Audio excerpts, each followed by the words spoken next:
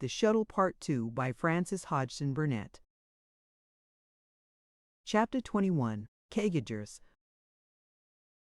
The work at Stornham Court went on steadily, though with no greater rapidity than is usually achieved by rural laborers. There was, however, without doubt, a certain stimulus in the occasional appearance of Miss Vanderpool, who almost daily sauntered round the place to look on and exchange a few words with the workmen. When they saw her coming, the men, hastily standing up to touch their foreheads, were conscious of a slight acceleration of being which was not quite the ordinary quickening produced by the presence of employers. It was, in fact, a sensation rather pleasing than anxious. Her interest in the work was, upon the whole, one which they found themselves beginning to share. The unusualness of the situation, a young woman who evidently stood for many things and powers desirable, employing laborers and seeming to know what she intended them to do, was a thing not easy to get over or become accustomed to. But there she was, as easy and well-mannered as you please, and with gentlefolks' ways, though, as an American, such finish could scarcely be expected from her. She knew each man's name, it was revealed gradually, and, what was more, knew what he stood for in the village, what cottage he lived in, how many children he had, and something about his wife. She remembered things and made inquiries which showed knowledge. Besides this, she represented, though perhaps they were scarcely yet fully awake to the fact, the promise their discouraged dullness had long lost sight of. It actually became apparent that her ladyship, who walked with her, was altering day by day. Was it true that the bit of color they had heard spoken of when she returned from town was deepening and fixing itself on her cheek? It sometimes looked like it. Was she a bit less stiff and shy-like and frightened in her way? Buttle mentioned to his friends at the clock that he was sure of it. She had begun to look a man in the face when she talked, and more than once he had heard her laugh at things her sister said. To one man more than to any other had come an almost unspeakable piece of luck through the new arrival, a thing which to himself at least was as the opening of the heavens. This man was the discouraged Kegers. Miss Vanderpool, coming with her ladyship to talk to him, found that the man was a person of more experience than might have been imagined. In his youth he had been an under-gardener at a great place, and being fond of his work, had learned more than under-gardeners often learn. He had been one of a small army of workers under the orders of an imposing head gardener whose knowledge was a science. He had seen and taken part in what was done in orchid houses, orangeries, vineries, peach houses, conservatories full of wondrous tropical plants. But it was not easy for a man like himself, uneducated and lacking confidence of character, to advance as a bolder young man might have done. The all-ruling head gardener had inspired him with awe. He had watched him reverently, accumulating knowledge, but being given as an underling no opportunity to do more than obey orders. He had spent his life in obeying and congratulated himself that obedience secured him his weekly wage. He was a great man. Mr. Timpson he was, he said, in talking to Miss Vanderpool. He was that. Knew everything that could happen to a flower or a shrub or a vegetable. Knew it all. Had a library of books and read 'em night and day. Head gardener's cottage was good enough for gentry. The old Marquis used to walk round the hothouses and gardens talking to him by the hour. If you did what he told you exactly like he told it to you, then you were all right. But if you didn't, well, you was off the place before you'd time to look round. Worked under him from 20 to 40, then he died and the new one that came in had new ways. He made a clean sweep of most of us. The men said he was jealous of Mr. Timpson. That was bad for you if you had a wife and children, Miss Vanderpool said. 8 of us to feed, Kegers answered. A man with that on him can't wait, miss. I had to take the first place I could get. It wasn't a good one. Poor parsonage with a big family and not room on the place for the vegetables they wanted. Cabbages and potatoes and beans and broccoli. No time nor ground for flowers. Used to seem as if flowers got to be a kind of dream. Kedgers gave vent to a deprecatory half-laugh. Me, I was fond of flowers. I wouldn't have asked no better than to live among 'em. Mr. Timpson gave me a book or two when his lordship sent him a lot of new ones. I bought a few myself, though I suppose I couldn't afford it. From the poor parsonage he had gone to a market gardener, and had evidently liked the work better, hard and unceasing as it had been, because he had been among flowers again. Sudden changes from forcing houses to chill outside dampness had resulted in rheumatism. After that things had gone badly. He began to be regarded as past his prime of strength. Lower wages and labor still. As hard as ever, though it professed to be lighter, and therefore cheaper. At last the big neglected gardens of Stornham. What I'm seeing, miss, all the time is what could be done with 'em. Wonderful it be. They might be the show of the county if we had Mr. Timpson here. Miss Vanderpoel, standing in the sunshine on the broad weed-grown pathway, was conscious that he was remotely moving. His flowers, his flowers.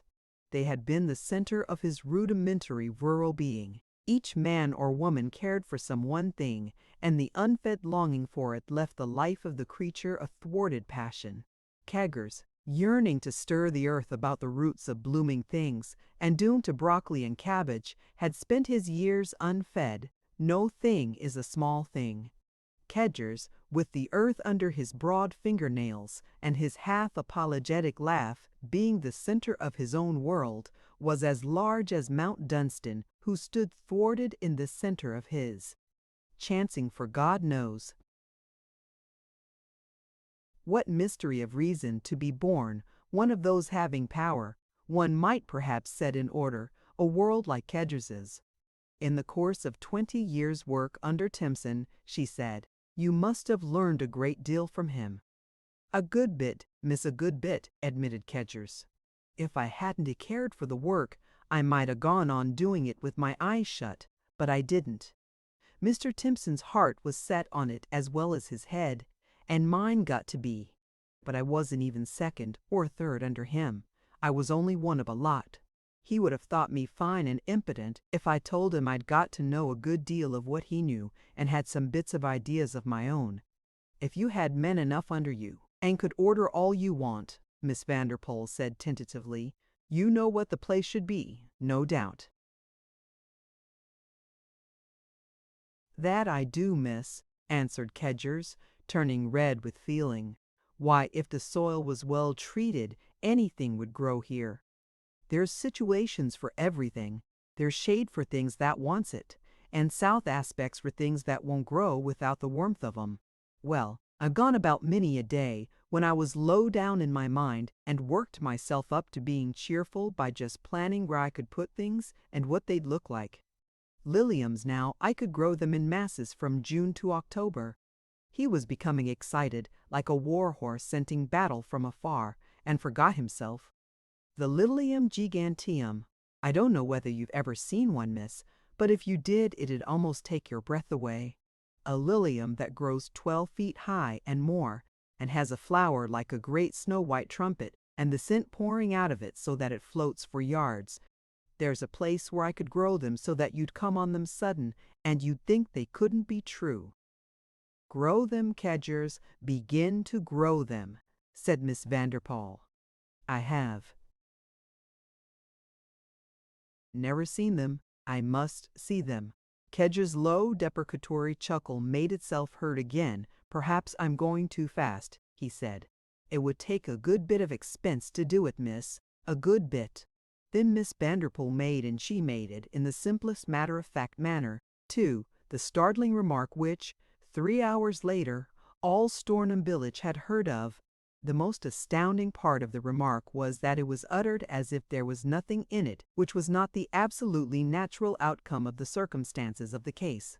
Expense which is proper and necessary need not be considered, she said. Regular accounts will be kept and supervised, but you can have all that is required. Then it appeared that Kedgers almost became pale. Being a foreigner, perhaps she did not know how much she was implying when she said such a thing to a man who had never held a place like Timpson's. Miss, he hesitated, even shamefacedly, because to suggest to such a fine-mannered, calm young lady that she might be ignorant seemed perilously near impertinence. Miss, did you mean you wanted only the Lilium giganteum, or other things as well? I should like to see, she answered him, all that you see. I should like to hear more of it all when we have time to talk it over. I understand we should need time to discuss plans. The quiet way she went on, seeming to believe in him, almost as if he was Mr. Timpson. The old feeling, born and fostered by the great head gardener's rule, reasserted itself. It means more to work and someone over them, miss, he said. If you had a man like Mr. Timpson, you have not forgotten what you learned. With men enough under you, it can be put into practice. You mean you trust me, miss, same as if I was Mr. Timpson? Yes. If you ever feel the need of a man like Timpson, no doubt we can find one. But you will not. You love the work too much. Then, still standing in the sunshine, on the weed-grown path, she continued to talk to him. It revealed itself that she understood a good deal. As he was to assume heavier responsibilities, he was to receive higher wages. It was his experience which was to be considered, not his years. This was a new point of view, the mere propeller of wheelbarrows and digger of the soil particularly. After having been attacked by rheumatism, depreciates in value after youth is past. Keckers knew that a Mr. Timpson, with a regiment of under-gardeners and daily increasing knowledge of his profession, could continue to direct, though years rolled by. But to such fortune he had not dared to aspire. One of the lodges might be put in order for him to live in. He might have the hothouses to put in order, too. He might have implements, plants, shrubs, even some of the newer books to consult. Kedger's brain reeled. You think I am to be trusted, miss, he said more than once. You think it would be all right? I wasn't even second or third under Mr. Timpson, but if I say it as shouldn't, I never lost a chance of learning things. I was just mad about it. 'Tain't only Lilium's lord, I know 'em all, as if they were my own children born and bred shrubs, coniferas, herbaceous borders that bloom in succession. My word, what you can do with just delphiniums, and campanula, and aquilegia, and poppies, everyday things like them, that'll grow in any cottage garden, and bulbs and annuals. Roses, miss. Why, Mr. Timpson had them in thickets and carpets and clambering over trees and tumbling over walls in sheets and torrents. Just know their ways and what they want, and they'll grow in a riot. But they want feeding. A rose is a grosbeater. Feed a glory Dijon and watch over him, and he'll cover a housetop and give you 2 bloomings. I have never lived in an English garden. I should like to see this one at its best.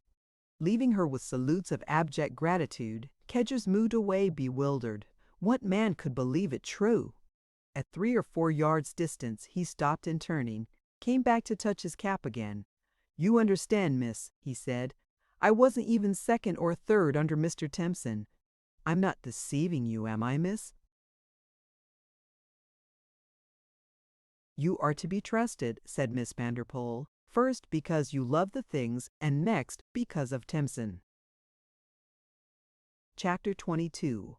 On of E.M.R. Vanderpool's Letters.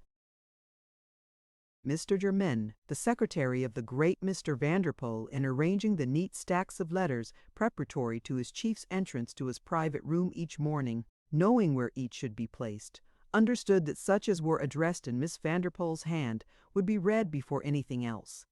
This had been the case even when she had just been placed in a French school, a tall, slim little girl with immense demanding eyes and a thick black plait of hair swinging between her straight, rather thin shoulders. Between other financial potentates and their little girls, Mr. German knew that the oddly confidential relation which existed between these two was unusual. Her schoolgirl letters, it had been understood, should be given the first place on the stacks of envelopes each incoming ocean steamer brought in its mail bags. Since the beginning of her visit to her sister Lady Anstruthers, the exact dates of mail steamers seemed to be of increased importance. Miss Vanderpool evidently found much to write about. Each steamer brought a full-looking envelope to be placed in a prominent position. On a hot morning in the early summer, Mr. German found two of them of larger size and seeming to contain business papers. These he placed where they would be seen at once. Mr. Vanderpool was a little later than usual in his arrival. At this season he came from his place in the country, and before leaving it this morning, he had been talking to his wife, whom he found rather disturbed by a chance encounter with a young woman who had returned to visit her mother after a year spent in England with her English husband. This young woman, now Lady Bowen, once Millie Jones, had been one of the amusing marvels of New York. A girl neither rich nor so endowed by nature as to be able to press upon the world any special claim to consideration, as the beauty, her enterprise, and the daring of her tactics had been the delight of many a satiric onlooker. In her school days she had ingeniously mapped out her future career. Other American girls married men with titles, and she intended to do the same thing. The other little girls laughed, but they liked to hear her talk. All information regarding such unions as was to be found in the newspapers and magazines, she collected and studiously read sometimes aloud to her companions. Social paragraphs about royalties, dukes and duchesses, lords and ladies, court balls and glittering functions, she devoured and learned by heart. An abominably vulgar little person, she was an interestingly pertinacious creature, and wrought night and day at acquiring an air of fashionable elegance, at first naturally laying it on in such manner as suggested that it should be scraped off with a knife, but with experience gaining a certain specious knowledge of forms. How the over-mature child at school had assimilated her uncanny young worldliness, it would have been less difficult to decide if possible sources had been less numerous. The air was full of it, the literature of the day, the chatter of afternoon teas, the gossip of the hour. Before she was 15, she saw the indiscretion of her childish frankness and realized that it might easily be detrimental to her ambitions. She said no more of her plans for her future, and even took the astute tone of carelessly treating as a joke her vulgar little past. But no titled foreigner appeared upon the horizon without setting her small, but businesslike, brain at work. Her lack of wealth and assured position made her situation rather hopeless. She was not of the class of lucky young women whose parents' gorgeous establishments offered attractions to wandering persons of rank. She and her mother lived in a flat, and gave rather pathetic afternoon teas in return for such more brilliant hospitalities as careful and pertinacious calling and recalling obliged their acquaintances to feel they could not decently be left wholly out of. Millie and her anxious mother had worked hard. They lost no opportunity of writing a note, or sending a Christmas card, or an economical funeral wreath. By daily toil and the amicable ignoring of casualness of manner or slights, they managed to cling to the edge of the precipice of social oblivion, into whose depths a lesser degree of assiduity or a greater sensitiveness would have plunged them. Once early in Millie's career, when her ever-ready chatter and her superficial brightness were a novelty, it had seemed for a short time that luck might be glancing towards her. A young man of foreign title and of bohemian tastes met her at a studio dance, and, misled by the smartness of her dress and her always carefully carried air of careless prosperity, began to pay a delusive court to her. For a few weeks, all her freshest frocks were worn assiduously, and credit was strained to bind new ones. The flat was adorned with fresh flowers, and several new yellow and pale blue cushions appeared at the little teas, which began to assume a more festive air. Desirable people, who went ordinarily to the teas at long intervals and through reluctant weakness, or sometimes rebellious amiability, were drummed up and brought firmly to the fore. Millie herself began to look pink and fluffy through mere hopeful good spirits. Her thin little laugh was heard incessantly, and people amusedly if they were good-tempered, derisively if they were spiteful. wondered if it really would come to something. But it did not. The young foreigner suddenly left New York, making his adieus with entire lightness. There was the end of it. He had heard something about lack of income and uncertainty of credit, which had suggested to him that discretion was the better part of valor. He married later a young lady in the West whose father was a solid person. Less astute young women, under the circumstances, would have allowed themselves a week or so of headache or influenza. But Milly did not. She made calls in the new frocks, and with such persistent spirit that she fished forth from the depths of indifferent hospitality 2 or 3 excellent invitations. She wore her freshest pink frock and an amazingly clever little Parisian diamond crescent in her hair at the huge Monson ball at Delmonico's, and it was recorded that it was on that glittering occasion that her Uncle James was first brought upon the scene. He was only mentioned lightly at first. It was to Milly's credit that he was not made too much of. He was casually touched upon as a very rich uncle who lived in Dakota and had actually lived there since his youth, letting his few relations know nothing of him. He had been rather a black sheep as a boy, but Milly's mother had liked him, and, when he had run away from New York, he had told her what he was going to do, and had kissed her when she cried, and had taken her daguerreotype with him. Now he had written, and it turned out that he was enormously rich, and was interested in Milly. From that time, Uncle James formed an atmosphere. He did not appear in New York, but Milly spent the next season in London, and the Monsons, being at Hurlingham one day, had her pointed out to them as a new American girl who was the idol of a millionaire uncle. She was not living in an ultra-fashionable quarter or with ultra-fashionable people, but she was, on all occasions, they heard, beautifully dressed and beautifully, if a little heavily hung with gauds and gems, her rings being said to be quite amazing and suggesting an impassioned lavishness on the part of Uncle James. London, having become inured to American marvels, Milly's bit of it accepted and enjoyed Uncle James and all the sumptuous attributes of his Dakota. English people would swallow anything sometimes, Mrs. Mawson commented sagely, and yet sometimes they stared and evidently thought you were lying about the simplest things. Milly's corner of South Kensington had gulped down the Dakota uncle. Her managing in this way, if there was no uncle, was too clever and amusing. She had left her mother at home to scrimp and save, and by hook or by crook she had contrived to get a number of quite good things to wear. She wore them with such an air of accustomed resource that the jewels might easily mixed with some relics of her mother's better days be of the order of the clever little Parisian diamond crescent. It was Milly's never laid aside manner which did it. The announcement of her union with Sir Arthur Bowen was received in certain New York circles with little suppressed shrieks of glee. It had been so sharp of her to aim low and to realize so quickly that she could not aim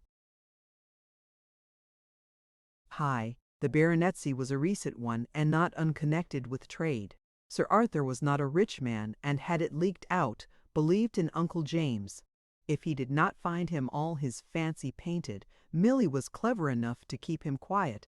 She was, when all was said and done, one of the American women of title. Her servants and the tradespeople addressed her as "my lady," and with her capacity for appropriating what was most useful, and her easy assumption of possessing all required, she was a very smart person indeed. She provided herself with an English accent, an English vocabulary, and an English manner, and in certain circles was felt to be most impressive. At an afternoon function in the country, Mrs. Vanderpoel had met Lady Bowen. She had been one of the few kindly ones who in the past had given an occasional treat to Milly Jones for her girlhood's sake. Lady Bowen, having gathered a small group of hearers, was talking volubly to it, when the nice woman entered, and, catching sight of her, she swept across the room. It would not have been like Milly to fail to see and greet at once the wife of Reuben Vanderpoel. She would count anywhere, Even in London, since it was not easy to connect oneself with, she had already discovered that there were almost as many difficulties to be surmounted in London by the wife of an unimportant baronet as there had been to be overcome in New York by a girl without money or place. It was well to have something in the way of information to offer in one's small talk with the lucky ones, and Milly knew what subject lay nearest to Mrs. Vanderpoel's heart. "Miss Vanderpoel has evidently been enjoying her visit to Stornham Court," she said, after her first few sentences. "I met Mrs. Worthington at the embassy, and she said she had buried herself in the country. But I think she must have run up to town quietly for shopping. I saw her one day in Piccadilly, and I was almost sure Lady Anstruthers was with her in the carriage, almost sure." Mrs. Vanderpoel's heart quickened its beat. "You were so young when she married," she said. "I dare say you have forgotten her face." "Oh, no," Milly protested effusively. "I remember her quite well. She was so pretty and pink and happy-looking, and her hair curled naturally. I used to pray every night that when I grew up I might have hair and a complexion like hers." Mrs. Vanderpoel's kind, maternal face fell. "And you were not sure you recognized her? Well, I suppose 12 years does make a difference," her voice dragging a little. Milly saw that she had made a blunder. The fact was, she had not even guessed at Rosie's identity until long after the carriage had passed her. "Oh, you see," she hesitated, "their carriage was not near me, and I was not expecting to see them. And perhaps she looked a little delicate. I heard she had been rather delicate." She felt she was floundering, and bravely floundered away from the subject. She plunged into talk of Betty and people's anxiety to see her, and the fact that the society columns were already faintly heralding her. She would surely come soon to town. It was too late for the first drawing-room this year. When did Mrs. Vanderpoel think she would be presented? Would Lady Anstruthers present her? Mrs. Prawley. Vanderpoel could not bring her back to Rosie, and the nature of the change which had made it difficult to recognize her. The result of this chance encounter was that she did not sleep very well, and the next morning talked anxiously to her husband. "What I could see, Reuben, was that Milly Bowen had not known her at all, even when she saw her in the carriage with Betty. She couldn't have changed as much as that if she had been taken care of and happy." Her affection and admiration for her husband were such as made the task of soothing her a comparatively simple thing. The instinct of tenderness for the mate his youth had chosen was an unchangeable one in Reuben Vanderpoel. He was not a primitive man, but in this he was as unquestioningly simple as if he had been a kindly New England farmer. He had outgrown his wife, but he had always loved and protected her gentle goodness. He had never failed her in her smallest difficulty. He could not bear to see her hurt. Betty had been his compeer and his companion almost since her childhood, but his wife was the tenderest care of his days. There was a strong sense of relief in his thought of Betty now. It was good to remember the fineness of her perceptions, her clearness of judgment, and recall that they were qualities he might rely upon. When he left his wife to take his train to town, he left her smiling again. She scarcely knew how her fears had been dispelled. His talk had all been kindly, practical, and reasonable. It was true Betty had said in her letter that Rosie had been rather delicate and had not been taking very good care of herself, but that was to be remedied. Rosie had made a little joke or so about it herself. "Betty says I am not fat enough for an English matron. I am drinking milk and breakfasting in bed, and am going to be massaged to please her. I believe we all used to obey Betty when she was a child, and now she is so tall and splendid, one would never dare to cross her.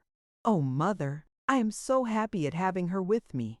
To reread just these simple things caused the suggestion of things not comfortably normal to melt away. Mrs. Vanderpoel sat down at a sunny window with her lap full of letters and forgot Milly Bowen's floundering.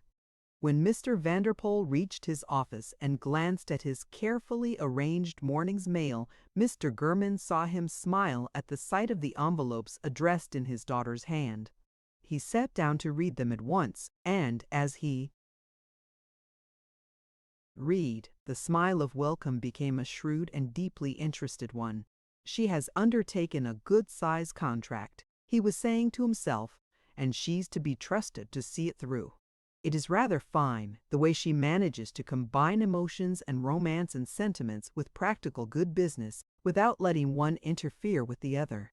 Is none of it bad business this, as the estate is entailed? And the boy is Rosie's. It's good business.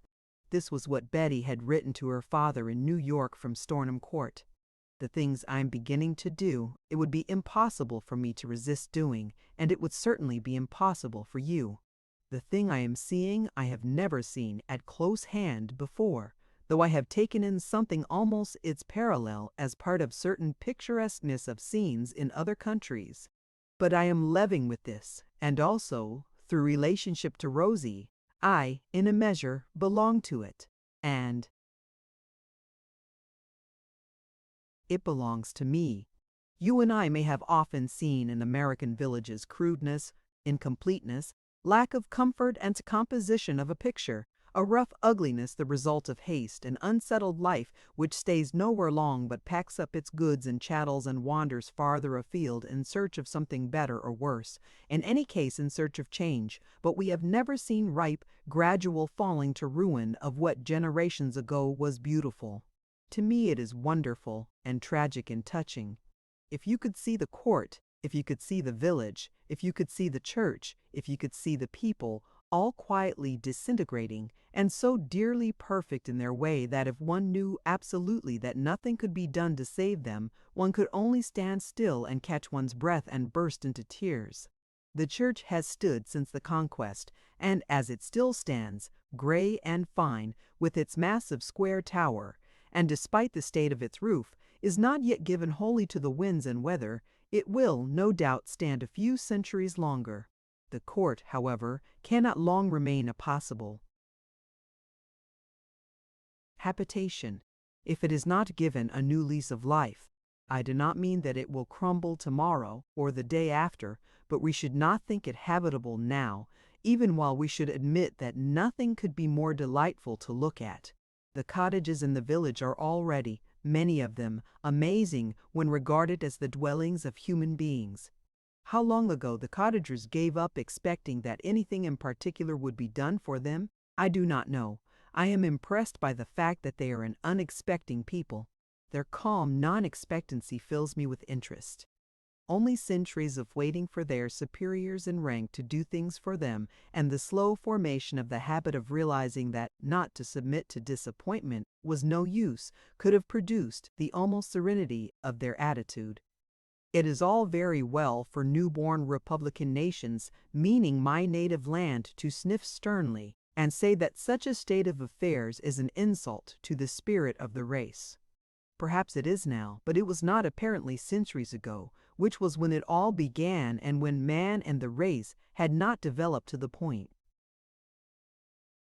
of asking questions to which they demand replies about themselves and the things which happened to them. It began in the time of Egbert and Canute, and earlier in the days of the Druids, when they used peacefully to allow themselves to be burned by the score, enclosed in wicker idols, as natural offerings to placate the gods. The modern acceptance of things is only a somewhat attenuated remnant of the ancient idea, and this is what I have to deal with and understand. When I begin to do the things I am going to do, with the aid of your practical advice, if I have your approval, the people will be at first rather afraid of me. They will privately suspect I am mad. It will, also, not seem at all unlikely that an American should be of unreasoningly extravagant and flighty mind.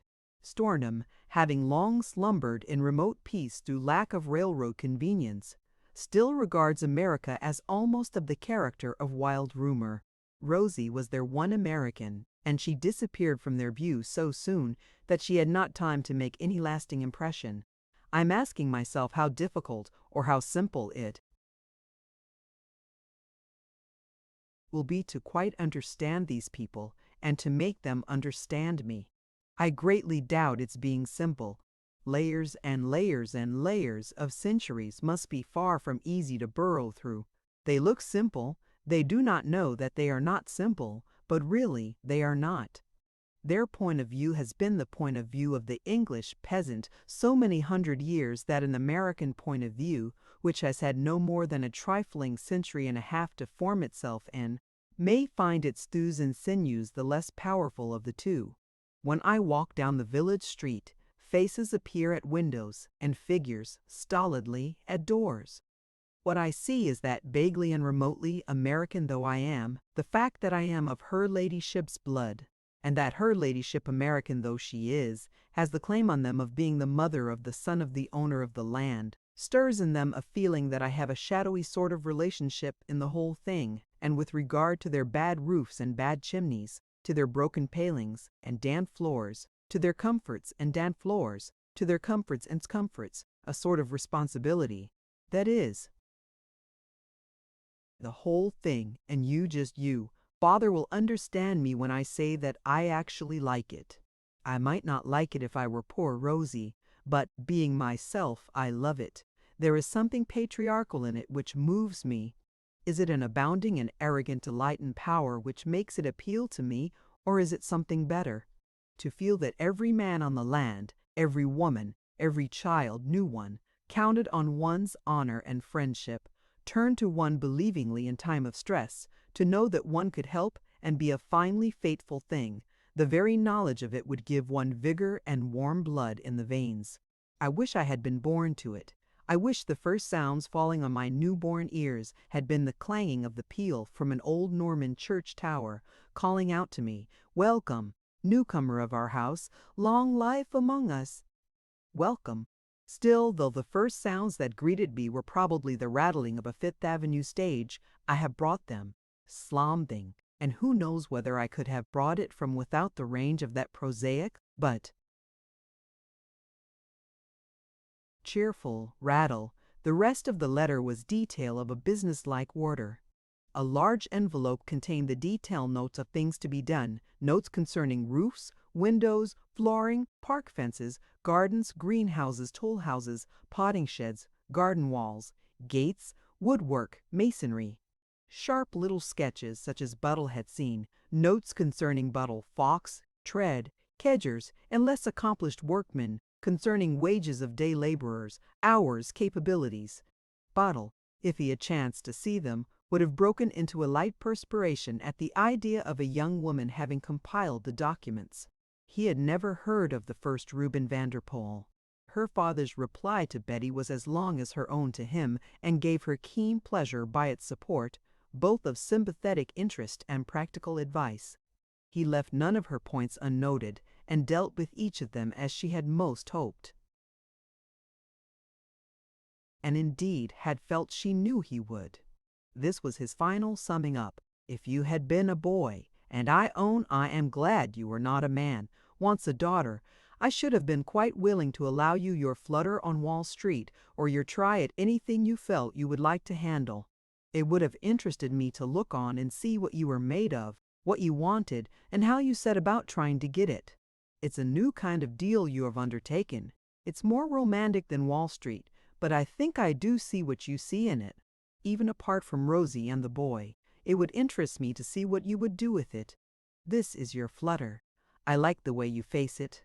If you were a son instead of a daughter, I should see I might have confidence in you. I could not confide to Wall Street what I will tell you, which is that, in the midst of the drive and swirl and tumult of my life here, I like what you see in the thing. I like your idea of the Lord of the land, who should love the land and the souls born on it, and be the friend and strength of them, and give the best and get it back in fair exchange. There's a steadiness in the thought of such a life among one's kind, which has attractions for a man who has spent years in a maelstrom, snatching at what whirls among the eddies of it. Your notes and sketches and summing up of probable costs did us both credit. I say both, because your business education is the result of our long talks and journeyings together. You began to train for this when you began going to visit mines and railroads with me at 12 years old. I leave the whole thing in your hands, my girl. I leave Rosie in your hands, and in leaving Rosie to you, you know how I am trusting you with your mother. Your letters to her tell her only what is good for her. She is beginning to look happier and younger already, and is looking forward to the day when Rosie and the boy will come home to visit us, and when we shall go in state to Stornham Court. God bless her, she is made up of affection and simple trust, and that makes it easy to keep things from her. She has never been ill-treated, and she knows I love her, so when I tell her that things are coming right, she never doubts me. While you are rebuilding the place, you will rebuild Rosie, so that the sight of her may not be a pain when her mother sees her again, which is what she is living for. Chapter 23. Introducing G. Selden. A bird was perched upon a swaying branch of a slim young sapling near the fence-supported hedge which bounded the park, and Mount Dunstan had stopped to look at it and listen. A soft shower had fallen, and after its passing, the sun coming through the light clouds, there had broken forth again in the trees brief trills and calls and fluting of bird notes. The sward and ferns glittered fresh green under the raindrops. The young leaves on trees and hedge seemed visibly to uncurl. The uncovered earth looked richly dark and moist, and sent forth the fragrance from its deeps, which, rising to a man's nostrils, stirs and thrills him, because it is the scent of life's cell. The bird upon the sapling was a robin, the tiny round body perched upon his delicate legs, plump and bright plumaged for mating.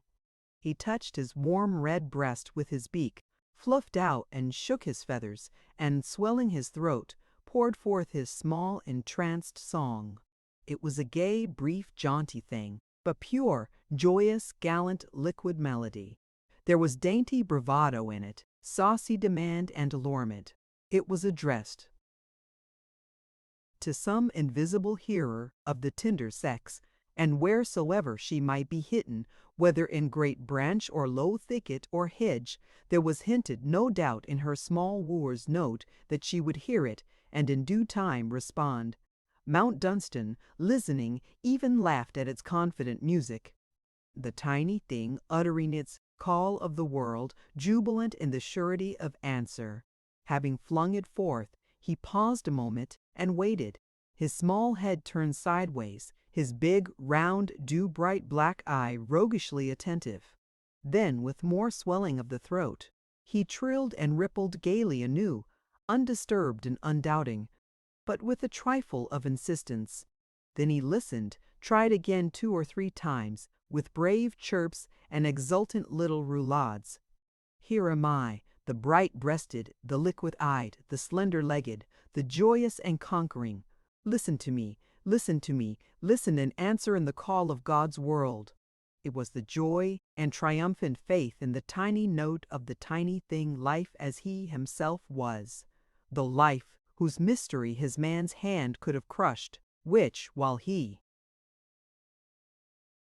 laughed, set Mount Dunstan thinking.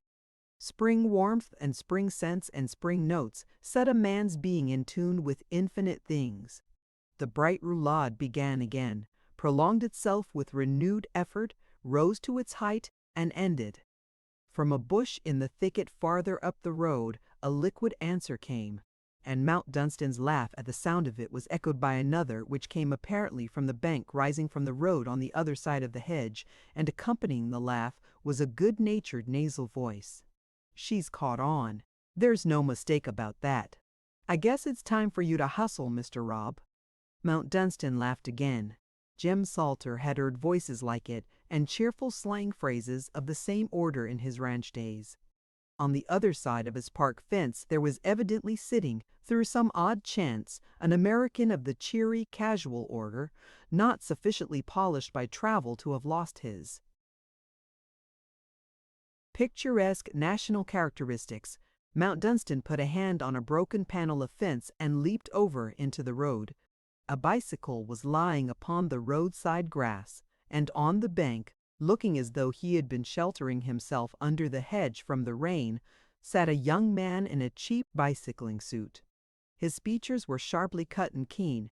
His cap was pushed back from his forehead, and he had a pair of shrewdly careless, boyish eyes. Mount Dunstan liked the look of him, and seeing his natural start at the unheralded leap over the gap, which was quite close to him, he spoke. "Good morning," he said. "I am afraid I startled you." "Good morning," was the response. "It was a bit of a jolt seeing you jump almost over my shoulder. Where did you come from? You must have been just behind me."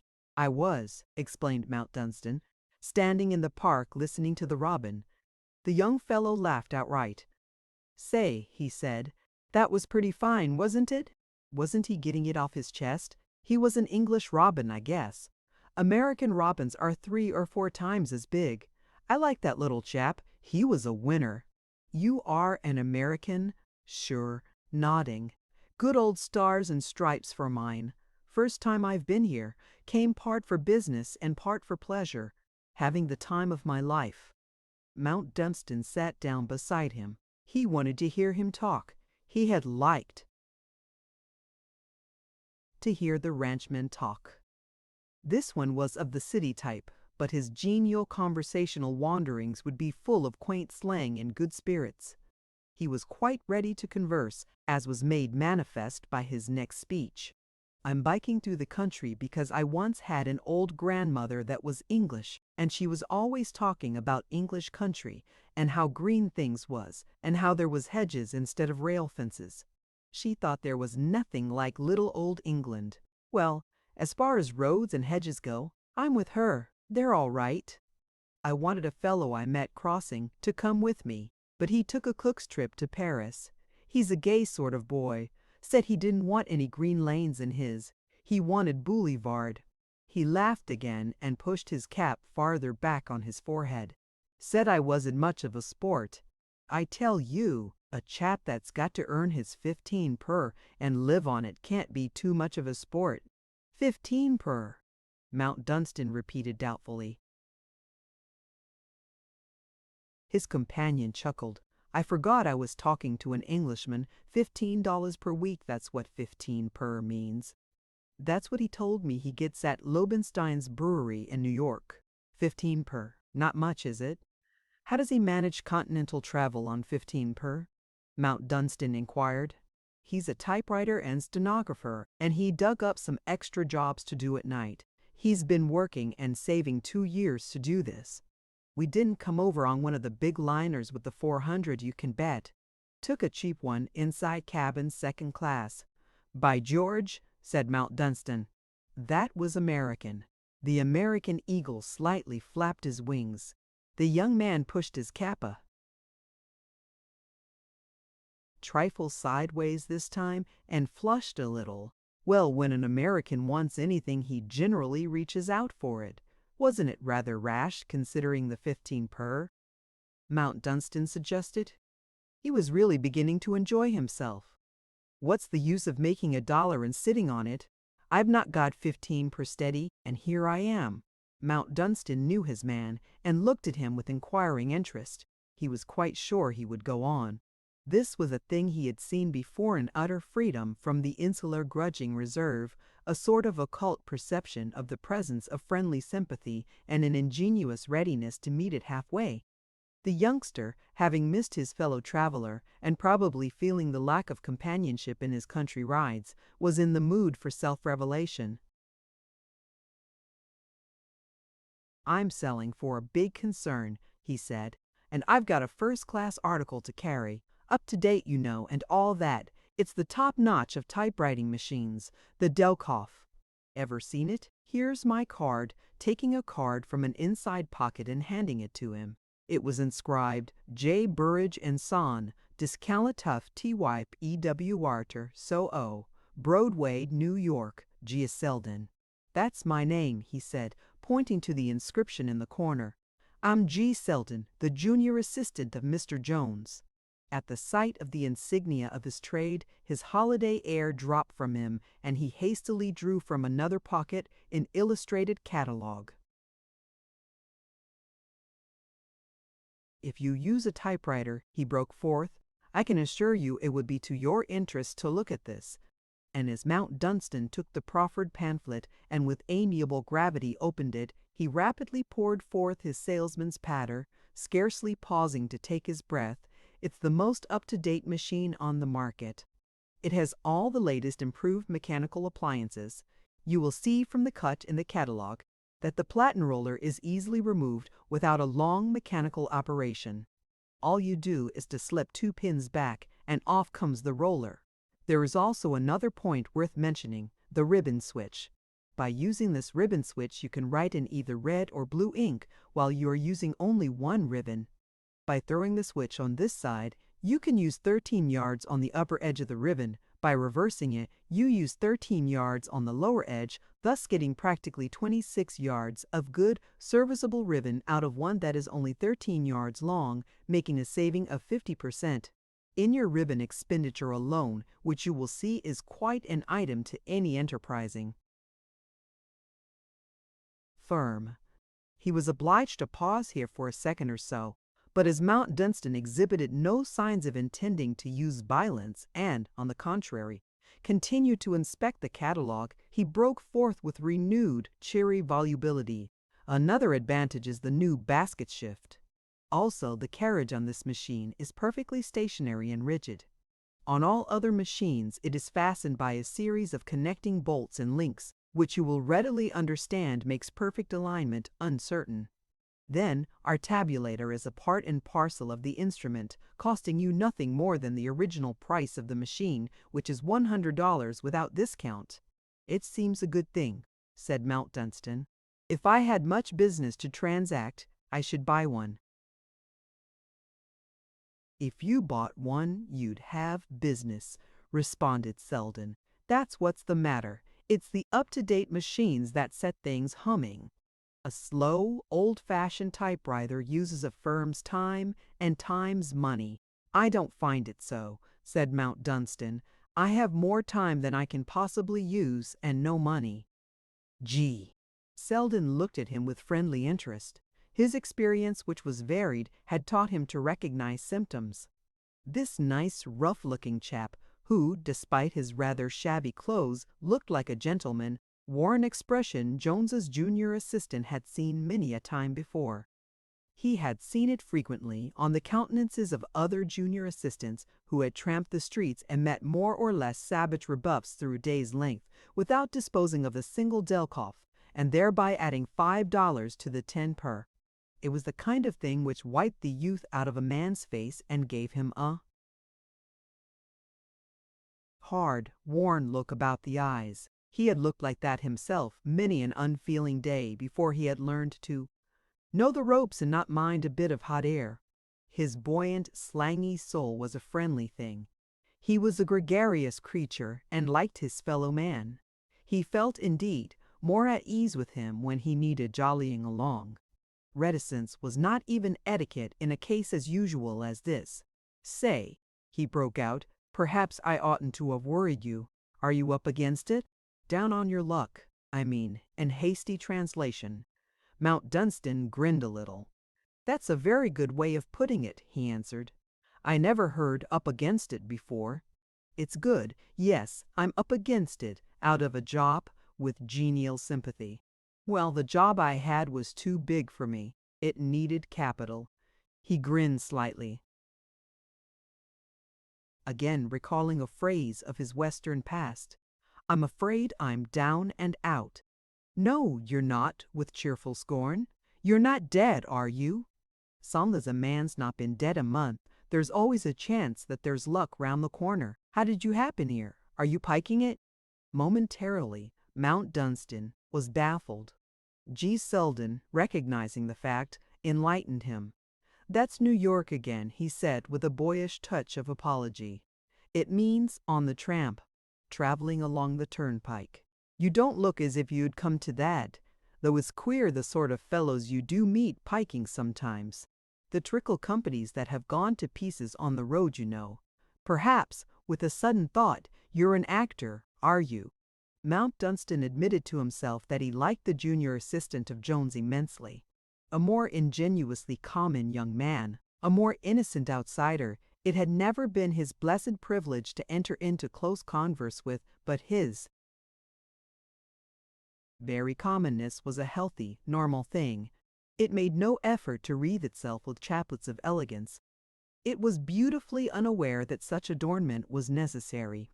It enjoyed itself youthfully, attacked the earning of its bread with genial pluck, and its good-natured humanness had touched him. He had enjoyed his talk. He wanted to hear more of it. He was not in the mood to let him go his way. To Penzance, who was to lunch with him today, he would present a study of absorbing interest. "No," he answered, "I'm not an actor. My name is Mount Dunstan, and this place," with a nod over his shoulder, "is mine, but I'm up against it nevertheless." Selden looked a trifle disgusted. He began to pick up his bicycle. He had given a degree of natural sympathy, and this was an English chap's idea of a joke. "I'm the Prince of Wales, myself," he remarked, "and my mother's expecting me. To lunch at Windsor. So long, me lord," and he set his foot on the treadle. Mount Dunstan rose, feeling rather awkward. The point seemed somewhat difficult to contend. "It is not a joke," he said, conscious that he spoke rather stiffly. "Little Willie's not quite as easy as he looks," was the cryptic remark of Mr. Selden. Mount Dunstan lost his rather easily lost temper, which happened to be the best thing he could have done under the circumstances. "Damn it," he burst out. "I'm not such a fool as I evidently look. A nice ass I should be to play an idiot joke like that. I'm speaking the truth. Go if you like, and be hanged." Selden's attention was arrested. The fellow was in earnest. The place was his. He must be the Earl chap he had heard spoken of at the wayside public house he had stopped at for a pot of beer. He dismounted from his bicycle and came back, pushing it before him, good-natured relenting and awkwardness combining in his look. "All right," he said. "I apologize if it's cold fact. I'm not calling you a liar. Thank you," still a little stiffly, from Mount Dunstan. The unabashed good cheer of G. Selden carried him lightly over a slightly difficult moment. He laughed, pushing his cap back, of course, and looking over the hedge at the sweep of park, with a group of deer cropping softly in the foreground. "I guess I should get a bit hot myself," he volunteered handsomely, "if I was an earl and owned a place like this, and a fool fellow came along and took me for a tramp. That was a pretty bad break, wasn't it?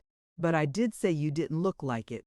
Anyway, you needn't mind me. I shouldn't get onto Pierpont Morgan or W.K. Vanderbilt if I met 'em in the street." He spoke the two names as an Englishman of his class would have spoken of the Dukes of Westminster or Marlborough. These were his nobles, the heads of the great American houses, and entirely parallel in his mind with the heads of any great house in England. They wielded the power of the world, and could wield it for evil or good, as any prince or duke might. Mount Dunstan saw the parallel. "I apologize, all right, G." Selden ended genially. "I am not offended," Mount Dunstan answered. "There was no reason why you should know me from another man. I was taken for a gamekeeper a few weeks since. I was savage a moment, because you refused to believe me, and why should?" "You believe me, after all?" G. Selden hesitated. He liked the fellow anyhow. "You said you were up against it, that was it. And I've seen chaps down on their luck often enough. Good Lord, the hard luck stories I hear every day of my life.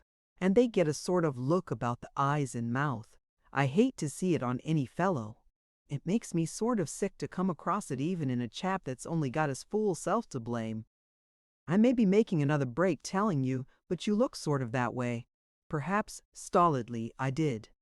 Then, his voice warming, "It was jolly good-natured of you to think about it at all. Thank you." "That's all right," in polite acknowledgement. Then with another look over the hedge, "Say what ought I to call you, Earl, or my lord?" "It's not necessary for you to call me anything in particular as a rule. If you were speaking of me, you might say Lord Mount Dunstan." G. Selden looked relieved. "I don't want to be too much off," he said, "and I'd like to ask you a favor. I've only 3 weeks here, and I don't want to miss any chances." "What chance would you like?" "One of the things I'm biking over the country for is to get a look at just such a place as this. We haven't got 'em in America. My old grandmother was always talking about them. Before her mother brought her to New York, she'd lived in a village near some park gates, and she chinned about it till she died. When I was a little chap, I liked to hear her. She wasn't much of an American, wore a black net cap with purple ribbons in it, and hadn't outlived her respect for aristocracy. Gee, chuckling, if she'd heard what I said to you just now, I reckon she'd have thrown a fit. Anyhow, she made me feel I'd like to see the kind of places she talked about. And I shall think myself in luck if you'll let me have a look at yours. Just a bike around the park, if you don't object, or I'll leave the bike outside if you'd rather. I don't object at all, said Mount Dunstan. The fact is, I happened to be on the point of asking you to come and have some lunch when you got on your bicycle. Selden pushed his cap and cleared his throat. I wasn't expecting that, he said. I'm pretty dusty, with a glance at his clothes. I need a wash and brush up, particularly if there are ladies. There were no ladies, and he could be made comfortable. This being explained to him, he was obviously rejoiced. With unembarrassed frankness, he expressed exultation. Such luck had not, at any time, presented itself to him as a possibility in his holiday scheme. By gee, he ejaculated as they walked under the broad oaks of the avenue leading to the house. Speaking of luck, this is the limit. I can't help thinking of what my grandmother would say if she saw me. He was a new order of companion, but before they had reached the house, Mount Dunstan had begun to find him inspiring to the spirits. His jovial, if crude youth, his unaffected acknowledgment of unaccustomedness to grandeur, even when in dilapidation, his delight in the novelty of the particular forms of everything about him, trees and sward, ferns and moss, his open self-congratulation were without doubt cheerful things. His exclamation, when they came within sight of the house itself, was for moment disturbing to Mount Dunstan's composure. "Hully gee," he said, "the old lady was right. All I've thought about 'em was way off. It's bigger than a museum." His approval was immense. During the absence in which he was supplied with the wash and brush-up, Mount Dunstan found Mr. Penzance in the library. He explained to him what he had encountered, and how it had attracted him. "You have liked to hear me describe my Western neighbors," he said. "This youngster is a New York development, and of a different type. But there is a likeness. I have invited to lunch with us a young man whom Tenham, for instance, if he were here, would call a bounder. He is nothing of the sort. In his junior assistant salesman way, he is rather a fine thing. I never saw anything more decently human than his way of asking me man to man, making friends by the roadside if I was up against it. No other fellow I have known has ever exhibited the same healthy sympathy." The Reverend Lewis was entranced. Already he was really quite flushed with interest. As a Syrian character, engraved upon sarcophagi, would have allured and thrilled him, so was he allured by the cryptic nature of the 2 or 3 American slang phrases Mount Dunstan had repeated to him. His was the student's simple ardor. "Up against it," he echoed. "Really, dear!" "And that signifies, you say. Apparently it means that a man has come face to face with an obstacle difficult or impossible to overcome. But upon my word, that is not bad. It is strong figure of speech. It brings up a picture. A man hurrying to an end much desired comes unexpectedly upon a stone wall. One can almost hear the impact. He is up against it, most vivid." Excellent, excellent. The nature of Selden's calling was such that he was not accustomed to being received with a hint of enthusiastic welcome. There was something almost akin to this in the vicar's courteously amiable, aquiline countenance when he rose to shake hands with the young man on his entrance. Mr. Penzance was indeed slightly disappointed that his greeting was not responded to by some characteristic phrasing. His American was that of Sam Slick and Artemus Ward, Punch, and various English witticisms and anecdote. Life at the vicarage of Dunstan had not revealed to him that the model had become archaic. The revelation dawned upon him during his intercourse with G. Selden. The young man in his cheap bicycling suit was a new development. He was markedly unlike an English youth of his class, as he was neither shy nor laboriously at his ease. That he was at his ease to quite an amazing degree might perhaps have been remotely resented by the insular mind, accustomed to another order of bearing in its social inferiors, had it not been so obviously founded on entire unconsciousness of self, and so mingled with open appreciation of the unanticipated pleasures of the occasion.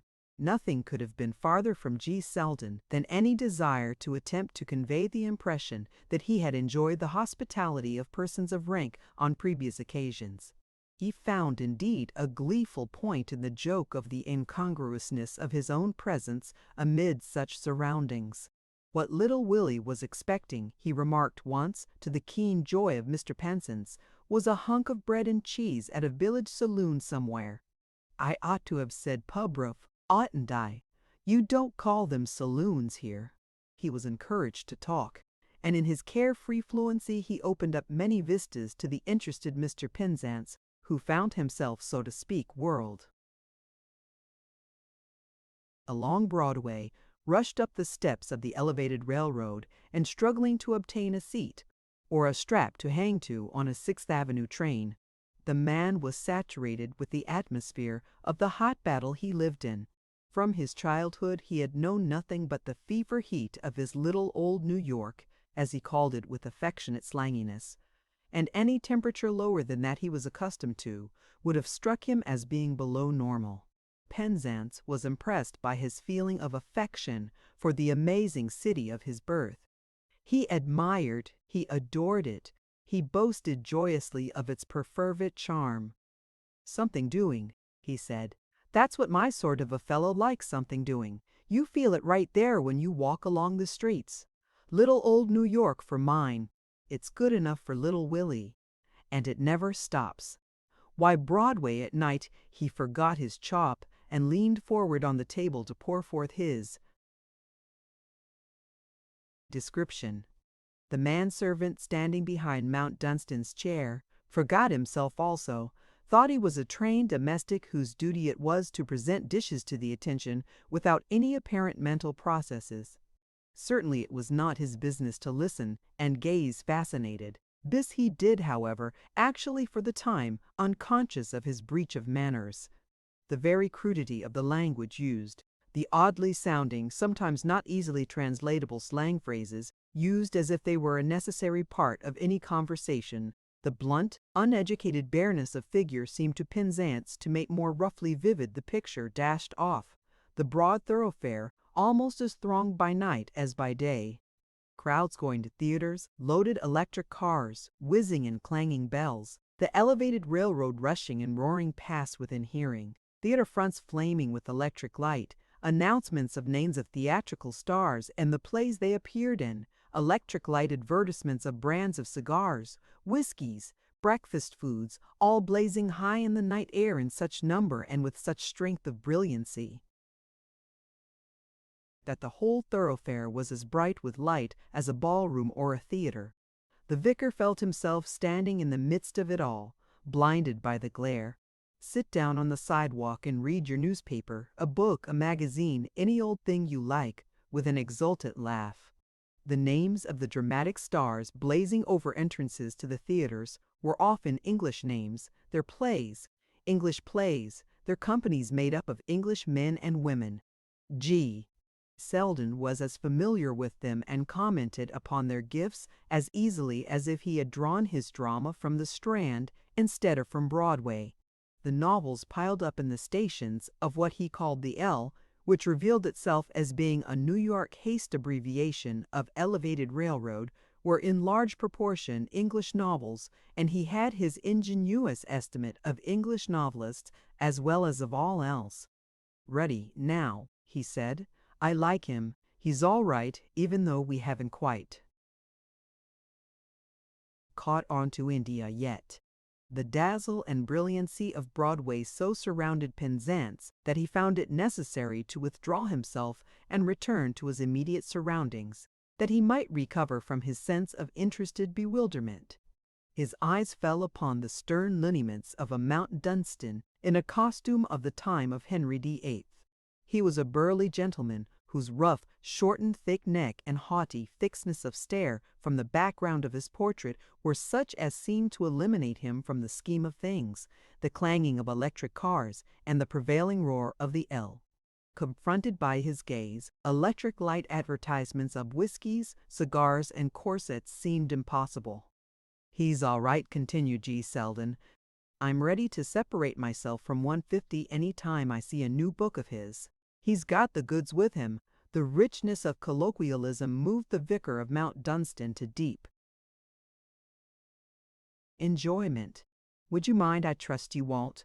He apologized courteously, telling me exactly the significance of those two last sentences, and think I see their meaning, but gee.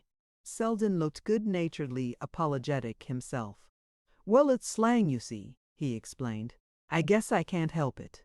You flushing a trifle, but without any touch of resentment in the boyish color, you know what sort of a chap I am. I'm not passing myself off as anything but an ordinary business hustler. Am I just under salesman to a typewriter concern?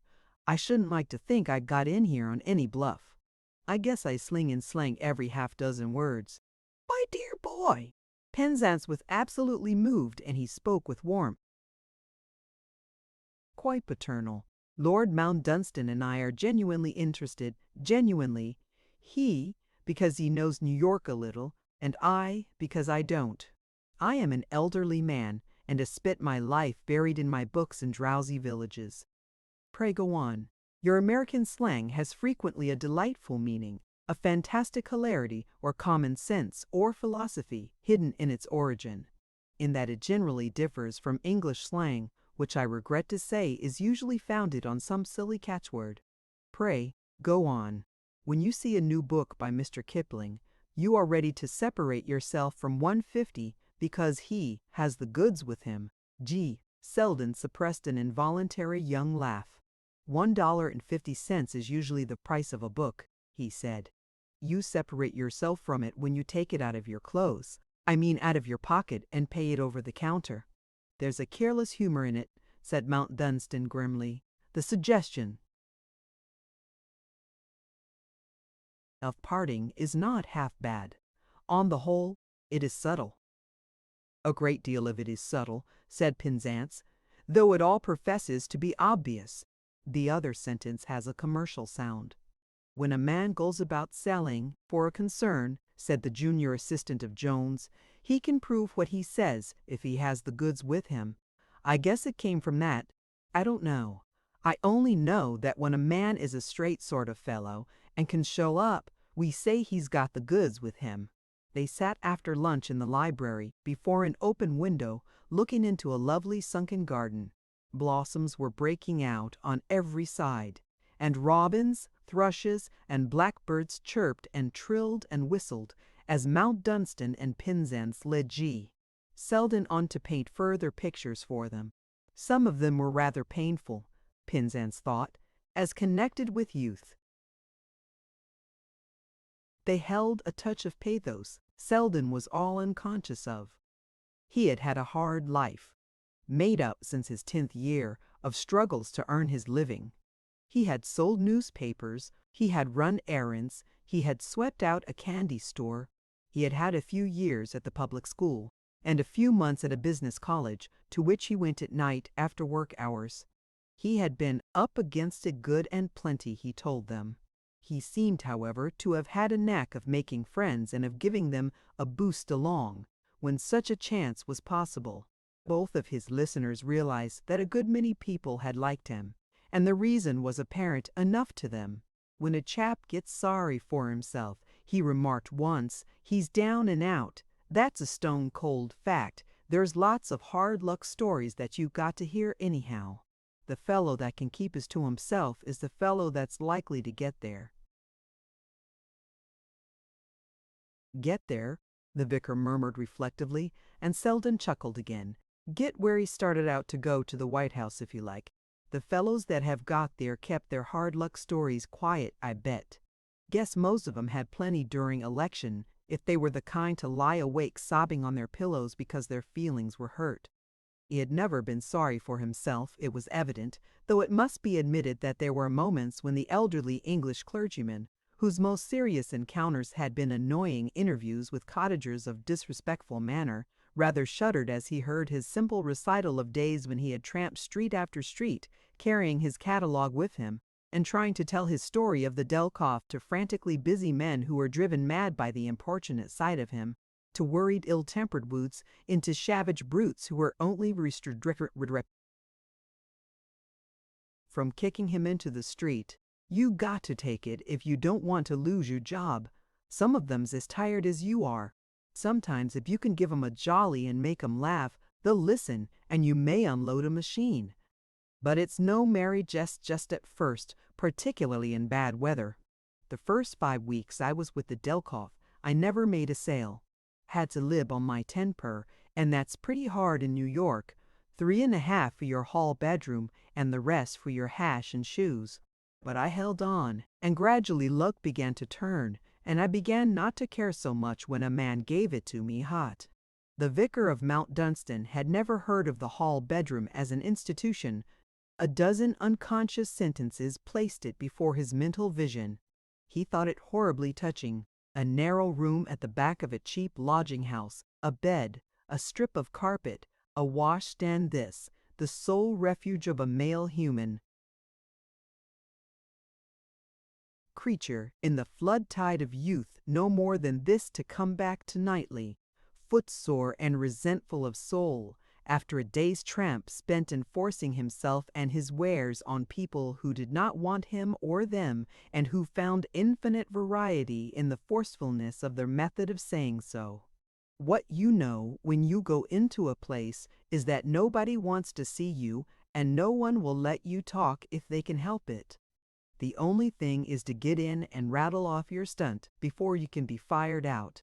Sometimes at first he had gone back at night to the hall bedroom and sat on the edge of the narrow bed, swinging his feet and asking himself how long he could hold out. But he had held out and evidently developed into a good salesman, being bold and of imperturbable good spirits and temper, and not troubled by hypersensitiveness. Hearing of the hall bedroom, the coldness of it in winter and the breathless heat in summer, the utter loneliness of it at all times,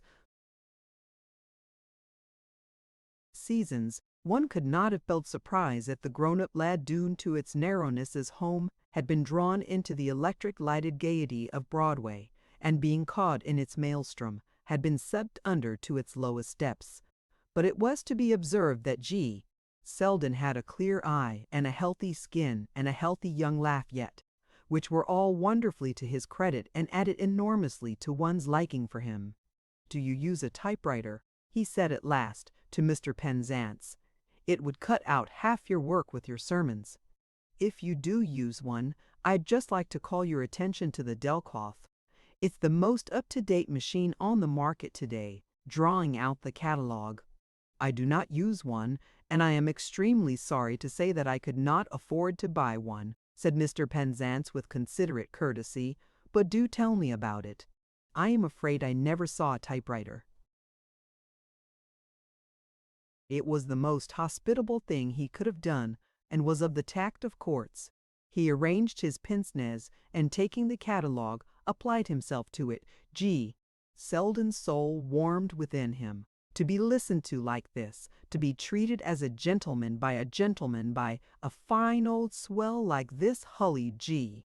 "This isn't what I'm used to," he said with genuine enjoyment. "It doesn't matter, you're not being ready to buy now. You may be sometime, or you may run up against someone who is.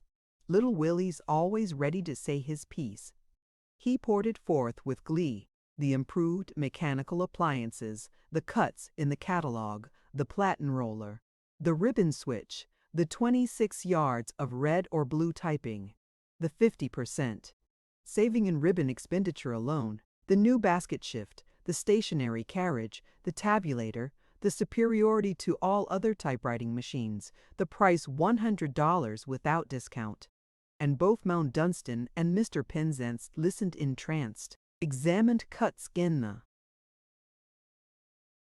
catalogue, asked questions, and in fact ended by finding that they must repress an actual desire to possess the luxury.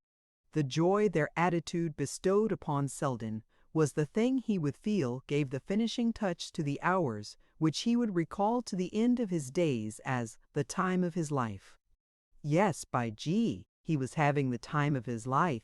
Later he found himself feeling as Miss Vanderpool had felt, rather as if the whole thing was a dream.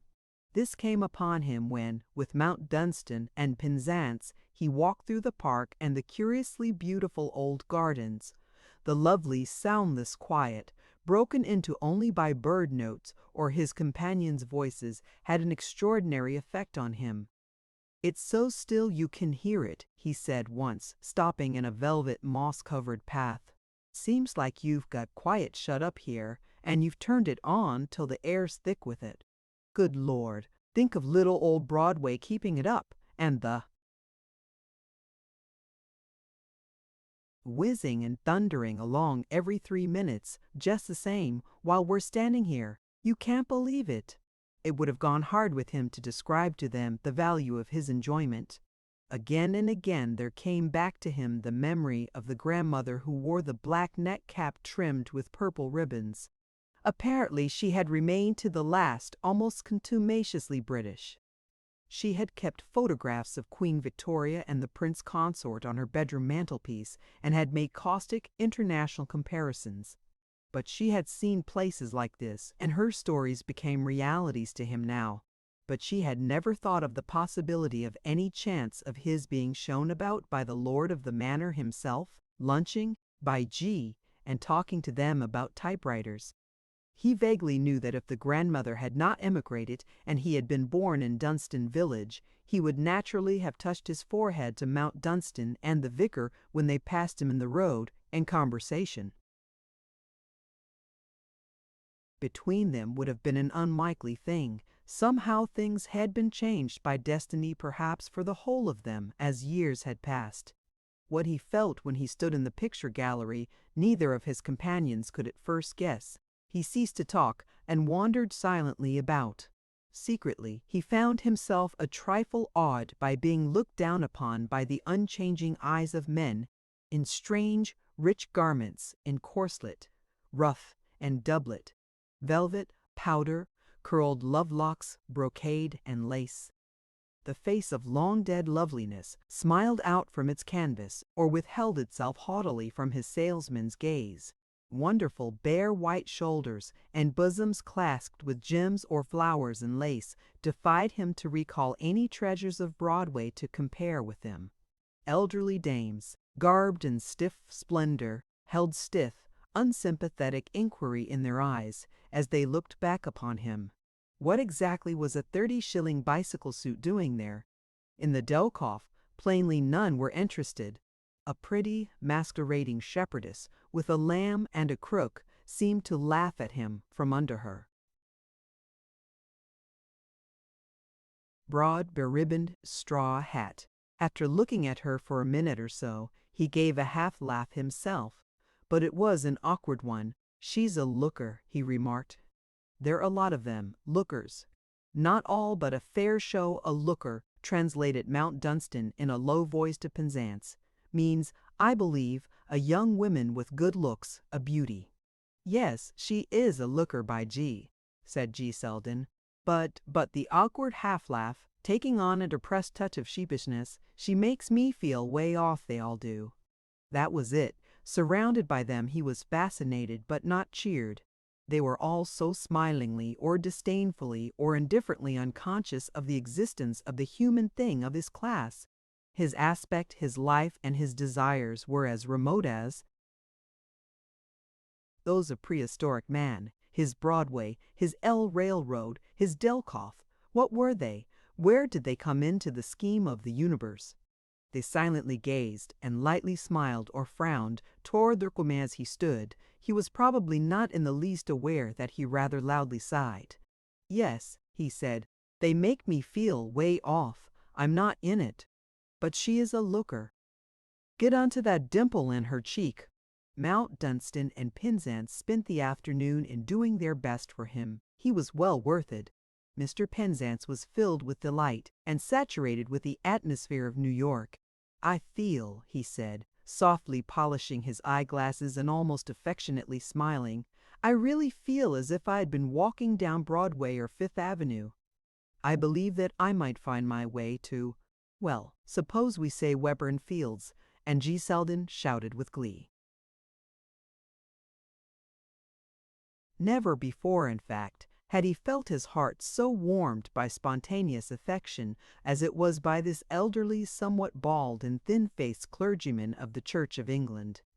This he had never seen before, without the trained subtlety to have explained to himself the finely sweet and simply gracious deeps of it. He was moved and uplifted.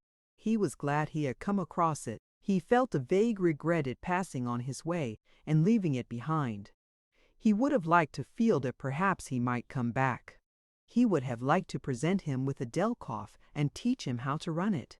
He had delighted in Mount Dunstan and rejoiced in him, but he had rather fallen in love with Penzance. Certain American doubts he had had of the solidity and permanency of England's position and power were somewhat modified. When fellows like these two stood at the first rank, little old England was a pretty safe proposition. After they had given him tea among the scents and songs of the sunken garden outside the library window, they set him on his way. The shadows were lengthening and the sunlight falling in deepening gold when they walked up the avenue and shook hands with him at the big entrance gates.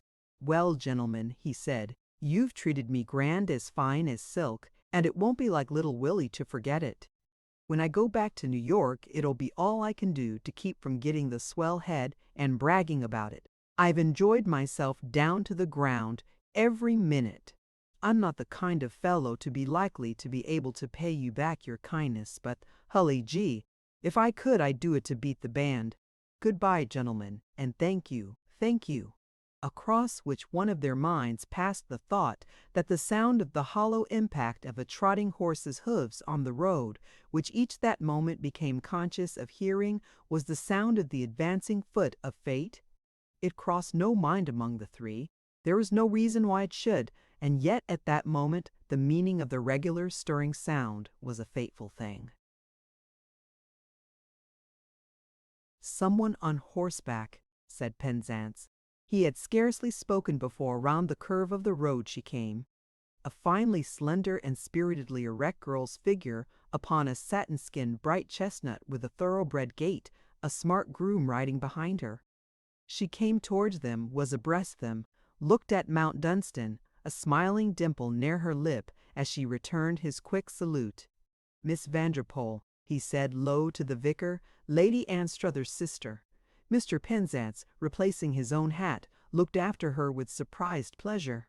"Really," he exclaimed, "Miss Vanderpoel, what a fine girl! How unusually handsome!"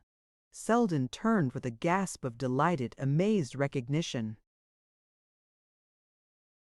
"Miss Vanderpoel," he burst forth, "Reuben Vanderpoel's daughter, the one that's over here visiting her sister. Is it that one, sure?" "Yes, from Mount Dunstan without fervor. Lady Anstruthers lives at Stornham, about 6 miles from here."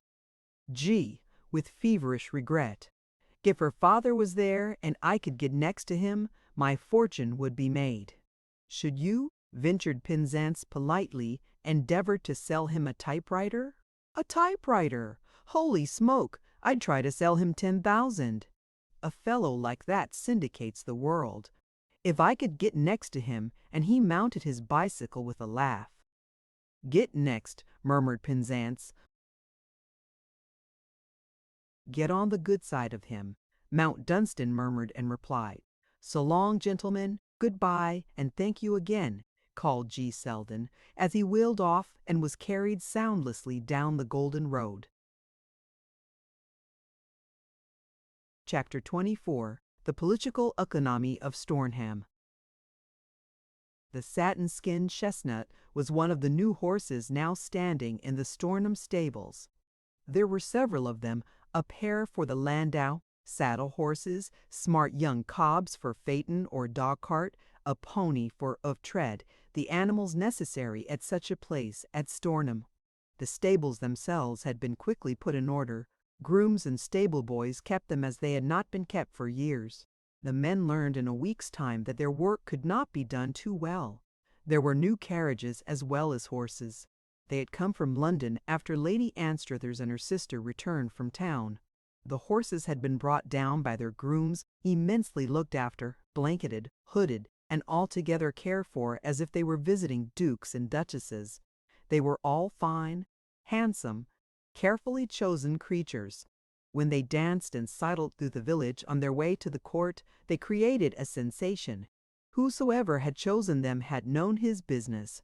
The older vehicles had been repaired in the village by Tread and did him credit. Fox had also done his work well. Plenty more of it had come into their workshops. Tools to be used on the estate, garden implements, wheelbarrows, lawn rollers, things needed about the house, stables, and cottages were to be attended to. The church roof was being repaired. Taking all these things and the doing up of the court itself, there was more work than the village could manage, and carpenters, bricklayers, and decorators were necessarily brought from other places. Still, Joe Buttle and Sim Soames were allowed to lead in all such things as lay within their capabilities. It was they who made such a splendid job of the entrance gates and the lodges. It was astonishing how much was done, and how the sense of life in the air, the work of resulting prosperity, made men begin to tread with less listless steps as they went to and from their labor. In the cottages things were being done which made downcast women bestir themselves and look less slatternly. Leaks mended here, windows there, the hopeless copper in the tiny wash-house replaced by a new one, chimneys cured of the habit of smoking, a clean flowered paper put on a wall, a coat of whitewash. They were small matters, but produced great effect. Betty had begun to drop into the cottages and make the acquaintance of their owners. Her first visits, she observed, created great consternation. Women looked frightened or sullen. Children stared and refused to speak, clinging to skirts and aprons. She found the atmosphere clear after her second visit. The women began to talk, and the children collected in groups and listened with cheerful grins. She could pick up little Jane's kitten or give a pat to small Thomas's mongrel dog in a manner which threw down barriers. "Don't put out your pipe," she said to old Grandfather Doby, rising totteringly respectful from his chimney-side chair. "You have only just lighted it. You mustn't waste a whole pipeful of tobacco, because I have come in." The old man, grown childish with age, tittered and shuffled and giggled. Such a joke as the grand young lady was having with him. She saw he had only just lighted his pipe. The gentry joked a bit sometimes, but he was afraid of his grandson's wife, who was frowning and shaking her head. Betty went to him and put her hand on his arm. "Sit down," she said, "and I will sit by you." And she sat down and showed him that she had brought a package of tobacco with her, and actually a wonder of a red and yellow jar to hold it, at the sight of which unheard-of joys his rapture was so great that his trembling hands could scarcely clasp his treasures. "Tee-hee, dearie me, thanky, my lady," he tittered, and he gazed and blinked at her beauty through heavenly tears. "Nearly 100 years old, and he has lived on 16 shillings a week all his life, and earned it by working every hour between sunrise and sunset," Betty said to her sister when she went home. "A man has one life, and his has passed like that. It is done now, and all the years and work have left nothing in his old hands but his pipe. That's all. I should not like to put it out for him. Who am I that I can buy him a new one and keep it filled for him until the end? How did it happen? No, suddenly, I must not lose time in asking myself that. I must get the new pipe." She did it a pipe of great magnificence, such as drew to the Doby cottage as many callers as the village could provide, each coming with fevered interest to look at it, to be allowed to hold and examine it for a few moments. guessing at its probable enormous cost, and returning it reverently to gaze at Dobie with respect, the increase of which can be imagined when it was known that he was not only possessor of the pipe, but of an assurance that he would be supplied with as much tobacco as he could use, to the end of his days. From the time of the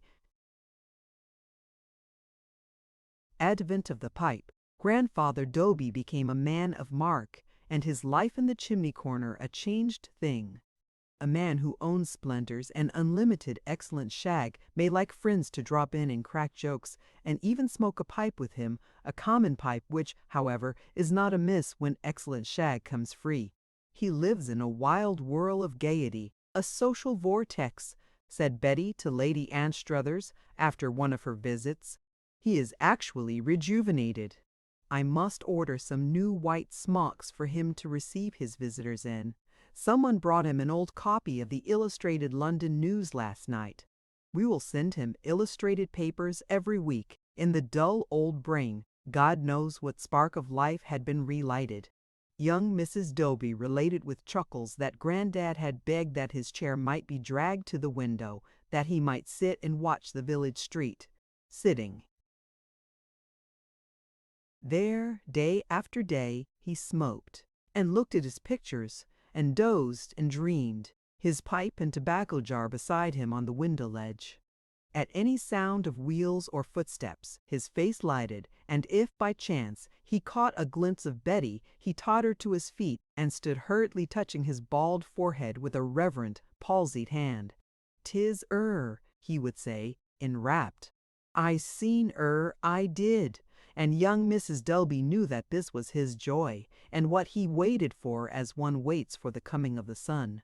"'Tis 'tis the vicar's wife, Mrs. Brent, who since the affair of John Wilson's fire had dropped into the background and felt it indiscreet to present tales of distress at the court, began to recover her courage.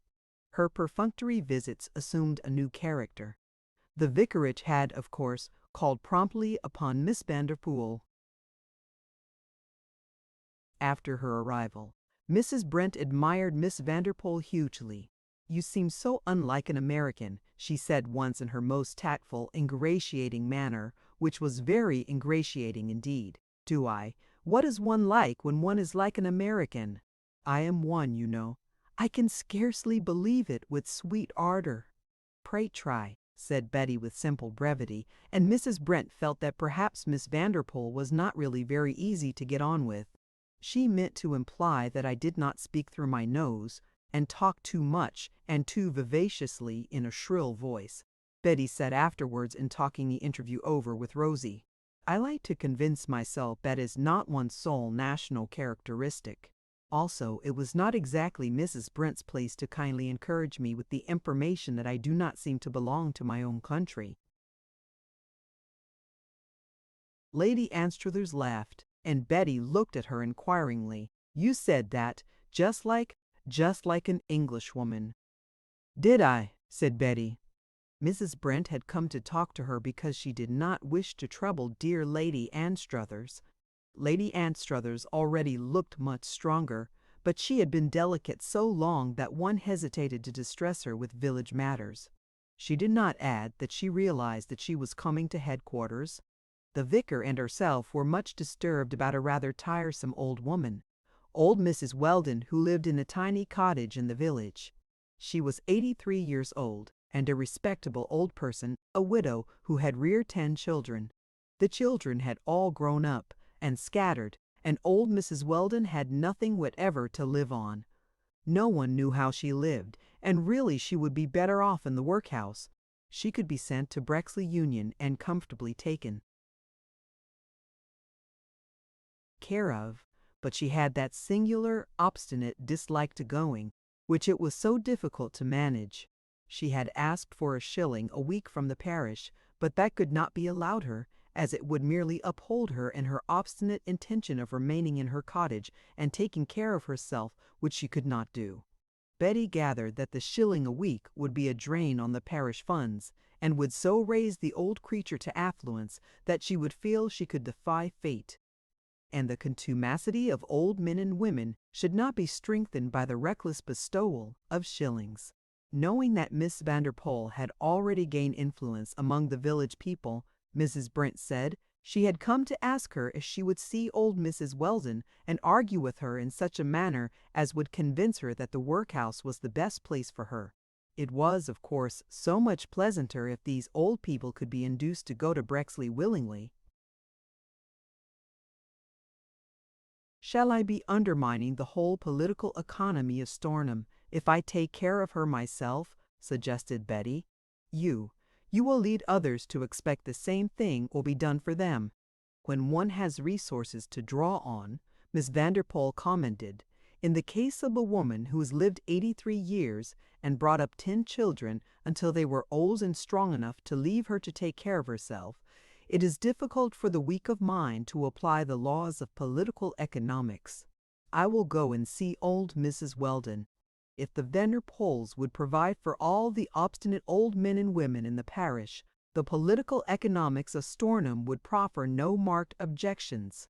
A good many Americans, Mrs. Brent reflected, seem to have those odd, lavish ways, as witness Lady Anstruthers herself on her first introduction to village life. Miss Vanderpool was evidently a much stronger character and extremely clever, and somehow this dream of the American fortune was at last being directed towards Stornham, which of course should have happened long ago.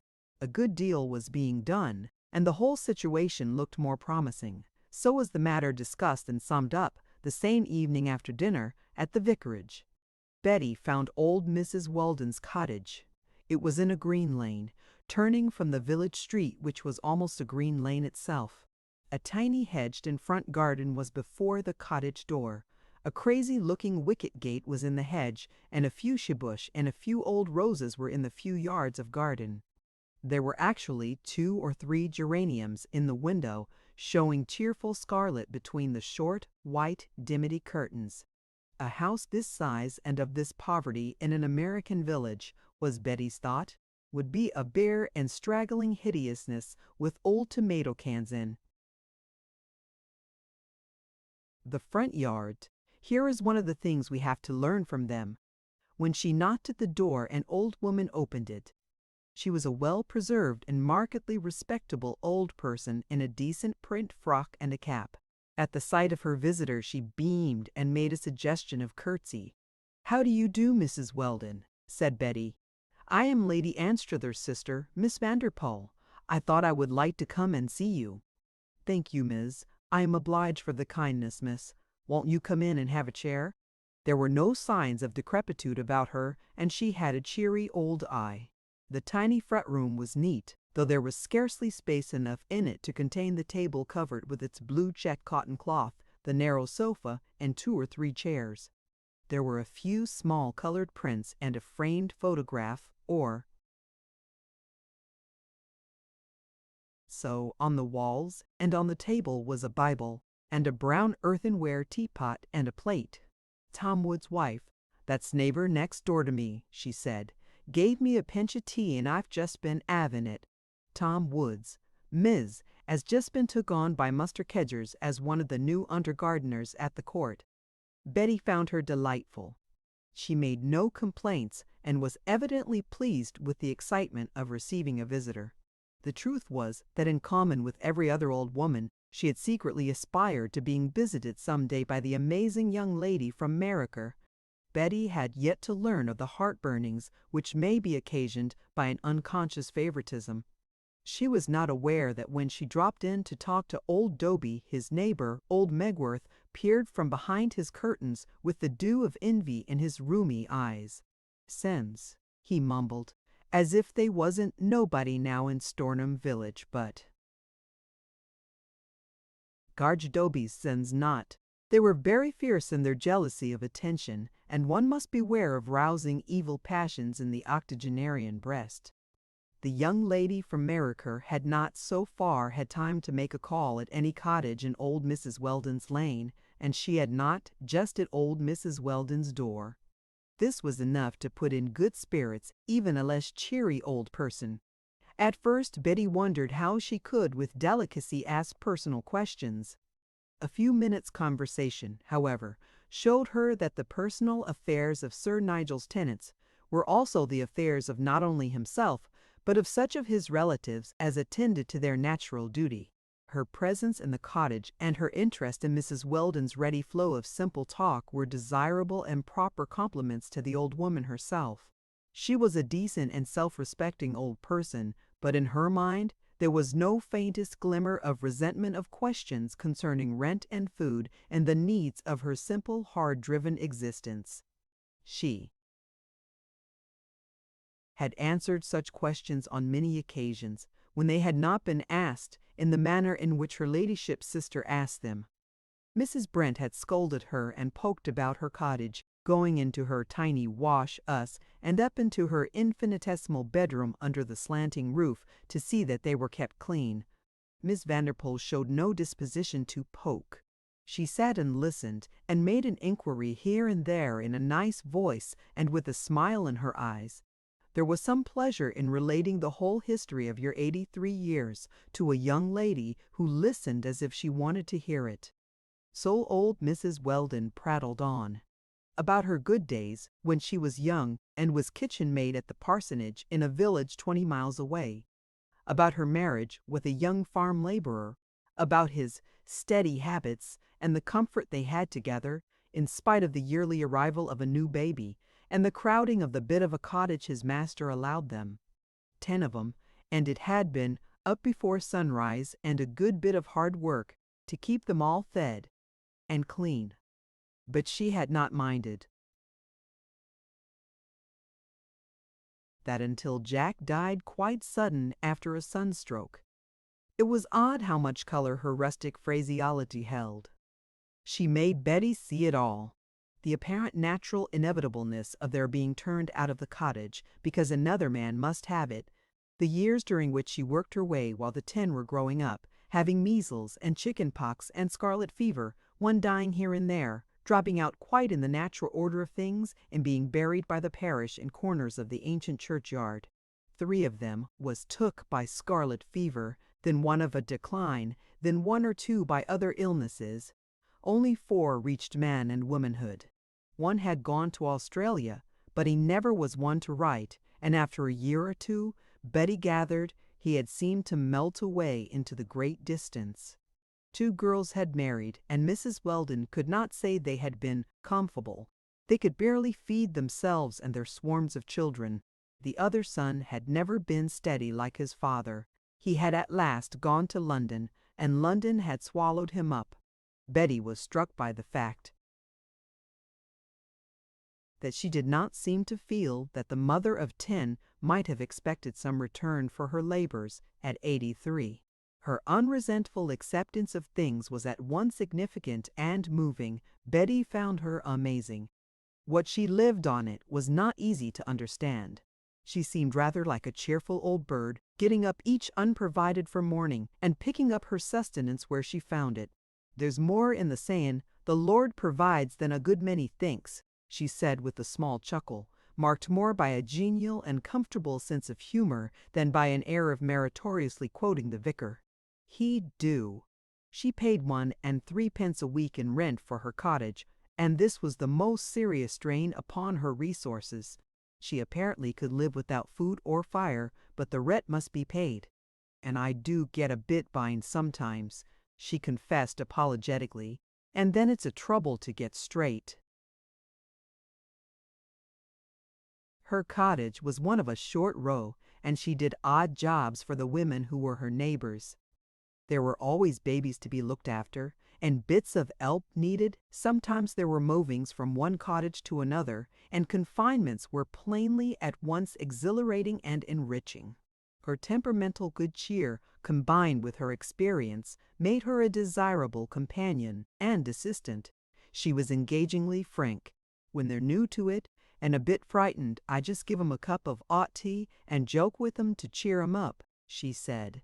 "I says to Charles Jenkins's wife, as lives next door, 'Come now, me girl, it's been going on since Adam and Eve, and there's a good many of us left, isn't there? And a fine boy it was too, miss, an hour up and about before a month. She was paid in sixpences and spare shillings, and in cups of tea, or a fresh baked loaf, or screws of sugar, or even in a garment not yet worn beyond repair. And she was free to run in and out, and grow a flower or so in her garden, and talk with a neighbor over the low dividing hedge. They want me to go into the Oles, reaching the dangerous subject at last. They say I'll be took care of and looked after. But I don't want to do it, miss. I want to keep my bit of a 'ome if I can, and be free to come and go. I'm 83, and it won't be long. I'd a shilling a week from the parish, but they stopped it because they said I ought to go into the 'ouse. She looked at Betty with a momentarily anxious smile. "Perhaps you don't quite understand, miss," she said. "It'll seem like nothing to you, a place like this." "It doesn't?" Betty answered, smiling bravely back into the old eyes, though she felt a slight fullness of the throat. "I understand all about it." It is possible that old Mrs. Weldon was a little taken aback by an attitude which, satisfactory to her own prejudices though it might be, was taken in connection with fixed customs, a trifle unnatural. "You don't mind me not wanting to go?" she said. "No," was the answer, "not at all." Betty began to ask questions. How much tea, sugar, soap, candles, bread, butter, bacon could Mrs. Weldon use in a week? It was not very easy to find out the exact quantities, as Mrs. Weldon's estimates of such things had been based, during her entire existence, upon calculation as to how little, not how much she could use. When Betty suggested a pound of tea, a half-pound, the old woman smiled at the innocent ignorance the suggestion of such reckless profusion implied. "Oh, no, bless you, miss, no, I couldn't never do away with it. A quarter, miss, that'd be plenty a quarter." Mrs. Weldon's idea of the best was that at 2 shillings a pound. Quarter of a pound would cost 6 pence 12 cents, thought Betty.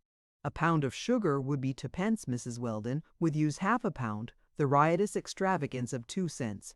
Half a pound of butter, good tub butter, miss, would be 10 pence 3 farthings a pound.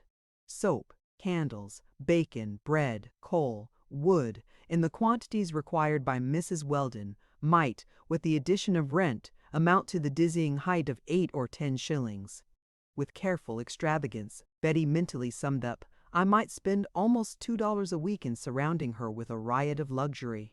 She made a list of the things, and added some extras as an idea of her own. Life had not afforded her this kind of thing before, she realized. She felt for the first time the joy of reckless extravagance, and thrilled with the excitement of it.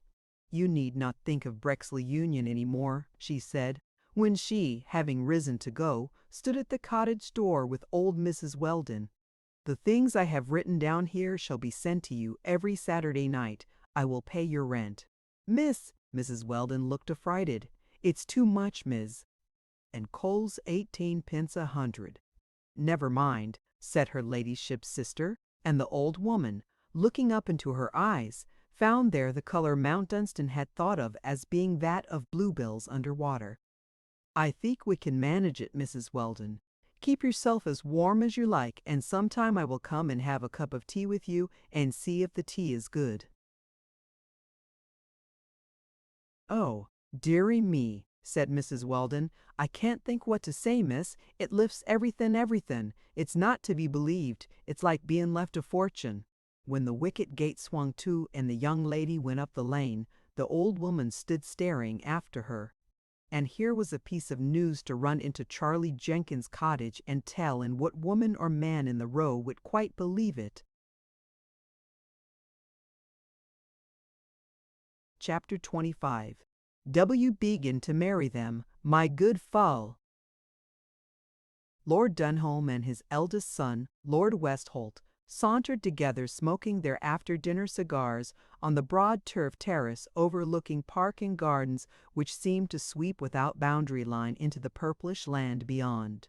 the gray mass of the castle stood clear-cut against the blue of a sky whose twilight was still almost daylight, though in the purity of its evening stillness a star already hung, here and there, and a young moon swung low. The great spaces about them held a silence whose exquisite entirety was marked at intervals by the distant bark of a shepherd dog driving his master's sheep to the fold, their soft, intermittent plaints, the mother ewes mellow answering to the tender, fretful lambs floated on the air. A lovely part of the ending day's repose, where two who are friends stroll together at such hours, the great beauty makes for silence or for thoughtful talk. These two men, father and son, were friends and intimates, and had been so from Westholt's first memory of the time when this childish individuality began to detach itself from the background of misty and indistinct things. They had liked each other, and their liking and intimacy had increased with the onward moving and change of years. After 60 sane and decently spent active years of life, Lord Dunholm, in either country tweed or evening dress, was a well-built and handsome man. At 33, his son was still like him. "Have you seen her?" he was saying. "Only at a distance. She was driving Lady Anstruthers across the marshes in a cart. She drove well," and he laughed as he flicked the ash from his cigar. The back of her head and shoulders looked handsome. The American young woman is at present a factor which is without doubt to be counted with. Lord Dunholm put the matter without mightness. Any young woman is a factor, but the American young woman just now. He paused a moment as though considering. It did not seem at all necessary to count with them at first when they began to appear among us. They were generally curiously exotic, funny little creatures with odd manners and voices. They were often most amusing, and one liked to hear them chatter and see the airy lightness with which they took superfluous, and sometimes unsuperfluous conventions, as a hunter takes a 5-barred gate. But it never occurred to us to marry them. We did not take them seriously enough, but we began to marry them, my good fellow.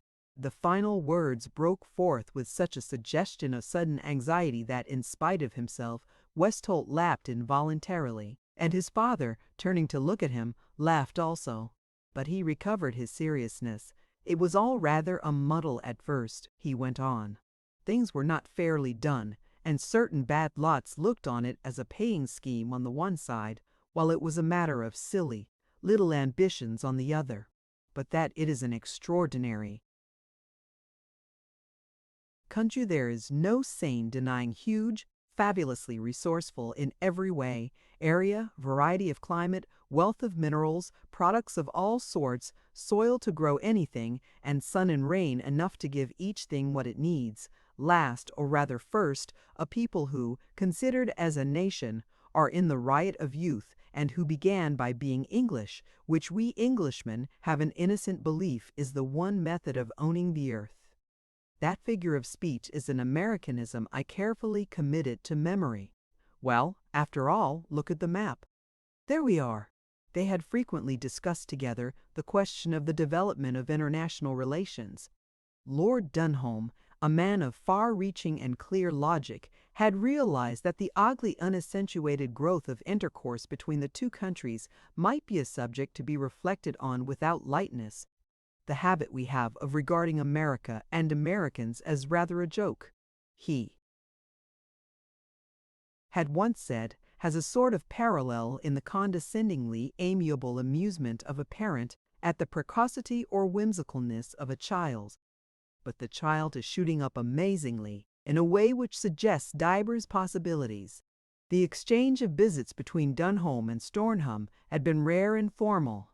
From the call made upon the younger Lady Anstruthers on her marriage, the Dunholms had returned with a sense of puzzled pity for the little American bride, with her wonderful frock and her uneasy, childish eyes.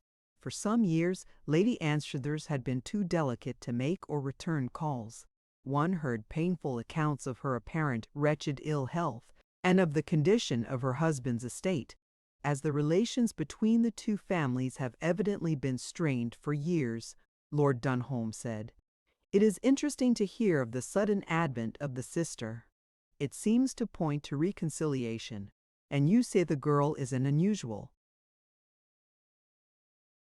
person. From what one hears, she would be unusual if she were an English girl who had spent her life on an English estate. That an American who is making her first visit to England should seem to see at once the practical needs of a neglected place is a thing to wonder at.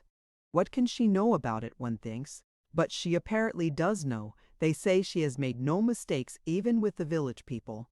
She is managing, in one way or another, to give work to every man who wants it. Result, of course, unbounded rustic enthusiasm. Lord Dunholm laughed between the soothing whiffs of his cigar. How clever of her, and what sensible good feeling! Yes, yes, she evidently has learned things somewhere. Perhaps New York has found it wise to begin to give young women professional training in the management of English estates. Who knows? Not a bad idea. It was the rustic enthusiasm, Westholt explained, which had in a manner spread her fame. One heard enlightening and illustrative anecdotes of her. He related several well worth hearing. She had evidently a sense of humor and unexpected perceptions. One detail of the story of old Doby's meerschaum, Westholt said, pleased me enormously.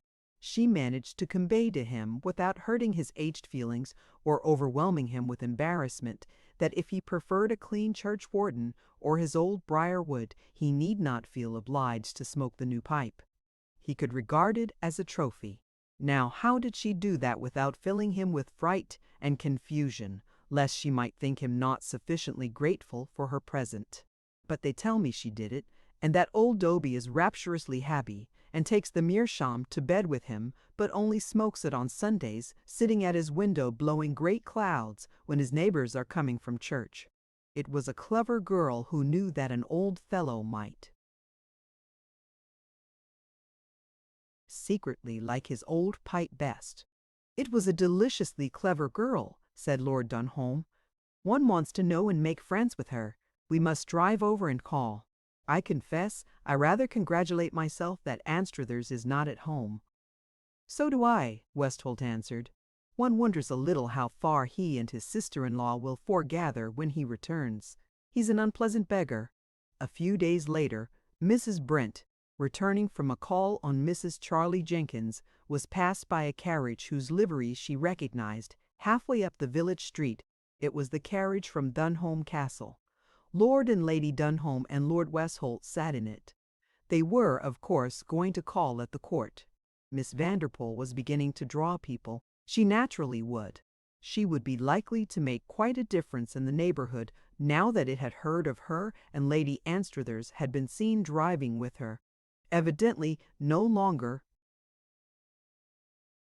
unvisitable invalid, but actually decently clothed and in her right mind. Mrs. Brent slackened her steps that she might have the pleasure of receiving and responding gracefully to salutations from the important personages in the landau. She felt that the Dunholms were important. There were earldoms, and that of Dunholm was dignified and of distinction. A common-looking young man on a bicycle, who had wheeled into the village with the carriage, riding alongside it for 100 yards or so, stopped before the Clock Inn and dismounted just as Mrs. Brent neared him. He saw her looking after the equipage, and lifting his cap, spoke to her civilly. "This is Stornham village, ain't it, ma'am?" he inquired. "Yes, my man." His costume and general aspect seemed to indicate that he was of the class one addressed as "my man," though there was something a little odd about him. "Thank you, that wasn't Miss Vanderpool's eldest sister in that carriage, was it?" Miss Vanderpool's Mrs. Brent hesitated. "Do you mean Lady Anstruthers?" "I'd forgotten her name. I know Miss Vanderpool's eldest sister lives at Stornham. Reuben S. Vanderpool's daughter. Lady Anstruthers' younger sister is a Miss Vanderpool, and she is visiting at Stornham Court now." Mrs. Brent could not help adding, curiously, "Why do you ask?" "I am going to see her. I'm an American." Mrs. Brent coughed to cover a slight gasp. She had heard remarkable things of the democratic customs of America. It was painful not to be able to ask questions. "The lady in the carriage was the Countess of Dunholm," she said rather grandly. "They are going to the court to call on Miss Vanderpool." "Then Miss Vanderpool's there yet. That's all right, thank you, ma'am." And lifting his cap again, he turned into the little public house. The Dunholm party had been accustomed on their rare visits to Stornham to be received by the kind of man-servant in the kind of livery which is a manifest, though unwilling, confession. The men who threw open the doors were of regulation height, well dressed, and of trained bearing. The entrance hall had lost its hopeless shabbiness. It was a complete and picturesquely luxurious thing. The change suggested magic. The magic which had been used, Lord Dunholm reflected, was the simplest and most powerful on earth. Given surroundings, combined with a gift for knowing values of form and color, if you have the power to spend thousands of guineas on tiger skins, oriental rugs, and other beauties, barrenness is easily transformed. The drawing-room wore a changed aspect, and at a first glance it was to be seen that in poor little Lady Anstruthers, as she had generally been called, there was to be noted alteration also. In her case, the change, being in its first stages, could not perhaps be yet called transformation, but, aided by softly pretty arrangement of dress and hair, a light in her eyes, and a suggestion of pink under her skin, one recalled that she had once been a pretty little woman, and that after all she was only about 32 years old. That her sister, Miss Vanderpool, had beauty, it was not necessary to hesitate in deciding. Neither Lord Dunholm nor his wife nor their son did hesitate. A girl with long limbs, an alluring profile, and extraordinary black lashes set round lovely Irish blue eyes possesses physical capital not to be argued about. She was not one of the curious, exotic little creatures whose thin, though sometimes rather sweet, and always gay, high-pitched young voices Lord Dunholm had been so especially struck by in the early days of the American invasion. Her voice had a tone one would be likely to remember with pleasure. How well she moved, how well her black head was set on her neck. Yes, she was of the new type, the later generation. These amazing, oddly practical people had evolved it, planned it, perhaps bought, figuratively speaking, the architects and material to design and build. It bought them in whatever country they found them, England, France, Italy, Germany, pocketing them coolly and carrying them back home to develop, complete, and send forth into the world when their invention was a perfected thing. Struck by the humor of his fancy, Lord Dunholm found himself smiling into the Irish blue eyes. They smiled back at him in a way which warmed his heart. There were no pauses in the conversation which followed. In times past, calls at Stornham had generally held painfully blank moments. Lady Dunholm was as pleased as her husband. A really charming girl was an enormous acquisition to the neighborhood. Westholt, his father saw, had found even more than the story of old Doby's pipe had prepared him to expect. Country calls were not usually interesting or stimulating, and this one was. Lord Dunholm laid subtly brilliant plans to lead Miss Vanderpool to talk of her native land and her views of it. He knew that she would say things worth hearing. Incidentally, one gathered picturesque detail. To have vibrated between the two continents since her 13th year, to have spent a few years at school in one country, a few years in another, and yet a few years more in still another, as part of an arranged educational plan. To have crossed the Atlantic for the holidays, and to have journeyed thousands of miles with her father in his private car. To make the visits of a man of great schemes to his possessions of mines, railroads, and lands which were almost principalities. These things had been merely details of her life, adding interest and variety, it was true, but seeming the merely normal outcome of existence. They were normal to Vanderpools and others of their class who were abnormalities in themselves when compared with the rest of the world. Her own very lack of any abnormality reached, in Lord Dunholm's mind, the highest point of illustration of the phase of life she beautifully represented. For beautiful, he felt its rare charms were. When they strolled out to look at the gardens, he found talk with her no less a stimulating thing. She told her story of Kedgers, and showed the chosen spot where thickets of lilies were to bloom, with the giants lifting white archangel trumpets above them in the center. "He can be trusted," she said. "I feel sure he can be trusted. He loves them. He could not love them so much and not be able to take care of them." And as she looked at him in frank appeal for sympathy, Lord Dunholm felt that for the moment she looked like a tall, queenly child. But pleased as he was, he presently gave up his place at her side to Westholt. He must not be a selfish old fellow and monopolize her. He hoped they would see each other often, he said charmingly. He thought she would be sure to like Dunholm, which was really a thoroughly English old place, marked by all the features she seemed so much attracted by. There were some beautiful relics of the past there, and some rather shocking ones, certain dungeons, for instance, and a gallows mount on which in good old times the family gallows had stood. This had apparently been a working adjunct to the domestic arrangements of every respectable family, and that irritating persons should dangle from it had been a simple domestic necessity if one were to believe old stories. It was then that nobles were regarded with respect, he said with his fine smile. In the days when a man appeared with clang of arms and with javelins and spears before, and Don John keeps in the background, the attitude of bent knees and awful reverence were the inevitable results.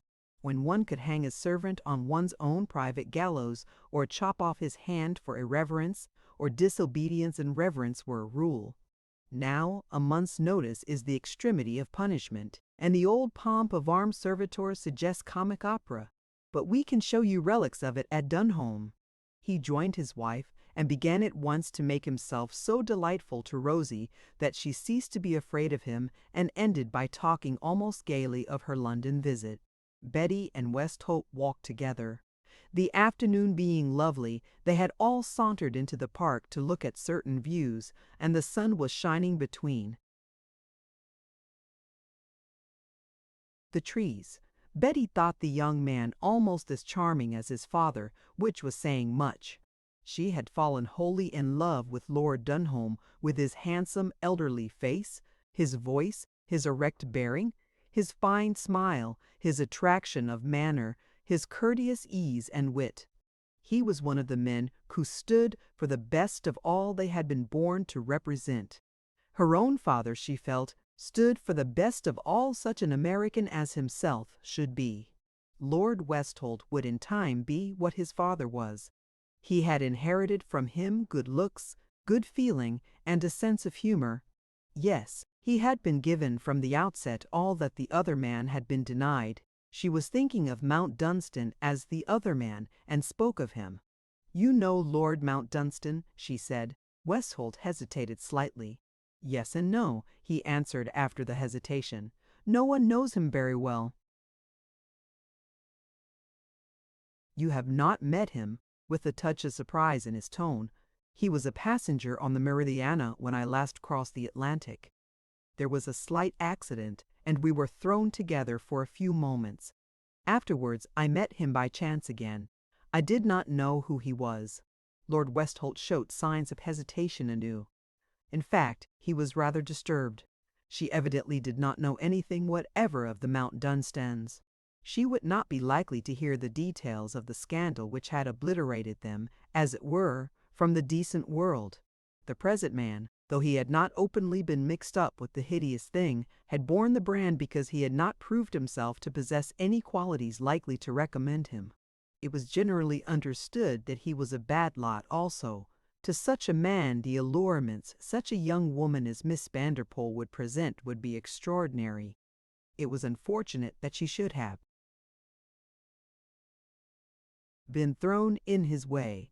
At the same time, it was not possible to state the case clearly during one's first call on a beautiful stranger. His going to America was rather spirited, said the mellow voice beside him.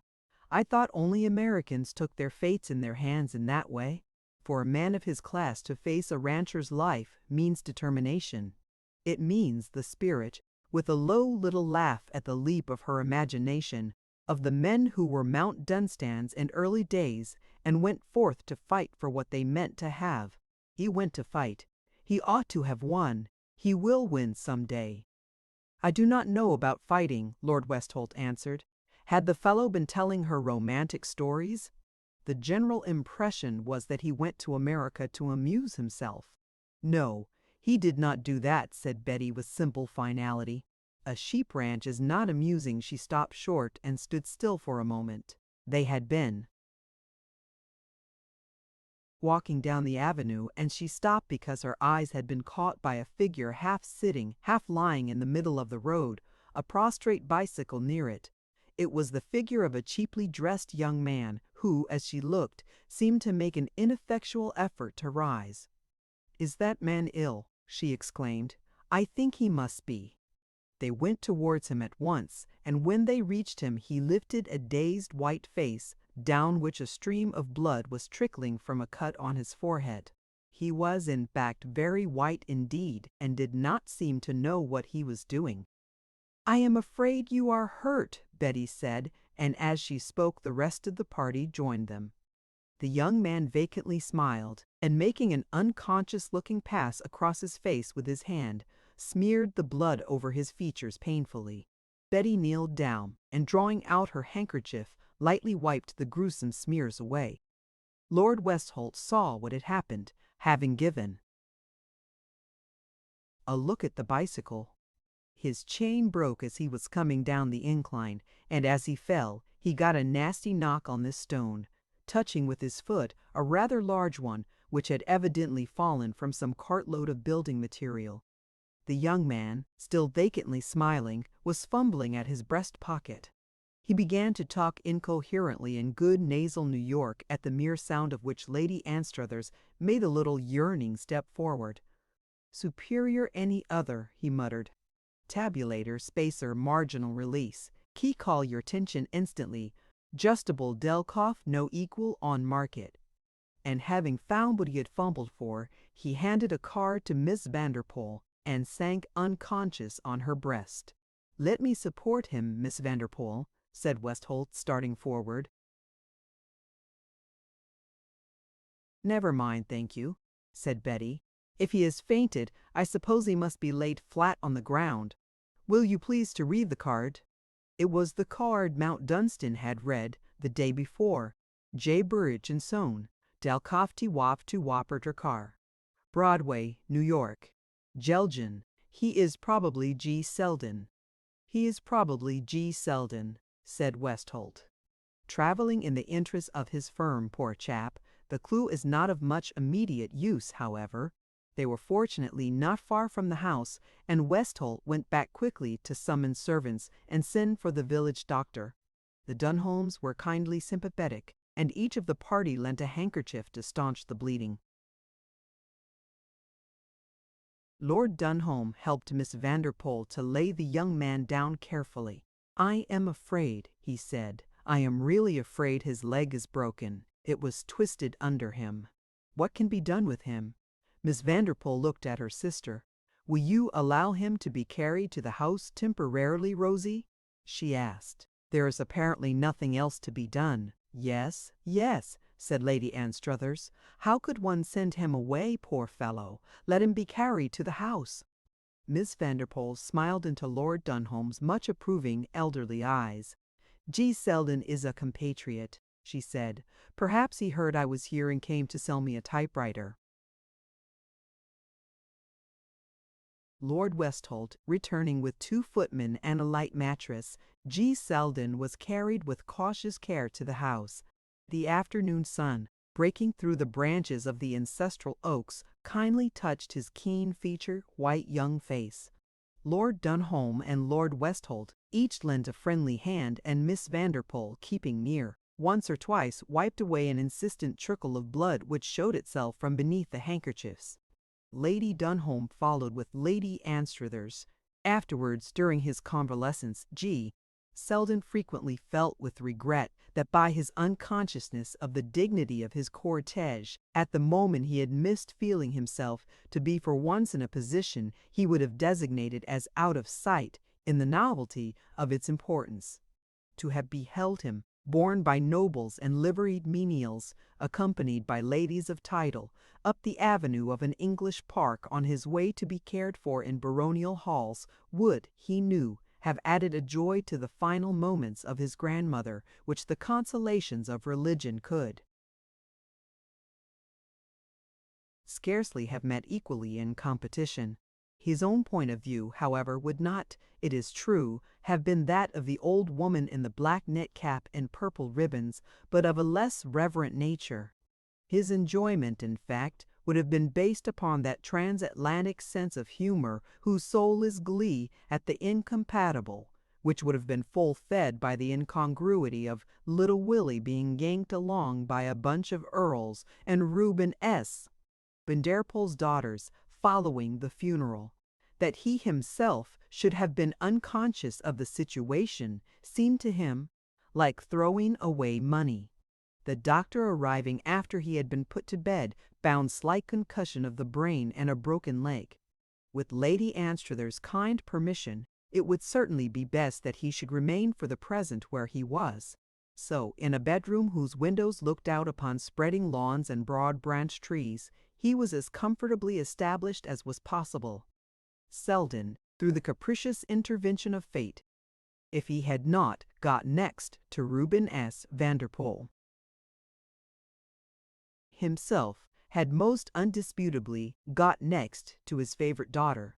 As the Dunholm carriage rolled down the avenue, there reigned for a few minutes a reflective silence.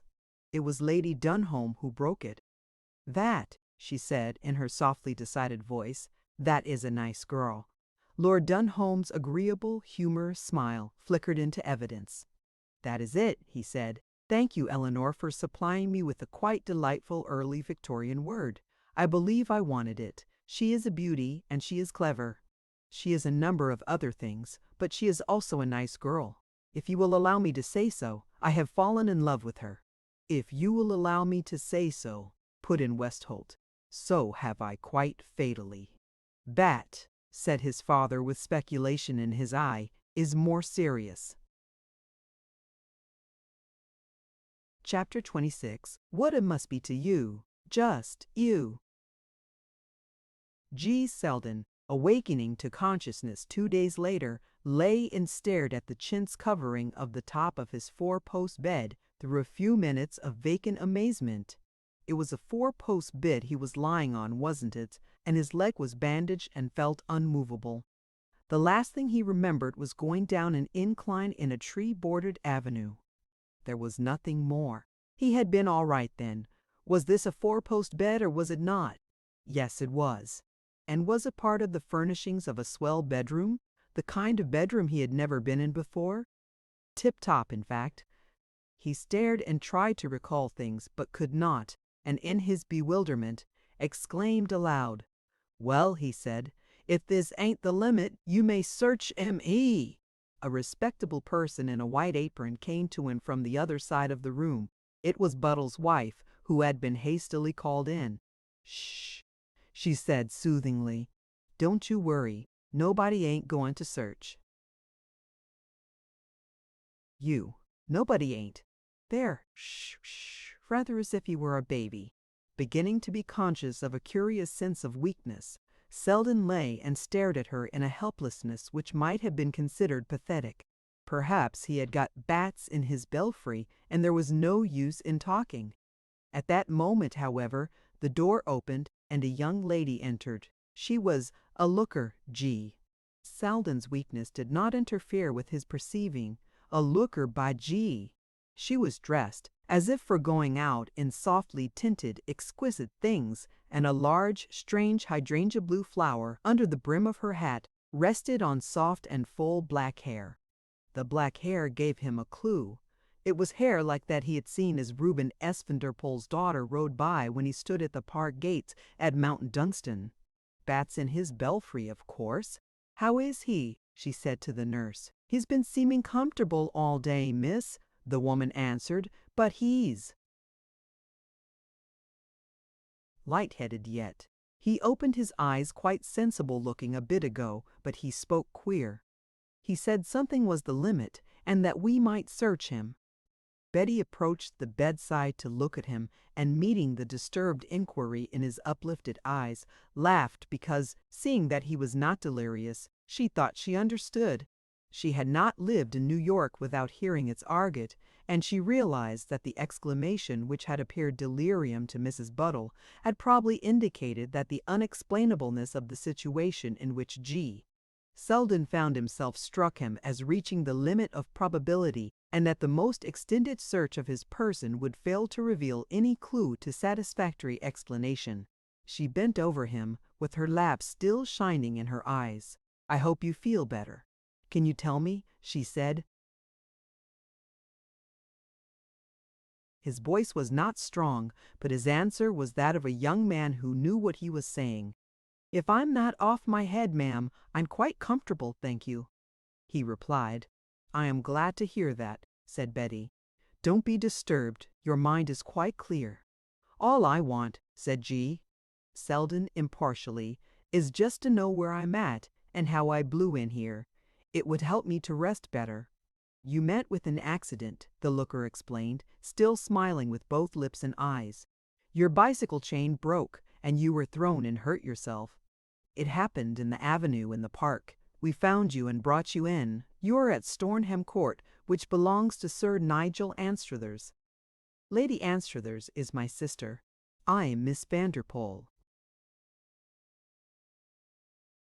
"Hully gee!" ejaculated G. Selden inevitably. "Hully gee!" The splendor of the moment was such that his brain whirled.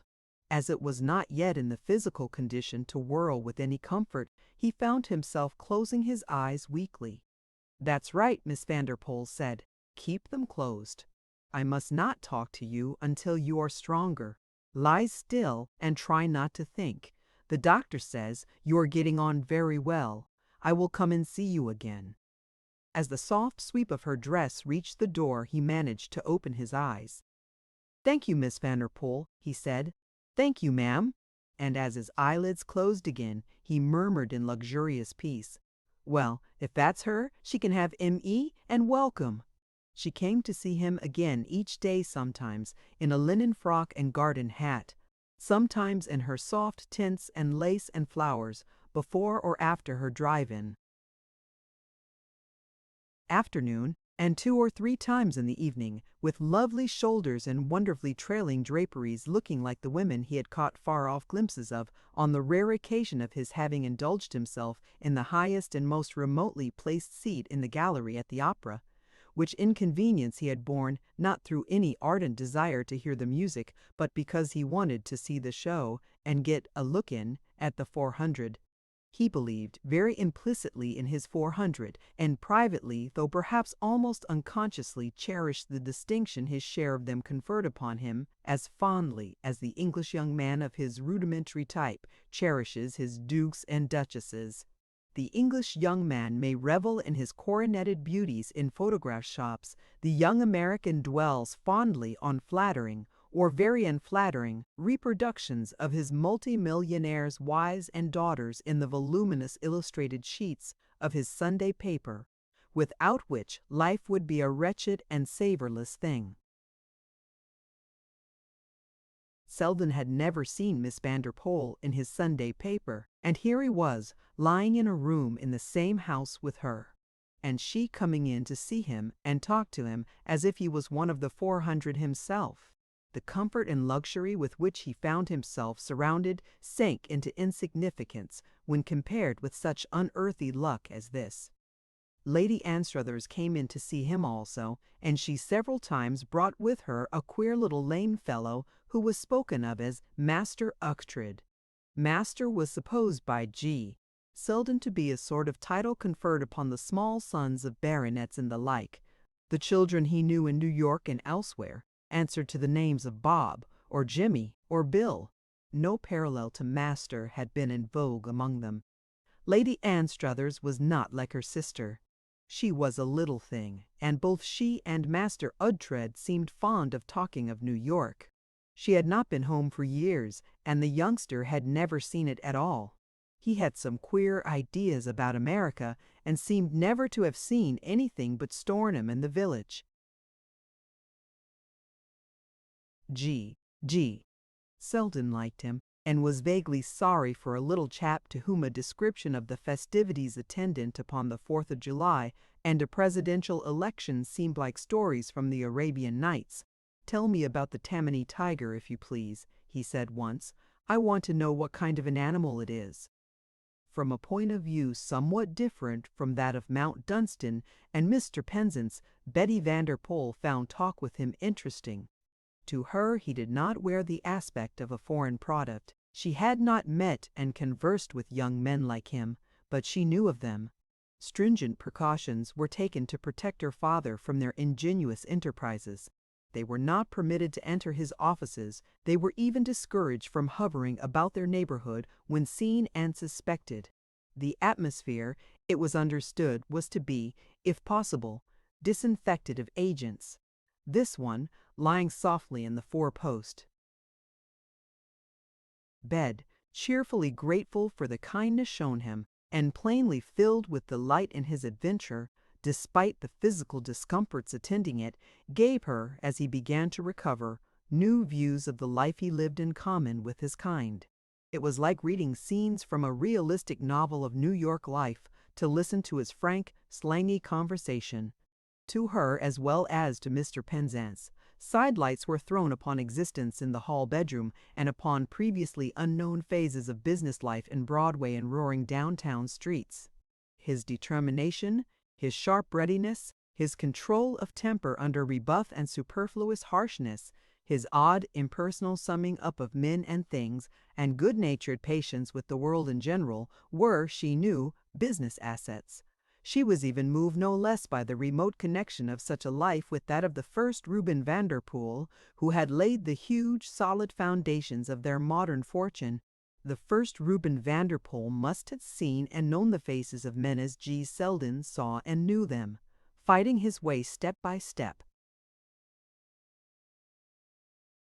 knocking pertinaciously at every gateway which might give ingress to some passage leading to even the smallest gain, meeting with rebuff and indifference only to be overcome by steady and continued assault if G. Selden was a nuisance. The first Vanderpoel had, without doubt, worn that aspect upon innumerable occasions.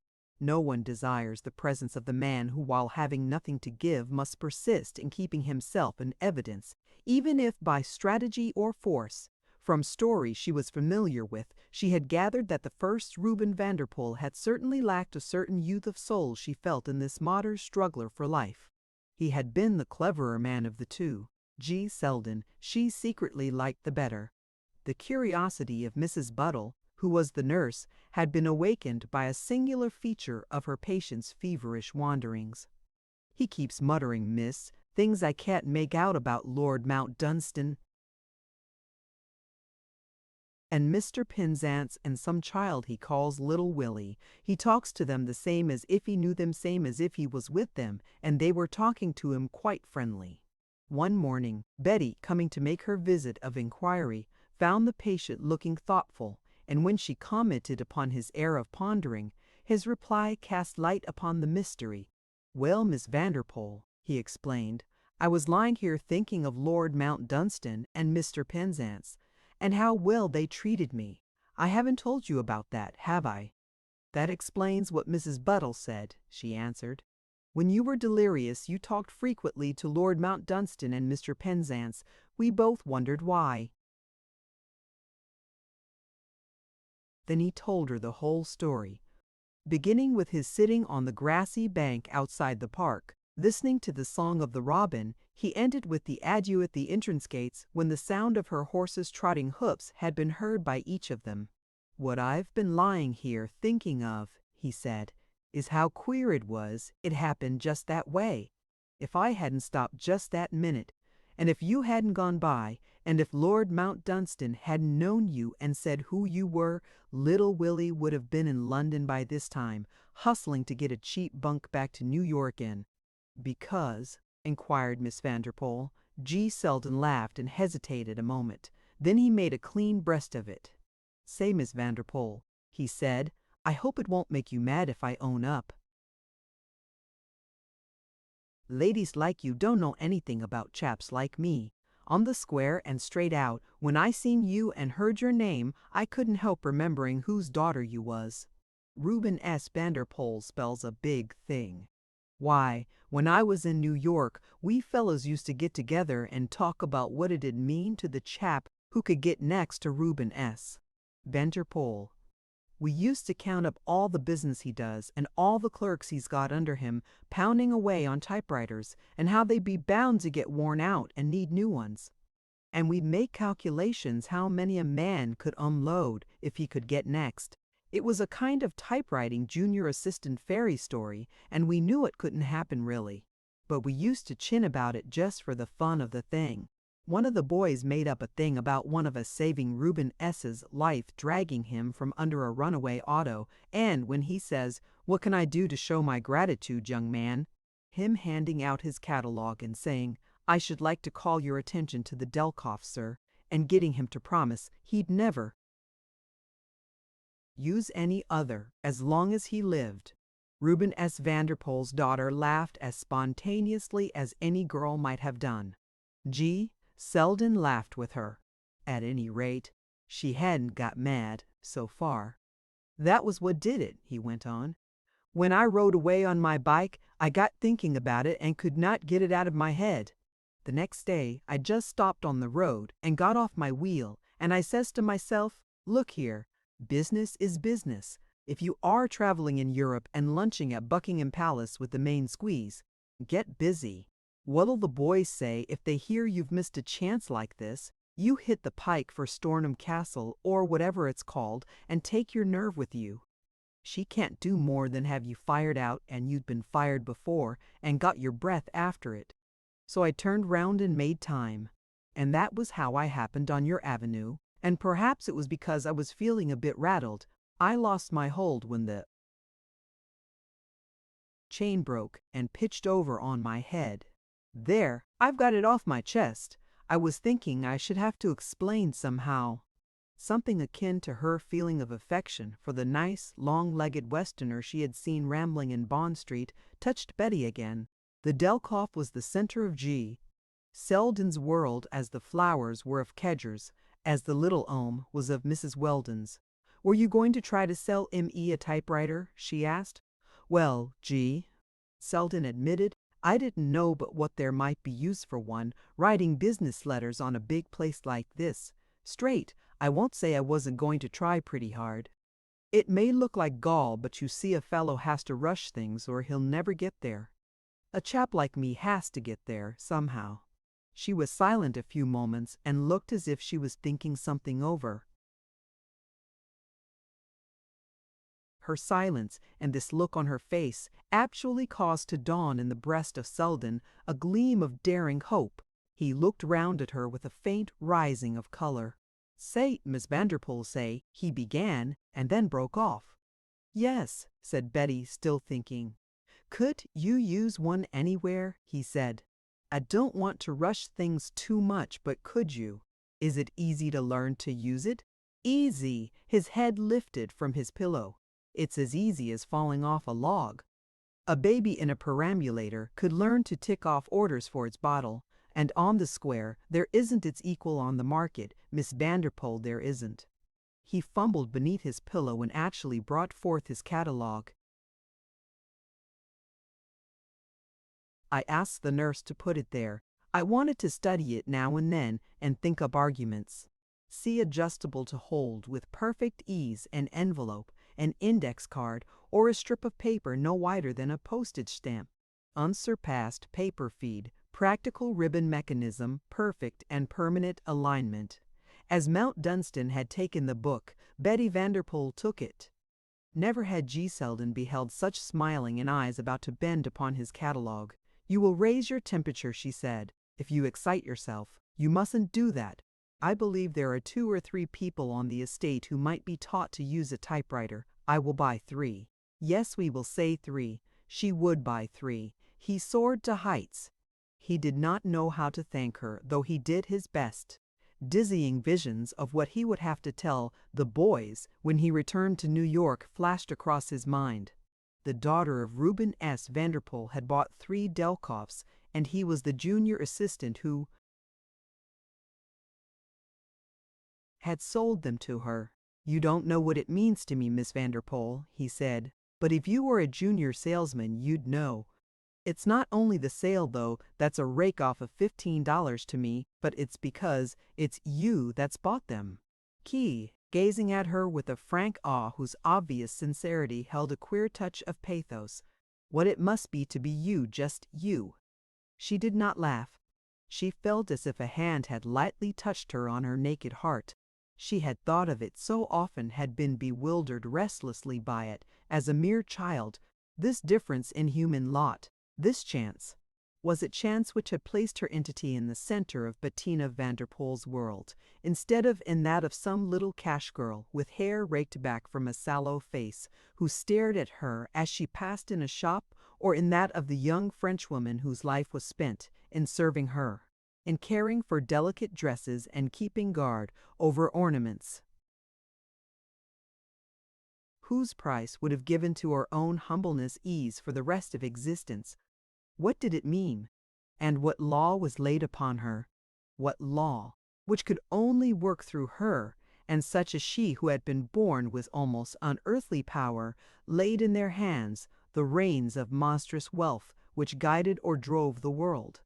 Sometimes fear touched her, as with this light touch in her heart, because she did not know the law, and could only pray that her guessing at it might be right. And, even as she thought these things, G. Selden went on. "You never can know," he said, "because you've always been in it. And the rest of the world can't know, because they've never been anywhere near it." He stopped, and evidently fell to thinking. "Tell me about the rest of the world," said Betty quietly. He laughed again.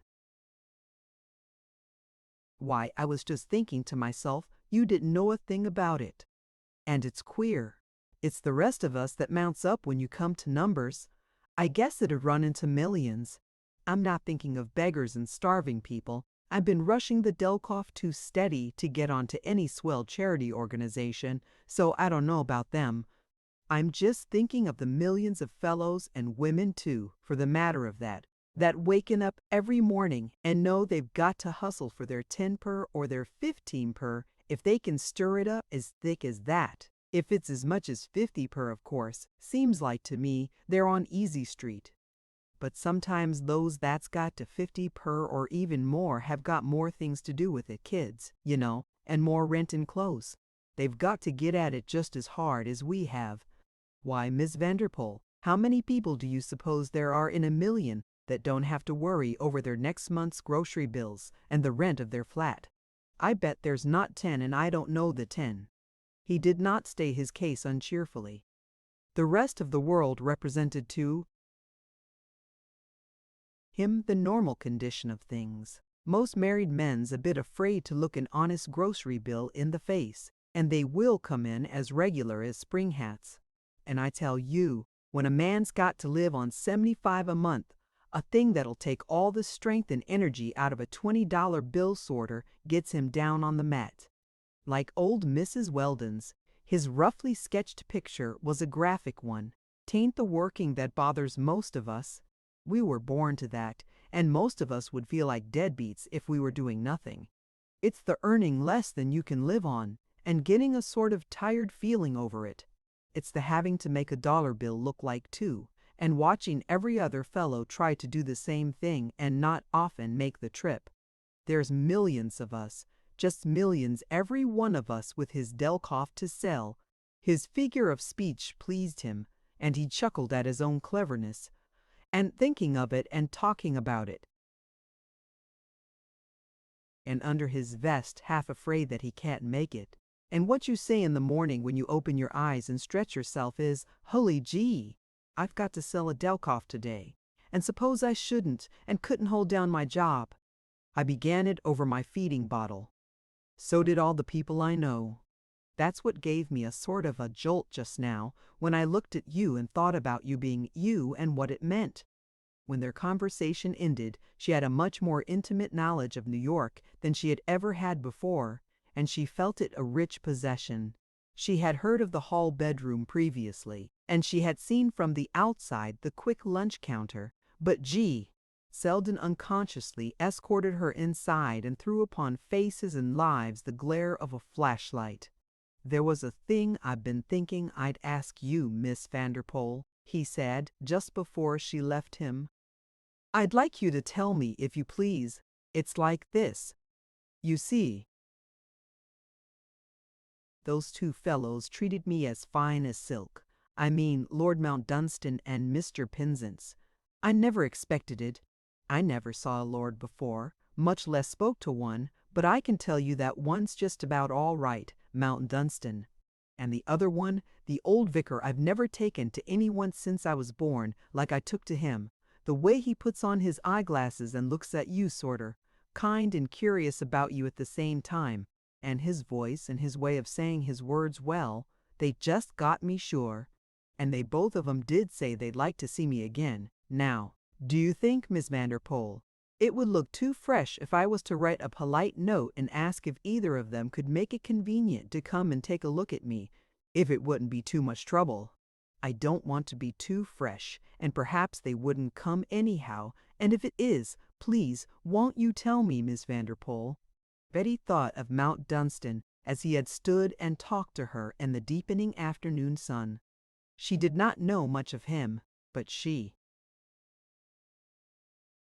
thought, having heard G. Selden's story of the lunch, that he would come. She had never seen Mr. Penzance, but she knew she should like to see him. "I think you might write the note," she said. "I believe they would come to see you." "Do you?" "With eager pleasure." "Then I'll do it. I'd give a good deal to see them again. I tell you, they are just it, both of them." Chapter 27. Life. Mount Dunstan, walking through the park next morning on his way to the vicarage just after post time, met Mr. Penzance himself coming to make an equally early call at the Mount. Each of them had a letter in his hand, and each met the other's glance with a smile. "G. Selden," Mount Dunstan said. "And yours?" "G. Selden also," answered the vicar.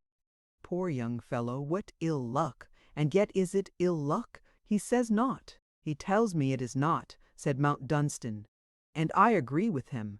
Mr. Penzance read his letter aloud. "Dear Sir, this is to notify you that owing to my bike going back on me when going downhill, I met with an accident in Stornham Park, was cut about the head and leg broken, little Willie being far from home, and mother, you can see what sort of fix he'd been in if it hadn't been for the kindness of Reuben S. Vanderpool's daughters, Miss Bettina and her sister Lady Anstruthers. The way they've had me taken care of has been great. I've been under a nurse and doctor same as if I was Albert Edward with appendicitis. I apologize if that's not spelt right. Dear Sir, this is to say that I asked Miss Vanderpool if I should be butting in too much if I dropped a line to ask if you could spare the time to call and see me. It would be considered a favor and appreciated by G. S. Selden, Delkoff Typewriter Co., Broadway. P.S. Have already sold 3 Delkoffs to Miss Vanderpool. "Upon my word," Mr. Penzance commented, and his amiable fervor quite glowed. "I like that queer young fellow. I like him. He does not wish to butt in too much. Now, there is rudimentary delicacy in that. And what a humorous, forceful figure of speech. Some budding animal, a goat I seem to see, preferably forcing its way into a group or closed circle of persons." His gleeful analysis of the phrase had such evident charm for him that Mount Dunstan broke into a shout of laughter, even as G.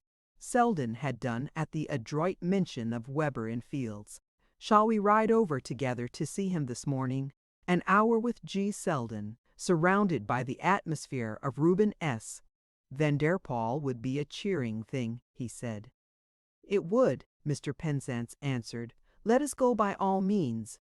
We should not, I suppose, with keen delight, be butting in upon Lady Anstruthers. Too early?" He was quite enraptured with his own aptness. "Like G. Selden, I should not like to butt in," he added. The scent and warmth and glow of a glorious morning filled the hour, combining themselves with a certain normal human gaiety which surrounded the mere thought of G. Selden. They were good things for Mount Dunstan. Life was strong and young in him, and he had laughed a big young laugh which had perhaps tended to the waking in him of the feeling he was suddenly conscious of that a 6-mile ride over a white, tree-dappled, sunlit road would be pleasant enough, and after all, if at the end of the gallop one came again upon that other in whom life was strong and young, and bloomed on rose cheek, and was the far fire in the blue deeps of lovely eyes, and the slim straightness of the fair body, why would it not be, in a way, all to the good? He had thought of her more than one day, and felt that he wanted to see her again. "Let us go," he answered Penzance. "One can call on an invalid at any time. Lady Anstruthers will forgive us." In less than an hour's time they were on their way. They laughed and talked as they rode, their horses' hoofs striking out a cheerful, ringing accompaniment to their voices.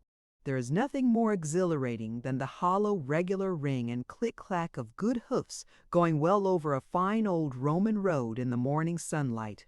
They talked of the junior assistant salesman and of Miss Vanderpool. Penzance was much pleased by the prospect of seeing this delightful and unusual girl. He had heard stories of her, as had Lord Westholt. He knew of old Doby's pipe, and of Mrs. Weldon's respite from the Union, and though such incidents would seem mere trifles to the dweller in great towns, he had himself lived and done his work long enough in villages to know the village mind and the scale of proportions by which its gladness and sadness were measured. He knew more of all this than Mount Dunstan could, since Mount Dunstan's existence had isolated itself from rather gloomy choice. But as he rode, Mount Dunstan knew that he liked to hear these things. There was the suggestion of new life and new thought in them, and such suggestion was good for any man or woman, either who had fallen into living in a dull, narrow groove. "It is the new life in her which strikes me," he said. "She has brought wealth with her, and wealth is power to do the good or evil that grows in a man's soul. But she has brought something more. She might have come here and brought all the sumptuousness of a fashionable young beauty who drove through the village and drew people to their windows, and made clothoppers scratch their heads and pulled their forelocks, and children bob curtsies and stare. She might have come and gone and left a mind-dazzling memory and nothing else. A few sovereigns tossed here and there would have earned her a reputation, but, by G, to quote Selden, she has begun leaven with them, as if her ancestors had done it for 600 years, and what I see is that if she had come without a penny in her pocket, she would have done the same thing." He paused a pondering moment, and then drew a sharp breath which was an exclamation in itself. "She's life," he said. "She's life itself. Good God! What a thing it is for a man or woman to be life, instead of a mass of tissue and muscle and nerve, dragged about by the mere mechanism of living." Penzance had listened seriously.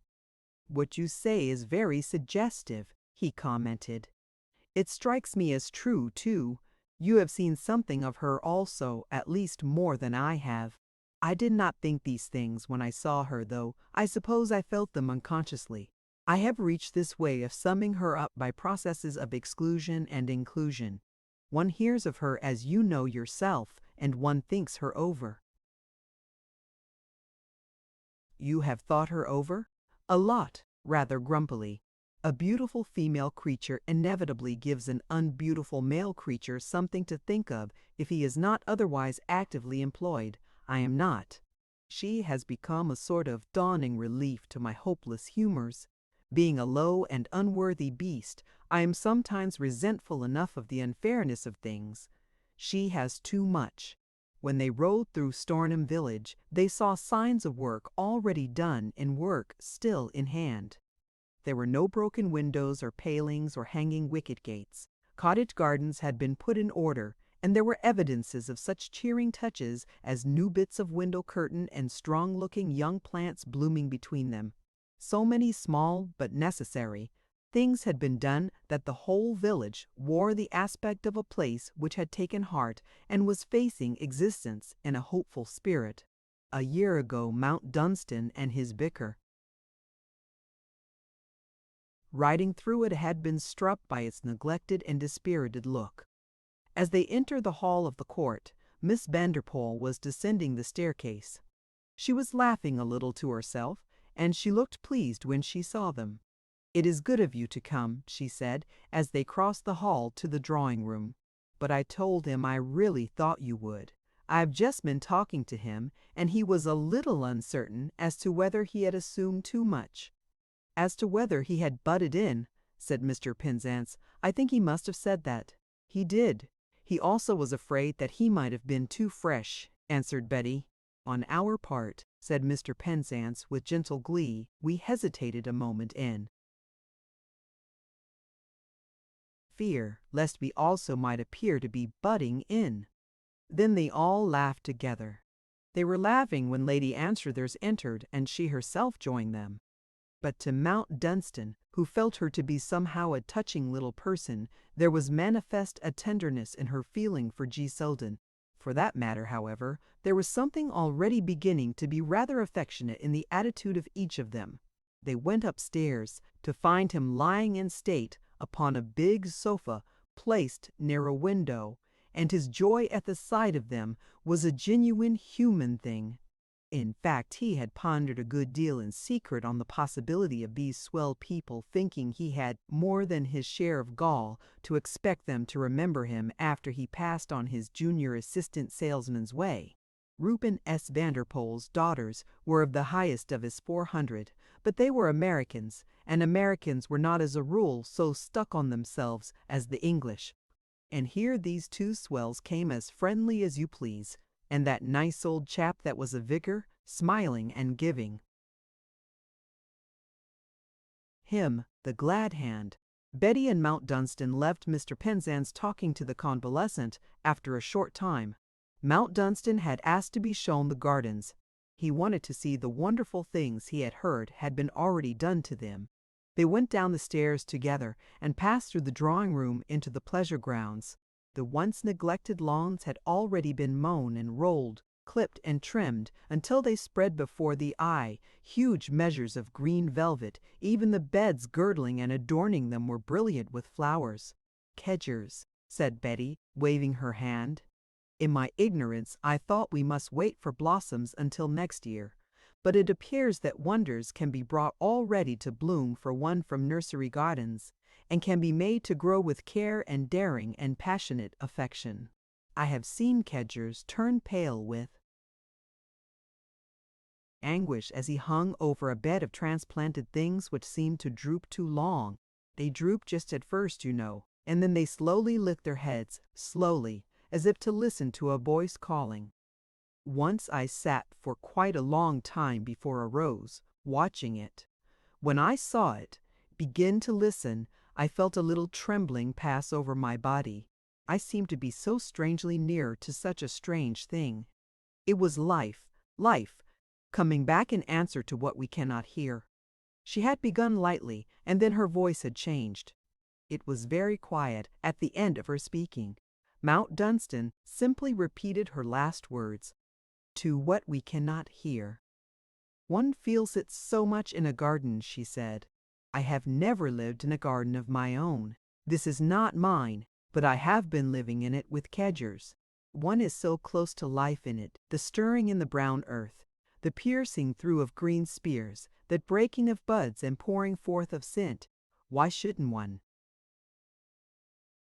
tremble if one thinks? I have stood in a potting shed and watched Kedgers fill a shallow box with damp-rich mold and scatter over it a thin layer of infinitesimal seeds. Then he moistens them and carries them reverently to his altars in a greenhouse. The ledges in Kedgers' greenhouses are altars. I think he offers prayers before them. Why not? I should. And when one comes to see them, the moist seeds are swelled to fullness, and when one comes again, they are bursting, and the next time, tiny green things are curling outward. And at last there is a fairy forest of tiniest pale green stems and leaves, and one is standing close to the secret of the world. And why should not one prostrate oneself, breathing softly and touching one's awed forehead to the earth? Mount Dunstan turned and looked at her, a pause in his step. They were walking down a turfed path, and over their heads meeting branches of new leaves hung. Something in his movement made her turn and pause also. They both paused, and quite unknowingly. "Do you know," he said, in a low and rather unusual voice, "that as we were on our way here, I said of you to Penzance that you were life, you." For a few seconds, as they stood so, his look held her, their eyes involuntarily and strangely held each other. Something softly glowing in the sunlight falling on them both, something raining down in the song of a rising skylark, trilling in the blue a field away. Something in the warmed incense of blossoms near them was calling in the voice, though they did not know they heard. Strangely, a splendid blush rose in a fair flood under her skin. She was conscious of it, and felt a second's amazed impatience that she should color like a schoolgirl, suspecting a compliment. He did not look at her as a man looks who has made a pretty speech. His eyes met hers straight and thoughtfully, and he repeated his last words as he had before repeated hers. "That you were life, you." The bluebells under water were for the moment incredibly lovely. Her feeling about the blush melted away as the blush itself had done. "I am glad you said that," she answered. "It was a beautiful thing to say. I have often thought that I should like it to be true." "It is true," he said. Then the skylark, showering golden rain, swept down to earth and its nest in the meadow, and they walked on.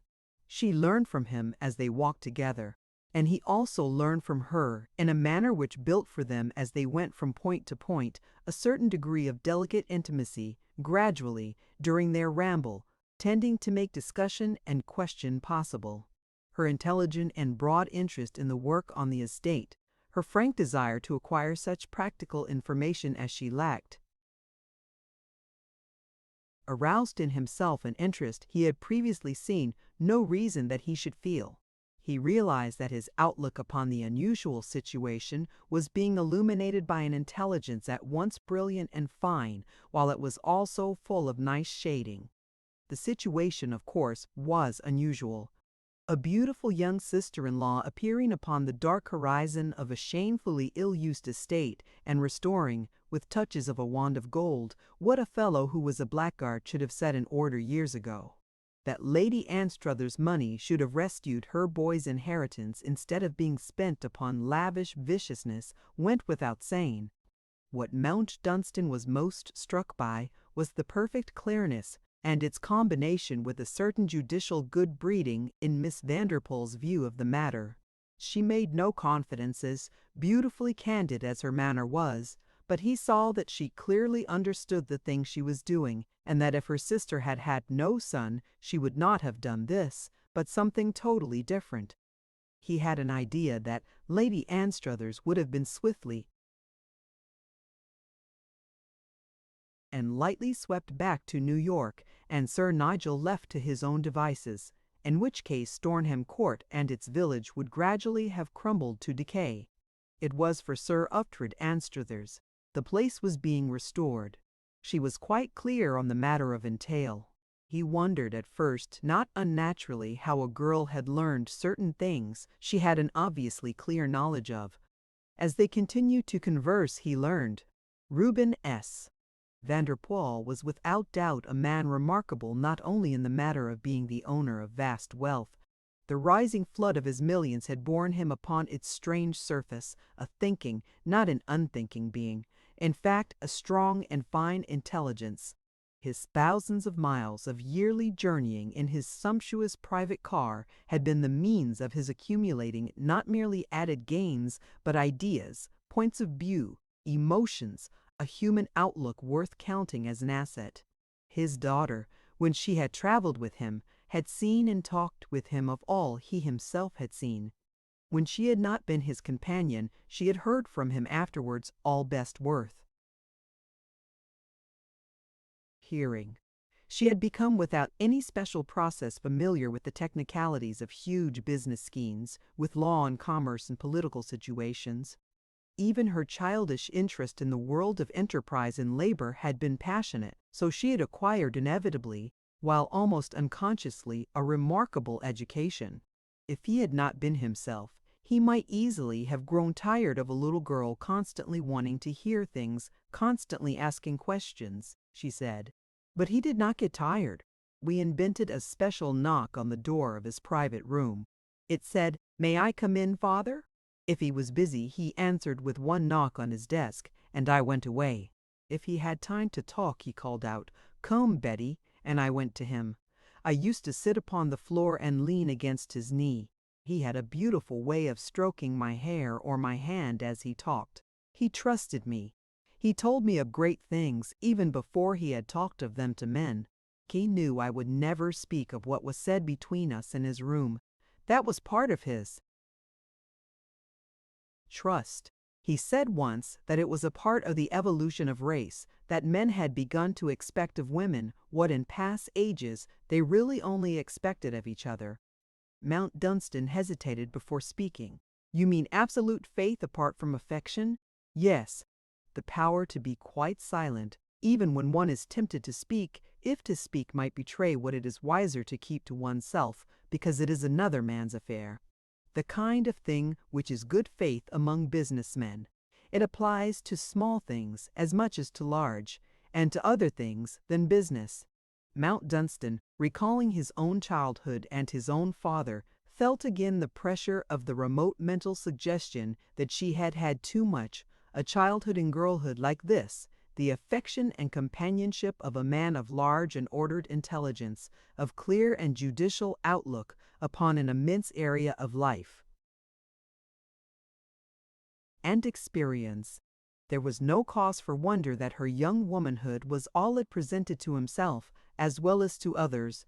Recognizing the shadow of resentment in his thought, he swept it away, an inward sense making it clear to him that if their positions had been reversed, she would have been more generous than himself. He pulled himself together with an unconscious movement of his shoulders. Here was the day of early June, the gold of the sun in its morning, the green shadows, the turf they walked on together, the skylark rising again from the meadow and showering down its song. Why think of anything else? What a line that was which swept from her chin down her long, slim throat to its hollow. The color between the velvet of her close-set lashes, the remembrance of her curious, splendid blush, made the man's lost and unlived youth come back to him. What did it matter whether she was American or English? What did it matter whether she was insolently rich or beggarly poor?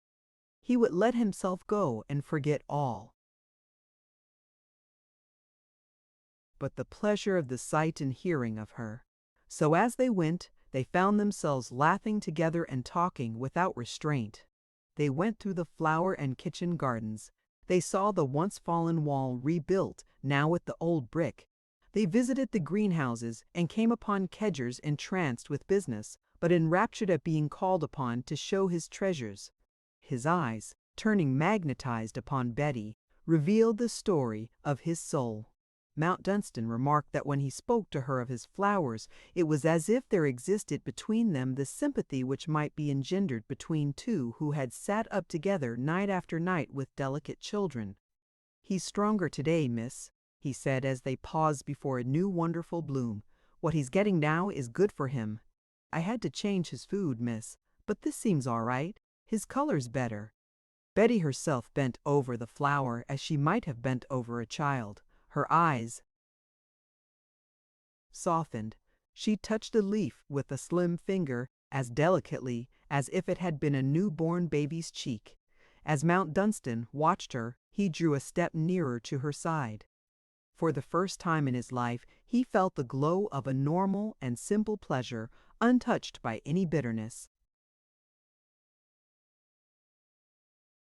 Chapter 28. Setting them thinking. Old Dobie, sitting at his open window with his pipe and illustrated papers on the table by his side, began to find life a series of thrills. the advantage of a window giving upon the village street unspeakably increased. For many years he had preferred the chimney corner greatly, and had rejoiced at the drawing in of winter days when a fire must be well kept up, and a man might bend over it and rub his hands slowly gazing into the red coals or little pointed flames which seemed the only things alive and worthy the watching. The flames were blue at the base and yellow at the top, and jumped looking merry, and caught at bits of black coal, and set them crackling and throwing off splinters till they were ablaze and as much alive as the rest. A man could get comfort and entertainment therefrom. There was naught else so good to live with. Nothing happened in the street, and every dull face that passed was an old story, and told an old tale of stupefying hard labor and hard days. But now the window was a better place to sit near. Carts went by with men whistling as they walked by the horses' heads. Loads of things wanted for work at the court. New faces passed, faces of workmen, sometimes grinning, impudent youngsters who larked with the young women and called out to them as they passed their cottages if a good-looking one was loitering about her garden gate. Old Dobie chuckled at their love-making chaff, remembering dimly that 70 years ago he had been just as proper a young chap and had made love in the same way. Lord, yes, he had been a bold young chap as ever wing deny. Then, too, there were the vans, heavy loaded and closed, and coming along slowly. Every few days at first there had come a van from London, going to the court, of course. And to sit there and hear the women talk about what might be in them, and to try to guess oneself, that was a rare pastime.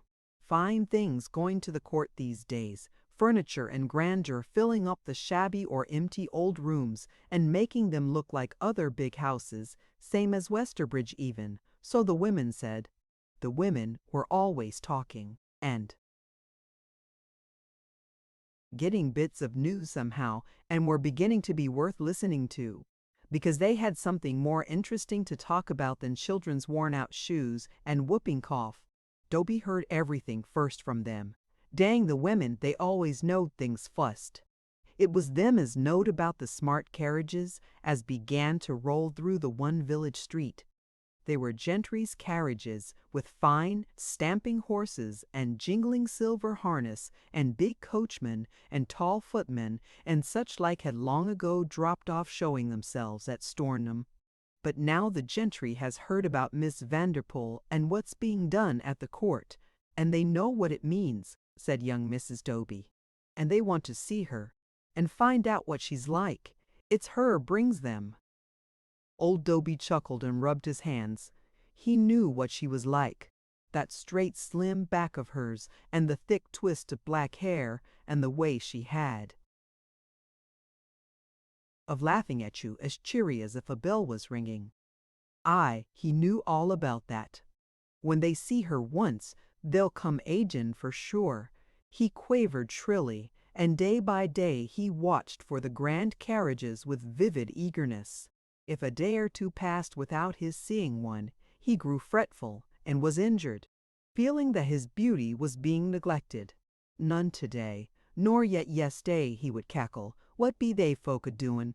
Old Mrs. Weldon, having heard of the pipe and come to see it, had struck up an acquaintance with him and dropped in almost every day to talk and sit at his window.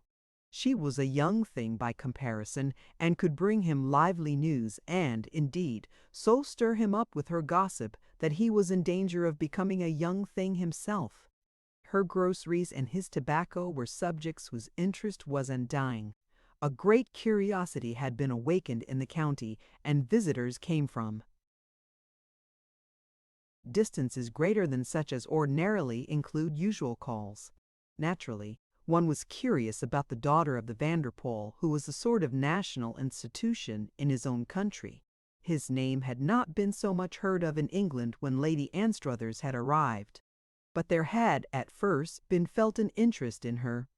But she had been a failure, a childish-looking girl whose thin, fair prettiness had no distinction, and who was obviously overwhelmed by her surroundings. She had evidently had no influence over Sir Nigel, and had not been able to prevent his making ducks and drakes of her money, which of course ought to have been spent on the estate, besides which a married woman represented fewer potentialities than a handsome unmarried girl entitled to expectations from huge American wealth. So the carriages came and came again, and stately or unstately far-off neighbors sat at tea upon the lawn under the trees, and it was observed that the methods and appointments of the court had entirely changed. Nothing looked new and American. The silently moving men-servants could not have been improved upon. There was plainly an excellent chef somewhere, and the massive silver was old and wonderful. Upon everybody's word, the change was such as it was worth a long drive merely to see. The most wonderful thing, however, was Lady Anstruthers herself. She had begun to grow delicately plump. Her once drawn and haggard face had rounded out. Her skin had smoothed, and was actually becoming pink and fair. A nimbus of pale fine hair puffed airily over her forehead, and she wore the most charming little clothes, all of which made her look 15 years younger than she had seemed when, on the grounds of ill health, she had retired into seclusion. The renewed relations with her family, the atmosphere by which she was surrounded, had evidently given her a fresh lease of life and awakened in her a new courage. When the summer epidemic of garden parties broke forth, old Dobie gleefully beheld day after day the court carriage drive by bearing her ladyship and her sister attired in fairest shades and tints, same as if they was flowers. Their delicate vaporousness and rare colors were sweet delights to the old man, and he and Mrs. Weldon spent happy evenings discussing them as personal possessions. To these two, Betty was a personal possession, bestowing upon them a marked distinction. They were hers, and she was theirs. No one else so owned her. Heaven had given her to them that their last years might be lighted with splendor. On her way to one of the garden parties, she stopped the carriage before old Dobie's cottage and went in to him to speak a few words. She was of pale convolvulus blue that afternoon, and Dobie, standing up touching his forelock, and Mrs. Weldon, curtsying, gazed at her with prayer in their eyes. She had a few flowers in her hand and a book of colored photographs of Venice. These are pictures of the city I told you about, the city built in the sea, where the streets are water. You and Mrs. Weldon can look at them together, she said as she laid flowers and book down. I am going to Dunholm Castle to a garden party this afternoon. Some day I will come and tell you about it. The two were at the window staring spellbound, as she swept back to the carriage between the sweet williams and Canterbury bells bordering the narrow garden path. Do you know I really went in to let them see my dress, she said, when she rejoined Lady Anstruthers. Old Dobie's granddaughter told me that he and Mrs. Weldon have little quarrels about the colors I wear. It seems that they find my wardrobe an absorbing interest. When I put the book on the table, I felt Dobie touch my sleeve with his trembling old hand. He thought I did not know. What will they do with Venice? Asked Rosie. They will believe the water is as blue as the photographs make it, and the palaces as pink. It will seem like a chapter out of Revelations, which they can believe is true, and not merely scripture, because I have been there. I wish I had been to the city of the gates of pearl and could tell them about that. On the lawns at the garden parties, she was much gazed at and commented upon. Her height and her long, slender neck held her head above those of other girls. The dense black of her hair made a rich note of shadow amid the prevailing English blondness. Her mere coloring set her apart. Rosie used to watch her with tender wonder, recalling her memory of 9-year-old Betty, with the long, slim legs and the demanding and accusing child eyes. She had always been this creature even in those far-off days. At the garden party at Dunholm Castle, it became evident that she was, after a manner, unusually the central figure of the occasion. It was not at all surprising, people said to each other. Nothing could have been more desirable for Lord Westholt. He combined rank with fortune, and the Vanderpoel wealth almost constituted rank in itself. Both Lord and Lady Denholm seemed pleased with the girl. Lord Denholm showed her great attention. When she took part in the dancing on the lawn, he looked on delightedly. He walked about the gardens with her, and it was plain to see that their conversation was not the ordinary polite effort to accord, usually marking the talk between a mature man and a merely pretty girl. Lord Denholm sometimes laughed with unfeigned delight, and sometimes the two seemed to talk of grave things. Such occasions as these are a sort of yearly taking of the social census of the county, Lord Denholm explained. One invites all one's neighbors and is invited again. It is a friendly duty one owes. I do not see Lord Mount Dunstan, Betty answered. Is he here? She had never denied to herself her interest in Mount Dunstan, and she had looked for him. Lord Denholm hesitated a second, as his son had done at Miss Vanderpool's mention of the tabooed name. But, being an older man, he felt more at liberty to speak, and gave her a rather long kind look. "My dear young lady," he said, "did you expect to see him here?" "Yes, I think I did," Betty replied with slow softness. "I believe I rather hoped I should. Indeed, you are interested in him. I know him very little, but I am interested. I will tell you why." She paused by a seat beneath a tree, and they sat down together. She gave, with a few swift, vivid touches, a sketch of the red-haired second-class passenger on the Meridiana, of whom she had only thought that he was an unhappy, rough-looking young man until the brief moment in which they had stood face to face, each comprehending that the other was to be relied on if the worst should come to the worst. She had understood his prompt disappearance from the scene, and had liked it. When she related the incident of her meeting with him, when she thought him a mere keeper on his own lands, Lord Denholm listened with a changed and thoughtful expression. The effect produced upon her imagination by what she had seen, her silent wandering through the sad beauty of the wronged place, led by the man who tried stiffly to bear himself as a servant, his unintended self-revelations, her clear, well-argued point of view charmed him. She had seen the thing set apart from its county scandal, and so had read possibilities others had been blind to. He was immensely touched by certain things she said about the first man. "He is one of them," she said. "They find their way in the end. They find their way. But just now he thinks there is none. He is standing in the dark where the roads meet." "You think he will find his way," Lord Denholm said. "Why do you think so?" "Because I know he will," she answered, "but I cannot tell you why I know. What you have said has been interesting to me, because of the light your own thought threw upon what you saw. It has not been Mount Dunstan I have been caring for, but for the light you saw him in. You met him without prejudice, and you carried the light in your hand. You always carry a light, my impression is, very quietly. Some women do. The prejudice you speak of must be a bitter thing for a proud man to bear. Is it a just prejudice? What has he done?" Lord Denholm was gravely silent for a few moments. It is an extraordinary thing to reflect. His words came slowly, that it may not be a just prejudice. I do not know that he has done anything but seem rather sulky and be the son of his father and the brother of his brother. "And go to America," said Betty. "He could have avoided doing that, but he cannot be called to account for his relations. If that is all, the prejudice is not just." "No, it is not," said Lord Denholm, "and one feels rather awkward at having shared it. You have set me thinking again, Miss Vanderpool." Chapter 29. The Thread of Clairds of Segn. The shuttle having in its weaving caught up the thread of G. Selden's rudimentary existence and drawn it, with the young man himself, across the sea, used curiously the thread in question in the forming of the design of its huge web.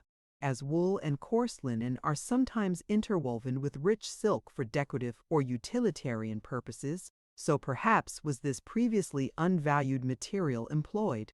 It was, indeed, an interesting truth that the young man, during his convalescence, without his own knowledge, acted as a species of magnet which drew together persons who might not easily otherwise have met. Mr. Penzance and Mount Dunstan rode over to see him every few days, and their visits naturally established relations with Stornham Court much more intimate than could have formed themselves in the same length of time under any of the ordinary circumstances of country life. Conventionalities lost their prominence in friendly intercourse with Selden. It was not, however, that he himself desired to dispense with convention. His intense wish to do the right thing and avoid giving offense was the most ingenuous and touching feature of his broad cosmopolitan good nature. "If I ever make a break, sir," he had once said with almost passionate fervor in talking to Mr. Penzance, "please tell me, and set me on the right track. No fellow likes to look like a hosier, but I don't mind that half as much as seeming not to appreciate." He used the word appreciate frequently.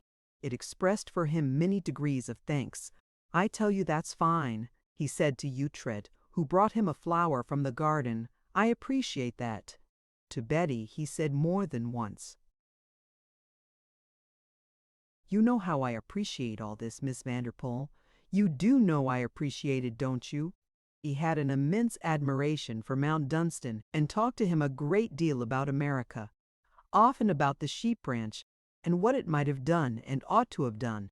But his admiration for Mr. Penzance became affection. To him he talked oftener about England and listened to the vicar's scholarly stories of its history, its past glories and its present ones, as he might have listened at 14 to stories from the Arabian Nights. These two being frequently absorbed in conversation, Mount Dunstan was rather thrown upon Betty's hands. When they strolled together about the place or sat under the deep shade of green trees, they talked not only of England and America, but of divers things which increased their knowledge of each other. It is points of view which reveal qualities, tendencies, and innate differences, or accordances of thought, and the points of view of each interested the other. "Mr. Duval, Selden is asking Mr. Penzance questions about English history," Betty said, on one of the afternoons in which they sat in the shade. "I need not ask you questions. You are English history." "And you are American history," Mount Dunstan answered. "I suppose I am." At one of their chance meetings, Miss Vanderpool had told Lord Dunholm and Lord Westholt something of the story of G. Selden. The novelty of it had delighted and amused them. Lord Dunholm had, at points, been touched as Penzance had been. Westholt had felt that he must ride over to Stornham to see the convalescent. He wanted to learn some New York slang. He would take lessons from Selden, and he would also buy a Delkoff too. Delkoffs, if that would be better. He knew a hard-working fellow who ought to have a typewriter. Heath ought to have one, he had said to his father. Heath was the house steward. Think of the letters the poor chap has to write to tradespeople to order things and unorder them and blackguard the shopkeepers when they are not satisfactory. Invest in one for Heath, father. It is by no means a bad idea, Lord Dunholm reflected. Time would be saved by the use of it, I have no doubt. It saves time in any department where it can be used, Betty had answered. 3 are now in use at Stornham, and I am going to present one to Kedgers. This is a testimonial I am offering. 3 weeks ago I began to use the Delkoff. Since then I have used no other. If you use them, you will introduce them to the county. She understood the feeling of the junior assistant when he found himself in the presence of possible purchasers. Her blood tingled slightly. She wished she had brought a catalogue. "We will come to Stornham to see the catalogue," Lord Dunholm promised. "Perhaps you will read it aloud to us," Westholt suggested gleefully. "G. Selden knows it by heart, and will repeat it to you with running comments. Do you know I shall be very glad if you decide to buy 1 or 2 or 3, with an uplift of the Irish blue eyes to Lord Dunholm. The blood of the first Reuben Vanderpool stirs in my veins also. I have begun to be fond of G. Selden." Therefore it occurred that on the afternoon referred to Lady Anstruthers appeared crossing the sward with 2 male visitors in her wake. Lord Dunholm and Lord Westholt, said Betty, rising. For this meeting between the men Selden was, without doubt, responsible. While his father talked to Mount Dunstan, Westholt explained that they had come athirst for the catalogue. Presently Betty took him to the shelter corner of the lawn, where the convalescent sat with Mr. Penzance. But, for a short time, Lord Dunholm remained to converse with Mount Dunstan. In a way the situation was delicate. To encounter by chance a neighbor whom one for reasons has not seen since his childhood, and to be equal to passing over and gracefully obliterating the intervening years, makes demand even upon finished tact. Lord Dunholm's world had been a large one, and he had acquired experience tending to the development of the most perfect methods. If G. Selden had chanced to be the magnet which had decided his course this special afternoon, Miss Vanderpoel it was who had stirred in him sufficient interest in Mount Dunstan to cause him to use the best of these methods when he found himself face to face with him. He beautifully eliminated the years. He eliminated all but the facts that the young man's father and himself had been acquaintances in youth, that he remembered Mount Dunstan himself as a child, that he had heard with interest of his visit to America. Whatsoever the young man felt, he made no sign which presented obstacles. He accepted the eliminations with outward composure. He was a powerful-looking fellow with a fine way of carrying his shoulders, and an eye which might be able to light savagely, but just now, at least, he showed nothing of the sulkiness he was accused of. Lord Dunholm progressed admirably with him. He soon found that he need not be upon any strain with regard to the eliminations. The man himself could eliminate, which was an assistance. They talked together when they turned to follow the others to the retreat of G. Selden. "Have you bought a Delkoff?" Lord Dunholm inquired. "If I could have afforded it, I should have bought one. I think that we have come here with the intention of buying 3. We did not know we required them until Miss Vanderpoel recited half a page of the catalogue to us. 3 will mean a rake-off of $15 to G. Selden," said Mount Dunstan. It was, he saw, necessary that he should explain the meaning of a rake-off, and he did so to his companion's entertainment. The afternoon was a satisfactory one. They were all kind to G. Selden, and he, on his part, was an aid to them.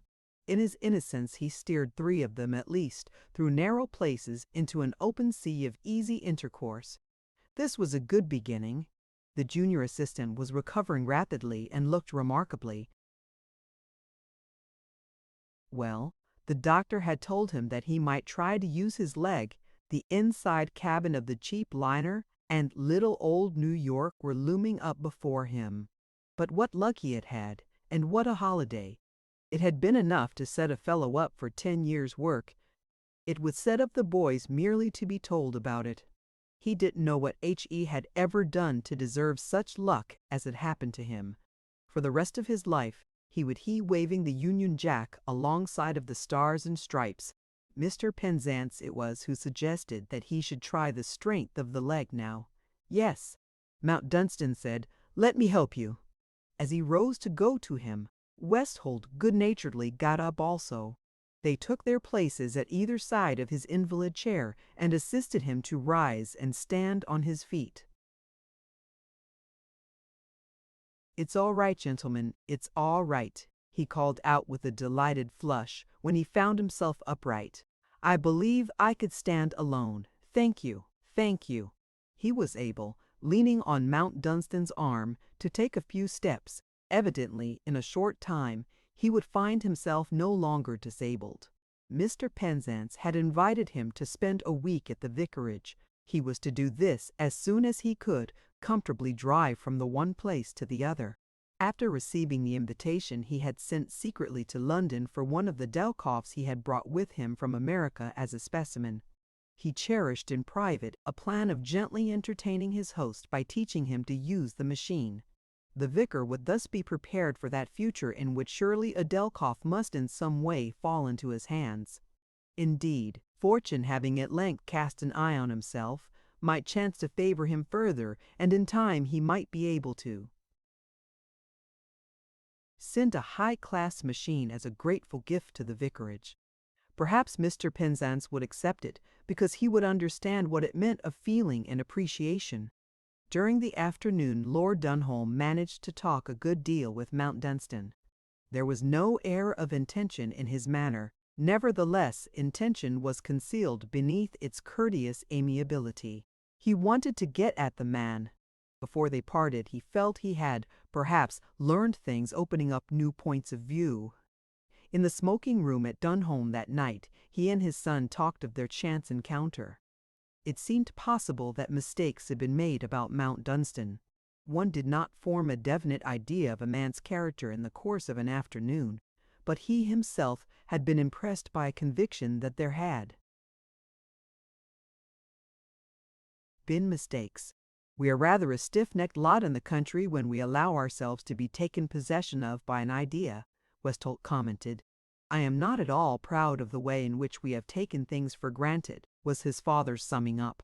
It is, perhaps, worth observing, taking his cigar from his mouth and smiling at the end of it as he removed the ash, that, but for Miss Vanderpoel and J.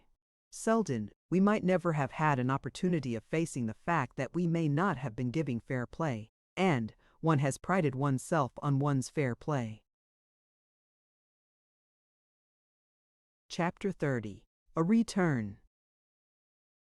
At the close of a long, warm afternoon, Betty Vanderpoel came out upon the square stone terrace overlooking the gardens and that part of the park which, enclosing them, caused them, as they melted into its greenness, to lose all limitations and appear to be only a more blooming bit of the landscape.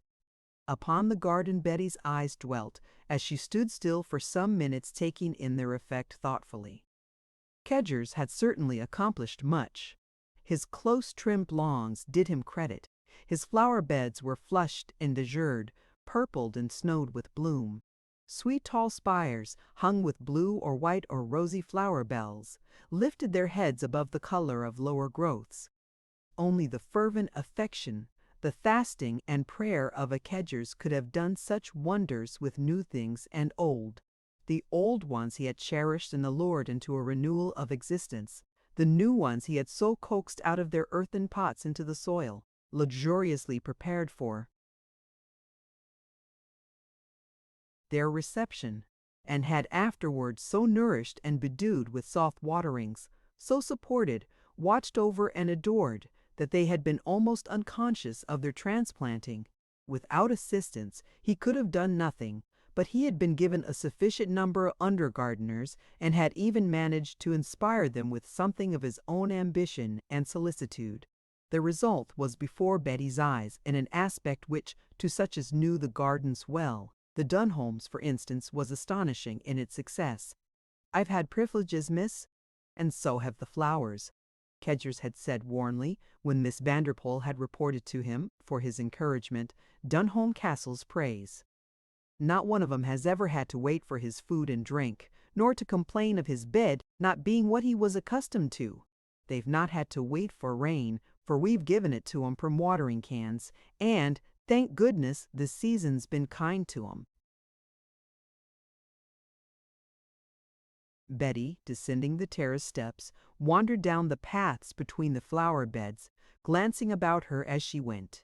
The air of neglect and desolation had been swept away. Buddle and Tim Soames had been given as many privileges as Kedgers.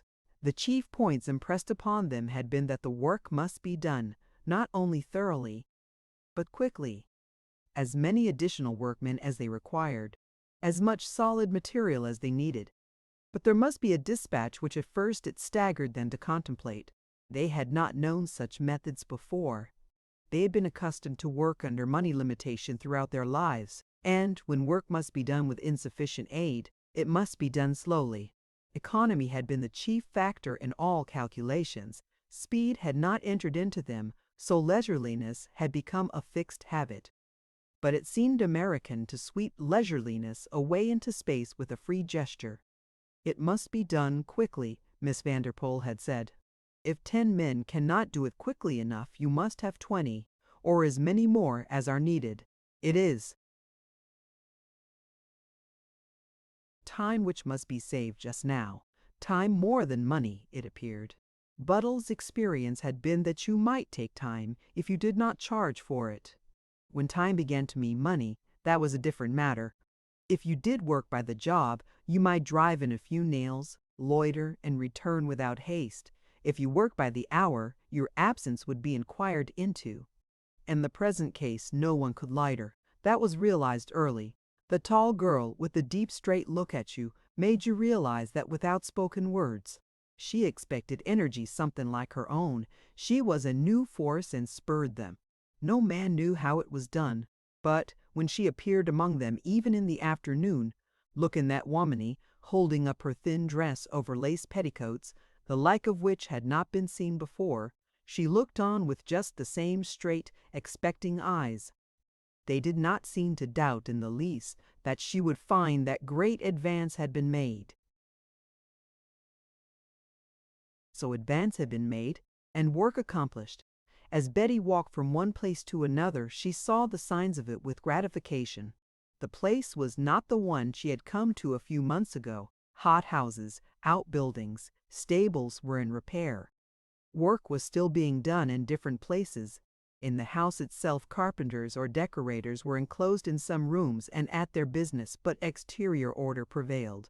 In the courtyard, stablemen were at work, and her own groom came forward touching his forehead. She paid a visit to the horses. They were fine creatures, and when she entered their stalls, made room for her and whinnied gently in well-founded expectation of sugar and bread, which were kept in a cupboard, awaiting her visits. She smoothed velvet noses and patted satin sides, talking to Mason a little before she went her way. Then she strolled into the park. The park was always a pleasure. She was in a thoughtful mood, and the soft green-shadowed silence lured her. The summer wind hushed the branches as it lightly waved them. The brown earth of the avenue was sun-dappled. There were bird notes and calls to be heard here and there and everywhere, if one only arrested one's attention a moment to listen. And she was in a listening and dreaming mood, one of the moods in which bird, leaf, and wind, sun, shade, and scent of growing things have part. And yet her thoughts were of mundane things. It was on this avenue that G. Selden had met with his accident. He was still at Dunstan Vicarage, and yesterday Mount Dunstan, in calling, had told them that Mr. Penzance was applying himself with delighted interest to a study of the manipulation of the Delkoff. The thought of Mount Dunstan brought with it the thought of her father. This was because there was frequently in her mind a connection between the two. How would the man of schemes, of wealth, and power almost unbounded, regard the man born with a load about his neck chained to earth by it, standing in the Jurith? Midst of his hungering and thirsting possessions, his hands empty of what would feed them and restore their strength, would he see any solution of the problem? She could imagine his looking at the situation through his gaze at the man, and considering both in his summing up. Circumstances and the man, she had heard him say, but always the man first. Being no visionary, he did not underestimate the power of circumstance. This Betty had learned from him, and what could practically be done with circumstance such as this? The question had begun to recur to her. What could she herself have done in the care of Rosie and Stornham, if chance had not placed in her hand the strongest lever? What she had accomplished had been easy. All that had been required had been the qualities which control of the lever might itself tend to create in one. Given by mere chance again, imagination and initiative, the moving of the lever did the rest.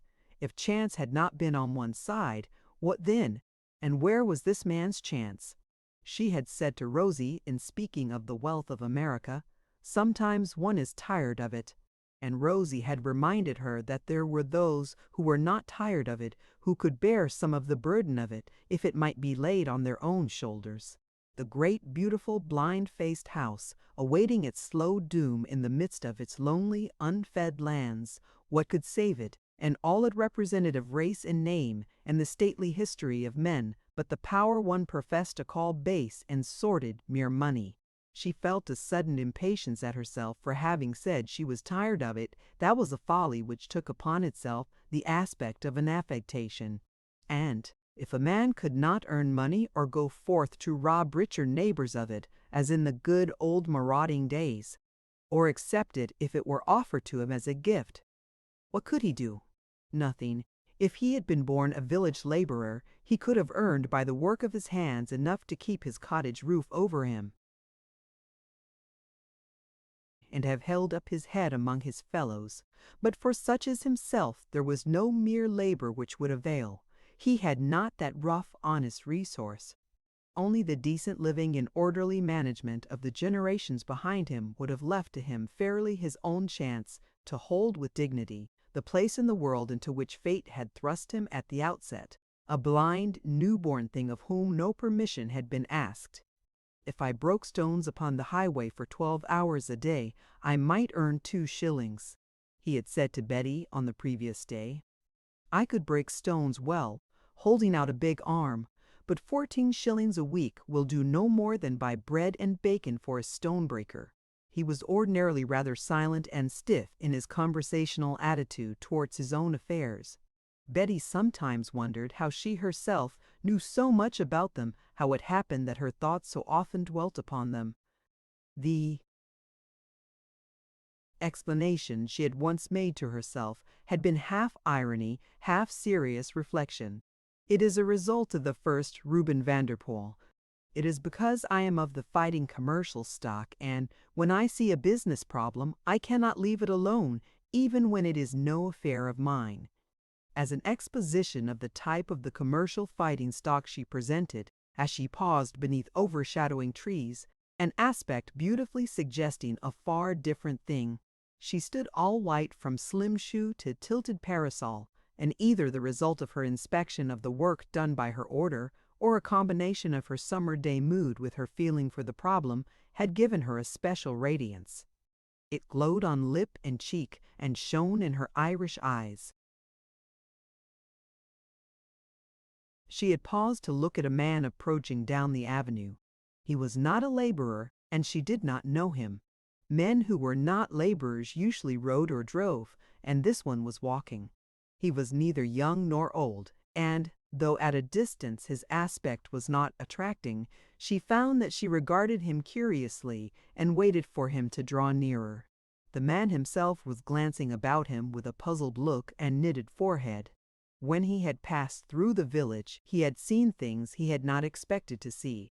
When he had reached the entrance gate, and for reasons of his own dismissed his station trap, he had looked at the lodge scrutinizingly, because he was not prepared for its picturesque trimness.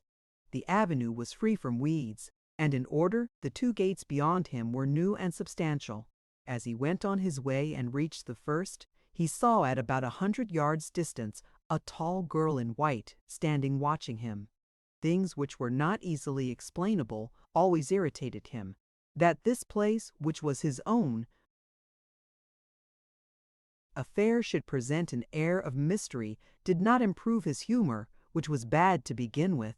He had lately been passing through unpleasant things, which had left him feeling himself tricked and made ridiculous as only women can trick a man and make him ridiculous, he had said to himself. And there had been an acrid consolation in looking forward to the relief of venting oneself on a woman who dare not resent. "What has happened, confound it?" he muttered when he caught sight of the girl. "Have we set up a house party?" And then, as he saw more distinctly, "Damn, what a figure!" By this time Betty herself had begun to see more clearly. Surely this was a face she remembered, though the passing of years and ugly living had thickened and blurred somewhat its always heavy features. Suddenly she knew it, and the look in its eyes, the look she had as a child, unreasoningly hated. Nigel Anstruthers had returned from his private holiday. As she took a few quiet steps forward to meet him, their eyes rested on each other. After a night or 2 in town, his were slightly bloodshot, and the light in them was not agreeable. It was he who spoke first, and it is possible that he did not quite intend to use the expletive which broke from him, but he was remembering things also. Here were eyes he too had seen before 12 years ago, in the face of an objectionable, long-legged child in New York. And his own hatred of them had been founded in his own opinion on the best of reasons. And here they gazed at him from the face of a young beauty, for a beauty she was. "Damn it!" he exclaimed. "It is Betty." "Yes," she answered with a faint but entirely courteous smile. "It is. I hope you are very well." She held out her hand. A delicious hand was what he said to himself as he took it. And what eyes for a girl to have in her head were those which looked out at him between shadows? Was there a hint of the devil in them? He thought so, he hoped so, since she had descended on the place in this way. But what the devil was the meaning of her being on the spot at all? He was, however, far beyond the lack of astuteness which might have permitted him to express this last thought at this particular juncture. He was only betrayed into stupid mistakes afterwards to be regretted when rage caused him utterly to lose control of his wits. And though he was startled and not exactly pleased, he was not in a rage now. The eyelashes in the figure gave an agreeable fillip to his humor. Howsoever she had come, she was worth looking at. How could one expect such a delightful thing as this? He said, with a touch of ironic amiability. "It is more than one deserves." "It is very polite of you to say that," answered Betty. He was thinking rapidly as he stood and gazed at her. There were, in truth, many things to think of under circumstances so unexpected. "May I ask you to excuse my staring at you?" he inquired with what Rosie had called his awful, agreeable smile. "When I saw you last you were a fierce 9-year-old American child." I use the word fierce because, if you'll pardon my saying so, there was a certain ferocity about you. "I have learned at various educational institutions to conceal it," smiled Betty. "May I ask when you arrived?" "A short time after you went abroad." "Rosalie did not inform me of your arrival. She did not know your address. You had forgotten to leave it." He had made a mistake and realized it, but she presented to him no air of having observed his slip. He paused a few seconds, still regarding her and still thinking rapidly. He recalled the mended windows and roofs and palings in the village, the park gates and entrance. Who the devil had done all that? How could a mere handsome girl be concerned in it? And yet here she was. "When I drove through the village," he said next, "I saw that some remarkable changes had taken place on my property. I feel as if you can explain them to me. I hope they are changes which meet with your approval." "Quite, quite," a little curtly, though I confess they mystify me. Though I am the son-in-law of an American multi-millionaire, I could not afford to make such repairs myself." A certain small spitefulness, which was his most frequent undoing, made it impossible for him to resist adding the innuendo in his last sentence. And again he saw it was a folly. The impersonal tone of her reply simply left him where he had placed himself. "We were sorry not to be able to reach you. As it seemed well to begin the work at once, we consulted Messrs. Towlinson and Shepherd. We," he repeated. "Am I to have the pleasure," with a slight wryness of the mouth, "of finding Mr. Vanderpoel also at Stornham?"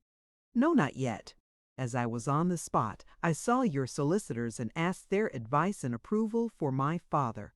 If he had known how necessary the work was, it would have been done before, for Uchtred's sake." Her voice was that of a person who, in stating obvious facts, provides no approach to enlightening comment upon them. And there was in her manner the merest gracious impersonality. "Do I understand that Mr. Vanderpoel employed someone to visit the place and direct the work?" It was really not difficult to direct. It was merely a matter of engaging labor and competent foremen. An odd expression rose in his eyes. "You suggest a novel idea, upon my word," he said.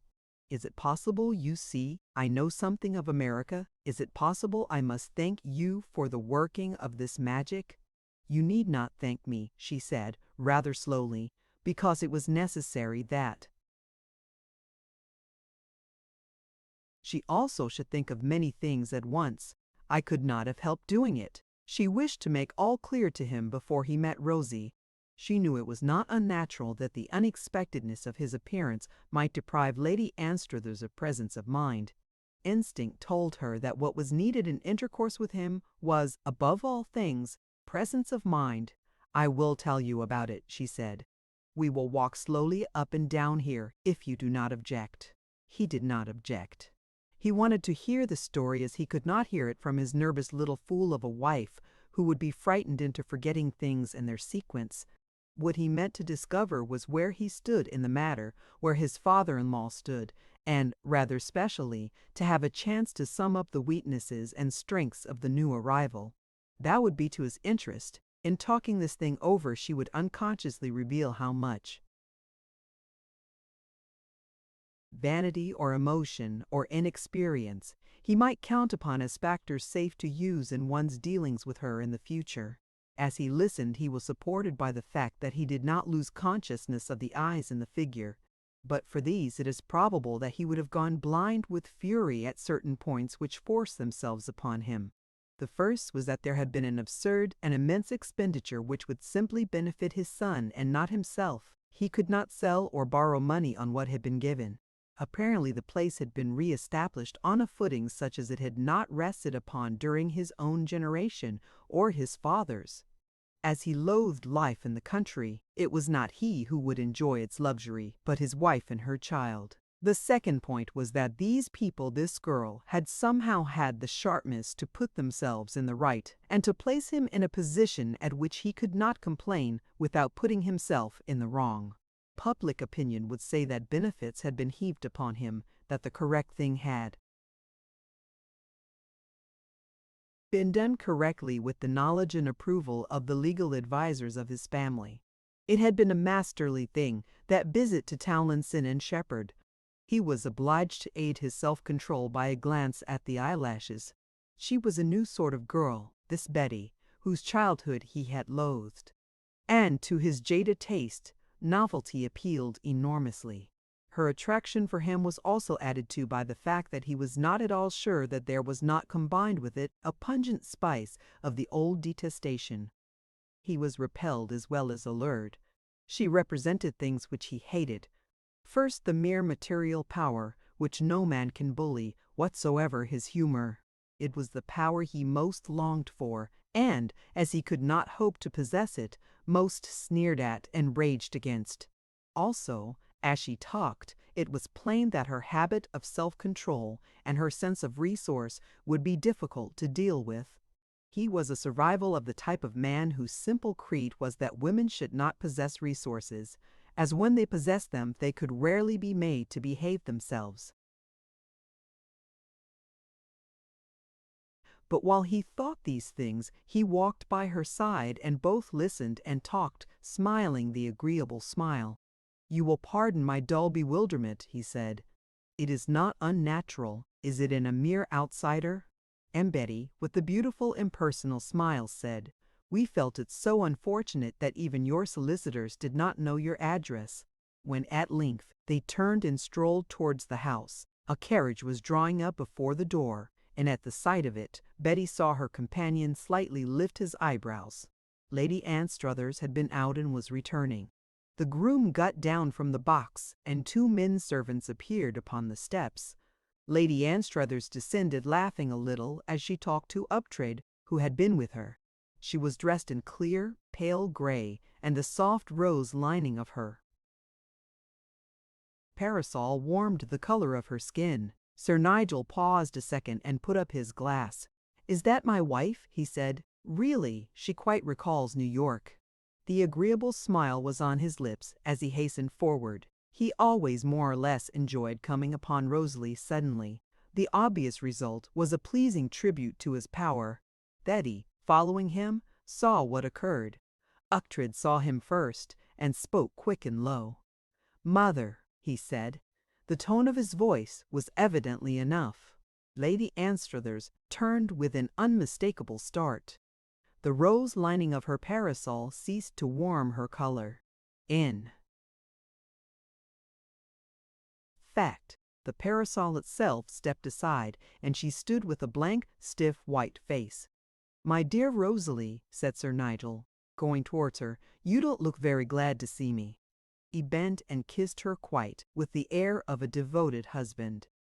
Knowing what the caress meant, and seeing Rosie's face as she submitted to it, Betty felt rather cold. After the conjugal greeting he turned to Uchtred. "You look remarkably well," he said. Betty came forward. "We met in the park, Rosie," she explained. "We had been talking to each other for half an hour." The atmosphere which had surrounded her during the last 3 months had done much for Lady Anstruther's nerves. She had the power to recover herself. Sir Nigel himself saw this when she spoke. "I was startled because I was not expecting to see you," she said. "I thought you were still on the Riviera. I hope you had a pleasant journey home." "I had an extraordinarily pleasant surprise in finding your sister here," he answered, and they went into the house. In descending the staircase on his way to the drawing-room before dinner, Sir Nigel glanced about him with interested curiosity. If the village had been put in order, something more had been done here. Remembering the worn rugs and the bald-headed tiger, he lifted his brows. To leave one's house in a state of resigned dilapidation and return to find it filled with all such things as comfort combined with excellent taste might demand was an enlivening experience, or would have been so under some circumstances. As matters stood, perhaps he might have felt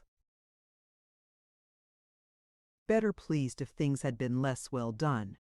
But they were very well done. They had managed to put themselves in the right in this also. The rich sobriety of color and form left no opening for supercilious comment, which was a neat weapon it was annoying to be robbed of. The drawing-room was fresh, brightly charming, and full of flowers. Betty was standing before an open window with her sister. His wife's shoulders, he observed at once, had absolutely begun to suggest contours. At all events, her bones no longer stuck out. But one did not look at one's wife's shoulders when one could turn from them to a fairness of velvet and ivory. "You know," he said, approaching them, "I find all this very amazing. I have been looking out of my window onto the gardens." "It is Betty who has done it all," said Rosie. "I did not suspect you of doing it, my dear Rosalie," smiling. "When I saw Betty standing in the avenue, I knew at once that it was she who had mended the chimney pots in the village and rehung the gates." For the present, at least, it was evident that he meant to be sufficiently amiable. At the dinner table he was conversational, and asked many questions, professing a natural interest in what had been done. It was not difficult to talk to a girl whose eyes and shoulders combined themselves with a quick wit and a power to attract which he reluctantly owned he had never seen equaled. His reluctance arose from the fact that such a power complicated matters. He must be on the defensive until he knew what she was going to do, what he must do himself, and what results were probable or possible. He had spent his life in intrigue of one order or another. He enjoyed outwitting people, and rather preferred to attain an end by devious paths. He began every acquaintance on the defensive. His argument was that you never knew how things would turn out. Consequently, it was as well to conduct oneself at the outset with the discreet forethought of a man in the presence of an enemy. He did not know how things would turn out in Betty's case, and it was a little confusing to find oneself watching her with a sense of excitement. He would have preferred to be cold, and he realized that he could not keep his eyes off her. "I remember with regret," he said to her later in the evening, "that when you were a child we were enemies." "I am afraid we were," was Betty's impartial answer. "I am sure it was my fault," he said. "Pray forget it. Since you have accomplished such wonders, will you not, in the morning, take me about the place and explain to me how it has been done?" When Betty went to her room she dismissed her maid as soon as possible and sat for some time alone and waiting. She had had no opportunity to speak to Rosie in private, and she was sure she would come to her. In the course of half an hour she heard a knock at the door. Yes, it was Rosie, and her newly born color had fled and left her looking dragged again. She came forward and dropped into a low chair near Betty, letting her face fall into her hands. "I'm very sorry, Betty," she half whispered, "but it is no use." "What is no use?" Betty asked. "Nothing is any use. All these years have made me such a coward. I suppose I always was a coward, but in the old days there never was anything to be afraid of." "What are you most afraid of now?" "I don't know. That is the worst. I am afraid of him, just of himself, of the look in his eyes, of what he may be planning quietly. My strength dies away when he comes near me." "What has he said to you?" she asked. "He came into my dressing room and sat and talked. He looked about from one thing to another and pretended to admire it all and congratulated me. But though he did not sneer at what he saw, his eyes were sneering at me. He talked about you. He said that you were a very clever woman. I don't know how he manages to imply that a very clever woman is something cunning and debased, but it means that when he says it, it seems to insinuate things which make one grow hot all over." She put out a hand and caught one of Betty's. "Betty, Betty," she implored, "don't make him angry, don't." "I am not going to begin by making him angry," Betty said. "And I do not think he will try to make me angry at first." "No, he will not," cried Rosalie. And you remember what I told you when first we talked about him?" "And do you remember," was Betty's answer, "what I said to you when I first met you in the park? If we were to cable to New York this moment, we could receive an answer in a few hours." "He would not let us do it," said Rosie. "He would stop us in some way, as he stopped my letters to Mother, as he stopped me when I tried to run away." "Oh, Betty, I know him, and you do not. I shall know him better every day. That is what I must do. I must learn to know him. He said something more to you than you have told me, Rosie. What was it?" "He waited until Detcham left me," Lady Anstruthers confessed, more than half reluctantly. "And then he got up to go away and stood with his hands resting on the chair back and spoke to me in a low, queer voice. He said, 'Don't try to play any tricks on me, my good girl, and don't let your sister try to play any. You would both have reason to regret it.'" She was a half-hypnotized thing, and Betty, watching her with curious but tender eyes, recognized the abnormality. "Ah, if I am a clever woman," she said, "he is a clever man. He is beginning to see that his power is slipping away." That was what G. Selden would call bluff. Chapter 31. No, she would not. Sir Nigel did not invite Rosalie to accompany them when the next morning after breakfast he reminded Betty of his suggestion of the night before, that she should walk over the place with him and show him what had been done.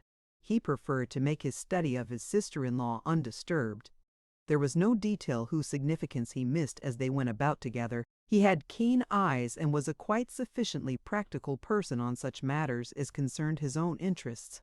In this case, it was to his interest to make up his mind as to what he might gain or lose by the appearance of his wife's family. He did not mean to lose if it could be helped anything either of personal importance or material benefit, and it could only be helped by his comprehending clearly what he had to deal with. Betty was, at present, the chief factor in the situation, and he was sufficiently astute to see that she might not be easy to read. His personal theories concerning women presented to him 2 or 3 effective ways of managing them. You made love to them, you flattered them either subtly or grossly, you roughly or smoothly bullied them, or you harrowed them with haughty indifference if your love-making had produced its proper effect when it was necessary to lure or drive or trick them into submission. Women should be made useful in one way or another. Little fool as she was, Rosalie had been useful. He had, after all was said and done, had some comparatively easy years as the result of her existence. But she had not been useful enough, and there had even been moments when he had wondered if he had made a mistake in separating her entirely from her family. There might have been more to be gained if he had allowed them to visit her and had played the part of a devoted husband in their presence. A great bore, of course. But they could not have spent their entire lives at Stornham. 12 years ago, however, he had known very little of Americans, and he had lost his temper. He was really very fond of his temper, and rather enjoyed referring to it with tolerant regret as being a bad one and beyond his control, with a manner which suggested that the attribute was the inevitable result of strength of character and masculine spirit. The luxury of giving way to it was a great one, and it was exasperating as he walked about with this handsome girl to find himself beginning to suspect that, where she was concerned, some self-control might be necessary. He was led to this thought because the things he took in on all sides could only have been achieved by a person whose mind was a steadily balanced thing. And one's treatment of such a creature, methods must be well chosen. The crudest had sufficed to overwhelm Rosalie. He tried 2 or 3 little things as experiments during their walk. The first was to touch with dignified pathos on the subject of Uchtred. Betty, he intimated gently, could imagine what a man's grief and disappointment might be on finding his son and heir deformed in such a manner. The delicate reserve with which he managed to convey his fear that Rosalie's own uncontrolled hysteric attacks had been the cause of the misfortune was very well done. She had, of course, been very young and much spoiled, and had not learned self-restraint, poor girl. It was at this point that Betty first realized a certain hideous thing. She must actually remain silent. There would be at the outset many times when she could only protect her sister by refraining from either denial or argument. If she turned upon him now with refutation, it was Rosie who would be called upon to bear the consequences. He would go at once to Rosie, and she herself would have done what she had said she would not do. She would have brought trouble upon the poor girl before she was strong enough to bear it. She suspected also that his intention was to discover how much she had heard, and if she might be goaded into betraying her attitude in the matter, but she was not to be so goaded. He watched her closely, and her very color itself seemed to be under her own control. He had expected, if she had heard hysteric, garbled stories from his wife, to see a flame of scarlet leap up on the cheek he was admiring. There was no such leap, which was baffling in itself. Could it be that experience had taught Rosalie the discretion of keeping her mouth shut? "I am very fond of Uchtred," was the sole comment he was granted. "We made friends from the first. As he grows older and stronger, his misfortune may be less apparent. He will be a very clever man. He will be a very clever man, if he is at all like—" He checked himself with a slight movement of the shoulders. "I was going to say a thing utterly banal. I beg your pardon. I forgot for the moment that I was not talking to an English girl." It was so stupid that she turned and looked at him, smiling faintly. But her answer was quite mild and soft. "Do not deprive me of compliments because I am a mere American," she said. "I am very fond of them, and respond at once." "You are very daring," he said, looking straight into her eyes, "deliciously so. American women always are, I think. The young devil," he was saying internally. "The beautiful young devil. She throws one off the track." He found himself more and more attracted and exasperated as they made their rounds. It was his sense of being attracted which was the cause of his exasperation.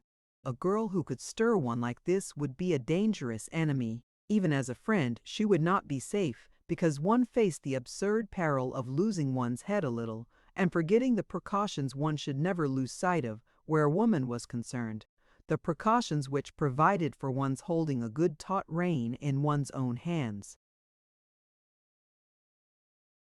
They went from gardens to greenhouses, from greenhouses to stables, and he was on the watch for the moment when she would reveal some little feminine pose or vanity. But this morning, at least, she laid none bare. She did not strike him as a being of angelic perfections, but she was very modern and not likely to show easily any openings in her armor. "Of course, I continue to be amazed," he commented, "though one ought not to be amazed at anything which evolves from your extraordinary country. In spite of your impersonal air, I shall persist in regarding you as my benefactor. But To be frank, I always told Rosalie that if she would write to your father, he would certainly put things in order." "She did write once, you will remember," answered Betty.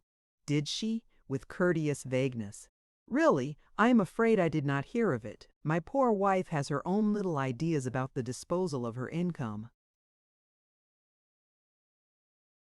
And Betty knew that she was expected to believe that Rosie had hoarded the money sent to restore the place, and from sheer weak miserliness had allowed her son's heritage to fall to ruin. And but for Rosie's sake, she might have stopped upon the path and, looking at him squarely, have said, "You are lying to me, and I know the truth." He continued to converse amiably. "Of course, it is you one must thank, not only for rousing in the poor girl some interest in her personal appearance, but also some interest in her neighbors. Some women, after they marry and pass girlhood, seem to release their hold on all desire to attract or retain friends. For years, Rosalie has given herself up to a chronic semi-invalidism.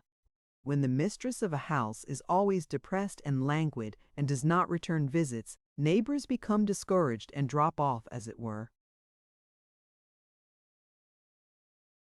If his wife had told stories to gain her sympathy, his companion would be sure to lose her temper and show her hand. If he could make her openly lose her temper, he would have made an advance. "One can quite understand that," she said. "It is a great happiness to me to see Rosie gaining ground every day. She has taken me out with her a good many times, and people are beginning to realize that she likes to see them at Stornham." "You are very delightful," he said, "with your 'she has taken me out.'" When I glanced at the magnificent array of cards on the salver in the hall, I realized a number of things, and quite vulgarly lost my breath. The Dunholms have been very amiable in recalling our existence, but charming Americans of your order arouse amiable emotions. "I am very amiable myself," said Betty. It was he who flushed now.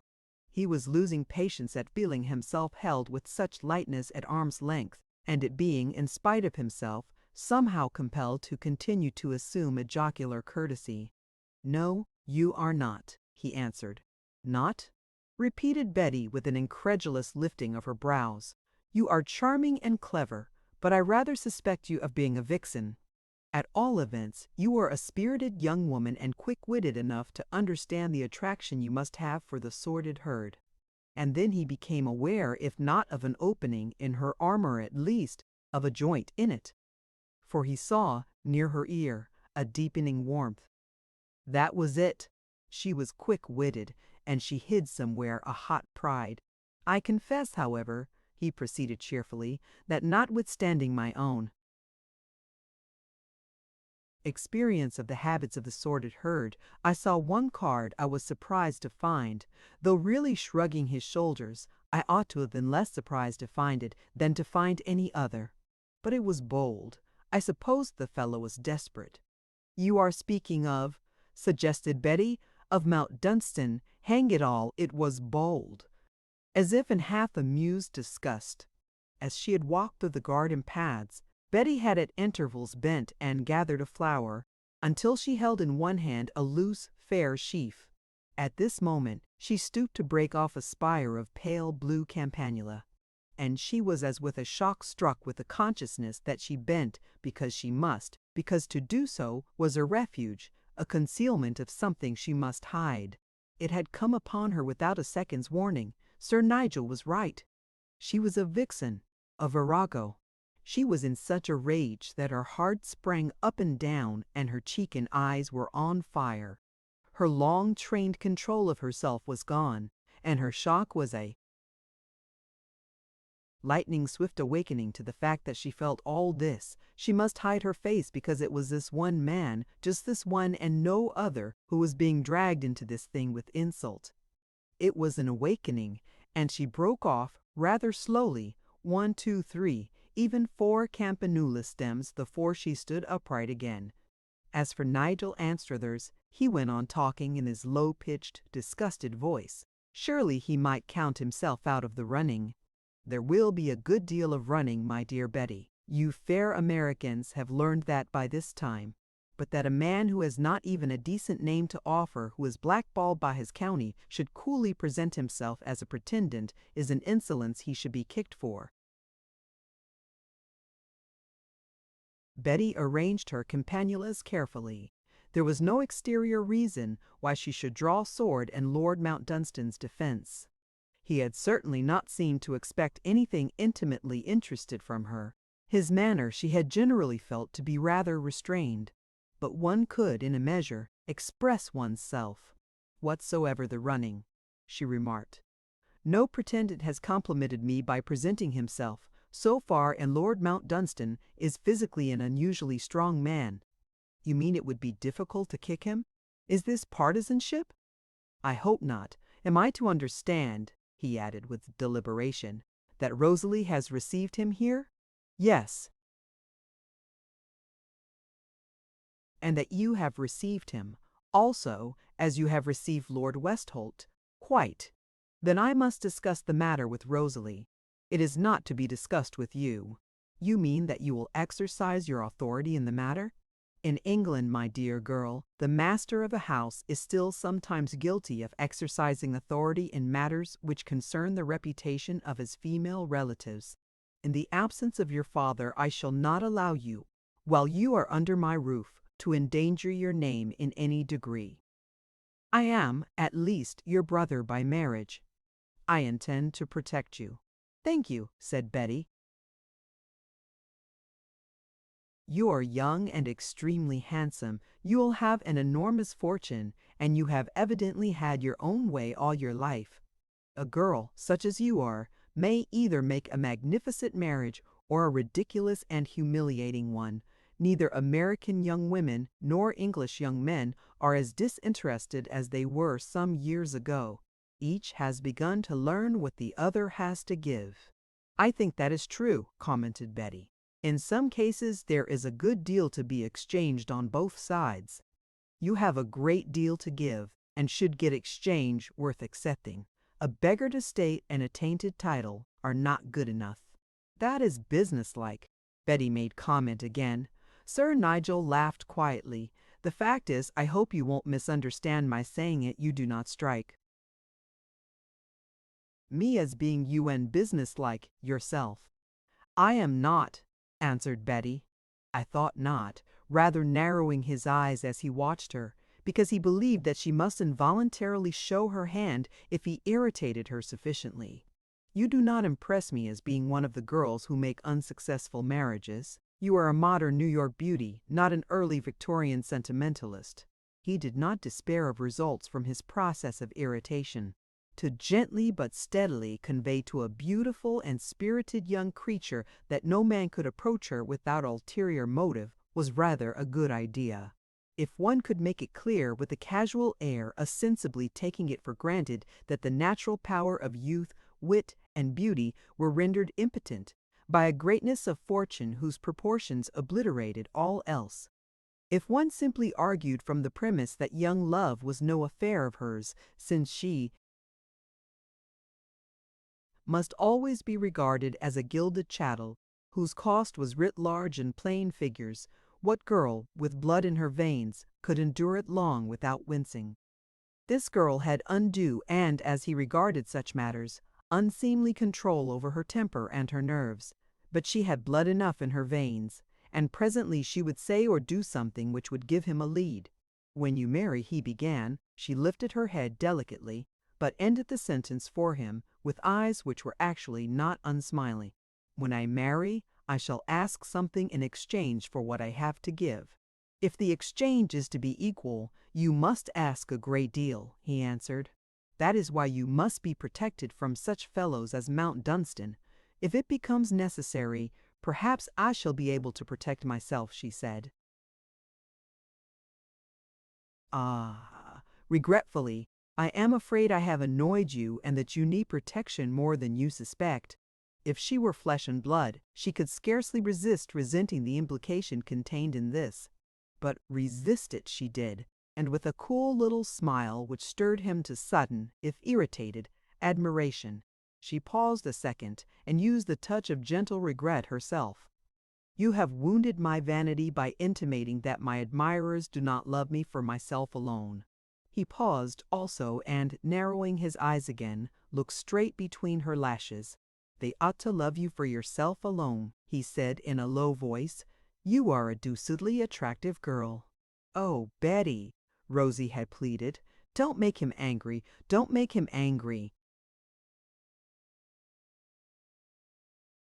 So Betty lifted her shoulders slightly without comment. "Shall we go back to the house now?" she said. "Rosalie will naturally be anxious to hear that what has been done in your absence has met with your approval." In what manner his approval was expressed to Rosalie, Betty did not hear this morning at least. Externally cool though she had appeared, the process had not been without its results, and she felt that she would prefer to be alone. "I must write some letters to catch the next steamer," she said as she went upstairs. When she entered her room, she went to her writing table and sat down, with pen and paper before her. She drew the paper towards her and took up the pen, but the next moment she laid it down and gave a slight push to the paper. As she did so, she realized that her hand trembled. "I must not let myself form the habit of falling into rages, or I shall not be able to keep still some day when I ought to do it," she whispered. "I am in a fury. A fury."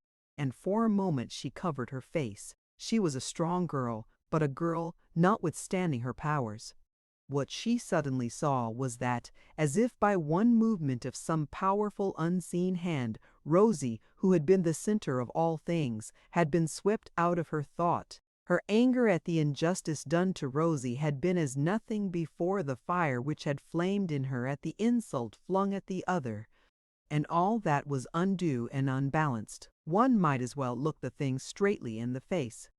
Her old child hatred of Nigel Anstruthers had sprung up again in tenfold strength. There was, it was true, something abominable about him, something which made his words more abominable than they would have been if another man had uttered them. But though it was inevitable that his method should rouse one, where those of one's own blood were concerned, it was not enough to fill one with raging flame when his malignity was dealing with those who were almost strangers. Mount Dunstan was almost a stranger. She had met Lord Westholt oftener. Would she have felt the same hot beat of the blood if Lord Westholt had been concerned? No, she answered herself frankly, she would not.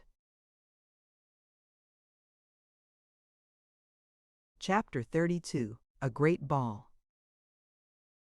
A certain great ball, given yearly at Dunholm Castle, was one of the most notable social features of the county.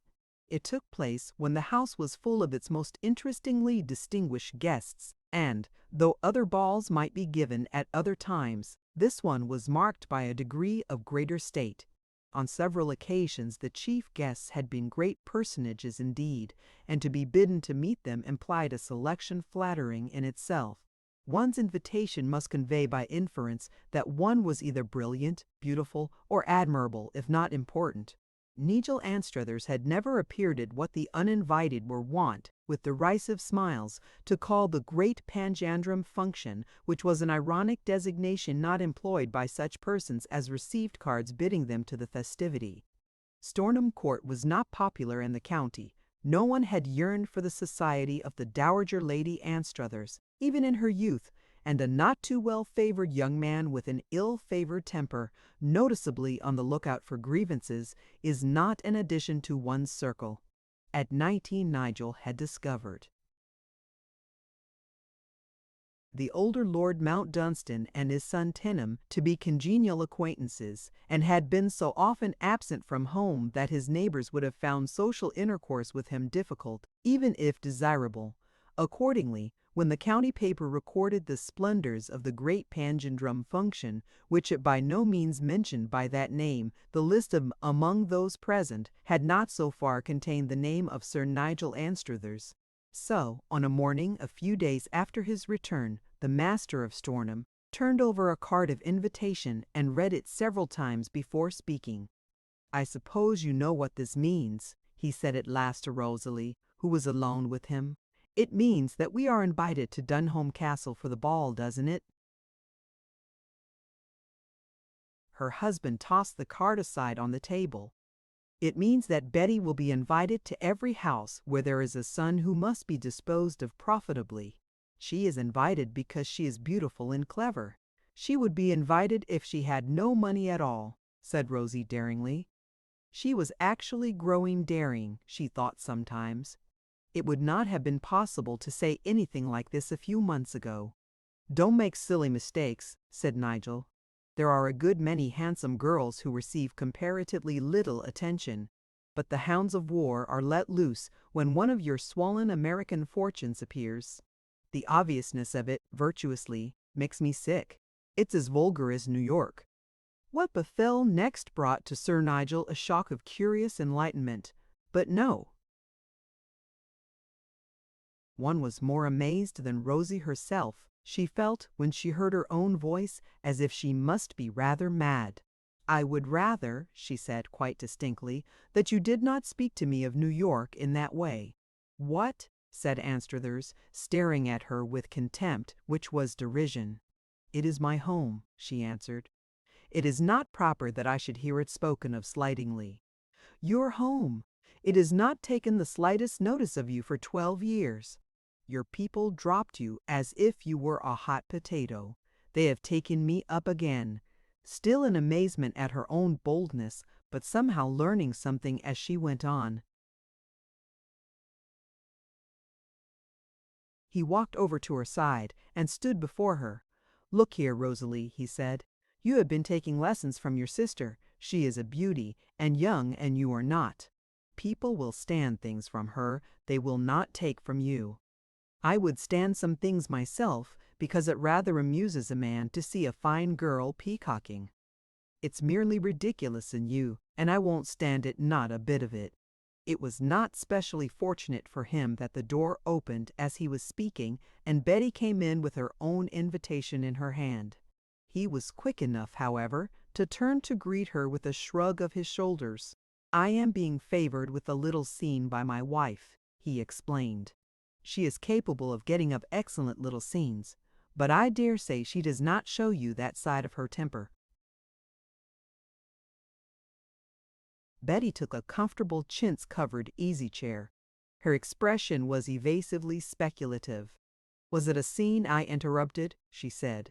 Then I must not go away and leave you to finish it. You were saying that you would not stand something. What does a man do when he will not stand a thing? It always sounds so final and appalling, as if he were threatening horrible things such as, perhaps, were a resource in feudal times. What is the resource in these dull days of law and order and policemen? Is this American chaff? He was disagreeably conscious that he was not wholly successful in his effort to be lofty. The frankness of Betty's smile was quite without prejudice. Dear me, no, she said. It is only the unpicturesque result of an unfeminine knowledge of the law. And I was thinking how one is limited and yet how things are simplified after all. Simplified, disgustedly. Yes, really. You see, if Rosie were violent, she could not beat you even if she were strong enough, because you could ring the bell and give her into custody, and you could not beat her because the same unpleasant thing would happen to you. Policemen do rob things of color, don't they? And besides, when one remembers that mere vulgar law insists that no one can be forced to live with another person who is brutal or loathsome, that's simple, isn't it? You could go away from Rosie, with sweet clearness, at any moment you wished, as far away as you liked. You seemed to forget, still feeling that convincing loftiness was not easy, that when a man leaves his wife, or she deserts him, it is she who is likely to be called upon to bear the onus of public opinion. Would she be called upon to bear it under all circumstances? Damned clever woman as you are, you know that she would, as well as I know it. He made an abrupt gesture with his hand. You know that what I say is true. Women who take to their heels are deucedly unpopular in England. I have not been long in England, but I have been struck by the prevalence of a sort of constitutional British sense of fair play among the people who really count. The Dunholms, for instance, have it markedly. In America, it is the men who force women to take to their heels who are deucedly unpopular. The American sense of fair play is their most English quality. It was brought over in ships by the first colonists like the pieces of fine solid old furniture one even now sees here and there in houses in Virginia. But the fact remains, said Nigel with an unpleasant laugh. The fact remains, my dear girl. The fact that does remain, said Betty, not unpleasantly at all, and still with her gentle air of mere unprejudiced speculation, is that, if a man or woman is properly ill-treated, properly not in any amateurish way, they reach the point of not caring in the least, nothing matters, but that they must get away from the horror of the unbearable thing, never to see or hear of it again, is heaven enough to make anything else a thing to smile at the thing, to smile at the thing, to smile at the thing. But one could settle the other point by experimenting. Suppose you run away from Rosie, and then we can see if she is cut by the county. His laugh was unpleasant again. So long as you are with her, she will not be cut. There are a number of penniless young men of family in this, as well as the adjoining counties. Do you think Mount Dunstan would cut her? She looked down at the carpet thoughtfully a moment, and then lifted her eyes. I do not think so, she answered, but I will ask him. He was startled by a sudden feeling that she might be capable of it. Oh, come now, he said, that goes beyond a joke. You will not do any such absurd thing. One does not want one's domestic difficulties discussed by one's neighbors. Betty opened coolly surprised eyes. I did not understand it was a personal matter, she remarked. Where do the domestic difficulties come in? He stared at her a few seconds with the look she did not like, which was less likable at the moment because it combined itself with other things. Hang it, he muttered. I wish I could keep my temper as you can keep yours, and he turned on his heel and left the room. Rosie had not spoken.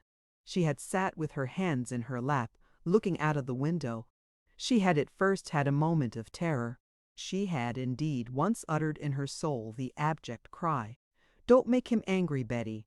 Oh, don't, don't!" And suddenly it had been stilled, and she had listened.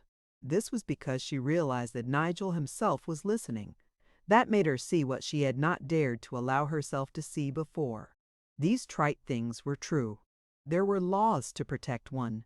If Betty had not been dealing with mere truths, Nigel would have stopped her. He had been supercilious, but he could not contradict her. Betty, she said when her sister came to her, you said that to show Emmy things as well as to show them to him. I knew you did and listened to every word. It was good for me to hear you. Clear-cut, unadorned facts are like bullets, said Betty. They reach home if one's aim is good. The shiftiest people cannot evade them.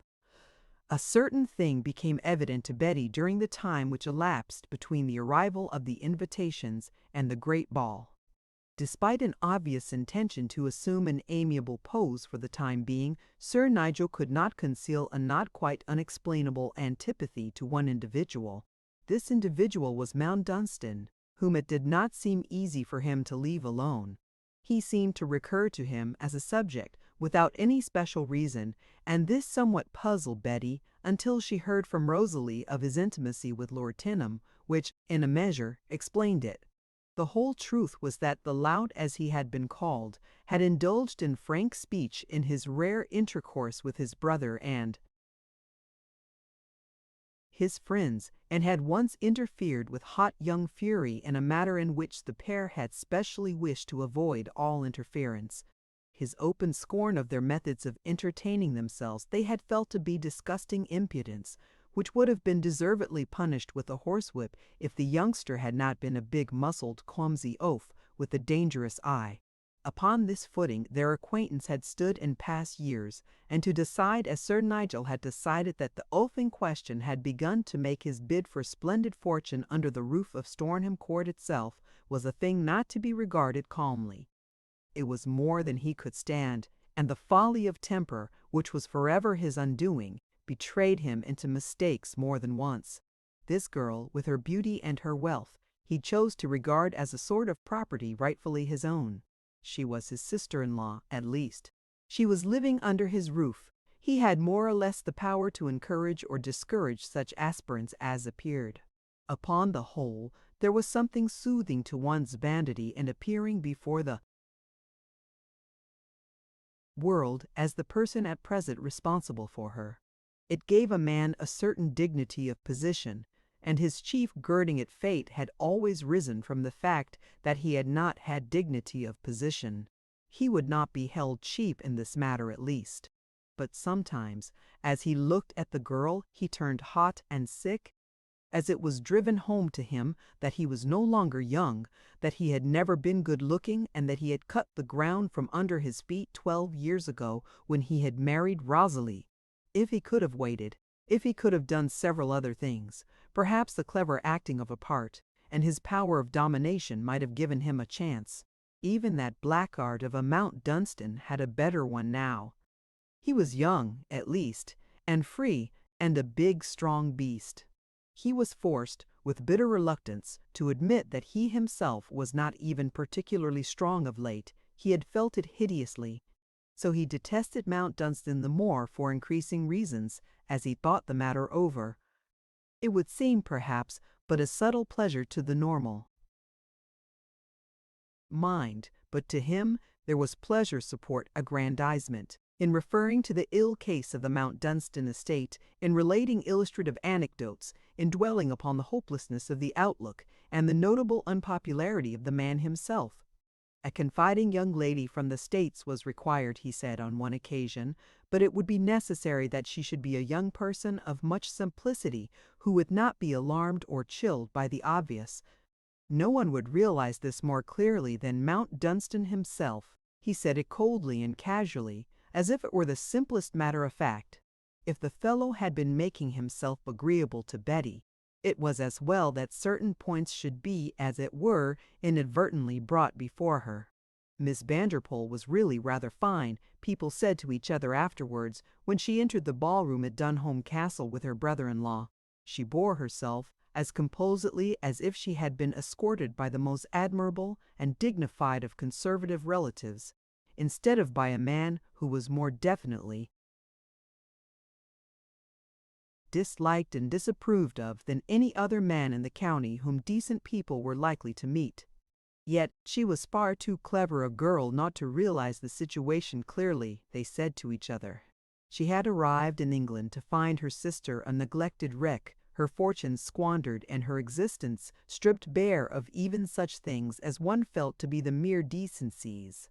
There was but one thing to be deduced from the facts which had stared her in the face. But of her deductions she had said nothing whatever, which was of course remarkable in a young person. It may be mentioned that, perhaps, there had been those who would not have been reluctant to hear what she must have had to say, and who had even possibly given her a delicate lead. But the lead had never been taken. One lady had even remarked that, on her part, she felt that a too great reserve verged upon secretiveness, which was not a desirable girlish quality. Of course, the situation had been so much discussed that people were naturally on the lookout for the arrival of the Stornham party, as it was known that Sir Percy Nigel had returned home and would be likely to present himself with his wife and sister-in-law. There was not a dowager present who did not know how and where he had reprehensibly spent the last months. It served him quite right that the Spanish dancing person had coolly left him in the lurch for a younger and more attractive, as well as a richer man. If it were not for Miss Vanderpool, one need not pretend that one knew nothing about the affair. In fact, if it had not been for Miss Vanderpool, he would not have received an invitation, and poor Lady Anstruthers would be sitting at home, still the forlorn little frump and invalid she had so wonderfully ceased to be since her sister had taken her in hand. She was absolutely growing even pretty and young, and her clothes were really beautiful. The whole thing was amazing. Betty, as well as Rosalie and Nigel, knew that many people turned undisguisedly to look at them, even to watch them as they came into the splendid ballroom. It was a splendid ballroom and a stately one, and Lord Dunholm and Lord Westholt shared a certain thought when they met her, which was that hers was distinctly the proud young brilliance of presence which figured most perfectly against its background. Much as people wanted to look at Sir Nigel, their eyes were drawn from him to Miss Vanderpool. After all, it was she who made him an object of interest. One wanted to know what she would do with him, how she would carry him off. How much did she know of the distaste people felt for him, since she would not talk or encourage talk? The Dunholms could not have invited her and her sister, and have ignored him, but did she not guess that they would have ignored him if they could? And was there not natural embarrassment in feeling forced to appear in pomp as it were under his escort? But no embarrassment was perceptible. Her manner committed her to no recognition of a shadow of a flaw in the character of her companion. It even carried a certain conviction with it, and the lookers-on felt the impossibility of suggesting any such flaw by their own manner. For this evening at least, the man must actually be treated as if he were an entirely unobjectionable person. It appeared as if that was what the girl wanted and intended should happen. This was what Nigel himself had begun to perceive, but he did not put it pleasantly. Deucedly clever girl as she was, he said to himself, she saw that it would be more agreeable to have no nonsense talked and no ruffling of tempers. He had always been able to convey to people that the ruffling of his temper was a thing to be avoided, and perhaps she had already been sharp enough to realize this was a fact to be counted with. She was sharp enough, he said to himself, to see anything. The function was a superb one. The house was superb. The rooms of entertainment were in every proportion perfect, and were quite renowned for the beauty of the space they offered. The people themselves were, through centuries of dignified living, so placed that intercourse with their kind was an easy and delightful thing. They need never doubt either their own effect or the effect of their hospitalities. Sir Nigel saw about him all the people who held enviable place in the county. Some of them he had never known, some of them had long ceased to recall his existence. There were those among them who lifted lorgnettes or stuck monocles into their eyes as he passed, asking each other in politely subdued tones who the man was who seemed to be in attendance on Miss Vanderpool. Nigel knew this and girded at it internally, while he made the most of his suave smile. The distinguished personage who was the chief guest was to be seen at the upper end of the room, talking to a tall man with broad shoulders, who was plainly interesting him for the moment. As the Stornham party passed on, this person, making his bow, retired, and as he turned towards them, Sir Nigel recognizing him, the agreeable smile was for the moment lost. "How in the name of heaven did Mount Dunstan come here?" broke from him with involuntary heat. "Would it be rash to conclude," said Betty, as she returned the bow of a very grand old lady in black velvet and an imposing tiara, "that he came in response to invitation?" The very grand old lady seemed pleased to see her, and, with a royal little sign, called her to her side. As Betty Vanderpool was a great success with the Mrs. Weldons and old Dobies of village life, she was also a success among grand old ladies. When she stood before them, there was a delicate submission in her air which was suggestive of obedience to the dignity of their years and state. Strongly conservative and rather feudal old persons were much pleased by this. In the present irreverent iconoclasm of modern times, it was most agreeable to talk to a handsome creature who was as beautifully attentive as if she had been a specially perfect young lady in waiting. This one even patted Betty's hand a little when she took it. She was a great county potentate, who was known as Lady Allenby of Dole, her house being one of the most ancient and interesting in England. "I am glad to see you here tonight," she said. "You are looking very nice, but you cannot help that." Betty asked permission to present her sister and brother-in-law. Lady Allenby was polite to both of them, but she gave Nigel a rather sharp glance through her gold pince-nez as she greeted him. "Jeanie and Mary," she said to the two girls nearest her, "I dare say you will kindly change your chairs and let Lady Anstruthers and Miss Vanderpool sit next to me." the ladies Jane and Mary Lithcombe, who had been ordered about by her from their infancy, obeyed with polite smiles. They were not particularly pretty girls, and were of the indigent noble. Jane, who had almost over-large blue eyes, sighed as she reseated herself a few chairs lower down. "It does seem beastly unfair," she said in a low voice to her sister, "that a girl such as that should be so awfully good-looking. She ought to have a turned-up nose." "Thank you," said Mary. "I have a turned-up nose myself, and I've got nothing to balance it." "Oh, I didn't mean a nice turned-up nose like yours," said Jane.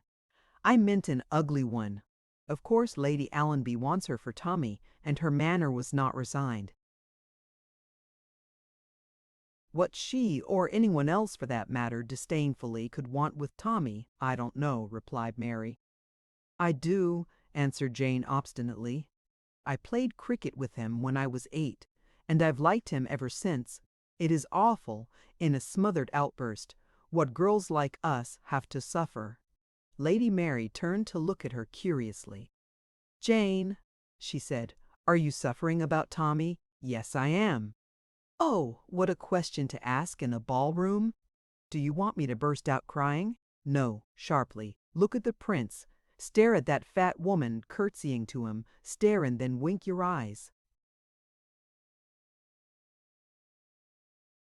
Lady Allenby was talking about Mount Dunstan. "Lord Dunholm has given us a lead. He is an old friend of mine, and he has been talking to me about it.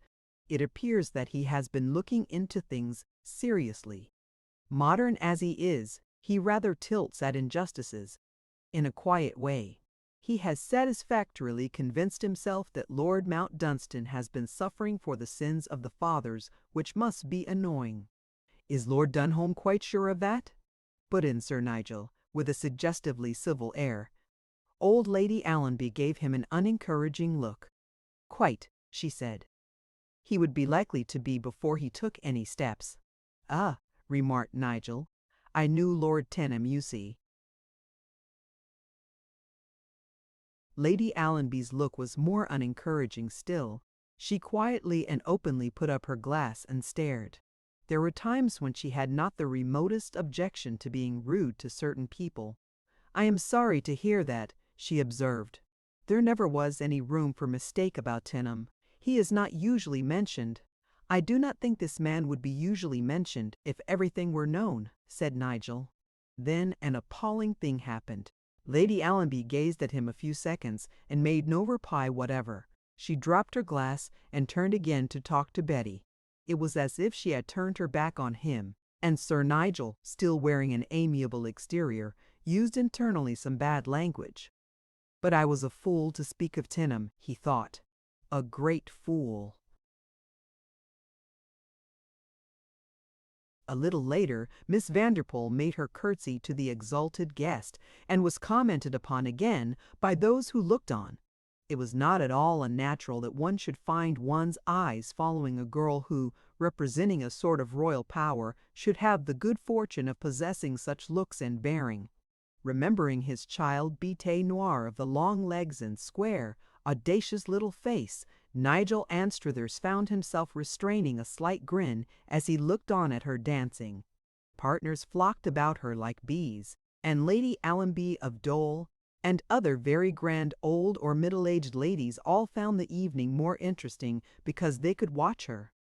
"She is full of spirit," said Lady Allenby, "and she enjoys herself as a girl should. It is a pleasure to look at her. I like a girl who gets a magnificent color and stars in her eyes when she dances. It looks healthy and young."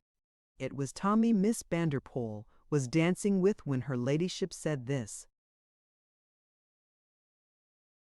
Tommy was her grandson and a young man of greater rank than fortune.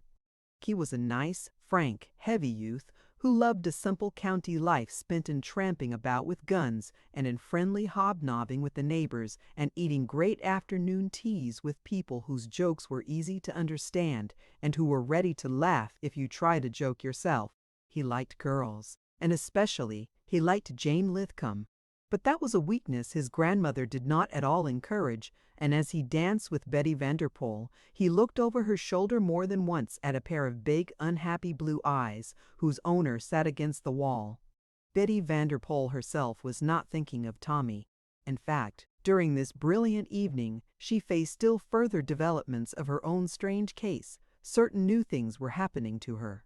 When she had entered the ballroom, she had known at once who the man was who stood before the royal guest. She had known before he bowed low and withdrew. And her recognition had brought with it a shock of joy. For a few moments her throat felt hot and pulsing. It was true the things which concerned him concerned her. All that happened to him suddenly became her affair, as if in some way they were of the same blood. Nigel's slighting of him had infuriated her. That Lord Dunholm had offered him friendship and hospitality was a thing which seemed done to herself, and filled her with gratitude and affection. That he should be at this place, on this special occasion, swept away dark things from his path. It was as if it were stated without words that a conservative man of the world, who knew things as they were, having means of reaching truths, vouched for him and placed his dignity and firmness at his side. And there was the gladness at the sight of him. It was an overpoweringly strong thing. She had never known anything like it. She had not seen him since Nigel's return, and here he was, and she knew that her life quickened in her because they were together in the same room. He had come to them and said a few courteous words, but he had soon gone away. At first she wondered if it was because of Nigel, who at the time was making himself rather ostentatiously amiable to her. Afterwards she saw him dancing, talking, being presented to people, being with the tactful easiness taken care of by his host and hostess and Lord Westholt. She was struck by the graceful magic with which this tactful ease surrounded him without any obviousness. The Dunholms had given a lead, as Lady Allenby had said, and the rest were following it and ignoring intervals with reposeful readiness. It was wonderfully well done. Apparently there had been no past at all. All began with this large young man, who, despite his Viking type, really looked particularly well in evening dress. Lady Allenby held him by her chair for some time, openly enjoying her talk with him and calling up Tommy that they might make friends. After a while, Betty said to herself he would come and ask for a dance. But he did not come, and she danced with one man after another. Westholt came to her several times and had more dances than one. Why did the other not come? Several times they whirled past each other, and when it occurred they looked, both feeling it an accident, into each other's eyes. The strong and strange thing, that which moves on its way as do birth and death, and the rising and setting of the sun, had begun to move in them. It was no new and rare thing, but an ancient and common one, as common and ancient as death and birth themselves, and part of the law, as they are. As it comes to royal persons to whom one makes obeisance at their mere passing by, as it comes to scullery maids in royal kitchens and grooms in royal stables, as it comes to ladies in waiting and the women who serve them, so it had come to these two who had been drawn near to each other from the opposite sides of the earth, and each started at the touch of it and withdrew a pace in bewilderment and some fear. I wish, Mount Dunstan was feeling throughout the evening, that her eyes had some fault in their expression, that they drew one less, that they drew me less. I am losing my head. It would be better, Betty thought, if I did not wish so much that he would come and ask me to dance with him, that he would not keep away so. He is keeping away for a reason. Why is he doing it? The music swung on in lovely measures, and the dancers swung with it. Sir Nigel walked dutifully through the Lancers once with his wife, and once with his beautiful sister-in-law. Lady Anstruthers, in her new blue, had not lacked partners who discovered that she was a childishly light creature who danced extremely well. Everyone was kind to her, and the very grand old ladies who admired Betty were absolutely benign in their manner. Betty's partners paid ingenuous court to her, and Sir Nigel found he had not been mistaken in his estimate of the dignity his position of escort and male relation gave to him. Rosie, standing for a moment looking out on the brilliancy and state about her, meeting Betty's eyes, laughed quiveringly. "I am in a dream," she said. "You have awakened from a dream," Betty answered. From the opposite side of the room, someone was coming towards them and, seeing him, Rosie smiled in welcome. "I am sure Lord Mount Dunstan is coming to ask you to dance with him," she said. "Why have you not danced with him before, Betty?" "He has not asked me," Betty answered. "That is the only reason. Lord Dunholm and Lord Westholt called at the Mount a few days after they met him at Stornham," Rosalie explained in an undertone. "They wanted to know him. Then it seems they found they liked each other. Lady Dunholm has been telling me about it. She says Lord Dunholm thanks you, because you said something illuminating. That was the word she used, illuminating. I believe you are always illuminating, Betty." Mount Dunstan was certainly coming to them. How broad his shoulders looked in his close-fitting black coat, how well built his whole strong body was, and how steadily he held his eyes. Here and there one sees a man or woman who is, through some trick of fate, by nature a compelling thing, unconsciously demanding that one should submit to some domineering attraction. One does not call it domineering, but it is so. This special creature is charged unfairly with more than his or her single share of force. Betty Vanderpoel thought this out as this other one came to her. He did not use the ballroom formula when he spoke to her. He said in rather a low voice, "Will you dance with me?" "Yes," she answered.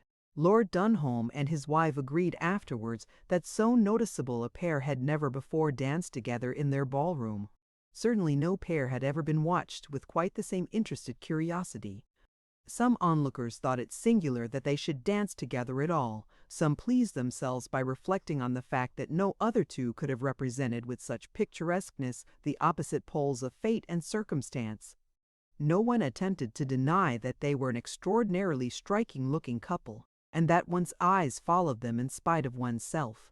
Taken together, they produce an effect that is somehow rather amazing, old Lady Allenby commented. He is a magnificently built man, you know, and she is a magnificently built girl. Everybody should look like that. My impression would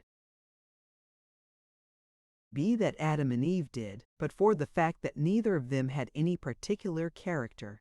That affair of the apple was so silly. Eve has always struck me as being the kind of woman who, if she lived today, would run up stupid bills at her dressmaker's and be afraid to tell her husband. That wonderful black head of Miss Vanderpoel's looks very nice, poised near Mount Dunstan's dark red one. I am glad to be dancing with him, Betty was thinking. I am glad to be near him. Will you dance this with me to the very end? Asked Mount Dunstan, to the very late note. Yes, answered Betty. He had spoken in a low but level voice, the kind of voice whose tone places man and woman alone together, and wholly apart from all others by whomsoever they are surrounded. There had been no preliminary speech, and no explanation of the request followed. The music was a perfect thing, the brilliant lofty ballroom, the beauty of color and sound about them, the jewels in fair faces, the warm breath of flowers in the air. The very sense of royal presence and its accompanying state and ceremony seemed merely a naturally arranged background for the strange consciousness each held close and silently, knowing nothing of the mind of the other. This was what was passing through the man's mind. This is the thing which most men experience several times during their lives. It would be reason enough for all the great deeds and all the crimes one hears of. It is an enormous kind of anguish and a fearful kind of joy.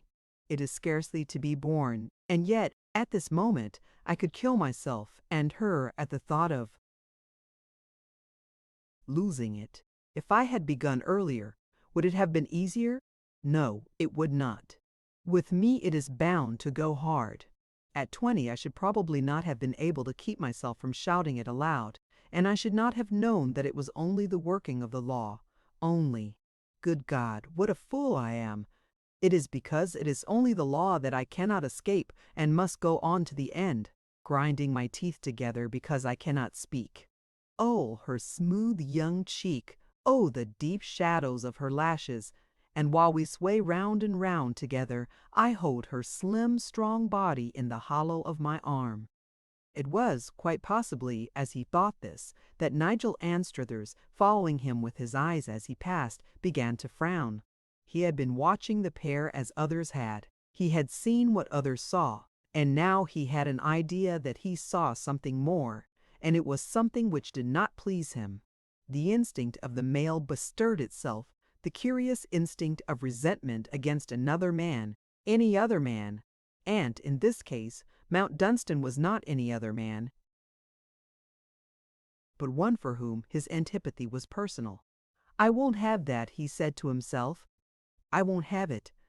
The music rose and swelled and then sank into soft breathing as they moved in harmony together, gliding and swirling as they threaded their way among other couples who swirled and glided also, some of them light and smiling, some exchanging low-toned speech, perhaps saying words which, unheard by others, touched on deep things. The exalted guest fell into momentary silence as he looked on, being a man much attracted by physical fineness and temperamental power and charm. A girl like that would bring a great deal to a man and to the country he belonged to. A great race might be founded on such superbness of physique and health and beauty. Combined with abnormal resources, certainly no more could be asked. He expressed something of the kind to Lord Dunholm, who stood near him in attendance. To herself, Betty was saying, "That was a strange thing he asked me. It is curious that we say so little. I should never know much about him. I have no intelligence where he is concerned, only a strong, stupid feeling, which is not like a feeling of my own. I am no longer Betty Vanderpoel, and I wish to go on dancing with him on and on to the last note, as he said." She felt a little hot wave run over her cheek uncomfortably, and the next instant the big arm tightened its clasp of her for just 1 second, not more than one.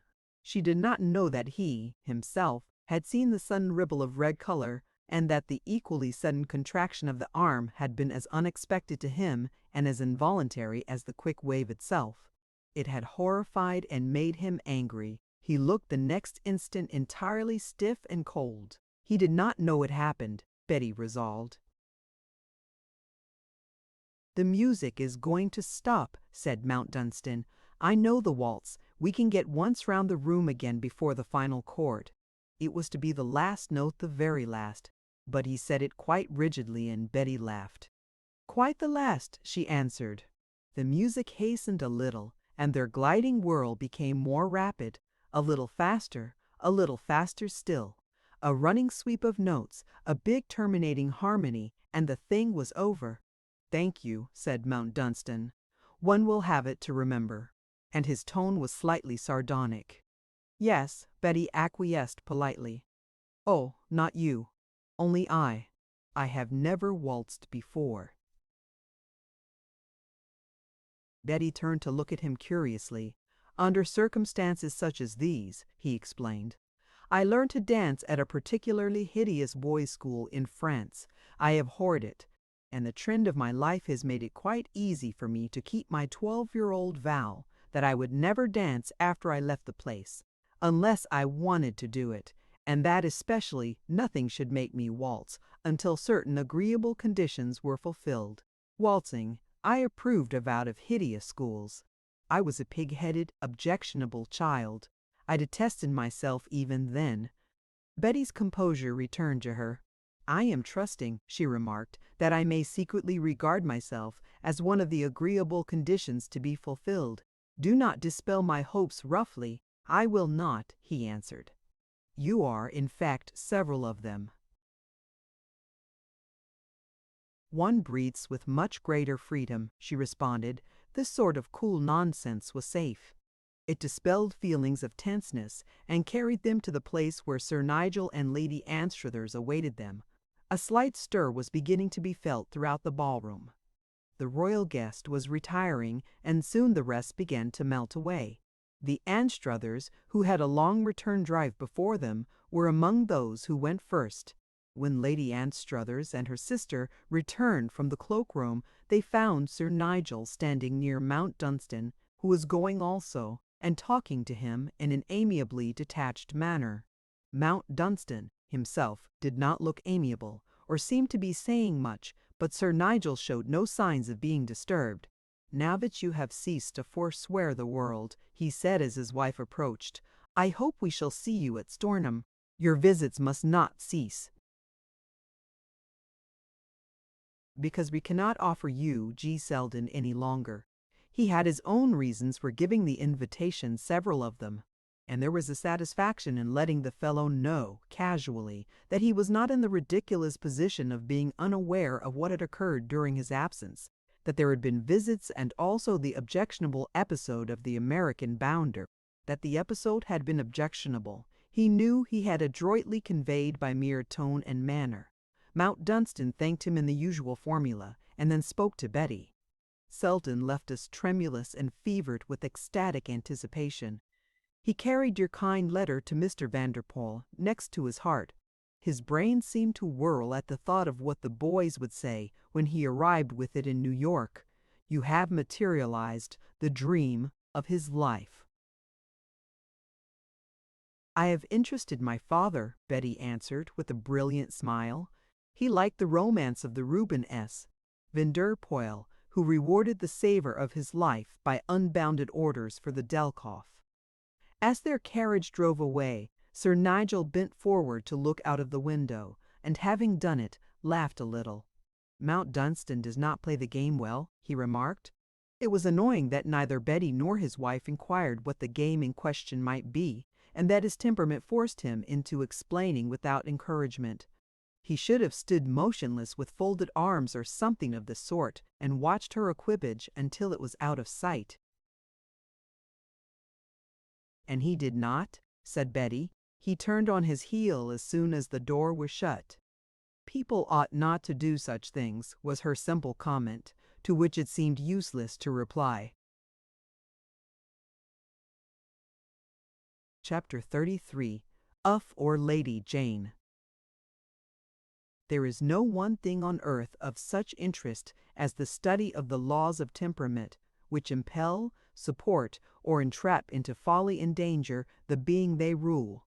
As a child, not old enough to give a definite name to the things she watched and pondered on in child fashion, Bettina Vanderpoel had thought much on this subject.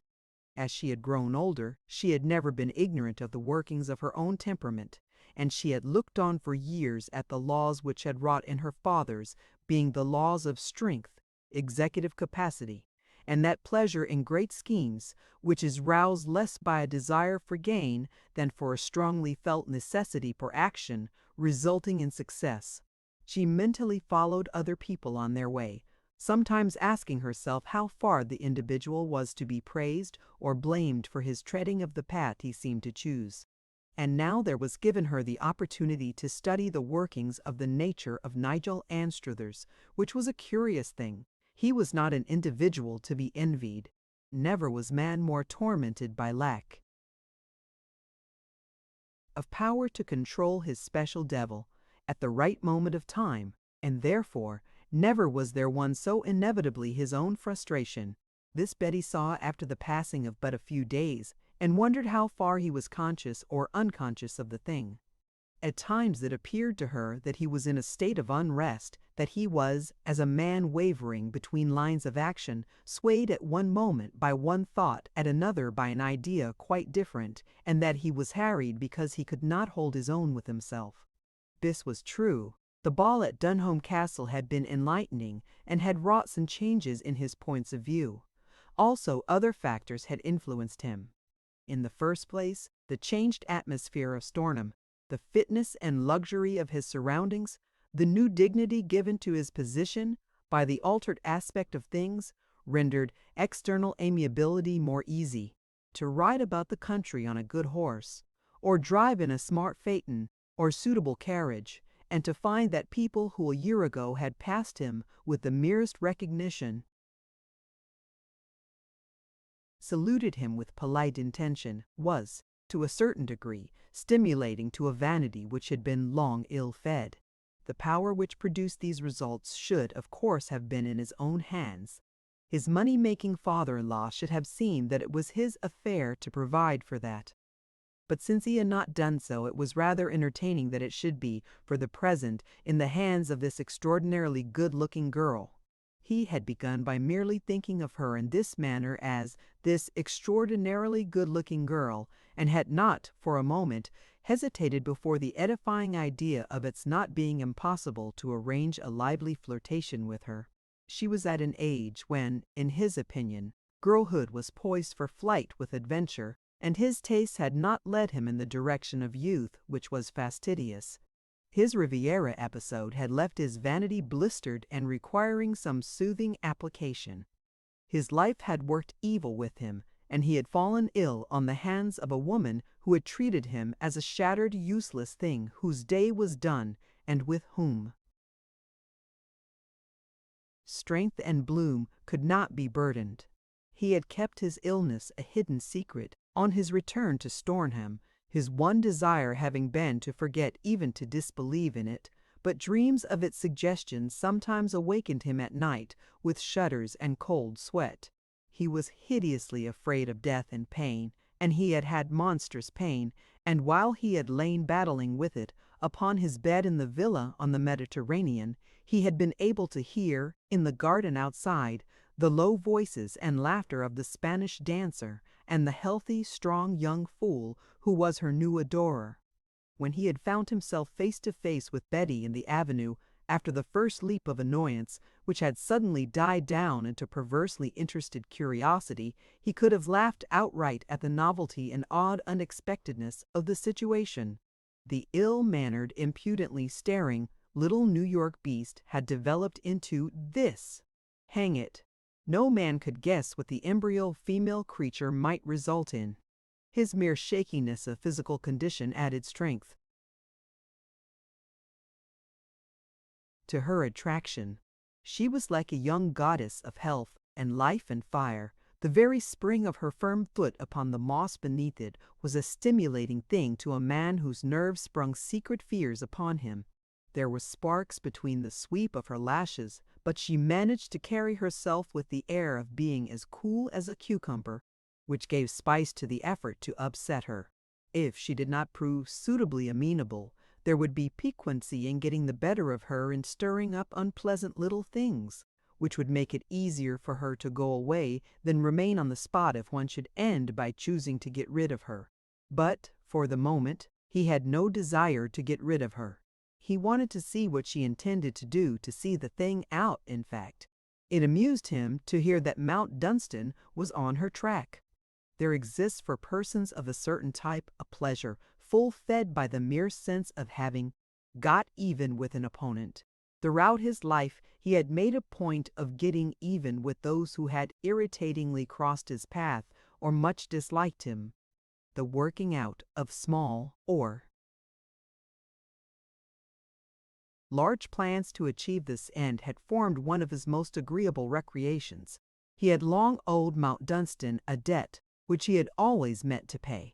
He had not intended to forget the episode of the nice little village girl with whom Tinham and himself had been getting along so enormously well when the raging young ass had found them out and made an absurdly exaggerated scene, even going so far as threatening to smash the pair of them, marching off to the father and mother and setting the vicar on, and then scratching together God knows how money enough to pack the lot off to America, where they had since done well.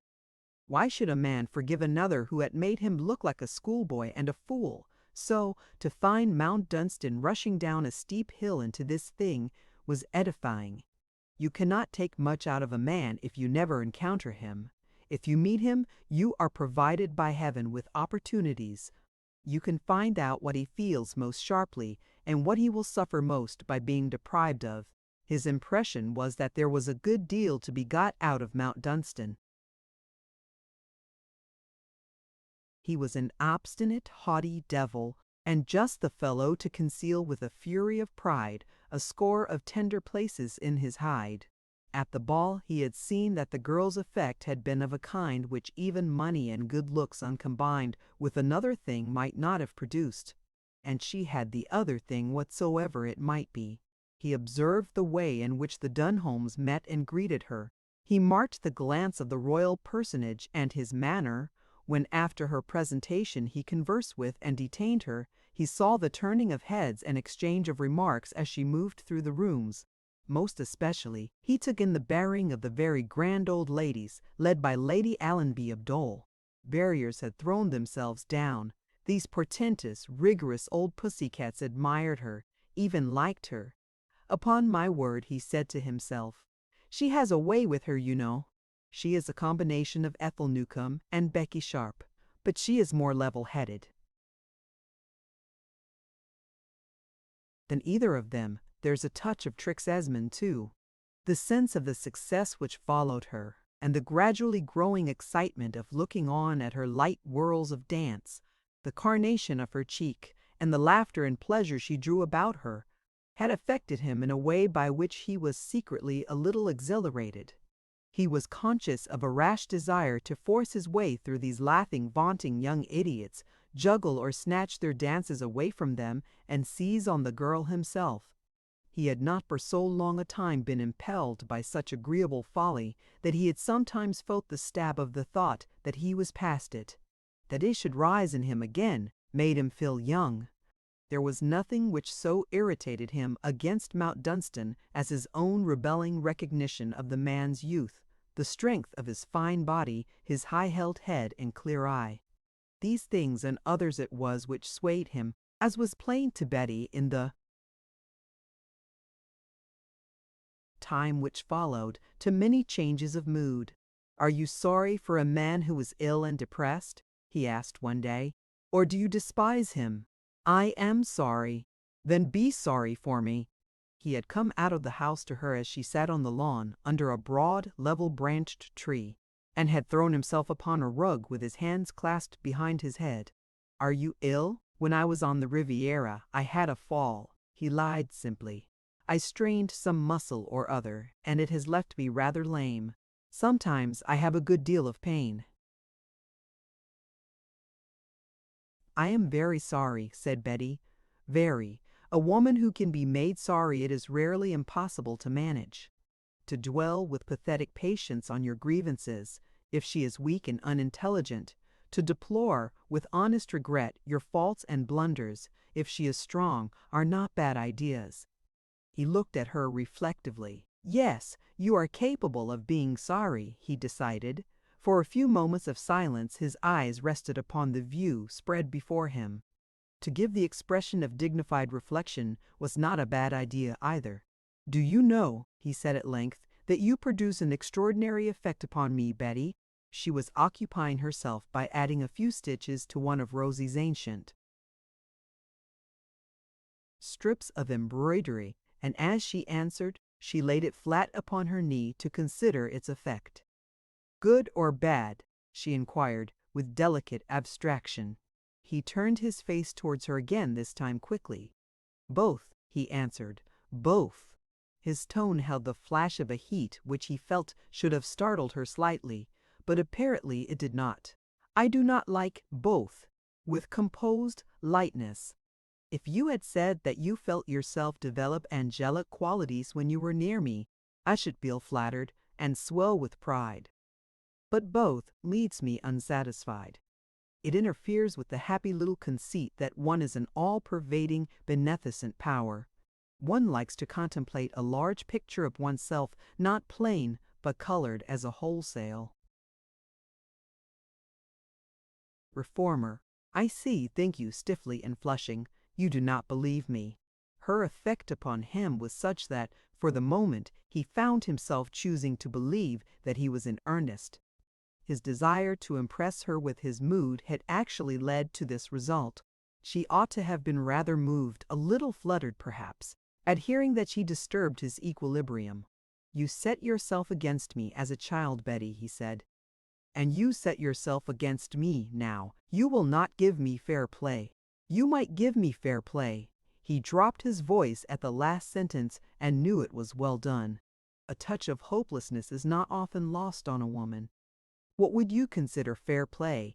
she inquired.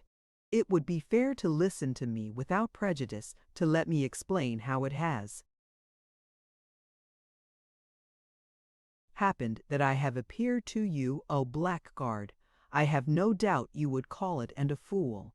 He threw out his hand in an impatient gesture, impatient of himself, his fate, the tricks of bad fortune which it implied had made of him a more erring mortal than he would have been if left to himself, and treated decently.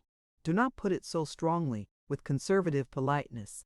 I don't refuse to admit that I am handicapped by a devil of a temperament. That is an inherited thing. "Ah," said Betty, "one of the temperaments one reads about for which no one is to be blamed but one's deceased relatives. After all, that is comparatively easy to deal with. One can just go on doing what one wants to do and then condemn one's grandparents severely." A repellent quality in her, which had also the trick of transforming itself into an exasperating attraction, was that she deprived him of the luxury he had been most tenacious of throughout his existence. If the injustice of fate has failed to bestow upon a man fortune, good looks, or brilliance, his exercise of the power to disturb, to enrage those who dare not resent, to wound and take the nonsense out of those about him, will, at all events, preclude the possibility of his being passed over as a factor not to be considered. If to charm and bestow gives the sense of power, to thwart and humiliate may be found not wholly unsatisfying. But in her case the inadequacy of the usual methods had forced itself upon him. It was as if the dart being aimed at her, she caught it in her hand in its flight, broke off its point, and threw it lightly aside without comment. Most women cannot resist the temptation to answer a speech containing a sting or a reproach. It was part of her abnormality that she could let such things go by in a detached silence which did not express even the germ of comment or opinion upon them. This, he said, was the result of her beastly sense of security, which, in its turn, was the result of the atmosphere of wealth she had breathed since her birth. There had been no obstacle which could not be removed for her, no law of limitation had laid its rein on her neck. She had not been taught by her existence the importance of propitiating opinion. Under such conditions, how was fear to be learned? She had not learned it. But for the devil in the blue between her lashes, he realized that he should have broken loose long ago. "I suppose I deserved that for making a stupid appeal to sympathy," he remarked. "I will not do it again." If she had been the woman who can be gently goaded into reply, she would have made answer to this. But she allowed the observation to pass, giving it free flight into space, where it lost itself after the annoying manner of its kind. "Have you any objection to telling me why you decided to come to England this year?" he inquired with a casual air after the pause which she did not fill in. The bluntness of the question did not seem to disturb her. She was not sorry, in fact, that he had asked it. She let her work lie upon her knee and leaned back in her low garden chair, her hands resting upon its wicker arms. She turned on him a clear, unprejudiced gaze. "I came to see Rosie. I have always been very fond of her. I did not believe that she had forgotten how much we had loved her, or how much she had loved us. I knew that if I could see her again I should understand why she had seemed to forget us. And when you saw her, you, of course, decided that I had behaved, to quote my own words, like a blackguard and a fool. It is, of course, very rude to say you have behaved like a fool, but if you'll excuse my saying, so that is what has impressed me very much. Don't you know, with a moderation which singularly drove itself home, that if you had been kind to her and had made her happy, you could have had anything you wished for without trouble." This was one of the unadorned facts which are like bullets. Disgustedly, he found himself bearing towards an outlook which forced him to admit that there was probably truth in what she said, and he knew he heard more truth as she went on. "She would have wanted only what you wanted, and she would not have asked much in return. She would not have asked as much as I should. What you did was not businesslike." She paused a moment to give thought to it. You pay too high a price for the luxury of indulging the inherited temperament. Your luxury was not to control it, but it was a bad investment. The figure of speech is rather commercial coldly. It is curious that most things are, as a rule, there is always the parallel of profit and loss whether one sees it or not. The profits are happiness and friendship, enjoyment of life, and approbation. If the inherited temperament supplies one with all one wants of such things, it cannot be called a loss, of course. You think, however, that mine has not brought me much? I do not know. It is you who know. Well, viciously, there has been a sort of luxury in it, in lashing out with one's heels and smashing things, and in knowing that people prefer to keep clear. She lifted her shoulders a little. Then perhaps it has paid. No, suddenly and fiercely, damn it, it has not. And she actually made no reply to that. What do you mean to do? He questioned as bluntly as before. He knew she would understand what he meant. Not much, to see that Rosie is not unhappy anymore. We can prevent that. She was out of repair as the house was.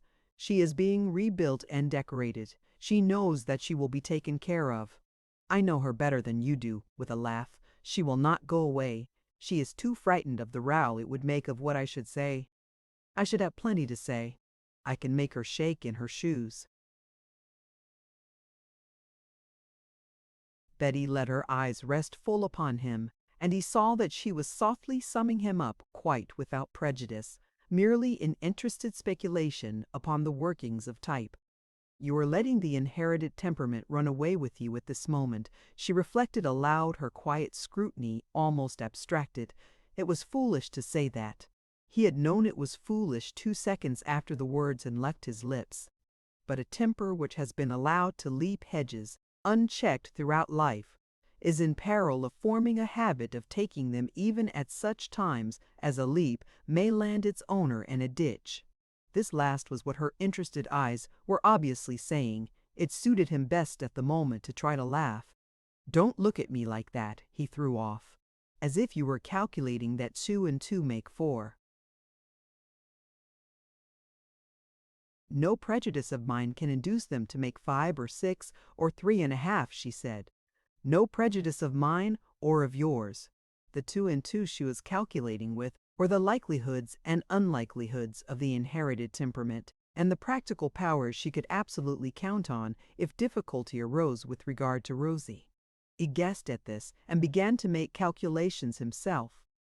But there was no further conversation for them, as they were obliged to rise to their feet to receive visitors. Lady Allenby of Dole and Sir Thomas, her grandson, were being brought out of the house to them by Rosalie. He went forward to meet them, his manner that of the graceful host.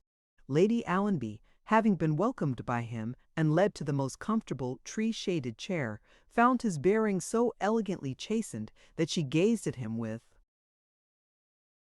private curiosity. To her far-seeing and highly experienced old mind, it seemed the bearing of a man who was up to something. What special thing did he chance to be up to?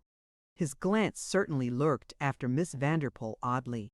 Was he falling in unholy love with the girl under his stupid little wife's very nose? She could not, however, give her undivided attention to him, as she wished to keep her eye on her grandson, and outrageously enough, it happened that just as tea was brought out and Tommy was beginning to cheer up and quite come out a little under the spur of the activities of handing bread and butter and cress sandwiches, who should appear but the 2 Lifcombe girls, escorted by their aunt, Mrs. Manners, with whom they lived, as they were orphans without money. If the Manners, who were rather well off, had not taken them in, they would have had to go to the workhouse, or into genteel amateur shops, as they were not clever enough for governesses. Mary, with her turned-up nose, looked just about as usual, but Jane had a new frock on which was exactly the color of the big, appealing eyes, with their trick of following people about. She looked a little pale and pathetic, which somehow gave her a specious air of being pretty, which she really was not at all. The swaying young thinness of those very slight girls, whose soft summer muslins make them look like delicate bags tied in the middle with fluttering ribbons, has almost invariably a foolish attraction for burly young men whose characters are chiefly marked by lack of forethought, and Lady Allenby saw Tommy's robust young body give a sort of jerk as the party of three was brought across the grass. After it, he pulled himself together hastily, and looked stiff and pink, shaking hands as if his elbow joint was they join its became. Why should he go on talking, he thought. Miss Vanderpool was a cracking handsome girl, but she was too clever for him, and he had to think of all sorts of new things to say when he talked to her. And well, a fellow could never imagine himself stretched out on the grass, puffing happily away at a pipe, with a girl like that sitting near him, smiling, the hot turf smelling almost like hay, the hot blue sky curving overhead, and both the girl and himself perfectly happy, chock-full of joy, though neither of them were saying anything at all. You could imagine it with some girls, you did. Imagine it when you waken early on a summer morning and lay in luxurious stillness listening to the birds singing like mad. Lady Jane was a nicely behaved girl, and she tried to keep her following blue eyes fixed on the grass or on Lady Anstruthers or Miss Vanderpool, but there was something like a string which sometimes pulled them in another direction, and once when this had happened quite against her will, she was terrified to find Lady Allenby's glass lifted and fixed upon her. As Lady Allenby's opinion of Mrs. Manners was but a poor one, and as Mrs. Manners was stricken dumb by her combined dislike and awe of Lady Allenby, a slight stiffness might have settled upon the gathering if Betty had not made an effort. She applied herself to Lady Allenby and Mrs. Manners at once, and ended by making them talk to each other. When they left the tea-table under the trees to look at the gardens, she walked between them, playing upon the primeval horticultural passions which dominate the existence of all respectable and normal country ladies, until the gulf between them was temporarily bridged. This being achieved, she adroitly passed them over to Lady Anstruthers, who, Nigel observed with some curiosity, accepted the casual responsibility without manifest discomfiture. To the aching Tommy, the manner in which, a few minutes later, he found himself standing alone with Jane Lithcombe in a path of clipped laurels was almost bewilderingly simple. At the end of the laurel walk was a pretty peep of the country, and Miss Vanderpool had brought him to see it. Nigel Anstruthers had been loitering behind with Jane and Mary. As Miss Vanderpool turned with him into the path, she stooped and picked a blossom from a clump of speedwell growing at the foot of a bit of wall. "Lady Jane's eyes are just the color of this flower," she said. "Yes, they are," he answered, glancing down at the lovely little blue thing as she held it in her hand. And then, with a thump of the heart, "Most people do not think she is pretty, but I, quite desperately, I do." His mood had become rash. "So do I," Betty Vanderpool answered. Then the others joined them, and Miss Vanderpool paused to talk a little, and when they went on she was with Mary and Nigel Anstruthers, and he was with Jane, walking slowly, and somehow the others melted away, turning in a perfectly natural manner into a side path. Their own slow pace became slower.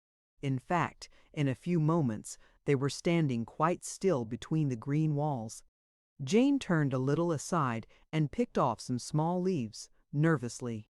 He saw the muslin on her chest lift quiveringly. "Oh, little Jane," he said in a big, shaky whisper. The following eyes incontinently brimmed over. Some shining drops fell on the softness of the blue muslin. "Oh, Tommy, giving up. It's no use talking at all." You mustn't think anything," he falteringly commanded, drawing nearer, because it was impossible not to do it. What he really meant, though he did not know how decorously to say it, was that she must not think that he could be moved by any tall beauty towards the splendor of whose possessions his revered grandmother might be driving him. "I am not thinking anything," cried Jane in answer. "But she is everything, and I am nothing. Just look at her, and then look at me, Tommy." "I'll look at you as long as you'll let me," gulped Tommy, and he was boy enough and man enough to put a hand on each of her shoulders and drown his longing in her brimming eyes. Mary and Miss Vanderpool were talking with a curious intimacy in another part of the garden, where they were together alone, Sir Nigel having been reattached to Lady Allenby. "You have known Sir Thomas a long time?" Betty had just said. "Since we were children. Jane reminded me at the Dunholmes ball that she had played cricket with him when she was 8. "They have always liked each other?" Miss Vanderpool suggested. Mary looked up at her, and the meeting of their eyes was frank to revelation. But for the clear, girlish liking for herself she saw in Betty Vanderpool's, Mary would have known her next speech to be of imbecile bluntness.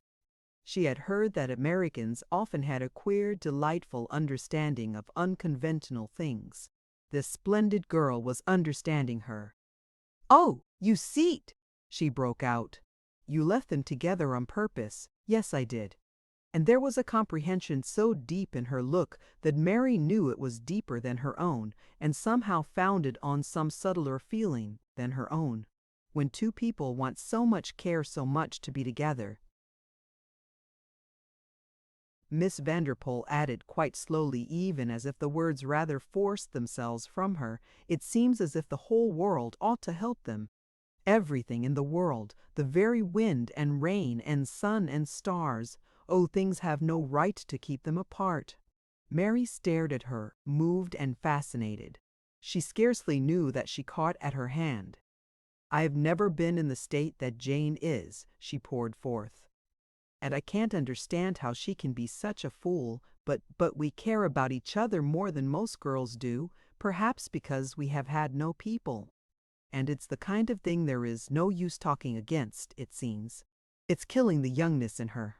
If it ends miserably, it will be as if she had had an illness and got up from it a faded, done-for spinster, with a stretch of hideous years to live. Her blue eyes will look like boiled gooseberries, because she will have cried all the color out of them." "Oh, you understand. I see you do." Before she had finished, both Miss Vanderpool's hands were holding hers. I do," she said. And she did, as a year ago she had not known she could.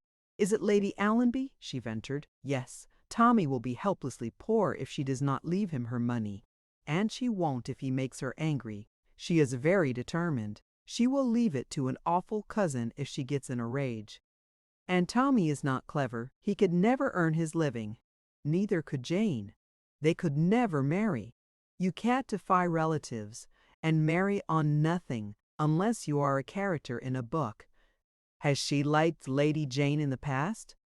Miss Vanderpool asked, as if she was mentally rapidly going over the ground that she might quite comprehend everything. "Yes, she used to make rather a pet of her. She didn't like me. She was taken by Jane's meek, attentive, obedient ways. Jane was born a sweet little affectionate worm. Lady Allenby can't hate her even now. She just pushes her out of her path. Because," said Betty Vanderpool. Mary prefaced her answer with a brief, half-embarrassed laugh.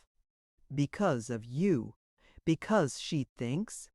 I don't see how she can believe he has much of a chance. I don't think she does. But she will never forgive him if he doesn't make a try at finding out whether he has one or not." "It is very businesslike," Betty made observation. Mary laughed. "We talk of American business outlook," she said, "but very few of us English people are dreamy idealists. We are of a coolness and a daring when we are dealing with questions of this sort. I don't think you can know the thing you have brought here. You descend on a dull country place with your money and your looks, and you simply stay and amuse yourself by doing extraordinary things, as if there was no London waiting for you. Everyone knows this won't last. Next season you will be presented and have a huge success. You will be whirled about in a vortex, and people will sit on the edge and cast big strong lines, baited with the most glittering things they can get together. You won't be able to get away. Lady Allenby knows there would be no chance for Tommy then. It would be too idiotic to expect it. He must make his try now. Their eyes met again, and Miss Vanderpool looked neither shocked nor angry, but an odd small shadow swept across her face. Mary, of course, did not know that she was thinking of the things she had realized so often that it was not easy to detach oneself from the fact that one was Reuben S. Van Vanderpool's daughter. As a result of it here, one was indecently and unwillingly disturbing the lives of innocent, unassuming lovers.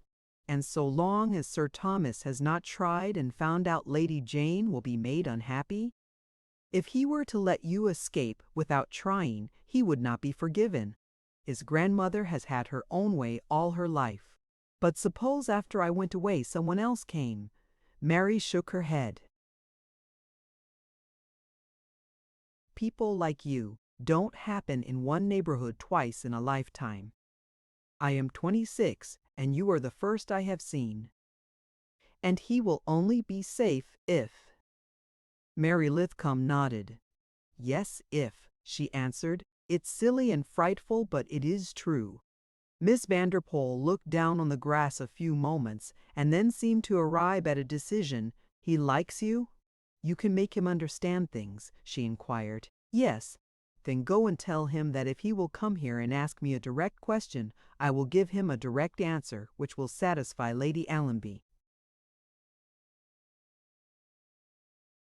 Lady Mary caught her breath. Do you know, you are the most wonderful girl I ever saw, she exclaimed. But if you only knew what I feel about Janie. And tears rushed into her eyes. I feel just the same thing about my sister, said Miss Vanderpool. I think Rosie and Lady Jane are rather alike. When Tommy tramped across the grass towards her, he was turning red and white by turns, and looking somewhat like a young man who was being marched up to a cannon's mouth. It struck him that it was an American kind of thing he was called upon to do, and he was not an American, but British from the top of his closely cropped head to the rather thick soles of his boots. He was, in truth, overwhelmed by his sense of his inadequacy to the demands of the brilliantly conceived but unheard of situation. Joy and terror swept over his being in waves.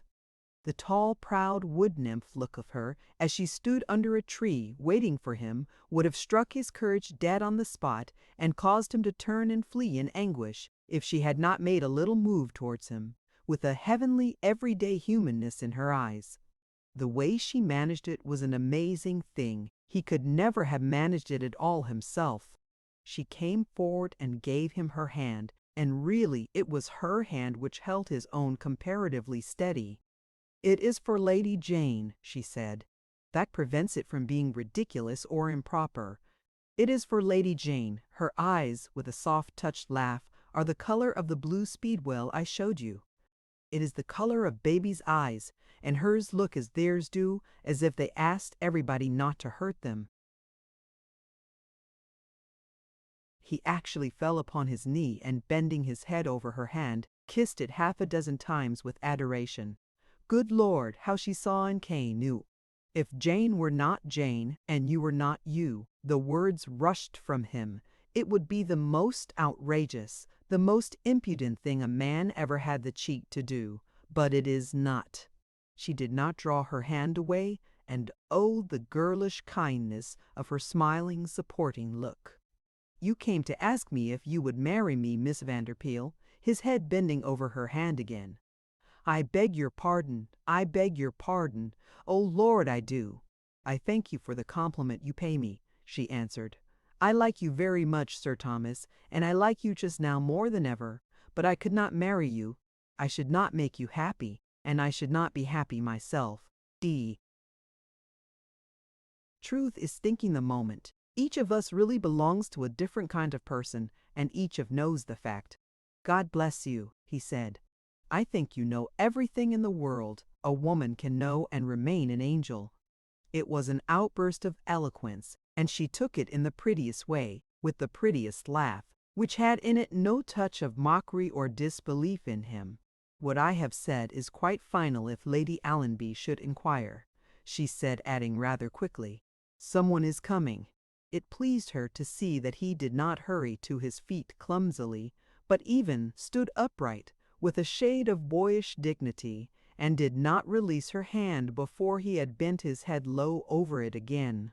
Sir Nigel was bringing with him Lady Allenby, Mrs. Manners and his wife, and when Betty met his eyes, she knew at once that he had not made his way to this particular garden without intention. He had discovered that she was with Tommy, and it had entertained him to break in upon them. "I did not intend to interrupt Sir Thomas at his devotions," he remarked to her after dinner. "Accept my apologies." "It did not matter in the least, thank you," said Betty. "I am glad to be able to say, Thomas, that you did not look an entire fool when you got up from your knees as we came into the rose garden." Thus Lady Allenby, as their carriage turned out of Stornham village. "I'm glad myself," Tommy answered. "What were you doing there? Even if you were asking her to marry you, it was not necessary to go that far. We are not in the 17th century." Then Tommy flushed. "I did not intend to do it. I could not help it. She was so nice about everything. That girl is an angel. I told her so." "Very right and proper spirit to approach her in," answered the old woman, watching him keenly. "Was she angel enough to say she would marry you?" Tommy, for some occult reason, had the courage to stare back into his grandmother's eyes, quite as if he were a man and not a hobbledehoy, expecting to be bullied. "She does not want me," he answered. "And I knew she wouldn't. Why should she? I did what you ordered me to do, and she answered me as I knew she would. She might have snubbed me, but she has such a way with her, such a way of saying things and understanding, well, I found myself on one knee, kissing her hand as if I was being presented at court." Old Lady Allenby looked out on the passing landscape. "Well, you did your best," she summed the matter up at last. "If you went down on your knees involuntarily, if you had done it on purpose, it would have been unpardonable." Chapter 34. Redgord Wyon. Stornham Court had taken its proper position in the county as a place which was equal to social exchange in the matter of entertainment. Sir Nigel and Lady Anstruthers had given a garden party according to the decrees of the law obtaining in country neighbourhoods. The curiosity to behold Miss Vanderpool, and the change which had been worked in the well-known desolation and disrepair, precluded the possibility of the refusal of any invitation sent, the recipient being in his or her right mind, and sound in wind and limb. That astonishing things had been accomplished, and that the party was a successful affair, could not but be accepted as truths. Garden parties had been heard of, were a trifle repetitional and even dull, but at this one there was real music and real dancing, and clever entertainments were given at intervals in a green embowered little theatre erected for the occasion. These were agreeable additions to mere food and conversation, which were capable of palling. To the garden party the Anstruthers did not confine themselves. There were dinner parties at Stornham, and they also were successful functions. The guests were of those who make for the success of such entertainments. "I called upon Mount Dunstan this afternoon," Sir Nigel said one evening before the first of these dinners. "He might expect it, as one is asking him to dine. I wish him to be asked. The Dunholms have taken him up so tremendously that no festivity seems complete without him." He had been invited to the garden party, and had appeared, but Betty had seen little of him. It is easy to see little of a guest at an out-of-door festivity. In assisting Rosalie to attend to her visitors, she had been much occupied, but she had known that she might have seen more of him if he had intended that it should be so. He did not for reasons of his own intend that it should be so, and this she became aware of. So she walked, played in the bowling green, danced and talked with Westholt, Tommy Allenby, and others. "He does not want to talk to me, he will not, if he can avoid it," was what she said to herself. She saw that he rather sought out Mary Lithcom, who was not accustomed to receiving special attention. The two walked together, danced together, and in adjoining chairs watched the performance in the embowered theater. Lady Mary enjoyed her companion very much, but she wondered why he had attached himself to her. Betty Vanderpoel asked herself what they talked to each other about, and did not suspect the truth, which was that they talked a good deal of herself. "Have you seen much of Miss Vanderpoel?" Lady Mary had begun by asking. "I have seen her a good deal, as no doubt you have." Lady Mary's plain face expressed a somewhat touched reflectiveness. "Do you know," she said, "that the garden parties have been a different thing this whole summer, just because one always knew one would see her at them." A short laugh from Mount Dunstan. "Jane and I have gone to every garden party within 20 miles ever since we left the schoolroom, and we are very tired of them. But this year we have quite cheered up. When we are dressing to go to something dull, we say to each other, 'Well, at any rate, Miss Vanderpoel will be there, and we shall see what she has on, and how her things are made.' And that's something besides the fun of watching people make up to her, and hearing them talk about the men who want to marry her, and wonder which one she will take. She will not take anyone in this place." The nice turned-up nose slightly suggesting the derisive sniff. "Who is there who is suitable?" Mount Dunstan laughed shortly again. "How do you know I am not an aspirant myself?" he said. He had a mirthless sense of enjoyment and his own brazenness. Only he himself knew how brazen the speech was. Lady Mary looked at him with entire composure. "I am quite sure you are not an aspirant for anybody, and I happen to know that you dislike moneyed international marriages. You are so obviously British that, even if I had not been told that, I should know it was true. Miss Vanderpoel herself knows it is true." "Does she?" "Lady Allenby spoke of it to Sir Nigel, and I heard Sir Nigel tell her exactly the kind of unnecessary thing he would be likely to repeat." He cast the subject aside as if it were a worthless superfluity, and went on. "When you say, 'There is no one suitable,' you surely forget Lord Westholt." "Yes, it's true I forgot him for the moment." But with a laugh, "One rather feels as if she would require a royal duke or something of that sort." "You think she expects that kind of thing?" "Rather indifferently." "She? She doesn't think of the subject. She simply thinks of other things, of Lady Anstruthers and Oughtred, of the work at Stornham and the village life, which gives her new emotions and interest. She also thinks about being nice to people. She is nicer than any girl I know. You feel, however, she has a right to expect it, still without more than a casual air of interest." "Well, what do you feel yourself?" said Lady Mary. "Women who look like that, even when they are not millionairesses, usually marry whom they choose. I do not believe that the two beautiful Miss Gunnings rolled into one would have made anything as undeniable as she is. One has seen portraits of them. Look at her as she stands there talking to Tommy and Lord Dunholm." Internally Mount Dunstan was saying, "I am looking at her, thank you," and setting his teeth a little. But Lady Mary was launched upon a subject which swept her along with it, and she, so to speak, round the thing in. "Look at the turn of her head. Look at her mouth and chin, and her eyes with the lashes sweeping over them when she looks down. You must have noticed the effect when she lifts them suddenly to look at you. It's so odd and lovely that it almost makes you jump," ended Mount Dunstan dryly. She did not laugh, and, in fact, her expression became rather sympathetically serious. "Ah," she said, "I believe you feel a sort of rebellion against the unfairness of the way things are dealt out. It does seem unfair, of course. It would be perfectly disgraceful if she were different. I had moments of almost hating her.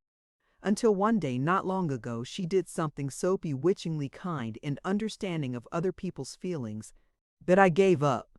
It was clever, too," with a laugh, "clever and daring. If she were a young man she would make a dashing soldier."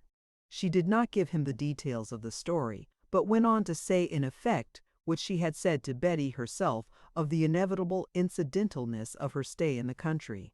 If she had not evidently come to Stornham this year with a purpose, she would have spent the season in London and done the usual thing. Americans were generally presented promptly, if they had any position sometimes when they had not. Lady Allenby had heard that the fact that she was with her sister had awakened curiosity and people were talking about her. Lady Allenby said in that dry way of hers that the arrival of an unmarried American fortune in England was becoming rather like the visit of an unmarried royalty. People ask each other what it means and begin to arrange for it. So far, only the women have come, but Lady Allenby says that is because the men have had no time to do anything but stay at home and make the fortunes. She believes that in another generation there will be a male leisure class, and then it will swoop down too and marry people. She was very sharp and amusing about it. She said it would help them to rid themselves of a plethora of wealth and keep them from bursting. She was an amiable, if unsentimental person, Mary Lithcom, and was quite without ill nature, expressing the consensus of public opinion. These young women came to the country with something practical to exchange in these days. And as there were men who had certain equivalents to offer, so also there were men who had none, and whom decency should cause to stand aside. Mount Dunstan knew that when she had said, "Who is there who is suitable?" any shadow of a thought of himself as being in the running had not crossed her mind, and this was not only for the reasons she had had the ready composure to name, but for one less conquerable. Later, having left Mary Lithcom, he decided to take a turn by himself. He had done his duty as a masculine guest. He had conversed with young women and old ones, had danced, visited gardens and greenhouses, and taken his part in all things. Also he had, in fact, reached a point when a few minutes of solitude seemed a good thing. He found himself turning into the clipped laurel walk, where Tommy Allenby had stood with Jane Lithcom, and he went to the end of it and stood looking out on the view. "Look at the turn of her head," Lady Mary had said. "Look at her mouth and chin." And he had been looking at them the whole afternoon, not because he had intended to do so, but because it was not possible to prevent himself from doing it. This was one of the ironies of fate. Orthodox doctrine might suggest that it was to teach him that his past rebellion had been undue. Orthodox doctrine was ever ready with these soothing little explanations. He had raged and sulked at destiny, and now he had been given something to rage for. No one knows anything about it until it takes him by the throat, he was thinking, and until it happens to a man he has no right to complain. I was not starving before. I was not hungering and thirsting in sight of food and water. I suppose one of the most awful things in the world is to feel this and know it is no use. He was not in the condition to reason calmly enough to see that there might be one chance in 1,000 that it was of use. At such times, the most intelligent of men and women lose balance and mental perspicacity. A certain degree of unreasoning madness possesses them. They see too much and too little. There were, it was true, 1,000 chances against him, but there was one for him, the chance that selection might be on his side.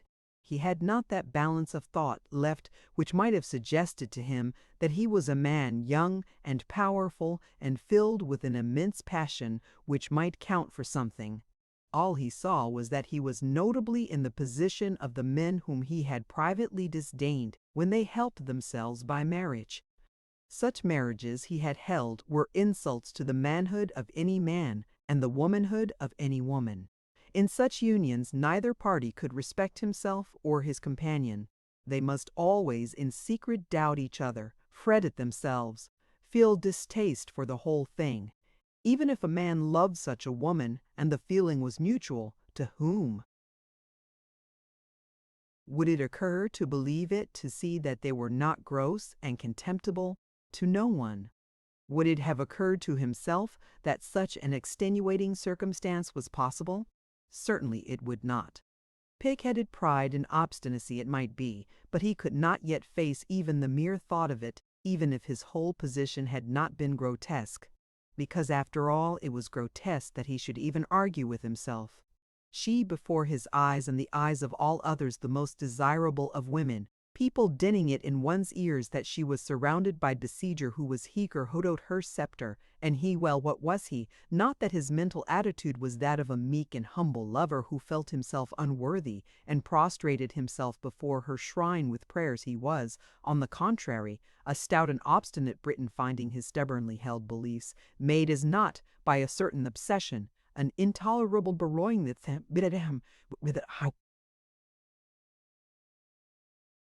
and possessed by this full of the overpowering strength of it, was a man likely to go to a woman and say, "Give your life and desirableness to me, and incidentally support me, feed me, clothe me, keep the roof over my head, as if I were an impotent beggar"?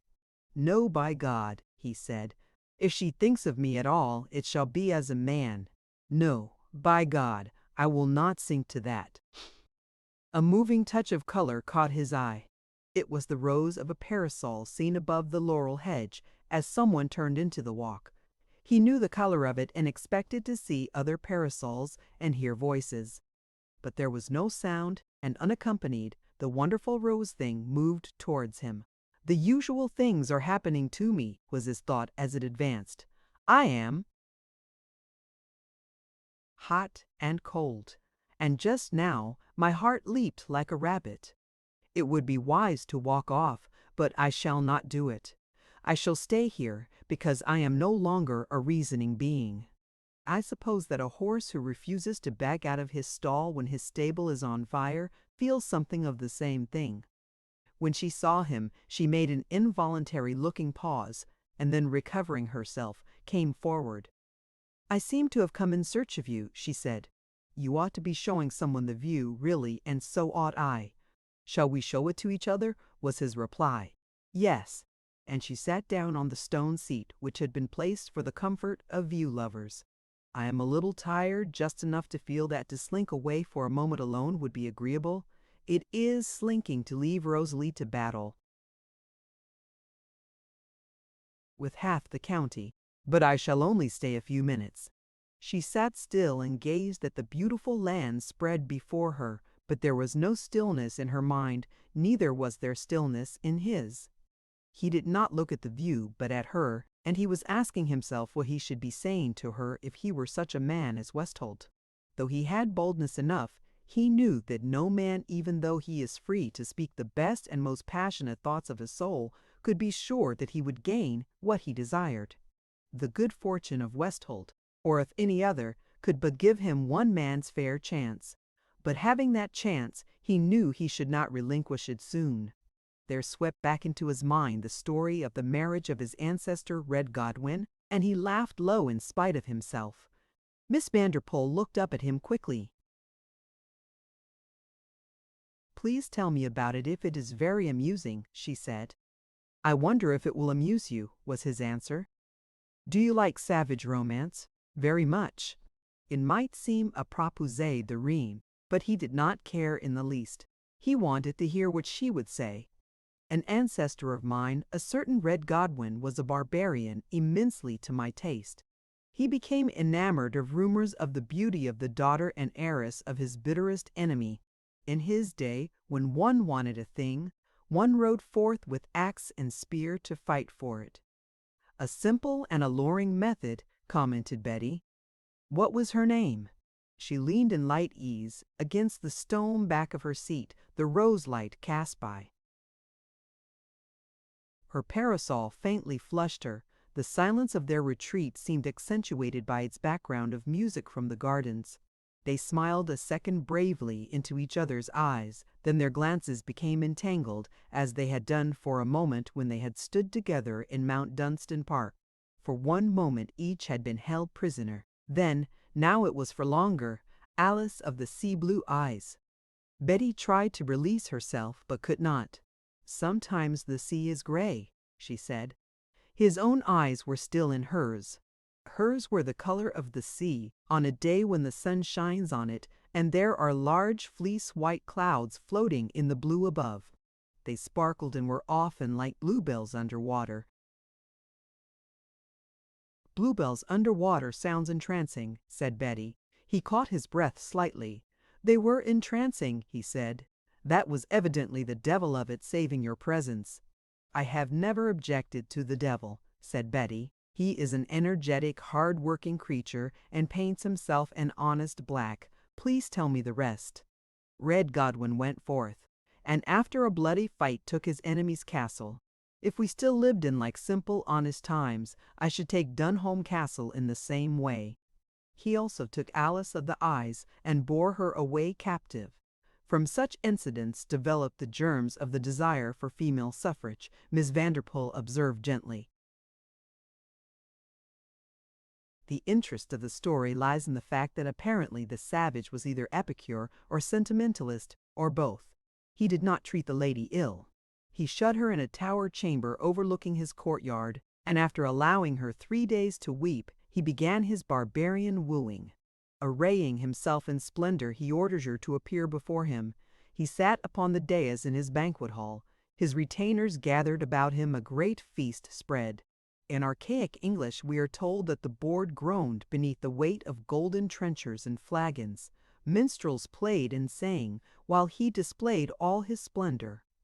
"They do it yet," said Miss Vanderpool, "in London and New York and other places." The next day, attended by his followers, he took her with him to ride over his lands. When she returned to her tower chamber, she had learned how powerful and great a chieftain he was. She lay softly and was attended by many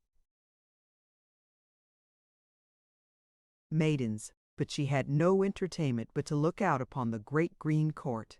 There he arranged games and trials of strength and skill, and she saw him bigger, stronger, and more splendid than any other man. He did not even lift his eyes to her window. He also sent her daily a rich gift. How long did this go on? 3 months. At the end of that time he commanded her presence again in his banquet hall. He told her the gates were opened, the drawbridge down, and an escort waiting to take her back to her father's lands if she would. What did she do? She looked at him long and long. She turned proudly away. In the sea-blue eyes were heavy and stormy tears, which seeing, he saw them, from Miss Vanderpool? Yes, and seizing her in his arms caught her to his breast, calling for a priest to make them one within the hour. I am quoting the chronicle. I was 15 when I read it first. It is spirited, said Betty, and Red Godwin was almost modern in his methods. While professing composure and lightness of mood, the spell which works between two creatures of opposite sex when in such case wrought in them and made them feel awkward and stiff. When each is held apart from the other by fate, or will, or circumstance, the spell is a stupefying thing, deadening even the clearness of sight and wit. "I must slink back now," Betty said, rising. "Will you slink back with me to give me countenance? I have greatly liked Red Godwin." So it occurred that when Nigel Anstruthers saw them again, it was as they crossed the lawn together, and people looked up from ices and cups of tea to follow their slow progress with questioning or approving eyes. Chapter 35. The Tidal Wave. There was only one man to speak to, and it being the nature of the beast, so he harshly put it to himself to be absolutely impelled to speech at such times, Mount Dunstan laid bare his breast to him, tearing aside all the coverings pride would have folded about him. The man was, of course, Penzance, and the laying bare was done the evening after the story of Red Godwin had been told in the Laurel Walk. They had driven home together in a profound silence, the elder man as deep in thought as the younger one. Penzance was thinking that there was a calmness in having reached 60, and in knowing that the pain and hunger of earlier years would not tear one again. And yet, he himself was not untorn by that which shook the man for whom his affection had grown year by year. It was evidently very bad indeed. He wondered if he would speak of it, and wished he would. Not because he himself had much to say in answer, but because he knew that speech would be better than hard silence. "Stay with me tonight," Mount Dunstan said as they drove through the avenue to the house. "I want you to dine with me and sit and talk late. I am not sleeping well." They often dined together, and the vicar not infrequently slept at the mount for mere companionship's sake. Sometimes they read, sometimes went over accounts, planned economies, and balanced expenditures. A chamber still called the chaplain's room was always kept in readiness. It had been used in long past days when a household chaplain had sat below the salt and left his patron's table before the sweets were served. They dined together this night almost as silently as they had driven homeward, and after the meal they went and sat alone in the library. The huge room was never more than dimly lighted, and the far-off corners seemed more darkling than usual in the insufficient illumination of the far-from. Brilliant lamps. Mount Dunstan, after standing upon the hearth for a few minutes smoking a pipe, which would have compared ill with old Doby's Sunday splendor, left his coffee cup upon the mantel and began to tramp up and down out of the dim light into the shadows, back out of the shadows into the poor light. "You know," he said, "what I think about most things. You know what I feel." "I think I do." "You know what I feel about Englishmen who brand themselves as half-men and marked merchandise by selling themselves and their houses and their blood to foreign women who can buy them. You know how savage I have been at the mere thought of it, and how I have sworn—" "Yes, I know what you have sworn," said Mr. Penzance. It struck him that Mount Dunstan shook and tossed his head rather like a bull about to charge an enemy. "You know how I have felt myself perfectly within my rights when I blackguarded such men and sneered at such women, taking it for granted that each was merchandise of his or her kind and beneath contempt. I am not a foul-mouthed man, but I have used gross words and rough ones to describe them. I have heard you." Mount Dunstan threw back his head with a big, harsh laugh. He came out of the shadow and stood still. "Well," he said, "I am in love, as much in love as any lunatic ever was, with the daughter of Reuben S. Vanderpoel. There you are, and there I am." "It has seemed to me," Penzance answered, "that it was almost inevitable. My condition is such that it seems to me that it would be inevitable in the case of any man. When I see another man look at her, my blood races through my veins with an awful fear and a wicked heat. That will show you the point I have reached." He walked over to the mantelpiece and laid his pipe down with a hand. Penzance saw was unsteady. In turning over the pages of the volume of life, he said, "I have come upon the book of Revelations." "That is true," Penzance said.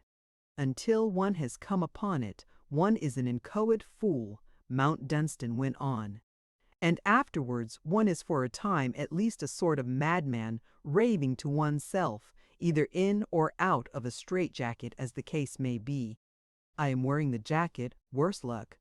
Do you know anything of the state of a man who cannot utter the most ordinary words to a woman without being conscious that he is making mad love to her? This afternoon I found myself telling Miss Vanderpoel the story of Red Godwin and Alice of the Sea Blue Eyes. I did not make a single statement having any connection with myself, but throughout I was calling on her to think of herself and of me as of those two. I saw her in my own arms, with the tears of Alice on her lashes. I was making mad love, though she was unconscious of my doing it." "How do you know she was unconscious?" remarked Mr. Penzance. "You are a very strong man." Mount Dunstan's short laugh was even a little awful, because it meant so much. He let his forehead drop a moment onto his arms as they rested on the mantelpiece. "Oh, my God!" he said. But the next instant his head lifted itself. "It is the mystery of the world, this thing. A tidal wave gathering itself mountain high and crashing down upon one's helplessness might be as easily defied. It is supposed to disperse, I believe. That has been said so often that there must be truth in it. In 20 or 30 or 40 years one is told one will have got over it, but one must live through the years, one must live through them, and the chief feature of one's madness is that one is convinced that they will last forever." "Go on," said Mr. Penzance, because he had paused and stood biting his lip. Say all that you feel inclined to say. It is the best thing you can do. I have never gone through this myself, but I have seen and known the amazingness of it for many years. I have seen it come and go. Can you imagine, Mount Dunstan said, that the most damnable thought of all when a man is passing through it is the possibility of its going? Anything else rather than the knowledge that years could change, or death could end it. Eternity seems only to offer space for it. One knows, but one does not believe. It does something to one's brain. No scientist, howsoever profound, has ever discovered what, the vicar mused aloud. The book of Revelations has shown to me how magnificent life might be. Mount Dunstan clenched and unclenched his hands, his eyes flashing. Magnificent, that is the word. To go to her on equal ground, to take her hands and speak one's passion as one would have her eyes answered. Oh, one would know. To bring her home to this place, having made it as it once was to live with her here to be, with her as the sun rose and set, and the seasons changed, with the joy of life filling each of them. Shaichi is the joy of life, the very heart of it. You see where I am. You see. Yes, Penzance answered. He saw, and bowed his head, and Mount Dunstan knew he wished him to continue. Sometimes of late it has been too much for me, and I have given free rein to my fancy, knowing that there could never be more than fancy. I was doing it this afternoon as I watched her move about among the people, and Mary Lithcom began to talk about her. He smiled a grim smile. Perhaps it was an intervention of the gods to drag me down from my impious heights.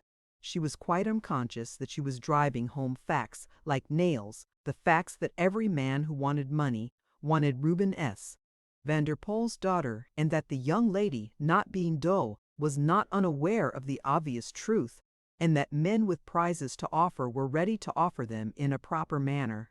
Also that she was only a brilliant bird of passage who, in a few months, would be caught in the dazzling net of the great world. And that even Lord Westholt and Dunholm Castle were not quite what she might expect. Lady Mary was sincerely interested. She drove it home in her ardor. She told me to look at her mouth and chin and eyelashes, and to make note of what she stood for in a crowd of ordinary people. I could have laughed aloud with rage and self. Mockery. Mr. Penzance was resting his forehead on his hand, his elbow on his chair's arm. This is profound unhappiness, he said. It is profound unhappiness. Mount Dunstan answered by a brusque gesture. But it will pass away, went on Penzance, and not as you fear it must, in answer to another gesture, fiercely impatient. Not that way. Some day or night you will stand here together, and you will tell her all you have told me. I now it will be so. What? Mount Dunstan cried out. But the words had been spoken with such absolute conviction that he felt himself become pale. It was with the same conviction that Penzance went on. I have spent my quiet life in thinking of the forces for which we find no explanation, of the causes of which we only see the effects. Long ago, in looking at you in one of my pondering moments, I said to myself that you were of the primeval force which cannot lose its way, which sweeps a clear pathway for itself as it moves, and which cannot be held back. I said to you just now that because you are a strong man, you cannot be sure that a woman you are, even in spite of yourself making mad love to, is unconscious that you are doing it. You do not know what your strength lies in. I do not, the woman does not, but we must all feel it, whether we comprehend it or no. You said of this fine creature, some time since, that she was life, and you have just said again something of the same kind. It is quite true. She is life, and the joy of it. You are two strong forces, and you are drawing together. He rose from his chair, and going to Mount Dunstan, put his hand on his shoulder, his fine old face singularly rapt and glowing. She is drawing you, and you are drawing her, and each is too strong to release the other. I believe that to be true, Both bodies and souls do it. They are not separate things. They move on their way, as the stars do. They move on their way. As he spoke, Mount Dunstan's eyes looked into his fixedly. Then they turned aside and looked down upon the mantel against which he was leaning. He aimlessly picked up his pipe and laid it down again. He was paler than before, but he said no single word. You think your reasons for holding aloof from her are the reasons of a man. Mr. Penzance's voice sounded to him remote. They are the reasons of a man's pride, but that is not the strongest thing in the world. It only imagines it is. You think that you cannot go to her as a luckier man could. You think nothing shall force you to speak. Ask yourself why. It is because you believe that to show your heart would be to place yourself in the humiliating position of a man who might seem to her and to the world to be a base fellow, an impudent, pushing, base fellow, thrust in Mount Dunstan fiercely. One of a vulgar lot, a thing fancying even its beggary worth buying. What has a man whose very name is hung with tattered ugliness to offer? Penzance's hand was still on his shoulder, and his look at him was long. His very pride, he said at last, his very obstinacy and haughty, stubborn determination, those broken because the other feeling is the stronger and overcomes him utterly. A flush leaped to Mount Dunstan's forehead. He set both elbows on the mantel and let his forehead fall on his clenched fists, and the savage Briton rose in him. "No," he said passionately. "By God, no!" "You say that," said the older man, "because you have not yet reached the end of your tether. Unhappy as you are not unhappy enough. Of the two, you love yourself the more your pride and your stubbornness. Yes," between his teeth, "I suppose I retain yet a sort of respect and affection for my pride. May God leave it to me." Penzance felt himself curiously exalted. He knew himself unreasoningly passing through an oddly unpractical uplifted moment, in whose impelling he singularly believed. "You are drawing her, and she is drawing you," he said. "Perhaps you drew each other across seas. You will stand here together, and you will tell her of this on this very spot." Mount Dunstan changed his position and laughed roughly as if to rouse himself. He threw out his arm in a big, uneasy gesture, taking in the room. "Oh, come," he said. "You talk like a seer. Look about you. Look, I am to bring her here." "If it is the primeval thing, she will not care." "Why should she? She! Bring a life like hers to this." "Or perhaps you mean that her own wealth might make her surroundings becoming that a man would endure that. If it is the primeval thing, you would not care. You would have forgotten that you two had ever lived an hour apart." He spoke with a deep-moved gravity, almost as if he were speaking of the first Titan building of the earth. Mount Dunstan, staring at his delicate, insistent, elderly face, tried to laugh again and failed because the effort seemed actually irreverent. It was a singular hypnotic moment indeed. He himself was hypnotized. A flashlight of new vision blazed before him and left him dumb. He took up his pipe hurriedly, and with still unsteady fingers began to refill it. When it was filled, he lighted it, and then without a word of answer left the hearth and began to tramp up and down the room again, out of the dim light into the shadows, back out of the shadows and into the dim light again, his brow working and his amber mouthpiece. The morning awakening of a normal, healthy human creature should be a joyous thing. After the soul's long hours of release from the burden of the body, its long hours spent one can only say in awe at the mystery of it, away, away, in flight perhaps, on broad tireless wings, beating softly in fair, far skies, breathing pure life, to be brought back to renew the strength of each dawning day. After these hours of quiescence of limb and nerve and brain, the morning life returning should unseal for the body clear eyes of peace at least. In time to come, this will be so when the soul's wings are stronger, the body more attuned to infinite law, and the race, a greater power. But as yet it often seems as though the winged thing came back, a lagging and reluctant rebel against its fate, and the chain which draws it back, a prisoner to its toil. It had seemed so often to Mount Dunstan, oftener than not. Youth should not know such awakening, he was well aware, but he had known it sometimes even when he had been a child, and since his return from his ill-starred struggle in America, the dull and reluctant facing of the day had become a habit.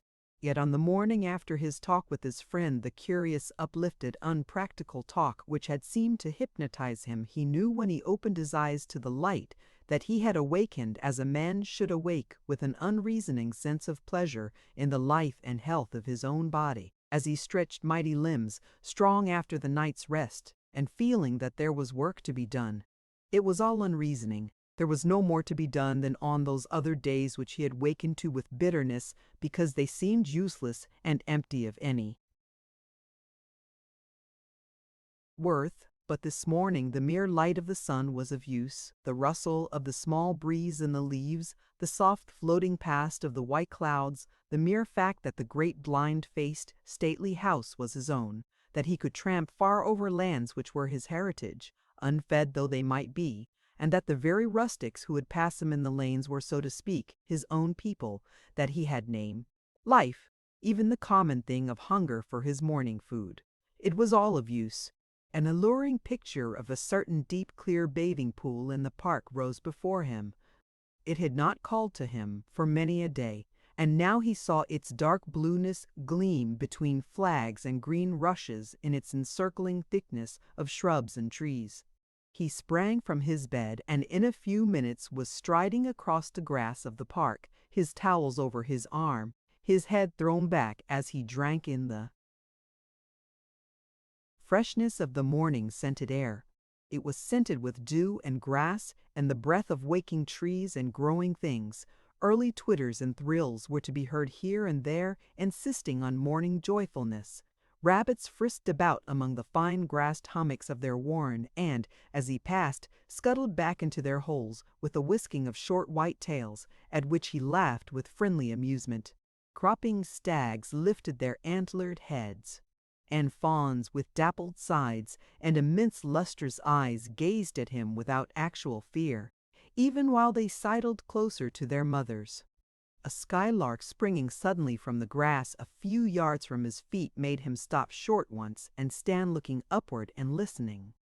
Who could pass by a skylark at 5 o'clock on a summer's morning, the little heavenly light heart circling and wheeling, showering down diamonds, showering down pearls from its tiny pulsating trilling throat?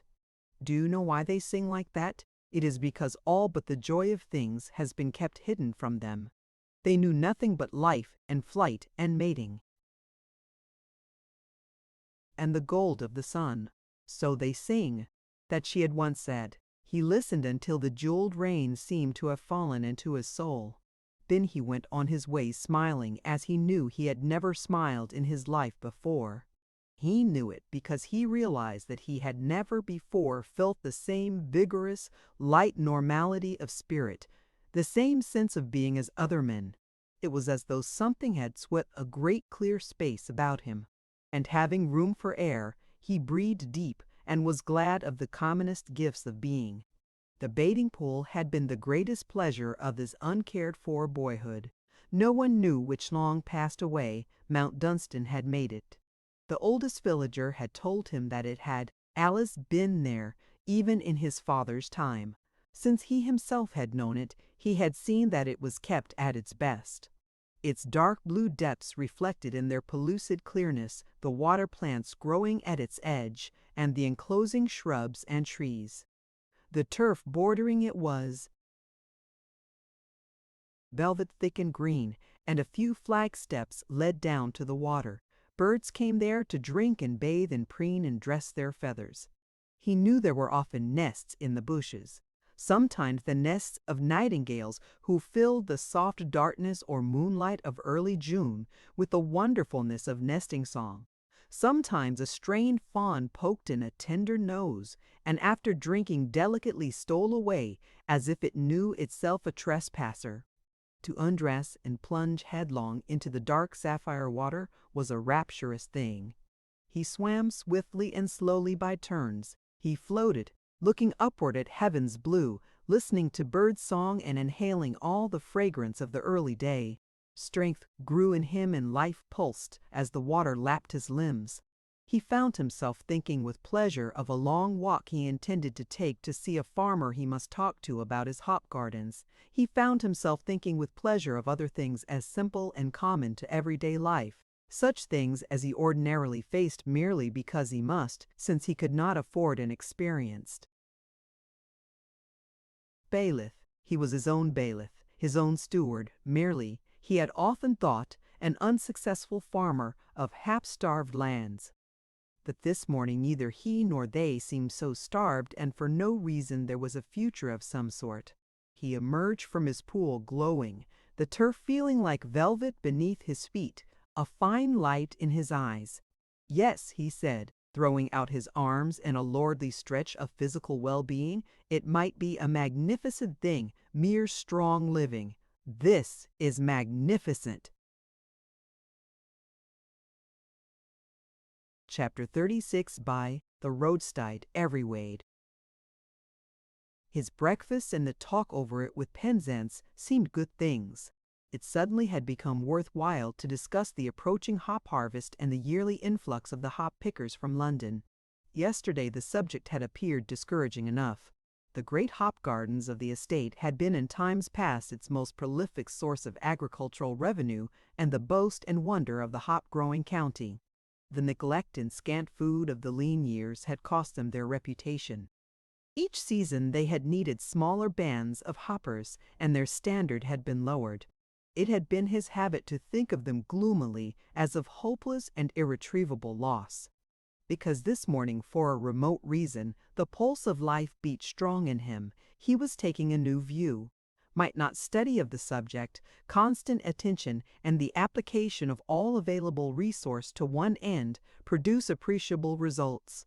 The idea presented itself in the form of a thing worth thinking of. It would provide an outlook and give one work to do. He put it to his companion. To have a roof over one's head, a sound body, and work to do is not so bad. Such things form the whole of G. Selden's cheerful aim. His spirit is a light within me. I will walk over and talk to Bolter. Bolter was a farmer who struggled to make ends meet, was almost too much for him. Holdings whose owners, either through neglect or lack of money, have failed to do their duty as landlords in the matter of repairs of farmhouses, outbuildings, fences, and other things, gradually fall into poor hands. Resourceful and prosperous farmers do not care to hold lands under unprosperous landlords. There were farms lying vacant on the Mount Dunstan estate. There were others whose tenants were uncertain rent-payers, or slipshod workers, or dishonest in small ways. Waste or sale of the fertilizer, which should have been given to the soil as its due. Neglect in the case of things whose decay meant depreciation of property and expense to the landlord, were dishonesties. But Mount Dunstan knew that if he turned out Thorn and Fiddle, whom no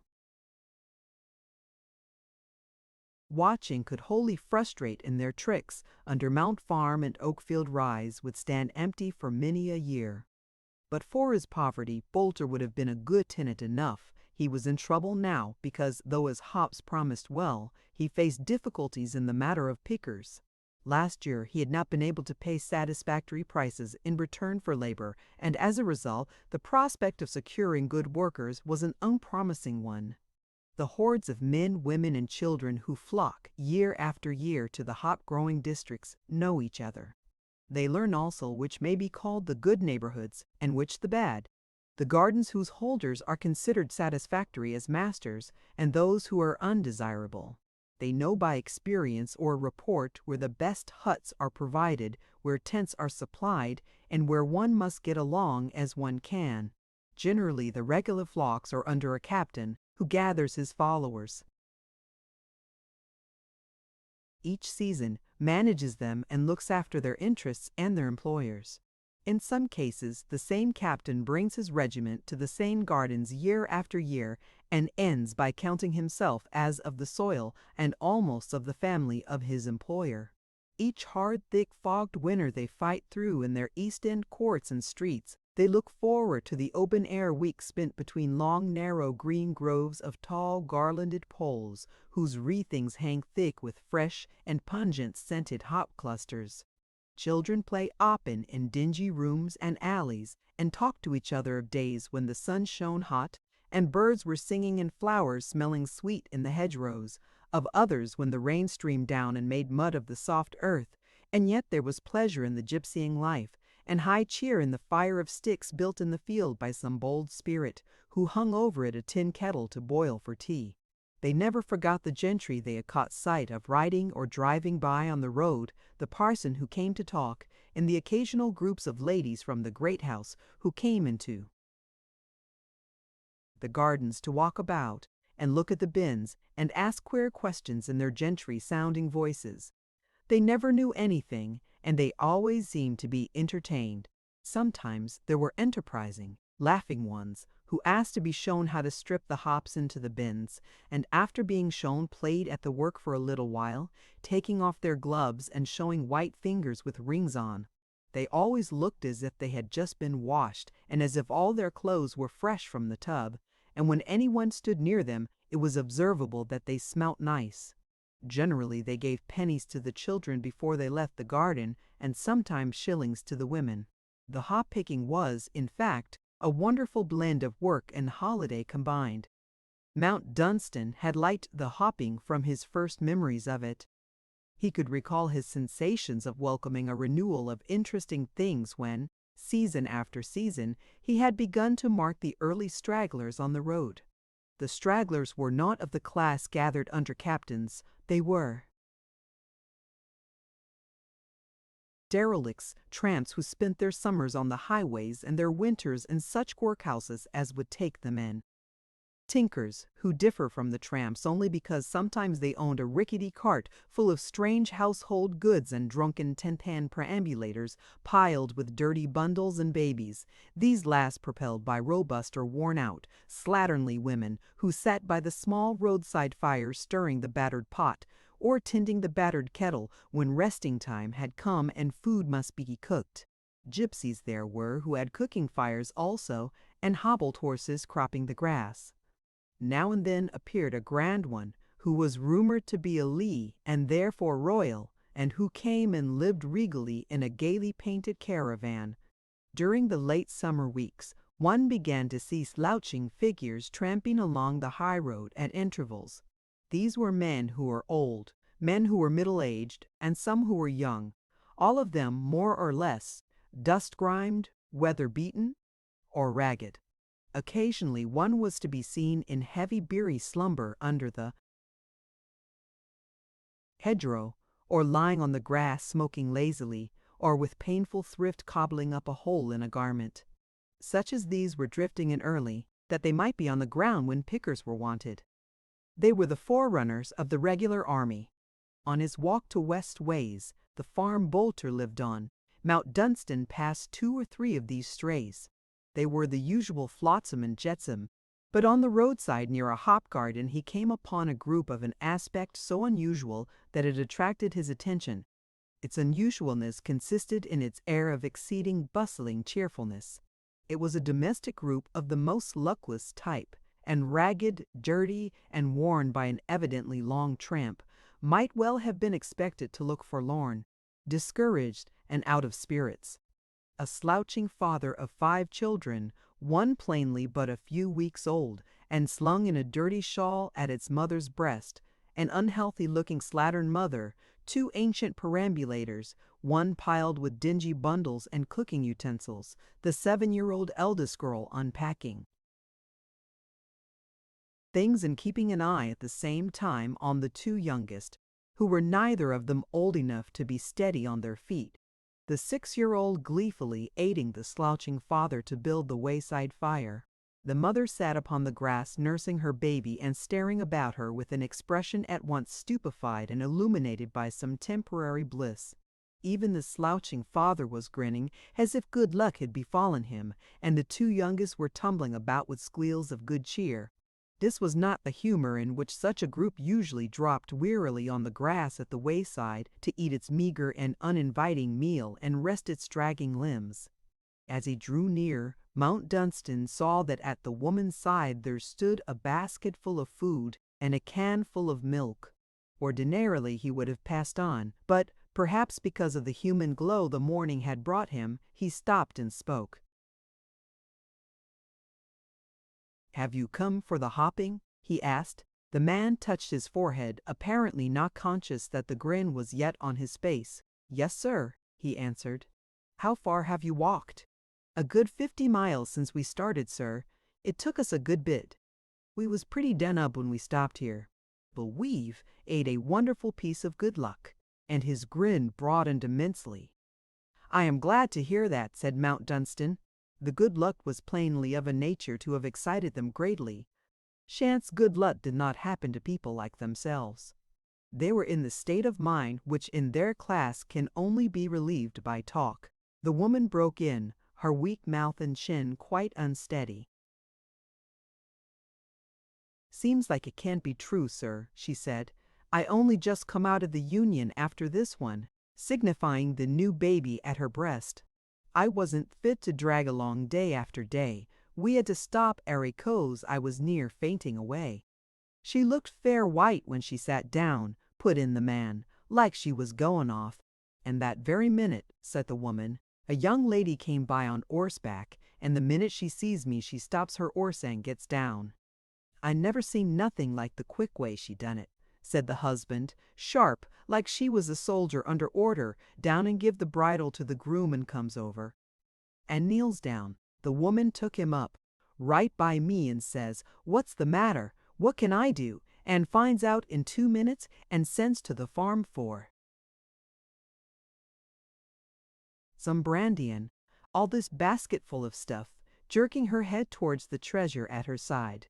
"And gives I.M. with another jerk towards her mate, "money enough to 'elp us along till I'm fair on my feet." That quick it was, that quick, passing her hand over her forehead, as if it wasn't for the basket, with a nervous, half-hysteric giggle. I wouldn't believe. But what it was, a dream, I wouldn't. "She was a very kind young lady," said Mount Dunstan, "and you were in luck." He gave a few coppers to the children and strode on his way. The glow was hot in his heart, and he held his head high. "She has gone by," he said. "She has gone by." He knew he should find her at Westway's farm, and he did so. Slim and straight as a young birch tree, and elate with her ride in the morning air, she stood silhouetted in her black habit against the ancient whitewashed brick porch. As she talked to Bolter, "I have been drinking a glass of milk and asking questions about hops," she said, giving him her hand bare of glove. "Until this year I have never seen a hop garden or a hop picker." After the exchange of a few words, Bolter respectfully melted away and left them together. "It was such a wonderful day that I wanted to be out under the sky for a long time to ride a long way," she explained. "I have been looking at hop gardens as I rode.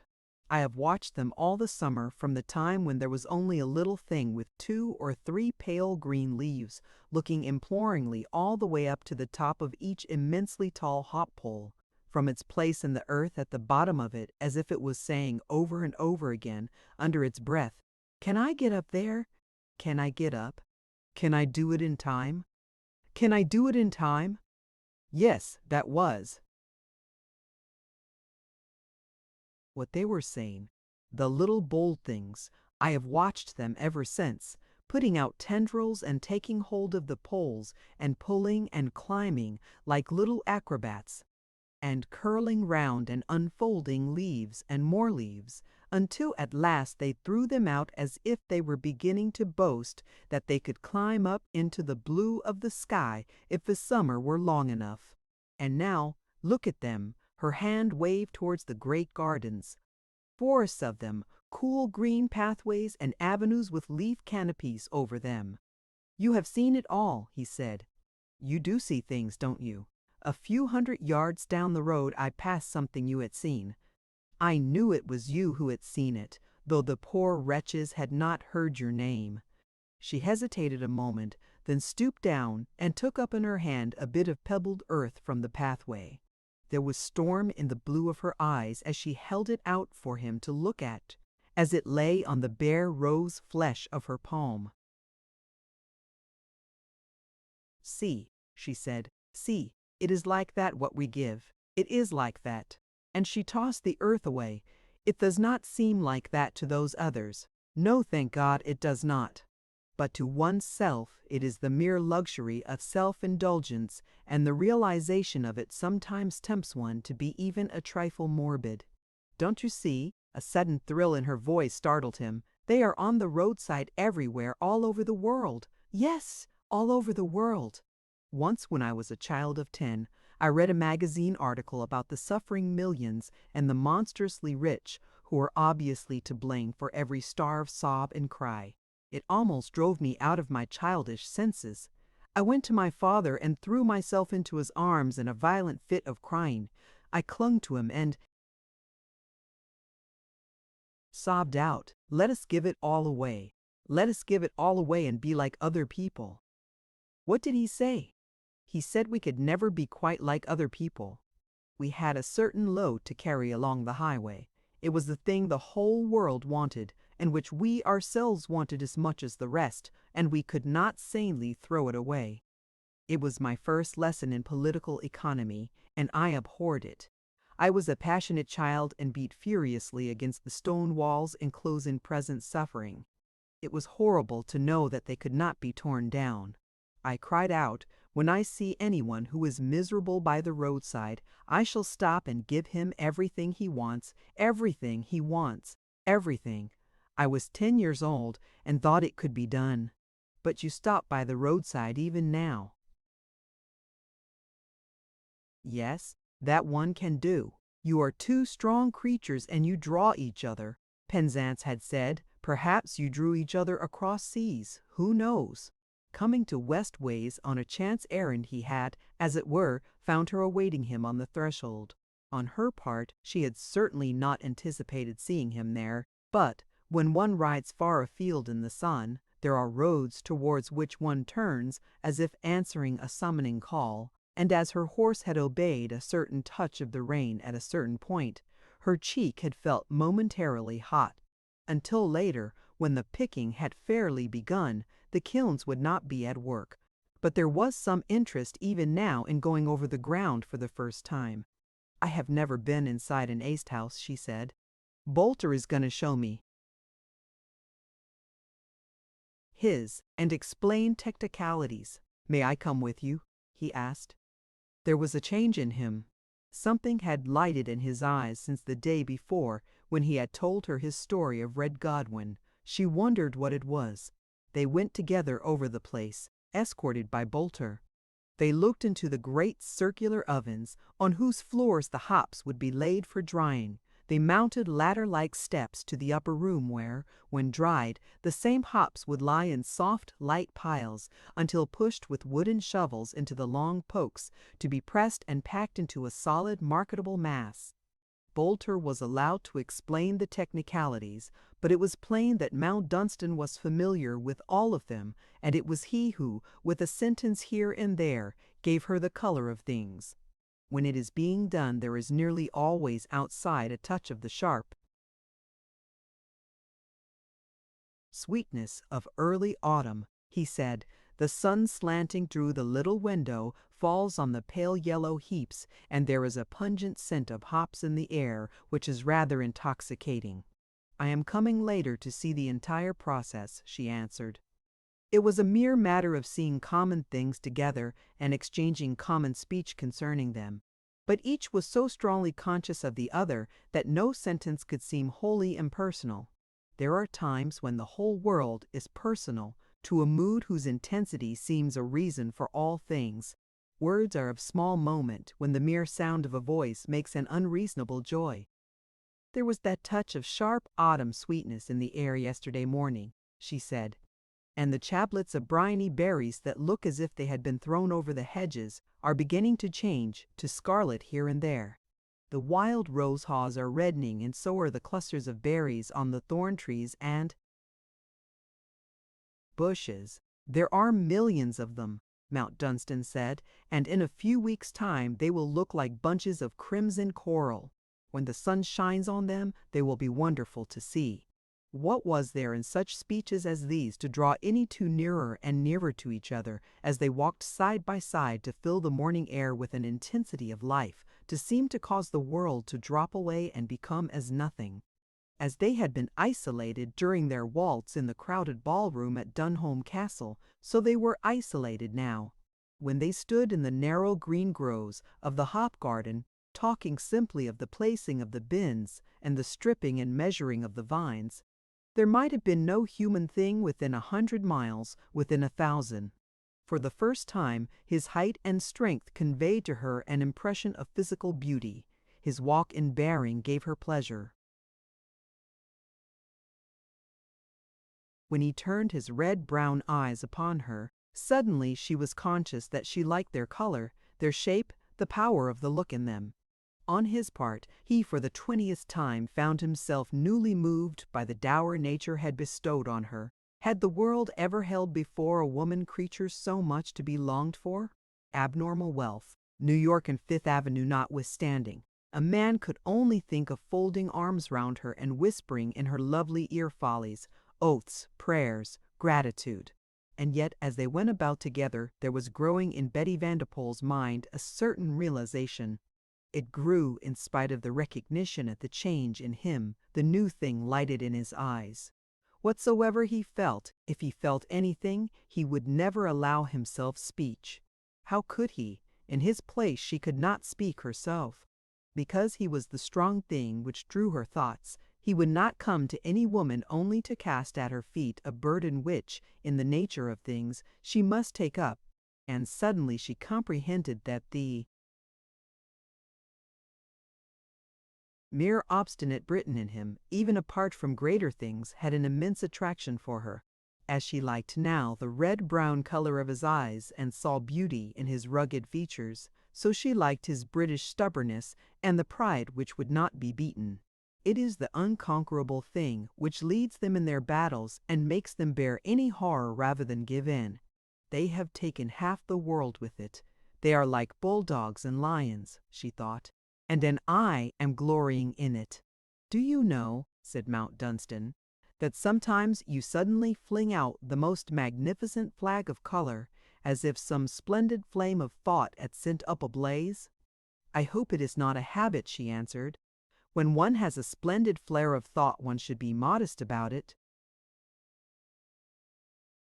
What was there worth recording in the whole hour they spent together? Outwardly there had only been a chance meeting and a mere passing by, but each left something with the other, and each learned something, and the record made was deep. At last she was on her horse again, on the road outside the white gate. "This morning has been so much to the good," he said. "I had thought that perhaps we might scarcely meet again this year. I shall become absorbed in hops, and you will no doubt go away. You will make visits or go to the Riviera or to New York for the winter? I do not know yet, but at least I shall stay to watch the thorn trees load themselves with coral." To herself she was saying, "He means to keep away. I shall not see him." As she rode off, Mount Dunstan stood for a few moments, not moving from his place. At a short distance from the farmhouse gate, a side lane opened upon the highway, and as she cantered in its direction, a horseman turned in from it, a man who was young and well dressed, and who sat well, a spirited animal. He came out upon the road almost face to face with Miss Vanderpool, and from where he stood, Mount Dunstan could see his delighted smile as he lifted his hat in salute. It was Lord Westholt, and what more natural than that, after an exchange of greetings, the two should ride together on their way? For nearly 3 miles their homeward road would be the same, but in a breath's space Mount Dunstan realized a certain truth, a simple, elemental thing. All the exultation of the morning swooped and fell as a bird seems to swoop and fall through space. It was all over and done with, and he understood it. His normal awakening in the morning, the physical and mental elation of the first clear hours, the spring of his foot as he had trod the road all had but one meaning. In some occult way, the hypnotic talk of the night before had formed itself into a reality, fantastic and unreasoning as it had been. Some insistent inner consciousness had seized upon and believed it in spite of him, and had set all his waking being in tune to it. That was the explanation of his undue spirits and hope. If Penzance had spoken a truth, he would have had a natural, sane right to feel all this and more. But the truth was that he in his guise was one of those who are on the roadside everywhere all over the world. Poetically figurative as the thing sounded, it was prosaic fact. So, still hearing the distant sounds of the hoofs beating in cheerful diminuendo on the roadway, he turned about and went back to talk to Bolter. Chapter 37. Closed Corridors. To spend one's days perforce in an enormous house alone is a thing likely to play unholy tricks with a man's mind and lead it to gloomy workings. To know the existence of 100 or so of closed doors shut on the darkness of unoccupied rooms. To be conscious of flights of unmounted stairs, of stretches of untrodden corridors, of unending walls from which the pictured eyes of long-dead men and women stare as if seeing things which human eyes behold not, is an eerie and unwholesome thing. Mount Dunstan slept in a large four-post bed in a chamber in which he might have died or been murdered a score of times, without being able to communicate with the remote servants' quarters below stairs, where lay the one man and one woman who attended him. When he came late to his room and prepared for sleep by the light of 2 flickering candles, the silence of the dead in tombs was about him, but it was only a more profound and insistent thing than the silence of the day, because it was the silence of the night, which is a presence. He used to tell himself with secret smiles at the fact that at certain times the fantasy was half believable that there were things which walked about softly at night, things which did not want to be dead. He himself had picked them out from among the pictures in the gallery, pretty, light, petulant women. Adventurous-eyed, full-blooded, eager men. His theory was that they hated their stone coffins and fought their way back through the gray mists to try to talk and make love and to be seen of warm things which were alive.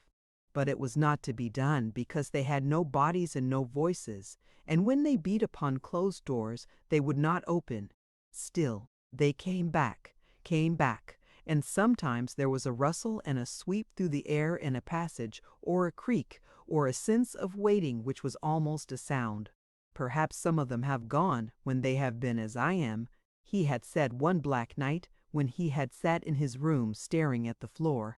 If a man was dragged out when he had not lived a day, he would come back. I should come back if God. A man could not be dragged away like this. And to sit alone and think of it was an awful and a lonely thing. A lonely thing. But loneliness was nothing new, only that in these months his had strangely intensified itself.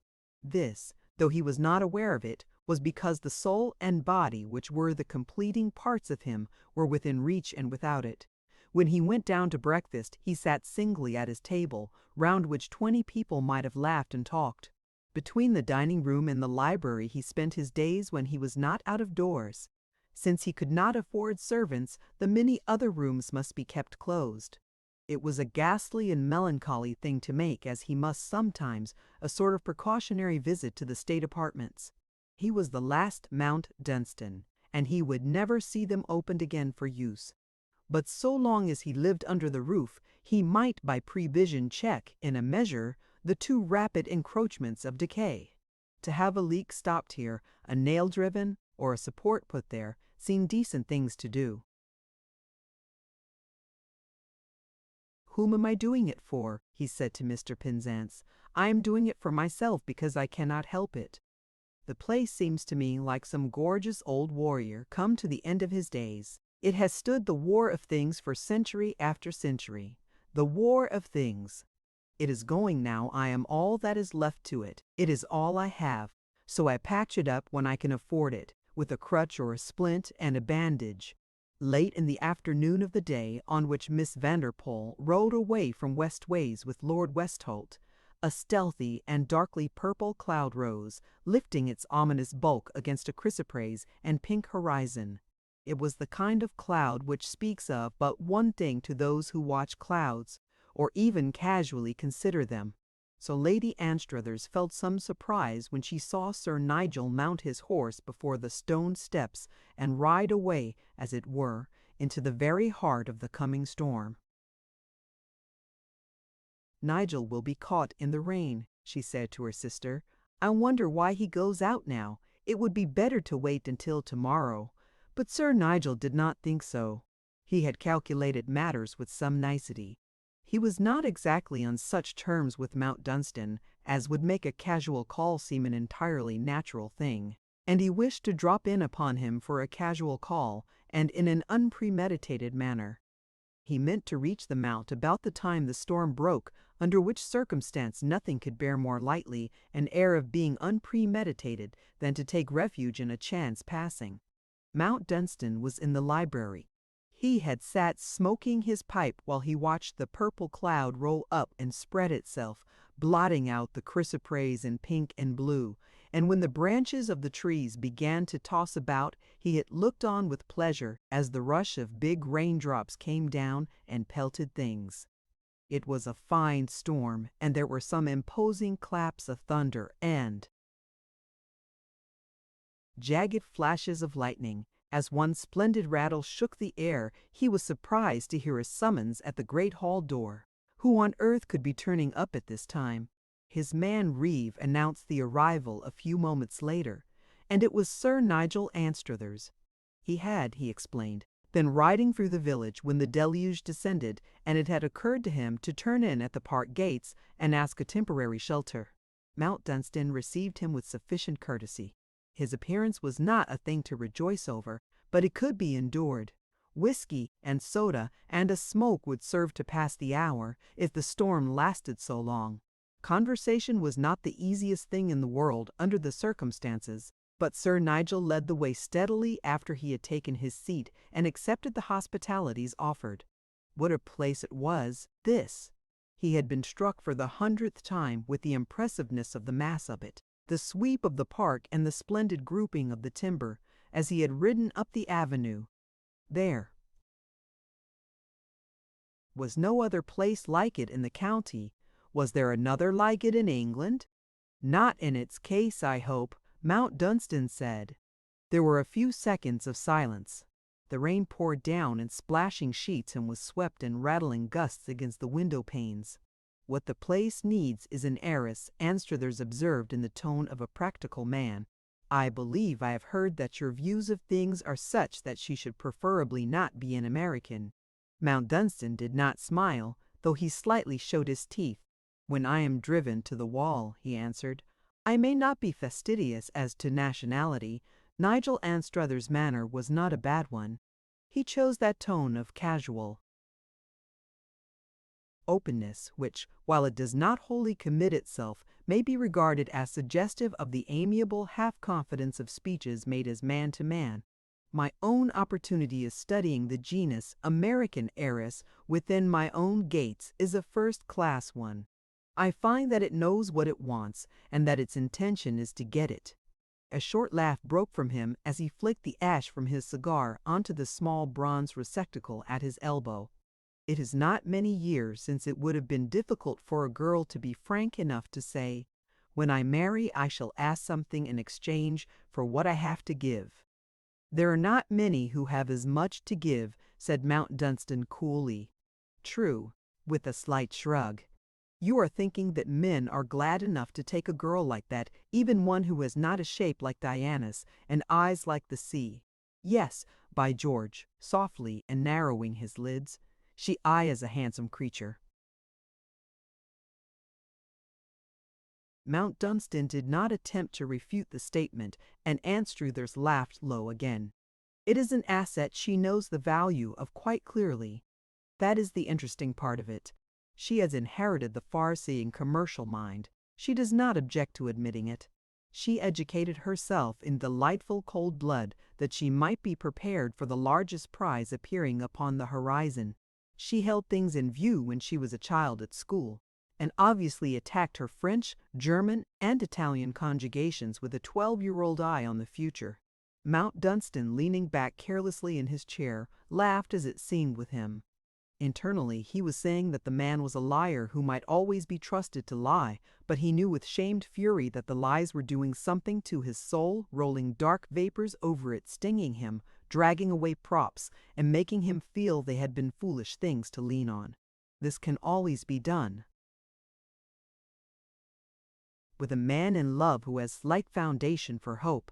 For some mysterious and occult reason, civilization has elected to treat the strange and great passion as if it were an unholy and indecent thing, whose dominion over him proper social training prevents any man from admitting openly. In passing through its cruelest phases, he must bear himself as if he were immune, and this being the custom, he may be called upon to endure much without the relief of striking out with manly blows. An enemy guessing his case and possessing the infernal gift whose joy is to dishearten and do hurt with courteous despitefulness may plant a poisoned arrow here and there with neatness and fine touch, while his bound victim can, with decency, neither start nor utter brave howls, nor guard himself, but must sit still and listen, hospitably supplying smoke and drink and being careful not to make an ass of himself. Therefore Mount Dunstan pushed the cigars nearer to his visitor, and waved his hand hospitably towards the whiskey and soda. There was no reason, in fact, why Anstruthers or anyone indeed but Penzance should suspect that he had become somewhat mad in secret. The man's talk was marked merely by the lightly disparaging malice which was rarely to be missed from any speech of his which touched on others. Yet it might have been a thing arranged beforehand to suggest adroitly either lies or truth which would make a man see every sickeningly good reason for feeling that in this contest he did not count for a man at all. "It has all been pretty obvious," said Sir Nigel. "There is a sort of cynicism in the openness of the siege. My impression is that almost every youngster who has met her has taken a shot." Tommy Allenby, scrambling up from his knees in one of the rose gardens, was a satisfying sight. His much-talked-of passion for Jane Lithcom was temporarily in abeyance. The rain swirled in a torrent against the window, and casually glancing outside at the tossing gardens, he went on, "She is enjoying herself. Why not? She has the spirit of the huntress. I don't think she talks nonsense about friendship to the captives of her bow and spear. She knows she can always get what she wants. A girl like that must have an arrogance of mind. And she is not a young saint. She is one of the women born with the look in her eyes. I own I should not like to be in the place of any primeval poor brute who really went mad over her and counted her millions as so much dirt." Mount Dunstan answered with a shrug of his big shoulders. Apparently he would seem as remote from the reason of today as the men who lived on the land when Hengist and Horsa came or when Caesar landed at Deal. He would seem as remote to her, with a shrug also. "I should not like to contend that his point of view would not interest her, or that she would particularly discourage him. Her eyes would call him without malice or intention, no doubt, but your early Briton Earl or Earl would be as well understood by her. Your New York beauty, who has lived in the marketplace, knows principally the prices of things." He was not ill-pleased with himself. He was putting it well and getting rather even with her. If this fellow with his shut mouth had a sore spot hidden anywhere, he was giving him to think, and he would find himself thinking, while whatsoever he thought, he would be obliged to continue to keep his ugly mouth shut. The great idea was to say things without saying them, to set your hearer's mind to saying them for you. What strikes one most is a sort of commercial brilliance in her. Taking up his thread again, after a smilingly reflective pause, it quite exhilarates one by its novelty. There's spice in it. We English have not a look in when we are dealing with Americans, and yet France calls us a nation of shopkeepers. My impression is that their women take little inventories of every house they enter, of every man they meet. I heard her once speaking to my wife about this place as if she had lived in it. She spoke of the closed windows and the state of the gardens, of broken fountains and fallen arches. She evidently deplored the deterioration of things which represented capital. She has inventoried Dunholm, no doubt. That will give Westholt a chance. But she will do nothing until after her next year's season in London, that I'd swear. I look forward to next year. It will be worth watching. She has been training my wife. A sister who has married an Englishman and has at least spent some years of her life in England has a certain established air. When she is presented, one knows she will be a sensation. After that, he hesitated a moment, smiling not too pleasantly. After that, said Mount Dunstan, the deluge. Exactly. The deluge which usually sweeps girls off their feet, but it will not sweep her off hers. She will stand quite firm in the flood and lose sight of nothing of importance which floats past. Mount Dunstan took him up. He was sick of hearing the fellow's voice. There will be a good many things, he said. There will be great personages and small ones, pomps and vanities, glittering things and heavy ones. When she sees what she wants, said Anstruthers, she will hold out her hand, knowing it will come to her. The things which drown will not disturb her. I once made the blunder of suggesting that she might need protection against the importunate, as if she had been an English girl. It was an idiotic thing to do, because Mount Dunstan for the moment had lost his head. Anstruthers had maddeningly paused. She answered that if it became necessary, she might perhaps be able to protect herself. She was as cool and frank as a boy. No airpins about it, merely consciousness of being able to put things in their right places. Made a mere male relative feel like a fool. When are things in their right places? To his credit be it spoken, Mount Dunstan managed to say it as if in the mere putting together of idle words. What man likes to be reminded of his right place? No man wants to be put in his right place. There is always another place which seems more desirable. She knows if we others do not. I suppose my right place is at Stornham, conducting myself as the brother-in-law of a fair American should. I suppose yours is here shut up, among your closed corridors and locked doors. There must be a lot of them in a house like this. Don't you sometimes feel it too large for you? Always, answered Mount Dunstan. The fact that he added nothing else, and met a rapid side glance with unmoving red-brown eyes gazing out from under rugged brows, perhaps irritated Anstruthers. He had been rather enjoying himself, but he had not enjoyed himself enough. There was no denying that his plaything had not openly flinched. Plainly he was not good at flinching. Anstruthers wondered how far a man might go. He tried again. She likes the place, though she has a natural disdain for its condition. That is practical American. Things which are going to pieces because money is not spent upon them, mere money, of which all the people who count for anything have so much, are inevitably rather disdained. They are out of it. But she likes the estate. As he watched Mount Dunstan, he felt sure he had got it at last the right thing. If you were a duke with 50,000 a year, with a distinctly nasty, amicably humorous, faint laugh, she would buy the Lord, I believe. She would take it over and you with it. Mount Dunstan got up. In his rough walking tweeds, he looked over big and heavy and perilous. For 2 seconds, Nigel Anstruthers would not have been surprised if he had, without warning, slapped his face, or knocked him over, or whirled him out of his chair and kicked him. He would not have liked it, but for 2 seconds it would have been no surprise. In fact, he instinctively braced his not too firm muscles. But nothing of the sort occurred. During the 2 seconds, perhaps 3 Mount Dunstan stood still and looked down at him. The brief space at an end, he walked over to the hearth and stood with his back to the big fireplace. "You don't like her," he said, and his manner was that of a man dealing with a matter of fact. "Why do you talk about her?" He had got away again, quite away.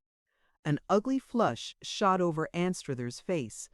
There was one more thing to say, whether it was idiotic to say it or not. things can always be denied afterwards, should denial appear necessary, and for the moment his special devil possessed him. "I do not like her." And his mouth twisted. "Do I not? I am not an old woman. I am a man like others. I chance to like her too much." There was a short silence. Mount Dunstan broke it. "Then," he remarked, "you had better emigrate to some country with a climate which suits you. I should say that England for the present does not."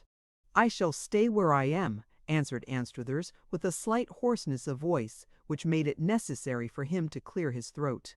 "I shall stay where she is. I will have that satisfaction at least. She does not mind. I am only a rackety middle-aged brother-in-law, and she can take care of herself. As I told you, she has the spirit of the huntress. Look here," said Mount Dunstan, quite without haste, and with an iron civility, "I am going to take the liberty of suggesting something. If this thing is true, it would be as well not to talk about it. As well for me or for her." And there was a serene significance in the query. Mount Dunstan thought a few seconds. "I confess," he said slowly, and he planted his fine blow between the eyes well and with directness, "I confess that it would not have occurred to me to ask you to do anything or refrain from doing it for her sake. Thank you. Perhaps you are right. One learns that one must protect one's self. I shall not talk, neither will you. I know that. I was a fool to let it out. The storm is over. I must ride home." He rose from his seat and stood smiling. It would smash up things nicely if the new beauty's appearance in the great world were preceded by chatter of the unseemly affection of some adorer of ill repute. Unfairly enough, it is always the woman who is hurt. "Unless," said Mount Dunstan civilly, "there should arise the poor primeval brute in his Neolithic wrath to seize on the man to blame and break every bone and sinew in his damned body." "The newspapers would enjoy that more than she would," answered Sir Nigel. "She does not like the newspapers. They are too ready to disparage the multimillionaire and cackle about members of his family. The unhidden hatred which still professed to hide itself in the depths of their pupils, as they regarded each other, had its birth in a passion as elemental as the quakings of the earth, or the rage of two lions in the desert, lashing their flanks in the blazing sun. It was well that at this moment they should part ways.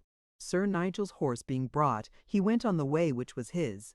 "It was a mistake to say what I did," he said before going. "I ought to have held my tongue. But I am under the same roof with her. At any rate, that is a privilege no other man shares with me." He rode off smartly, his horse's hoofs splashing in the rain pools left in the avenue after the storm. He was not so sure after all that he had made a mistake, and for the moment he was not in the mood to care whether he had made one or not. His agreeable smile showed itself as he thought of the obstinate, proud brute he had left behind, sitting alone among his shut doors and closed corridors.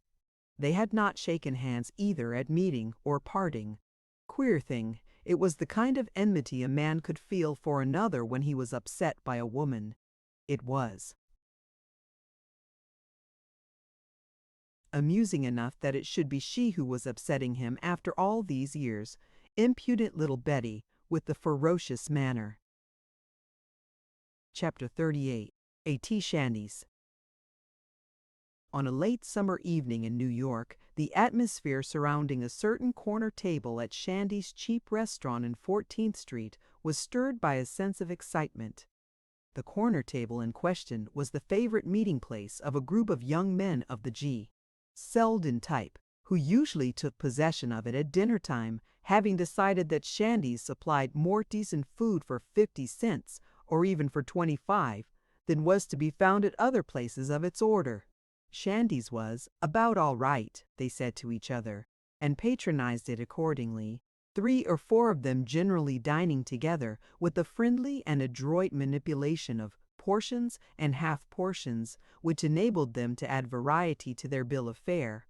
The street outside was lighted, the tide of passers-by was less full and more leisurely in its movements than it was during the seething, working hours of daylight, but the electric cars swung past each other with whiz and clang of bell almost unceasingly, their sound being swelled at short intervals by the roar and rumbling rattle of the trains dashing by on the elevated railroad. This, however, to the frequenters of Shandy's, was the usual accompaniment of everyday New York life, and was regarded as a rather cheerful sort of thing. This evening the four claimants of the favorite corner table had met together earlier than usual. Jim Belter, who hammered a typewriter at Schwab's brewery, Tom Weatherby, who was in a downtown office, Bert Johnson, who was out for the Delkoff, and Nick Baumgarten, who, having for some time beaten certain streets as assistant salesman for the same illustrious machine, had been recently elevated to a territory of his own, and was therefore in high spirits. "Say," he said, "let's give him a fine dinner. We can make it between us. Beefsteak and mushrooms and potatoes hashed brown. He likes them. Good old G.S. I shall be right glad to see him. Hope foreign travel has not given him the swell head. Don't believe it's hurt him a bit. His letter didn't sound like it. Little Georgie ain't a fool," said Jem Belter. Tom Weatherby was looking over the letter referred to. It had been written to the four conjointly, towards the termination of Selden's visit to Mr. Penzance. The young man was not an ardent or fluent correspondent, but Tom Weatherby was chuckling as he read the epistle. "Say, boys," he said, "this big thing he's keeping back to tell us when he sees us is all right, but what takes me is old George paying a visit to a parson. He ain't no Young Men's Christian Association." Bert Johnson leaned forward and looked at the address on the letter paper. "Mount Dunstan Vicarage," he read aloud. "That looks pretty swell, doesn't it?" with a laugh. "Say, fellows, you know Jepson at the office, the chap that prides himself on reading such a lot? He said it reminded him of the names of places in English novels. That Johnny's the biggest snob you ever set your tooth into. When I told him about the Lord fellow that owns the castle, and that George seemed to have seen him, he nearly fell over himself. Never had any use for George before, but just you watch him make up to him when he sees him next. People were dropping in and taking seats at the tables. They were all of one class, young men who lived in hall bedrooms, young women who worked in shops or offices, a couple here and there, who, living far uptown, had come to Shandy's to dinner, that they might go to cheap seats in some theater afterwards. In the latter case, the girls wore their best hats, had bright eyes and cheeks, lightly flushed by their sense of festivity. 2 or 3 were very pretty in their thin summer dresses and flowered or feathered headgear, tilted at picturesque angles over their thick hair. When each one entered, the eyes of the young man at the corner table followed her with curiosity and interest, but the glances at her escort were always of a disparaging nature. "There's a beaut," said Nick Baumgarten. "Get on to that pink stuff on her hat, will you? She done it because it's just the color of her cheeks." They all looked, and the girl was aware of it, and began to laugh and talk coquettishly to the young man who was her companion. "I wonder where she got Clarence," said Jim Belter in sarcastic allusion to her escort. "The things those lookers have fastened onto them gets me. If it was one of U.S. now," said Bert Johnson, upon which they broke into simultaneous good-natured laughter. "It's queer, isn't it," young Baumgarten put in, "how a fellow always feels sore when he sees another fellow with a peach like that. It's just straight human nature, I guess." The door swung open to admit a newcomer, at the sight of whom Jem Belter exclaimed joyously, "Good old Georgie! Here he is, fellows! Get on to his glad rags." Glad rags is supposed to buoyantly describe such attire as, by its freshness or elegance of style, is rendered a suitable adornment for festive occasions or loftier leisure moments. Glad rags may mean evening dress, when a young gentleman's wardrobe can aspire to splendor so marked, but it also applies to one's best and latest purchased garb, in contradistinction to the less ornamental habiliments worn every day, and designated as office clothes. G. 2/23 Selden's economies had not enabled him to give himself into the hands of a Bond Street tailor, but a careful study of cut and material, as spread before the eye in elegant colored illustrations in the windows of respectable shops in less ambitious quarters, had resulted in the purchase of a well-made suit of smart English cut. He had a nice young figure and looked extremely neat and tremendously new and clean, so much so, indeed, that several persons glanced at him a little admiringly as he was met halfway to the corner table by his friends. "Hello, old chap. Glad to see you.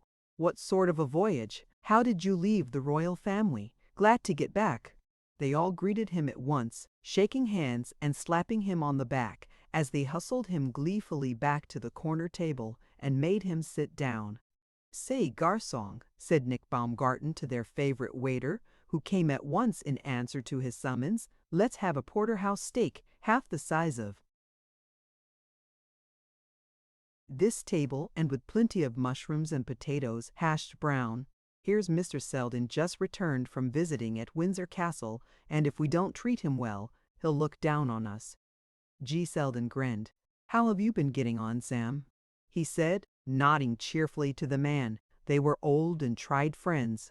Sam knew all about the days when a fellow could not come into shanties at all, or must satisfy his strong young hunger with a bowl of soup or coffee and a roll.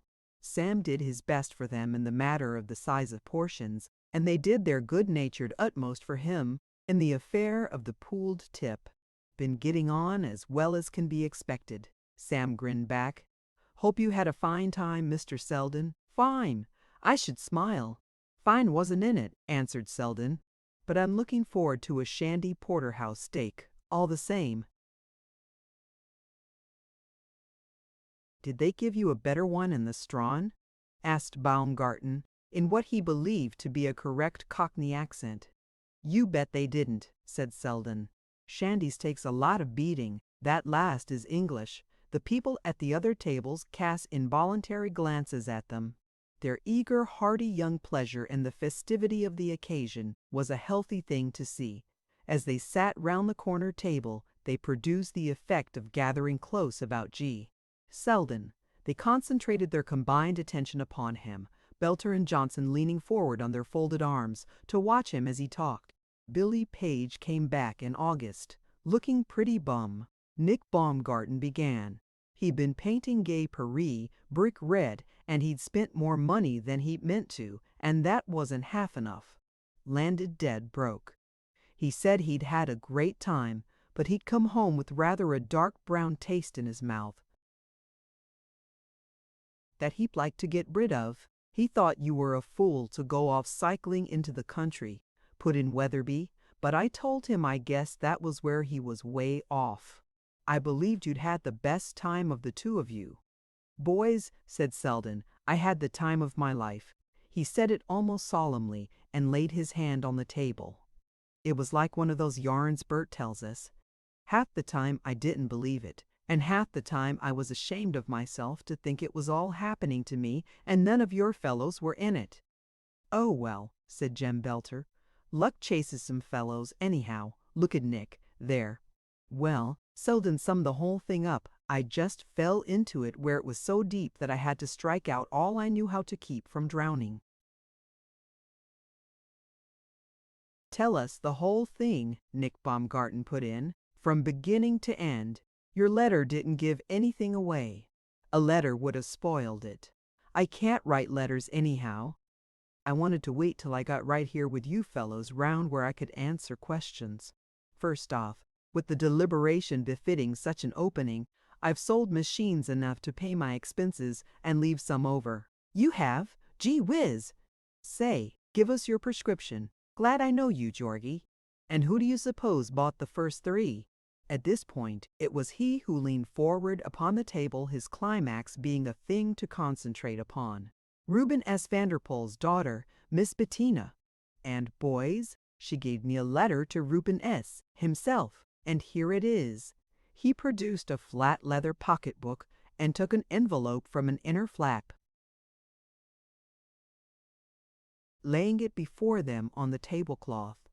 His knowledge that they would not have believed him if he had not brought his proof was founded on everyday facts.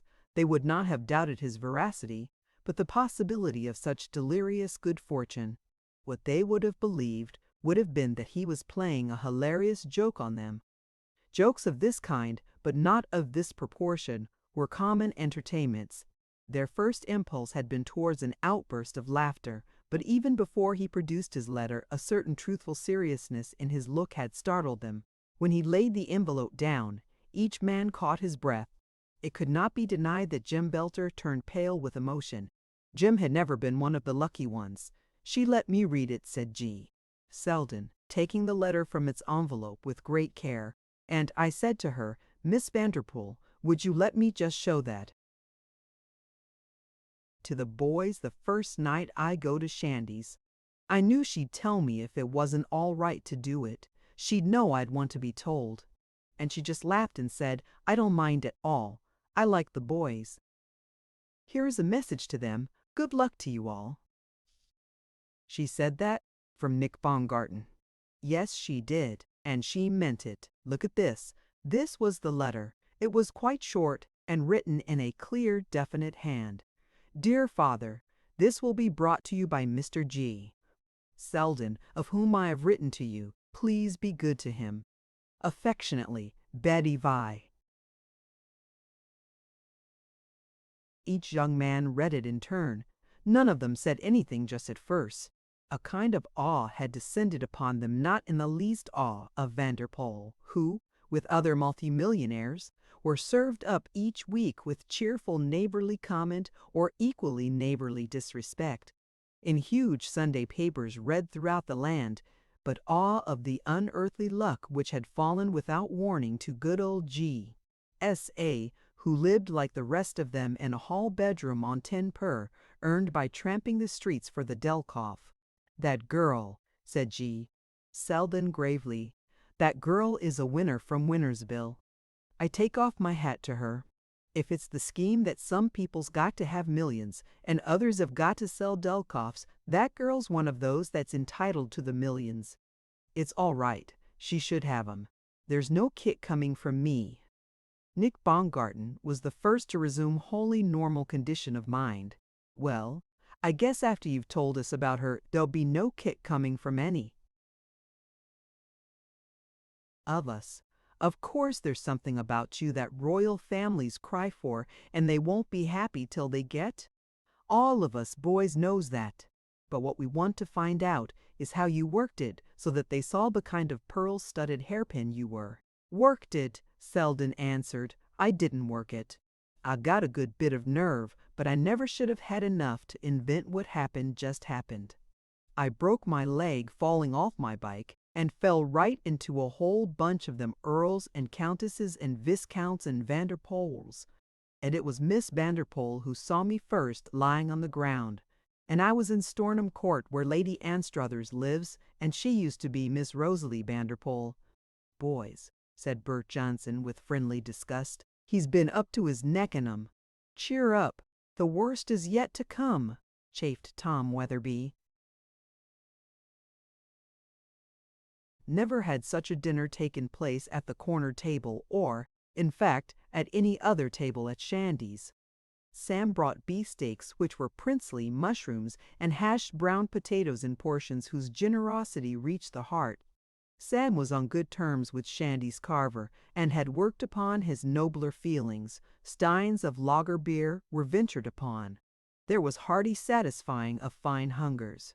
2 of the party had eaten nothing but one quick lunch throughout the day, one of them because he was short of time, the other for economy's sake because he was short of money.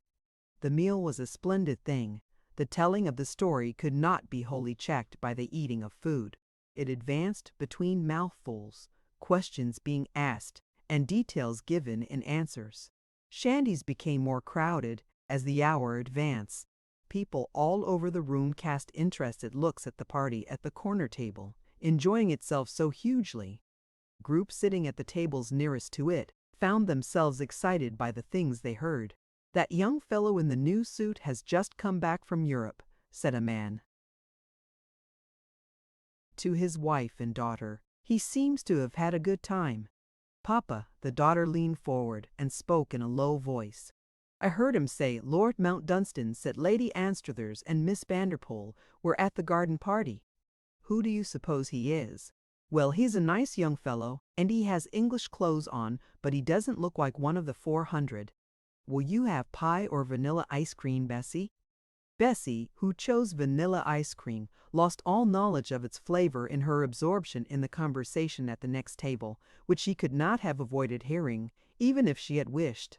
She bent over the bed and laughed just like any other nice girl, and she said, "You are at Stornham Court, which belongs to Sir Nigel Anstruthers. Lady Anstruthers is my sister. I am Miss Vanderpool, and, boys, she used to come and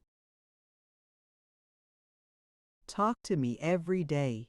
"George," said Nick Baumgarten, "you take about 75 bottles of Warner's Safe Cure and rub yourself all over with St. Jacob's oil.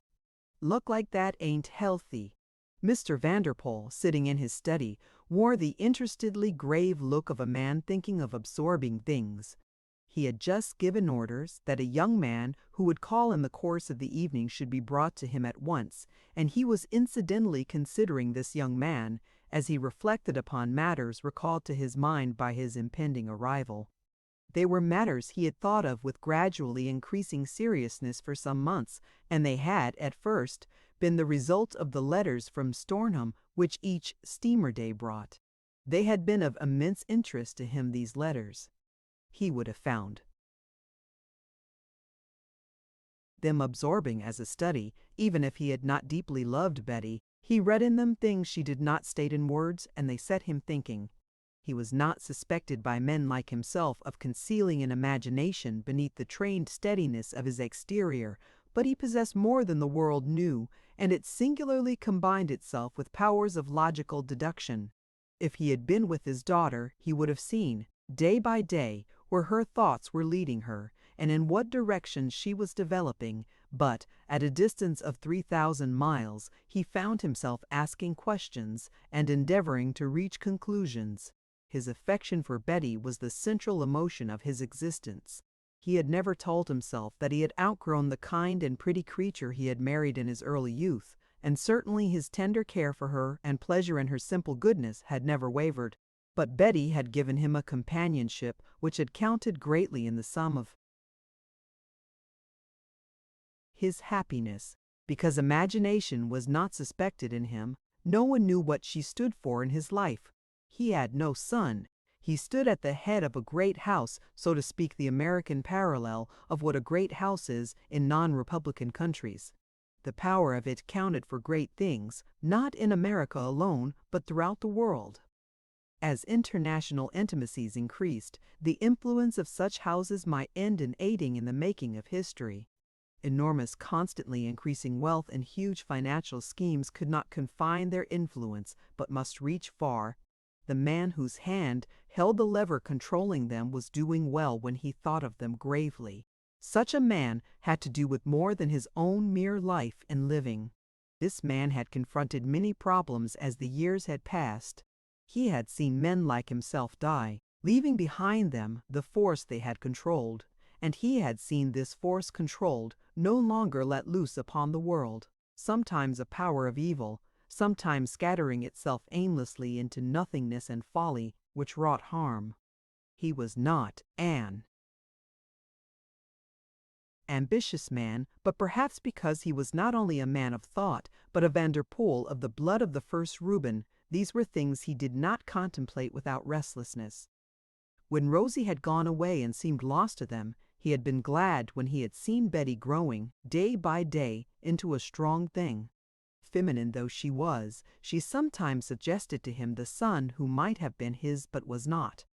As the closeness of their companionship increased with her years, his admiration for her grew with his love. Power left in her hands must work for the advancement of things, and would not be idly disseminated if no antagonistic influence wrought against her. He had found himself reflecting that, after all was said, the marriage of such a girl had a sort of parallel in that of some young royal creature whose union might make or mar things, which must be considered. the man who must inevitably strongly color her whole being and vitally mark her life, would in a sense lay his hand upon the lever also. If he brought sorrow and disorder with him, the lever would not move steadily.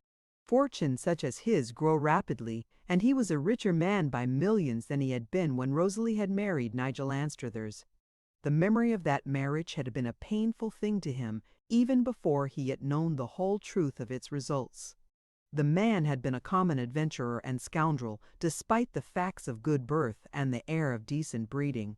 If a man who was as much a scoundrel but cleverer, it would be necessary that he should be much cleverer, made the best of himself to Betty. It was folly to think one could guess what a woman or a man either, for that matter, would love. He knew Betty, but no man knows the thing which comes, as it were, in the dark and claims its own, whether for good or evil. He had lived long enough to see beautiful, strong-spirited creatures do strange things, follow strange gods, swept away into seas of pain by strange waves. Even Betty, he had said to himself now and then, even my Betty. Good God, who knows? Because of this, he had read each letter with keen eyes. They were long letters, full of detail and color, because she knew he enjoyed them. She had a delightful touch. He sometimes felt as if they walked the English lanes together. His intimacy with her neighbors and her neighborhood was one of his relaxations. He found himself thinking of old Doby and Mrs. Weldon as a sort of soporific measure when he lay awake at night. She had sent photographs of Stornham, of Dunholm Castle, and of Dole, and had even found an old engraving of Lady Allenby in her youth. Her evident liking for the Dunholms had pleased him. They were people whose dignity and admirableness were part of general knowledge. Lord Westholt was plainly a young man of many attractions. If the two were drawn to each other, and what more natural, all would be well. He wondered if it would be Westholt. But his love quickened a sagacity which needed no stimulus. He said to himself in time that though she liked and admired Westholt, she went no farther. That others paid court to her he could guess without being told. He had seen the effect she had produced when she had been at home, and also an unexpected letter to his wife from Milly Bowen had revealed many things. Milly, having noted Mrs. Vanderpoel's eager anxiety to hear direct news of Lady Anstruthers, was not the person to let fall from her hand the useful thread of connection. She had written quite at length, managing adroitly to convey all that she had seen and all that she had heard. She had been making a visit within driving distance of Stornham, and had had the pleasure of meeting both Lady Anstruthers and Miss Vanderpoel at various parties. She was so sure that Mrs. Vanderpoel would like to hear how well Lady Anstruthers was looking, that she ventured to write. Betty's effect upon the county was made quite clear, as also was the interested expectation of her appearance in town next season. Mr. Vanderpoel, perhaps, gathered more from the letter than his wife did. In her mind, relieved happiness and consternation were mingled. "Do you think, Reuben, that Betty will marry that Lord Westholt?" she rather faltered. "He seems very nice, but I would rather she married an American. I should feel as if I had no girls at all if they both lived in England." "Lady Bowen gives him a good character," her husband said, smiling. "But if anything untoward happens, Annie, you shall have a house of your own halfway between Dunholm Castle and Stornham Court." When he had begun to decide that Lord Westholt did not seem to be the man fate was veering towards, he not unnaturally cast a mental eye over such other persons as the letters mentioned. At exactly what period his thought first dwelt, a shade anxiously, on Mount Dunstan, he could not have told, but he at length became conscious that it so dwelt. He had begun by feeling an interest in his story, and had asked questions about him, because a situation such as his suggested query to a man of affairs. Thus it had been natural that the letter should speak of him. What she had written had recalled to him certain rumors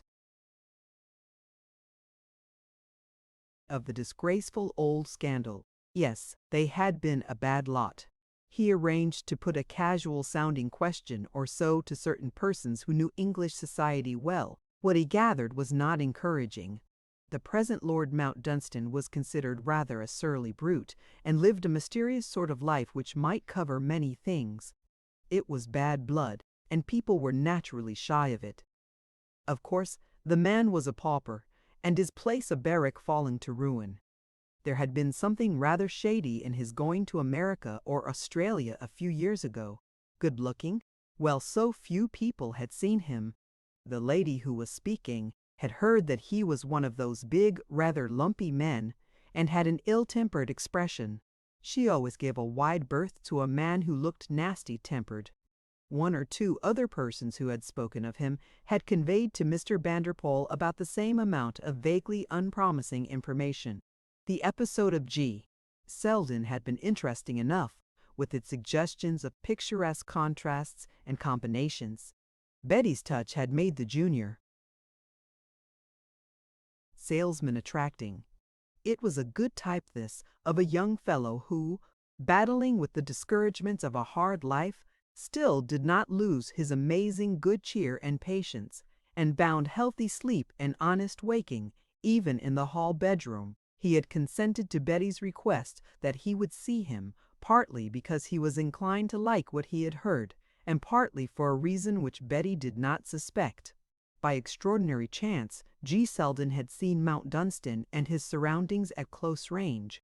Mr. Vanderpoel had liked what he had gathered of Mount Dunstan's attitude towards a personality so singularly exotic to himself. Crude, uneducated, and slangy, the junior salesman was not in any degree a fool. To an American father with a daughter like Betty, the summing up of a normal, nice-natured, common young denizen of the United States, fresh from contact with the effete, might be subtly instructive and well worth hearing if it was unconsciously expressed. Mr. Vanderpoel thought he knew how, after he had overcome his visitor's first awkwardness, if he chanced to be self-conscious, could lead him to talk. What he hoped to do was to make him forget himself and begin to talk to him as he had talked to Betty, to ingenuously reveal impressions and points of view. Young men of his clean, rudimentary type were very definite about the things they liked and disliked, and could be trusted to reveal admiration, or lack of it, without absolute intention or actual statement. Being elemental and undismayed, they saw things cleared of the mists of social prejudice and modification. Yes, he felt he should be glad to hear of Lord Mount Dunstan and the Mount Dunstan estate from G. Selden, in a happy moment of unawareness. Why was it that it happened to be Mount Dunstan he was desirous to hear of? Well, the absolute reason for that he could not have explained either. He had asked himself questions on the subject more than once. There was no well-founded reason, perhaps. If Betty's letters had spoken of Mount Dunstan and his home, they had also described Lord Westholt and Dunholm Castle. Of these two men she had certainly spoken more fully than of others. Of Mount Dunstan she had had more to relate through the incident of G. Selden. He smiled as he realized the importance of the figure of G. Selden. It was Selden and his broken leg the two men had ridden over from Mount Dunstan to visit. But for Selden, Betty might not have met Mount Dunstan again. He was reason enough for all she had said, and yet, perhaps, between Betty and himself, there existed the thing which impresses and communicates without words. Perhaps because their affection was unusual, they realized each other's emotions. The half-defined anxiety he felt now was not a new thing, but he confessed to himself that it had been spurred a little by the letter the last steamer had brought him. It was not Lord Westholt, it definitely appeared. He had asked her to be his wife, and she had declined his proposal. "I could not have liked a man any more without being in love with him," she wrote. "I like him more than I can say so much, indeed, that I feel a little depressed by my certainty that I do not love him." If she had loved him, the whole matter would have been simplified. If the other man had drawn her, the thing would not be simple. Her father foresaw all the complications, and he did not want complications for Betty. Yet emotions were perverse and irresistible things, and the stronger the creature swayed by them, the more enormous their power. But as he sat in his easy chair and thought over it all, The one feeling predominant in his mind was that nothing mattered but Betty. Nothing really mattered but Betty. In the meantime, G. Selden was walking up Fifth Avenue, at once touched and exhilarated by the stir about him and his sense of homecoming. It was pretty good to be in little old New York again. The hurried pace of the life about him stimulated his young blood. There were no streetcars in Fifth Avenue, but there were carriages, wagons, carts, motors, all pantingly hurried and fretting and struggling when the crowded state of the thoroughfare held them back. The beautifully dressed women in the carriages wore no light air of being at leisure. It was evident that they were going to keep engagements, to do things, to achieve objects. Something doing was his cheerful self-congratulatory thought. He had spent his life in the midst of it. He liked it, and it welcomed him back.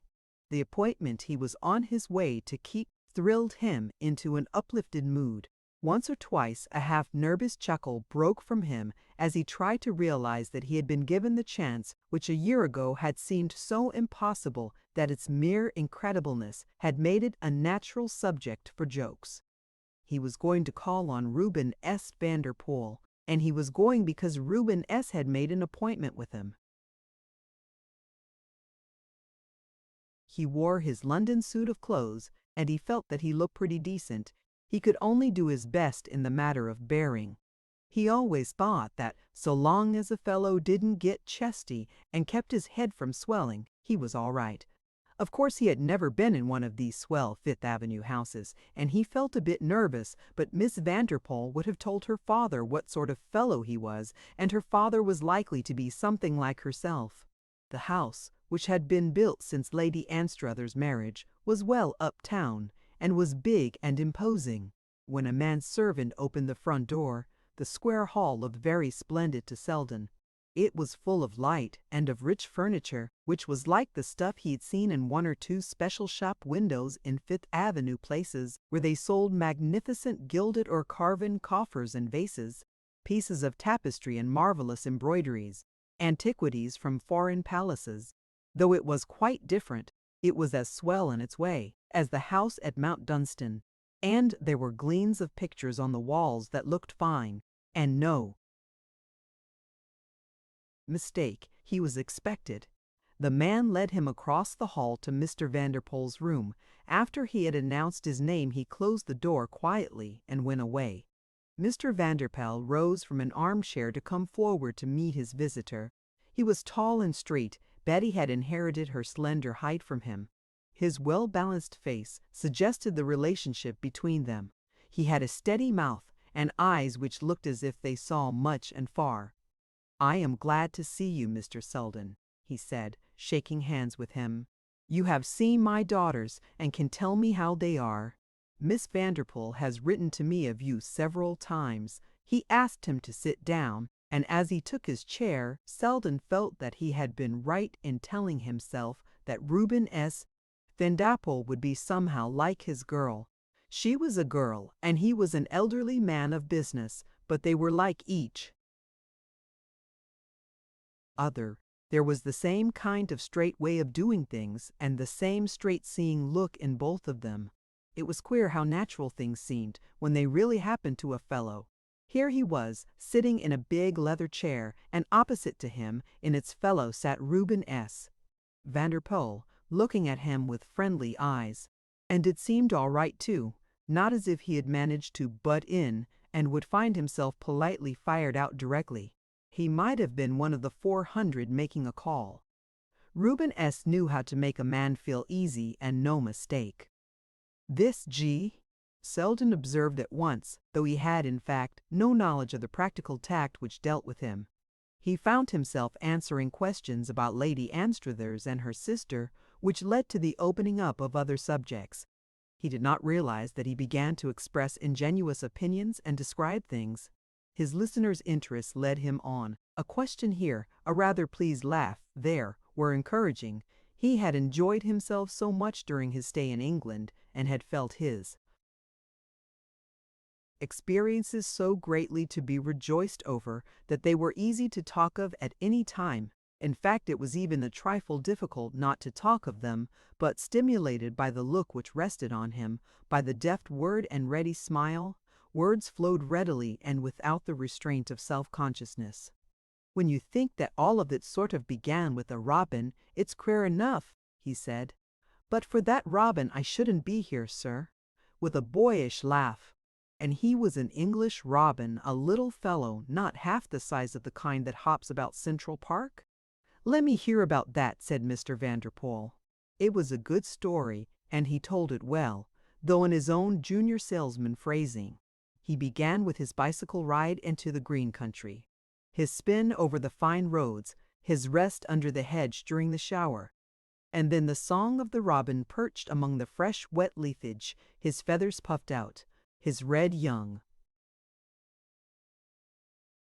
satin-glossed breast pulsating and swelling. His words were colloquial enough, but they called up the picture. Everything sort of glittering with the sunshine on the wet drops, and things smelling good, like they do after rain leaves and grass and good earth. I tell you, it made a fellow feel as if the whole world was his brother. And when Mr. Rob lit on that twig and swelled his red breast as if he knew the whole thing was his and began to let them notes out calling for his lady friend to come and go halves with him, I just had to laugh and speak to him, and that was when Lord Mount Dunstan heard me and jumped over the hedge. He'd been listening too. The expression Reuben S. Vanderpool wore made it an agreeable thing to talk, to go on. He evidently cared to hear. Sol Selden did his best, and enjoyed himself in doing it. His style made for realism, and brought things clearly before one. The big-built man in the rough and shabby shooting clothes, his way when he dropped into the grass to sit beside the stranger and talk, certain meanings in his words which conveyed to Vanderpool what had not been conveyed to G. Selden. Yes, the man carried a heaviness about with him and hated the burden. Selden quite unconsciously brought him out strongly. "I don't know whether I'm the kind of fellow who is always making breaks," he said with his boy's laugh again. "But if I am, I never made a worse one than when I asked him straight if he was out of a job and on the tramp. It showed what a nice fellow he was, that he didn't get hot about it. Some fellows would. He only laughed sort of short, and said his job had been more than he could handle, and he was afraid he was down and out." Mr. Vanderpool was conscious that so far he was somewhat attracted by this central figure. Selden was also proving satisfactory in the matter of revealing his excellently simple views of persons and things. The only time he got mad was when I wouldn't believe him when he told me who he was. I was a bit hot in the collar myself.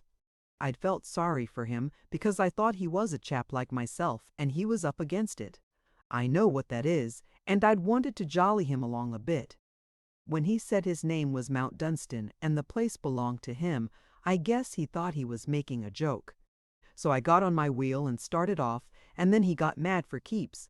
He said he wasn't such a damned fool as he looked, and what he'd said was true, and I could go and be hanged. Reuben S. Vanderpool laughed. He liked that. It sounded like decent British hot temper, which he had often found accompanied honest British decencies. He liked other things as the story proceeded. The picture of the huge house with the shut windows made him slightly restless. The concealed imagination, combined with the financier's resentment of dormant interests, disturbed him. That which had attracted Selden in the Reverend Louis Penzance strongly attracted himself. Also, a man was a good deal to be judged by his friends. The man who lived alone in the midst of stately desolateness and held as his chief intimate a high-bred and gentle-minded scholar of ripe years, gave, in doing this, certain evidence which did not tell against him. The whole situation meant something. A splendid, vivid-minded young creature might be moved by, might be allured by, even despite herself. There was something fantastic in the odd linking of incidents. Selden's chance view of Betty as she rode by, his next day's sudden resolve to turn back and go to Stornham, his accident, all that followed seemed, if one were fanciful, part of a scheme prearranged. When I came to myself, G. Selden said, I felt like that fellow in the Shakespeare play that they dress up and put to bed in the palace when he's drunk. I thought I'd gone off my head. And then Miss Vanderpool came. He paused a moment and looked down on the carpet thinking. Gee whiz, it was queer, he said. Betty Vanderpool's father could almost hear her voice as the rest was told. He knew how her laugh had sounded and what her presence must have been to the young fellow. His delightful, human, always satisfying Betty. Through this odd trick of fortune, Mount Dunstan had begun to see her. Since, through the unfair endowment of nature that it was not wholly fair, he had often told himself she was all the things that desire could yearn for, there were many chances that when a man saw her he must long to see her again, and there were the same chances that such an one as Mount Dunstan might long also, and, if fate was against him, long with a bitter strength. Selden was not aware that he had spoken more fully of Mount Dunstan and his place than of other things. That this had been the case had been because Mr. Vanderpool had intended it should be so. He had subtly drawn out and encouraged a detailed account of the time spent at Mount Dunstan Vicarage. It was easily encouraged. Selden's affectionate admiration for the vicar led him on to enthusiasm. The quiet house and garden, the old books, the afternoon tea under the copper beech, and the long talks of old things, which had been so new to the young New Yorker, had plainly made a mark upon his life, not likely to be erased even by the rush of after years. The way he knew history was what got me, he said, and the way you got interested in it when he talked. It wasn't just history, like you learn at school, and forget and never see the use of, anyhow. It was things about men, just like yourself hustling for a living in their way, just as we're hustling in Broadway. Most of it was fighting, and there are mounds scattered about that are the remains of their forts and camps. Roman camps, some of them. He took me to see them. He had a little old pony chaise we trundled about in, and he'd draw up and we'd sit and talk. There were men here on this very spot, he'd say, looking out for attack, eating, drinking, cooking their food, polishing their weapons, laughing and shouting. Amen. Selden, 55 years before Christ was born, and sometimes the New Testament times seem to us so far away that they are half a dream. That was the kind of thing he'd say, and I'd sometimes feel as if I heard the Romans shouting. The country about there was full of queer places, and both he and Lord Dunstan knew more about them than I know about 23rd Street. You saw Lord Mount Dunstan often? Mr. Vanderpool suggested. Every day, sir.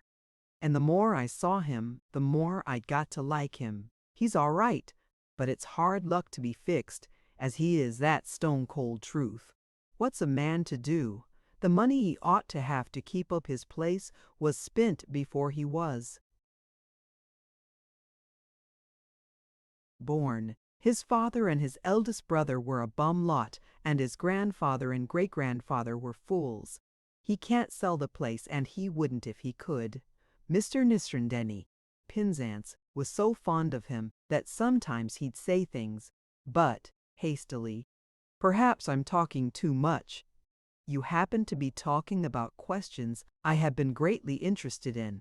I have thought a good deal at times of the position of the holders of large estates they cannot afford to keep up. The special instance is a case in point. Selden felt himself in luck again. Reuben S., quite evidently, found his subject worthy of undivided attention. Selden had not heartily liked Lord Mount Dunstan, and lived in the atmosphere surrounding him, looking about him with sharp young New York eyes, without learning a good deal. He had seen the practical hardship of the situation and laid it bare. What Mr. Penzance says is that he's like the men that dote things in the beginning, fought for them, fought Romans and Saxons and Normans, perhaps the whole lot at different times. I used to like to get Mr. Penzance to tell stories about the Mount Dunstans. They were splendid. It must be pretty fine to look back about 1,000 years and know your folks have been something. All the same, it's pretty fierce to have to stand alone at the end of it, not able to help yourself because some of your relations were crazy fools. I don't wonder he feels mad. Does he? Mr. Vanderpool inquired. He's straight, said G. Selden sympathetically. He's all right, but only money can help him, and he's got none, so he has to stand and stare at things falling to pieces. And well, I tell you, Mr. Vanderpool, he LVs that place, he's crazy about it, and he's proud. I don't mean he's got the swell head, because he hasn't, but he's just proud. Now, for instance, he hasn't any use for men like himself that marry just for money. He's seen a lot of it, and it's made him sick. He's not that kind. He had been asked and had answered a good many questions before he went away, but each had dropped into the talk so incidentally that he had not recognized them as queries. He did not know that Lord Mount Dunstan stood out a clearly defined figure in Mr. Vanderpool's mind, a figure to be reflected upon, and one not without its attraction. Miss Vanderpool tells me, Mr. Vanderpool said, when the interview was drawing to a close, that you are an agent for the Delkoff typewriter. G. Selden flushed slightly. Yes, sir, he answered, but I didn't. I hear that 3 machines are in use on the Stornham estate and that they have proved satisfactory. It's a good machine, said G. Selden, his flush a little deeper. Mr. Vanderpool smiled. You are a business-like young man, he said, and I have no doubt you have a catalogue in your pocket. G. Selden was a business-like young man. He gave Mr. Vanderpool one serious look, and the catalogue was drawn forth. It wouldn't be business, sir, for me to be caught out without it, he said. I shouldn't leave it behind if I went to a funeral. A man's got to run no risks. I should like to look at it. The thing had happened. It was not a dream. Reuben S. Vanderpool, clothed and in his right mind, had, without pressure being exerted upon him, expressed his desire to look at the catalogue, to examine it, to have it explained to him at length. He listened attentively while G. Selden did his best. He asked a question now and then, or made a comment. His manner was that of a thoroughly composed man of business, but he was remembering what Betty had told him of the 10 per and a number of other things. He saw the flush come and go under the still boyish skin. He observed that G. Selden's hand was not wholly steady, though he was making an effort not to seem excited. But he was excited. This actually meant, this thing so unimportant to multimillionaires, that he was having his chance, and his young fortunes were, perhaps, in the balance. Yes, said Reuben S., when he had finished, it seems a good, up-to-date machine. It's the best on the market, said G. Selden, out and out the best. I understand you are only junior salesman? Yes, sir. 10 per and $5 on every machine I sell. If I had a territory, I should get 10. Then, reflectively, the first thing is to get a territory. Perhaps I shall get one in time, if I keep at it, said Selden courageously. It is a good machine. I like it, said Mr. Vanderpool. I can see a good many places where it could be used.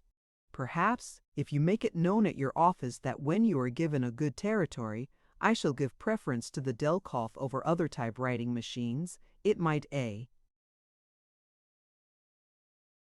light broke out upon G. Selden's countenance, a light radiant and magnificent. He caught his breath. A desire to shout, to yell, to whoop, as when in the society of the boys, was barely conquered in time. Mr.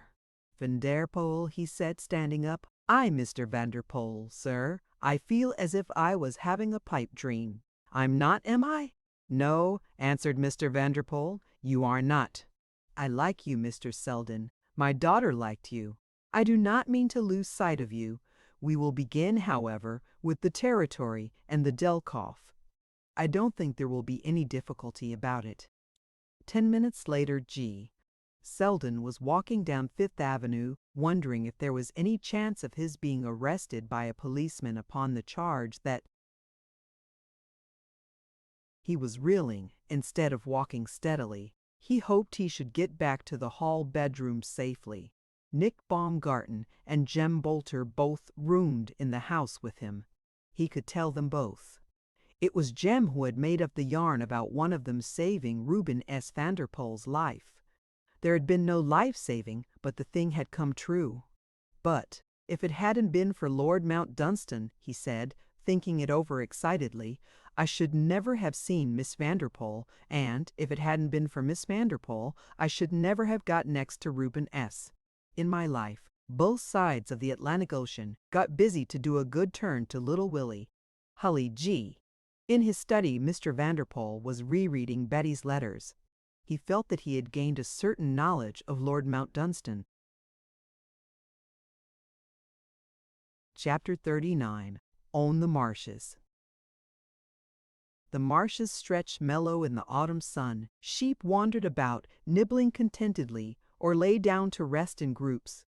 The sky, reflecting itself in the narrow dikes, gave a blue color to the water. A scent of the sea was in the air as one breathed it. Flocks of plover rose, now and then, crying softly. Betty, walking with her dog, had passed a heron standing at the edge of a pool.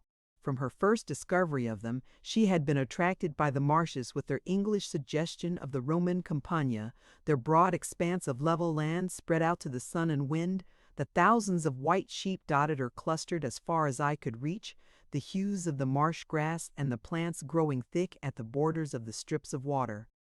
Its beauty was all its own and curiously aloof from the softly wooded, undulating world about it. Driving or walking along the high road the Romans had built to London town long centuries ago, on either side of one were meadows, farms, scattered cottages, and hop gardens, but beyond and below stretched the marshland, golden, and below stretched the marshland, golden and gray and always alluring one by its silence. I never pass it without wanting to go to it to take solitary walks over it, to be one of the spots on it as the sheep are. It seems as if, lying there under the blue sky or the low gray clouds, with all the world held at bay by mere space and stillness, they must feel something we know nothing of. I want to go and find out what it is. This she had once said to Mount Dunstan. So she had fallen into the habit of walking there with her dog at her side, as her sole companion, for having need for time and space for thought, she had found them in the silence and aloofness. Life had been a vivid and pleasurable thing to her, as far as she could look back upon it. She began to realize that she must have been very happy, because she had never found herself desiring existence other than such as had come to her day by day. Except for her passionate childish regret at Rosie's marriage, she had experienced no painful feeling. In fact, she had faced no hurt in her life and certainly had been confronted by no limitations. Arguing that girls in their teens usually fall in love, her father had occasionally wondered that she passed through no little episodes of sentiment. But the fact was that her interests had been larger and more numerous than the interests of girls generally are, and her affectionate intimacy with himself had left no such small vacant spaces as are frequently filled by unimportant young emotions. Because she was a logical creature and had watched life in those living it with clear and interested eyes, she had not been blind to the path which had marked itself before her during the summer's growth and waning. She had not, at first, perhaps, known exactly when things began to change for her, when the clarity of her mind began to be disturbed. She had thought in the beginning, as people have a habit of doing, that instance a problem. A situation had attracted her attention because it was absorbing enough to think over. Her view of the matter had been that as the same thing would have interested her father, it had interested herself. But from the morning when she had been conscious of the sudden fury roused in her by Nigel Anstruther's ugly sneer at Mount Dunstan, she had better understood the thing which had come upon her. Day by day it had increased and gathered power, and she realized with a certain sense of impatience that she had not in any degree understood it when she had seen and wondered at its effect on other women. Each day had been like a wave encroaching farther upon the shore she stood upon. At the outset, a certain ignoble pride, she knew it, ignoble, filled her with rebellion. She had seen so much of this kind of situation, and had heard so much of the general comment, People had learned how to sneer because experience had taught them. If she gave them cause, why should they not sneer at her as at things? She recalled what she had herself thought of such things, the folly of them, the obviousness, the almost deserved disaster. She had arrogated to herself judgment of women and men who might, yes, who might have stood upon their strip of sand as she stood, with the waves creeping in, each one higher, stronger, and more engulfing than the last. There might have been those among them who also had knowledge of that sudden deadly joy at the sight of one face, at the drop of one voice. When that wave submerged one's pulsing being, what had the world to do with one? How could one hear and think of what its speech might be? Its voice clamor too far off. As she walked across the marsh, she was thinking this first phase over. She had reached a new one, and at first she looked back with a faint, even rather hard, smile. She walked straight ahead, her mastiff, Roland, padding along heavily close at her side. How still and wide and golden it was! How the cry of plover and lifting trill of skylark assured one that one was wholly encircled by solitude and space which were more enclosing than any walls. She was going to the mounds, to which Mr. Penzance had trundled G. Selden in the pony chaise when he had given him the marvelous hour which had brought Roman camp and Roman legions to life again.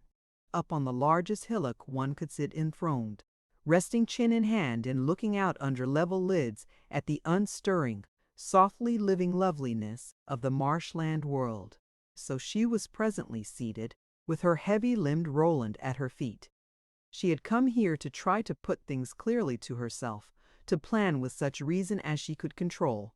She had begun to be unhappy. She had begun with some unfairness to look back upon the Betty Vanderpool of the past as an unwittingly self-sufficient young woman, to find herself suddenly entangled by things, even to know a touch of desperateness.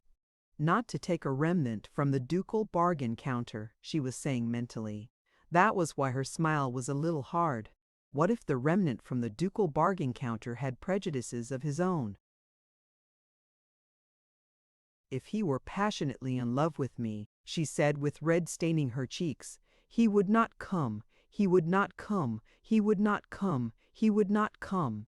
And because of that, he is more to me, more, and more he will become every day, and the more strongly he will hold me.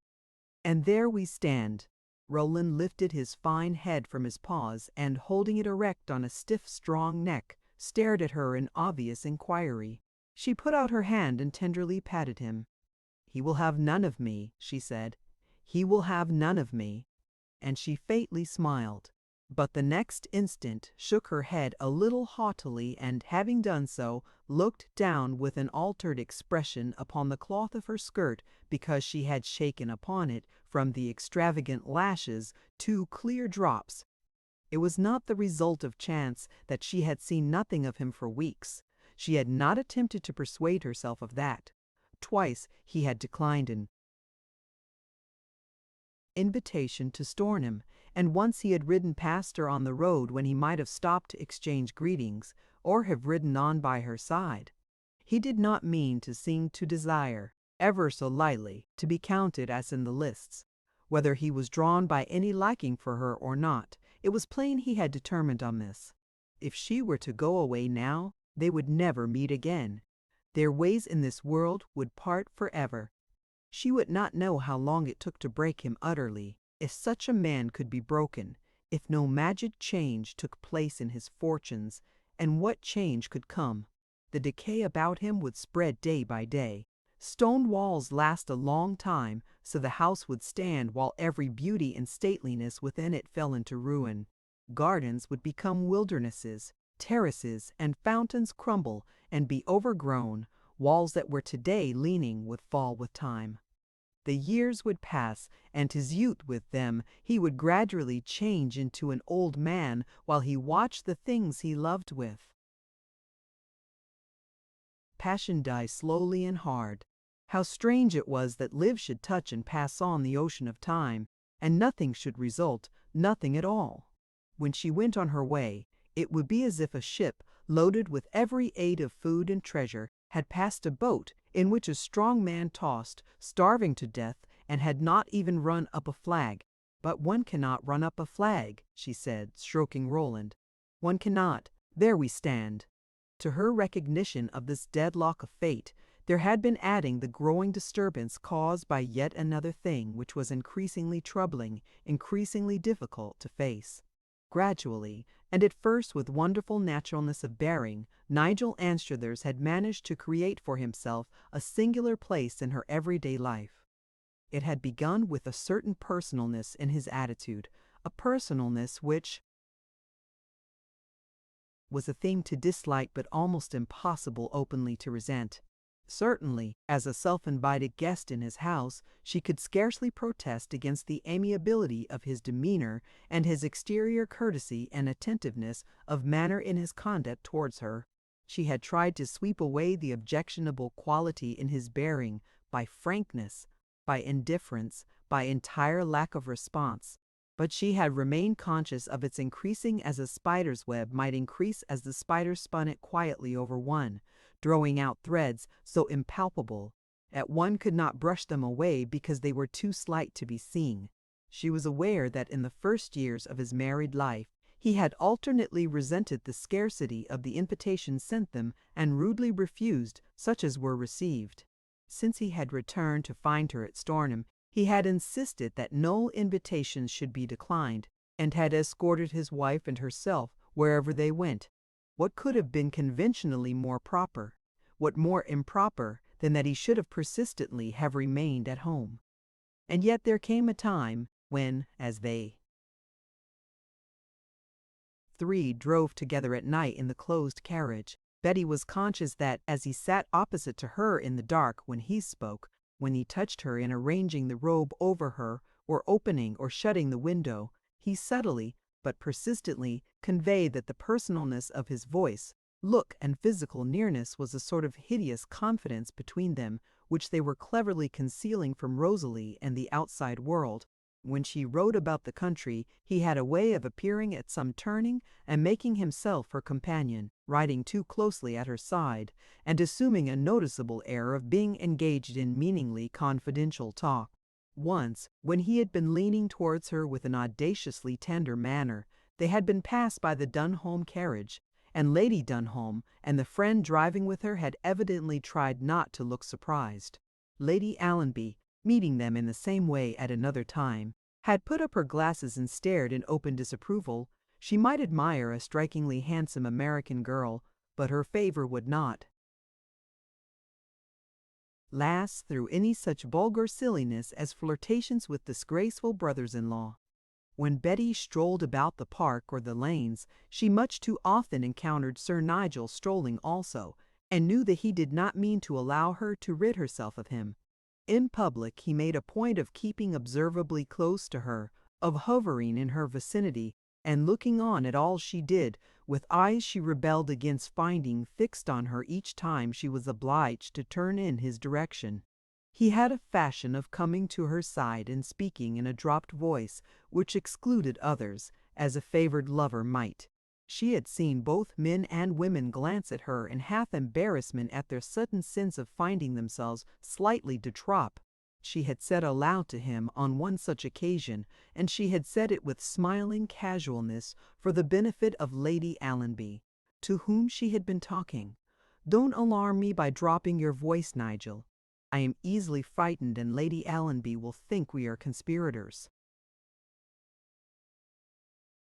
For an instant he was taken by surprise.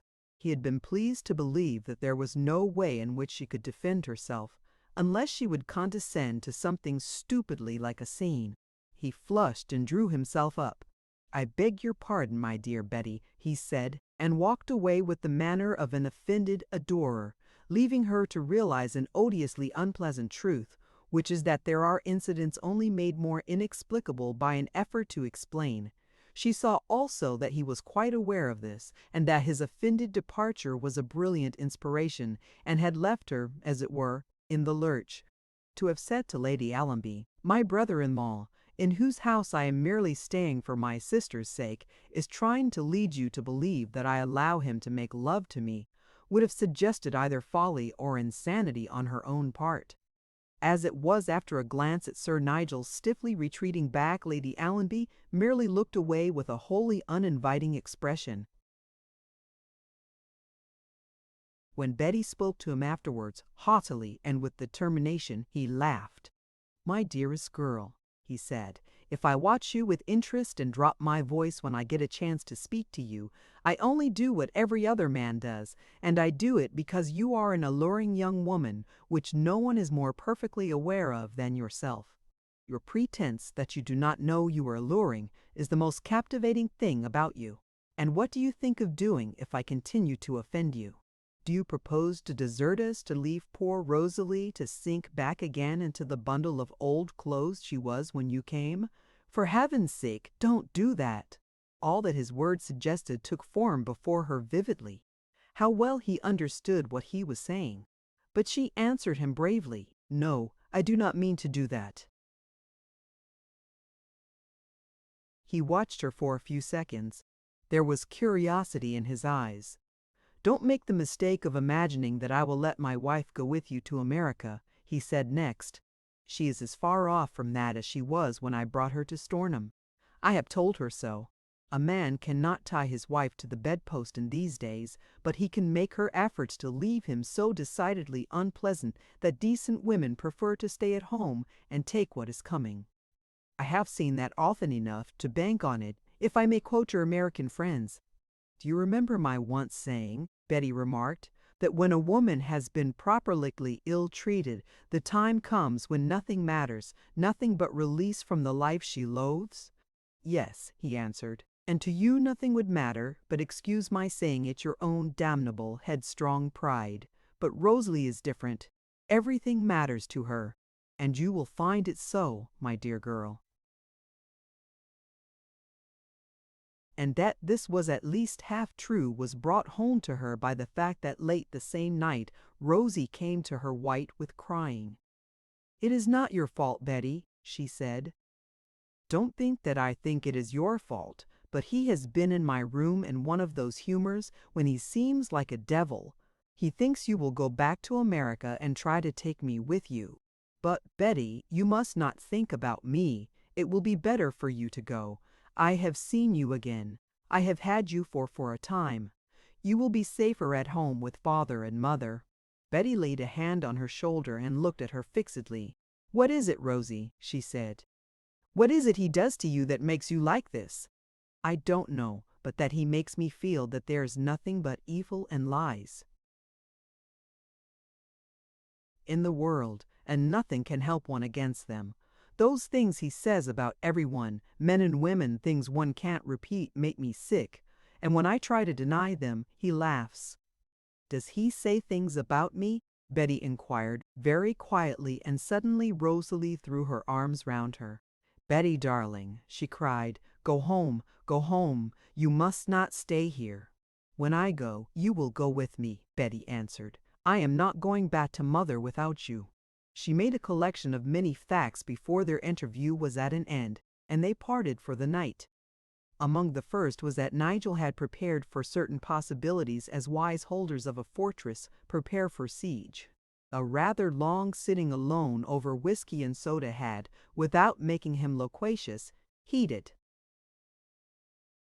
his blood in such a manner as led him to be less subtle than usual. Drink did not make him drunk, but malignant, and when a man is in the malignant mood, he forgets his cleverness. So he revealed more than he absolutely intended.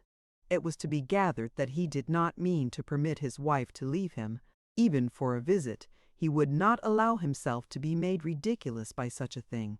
A man who could not control his wife was a fool and deserved to be a laughing-stock.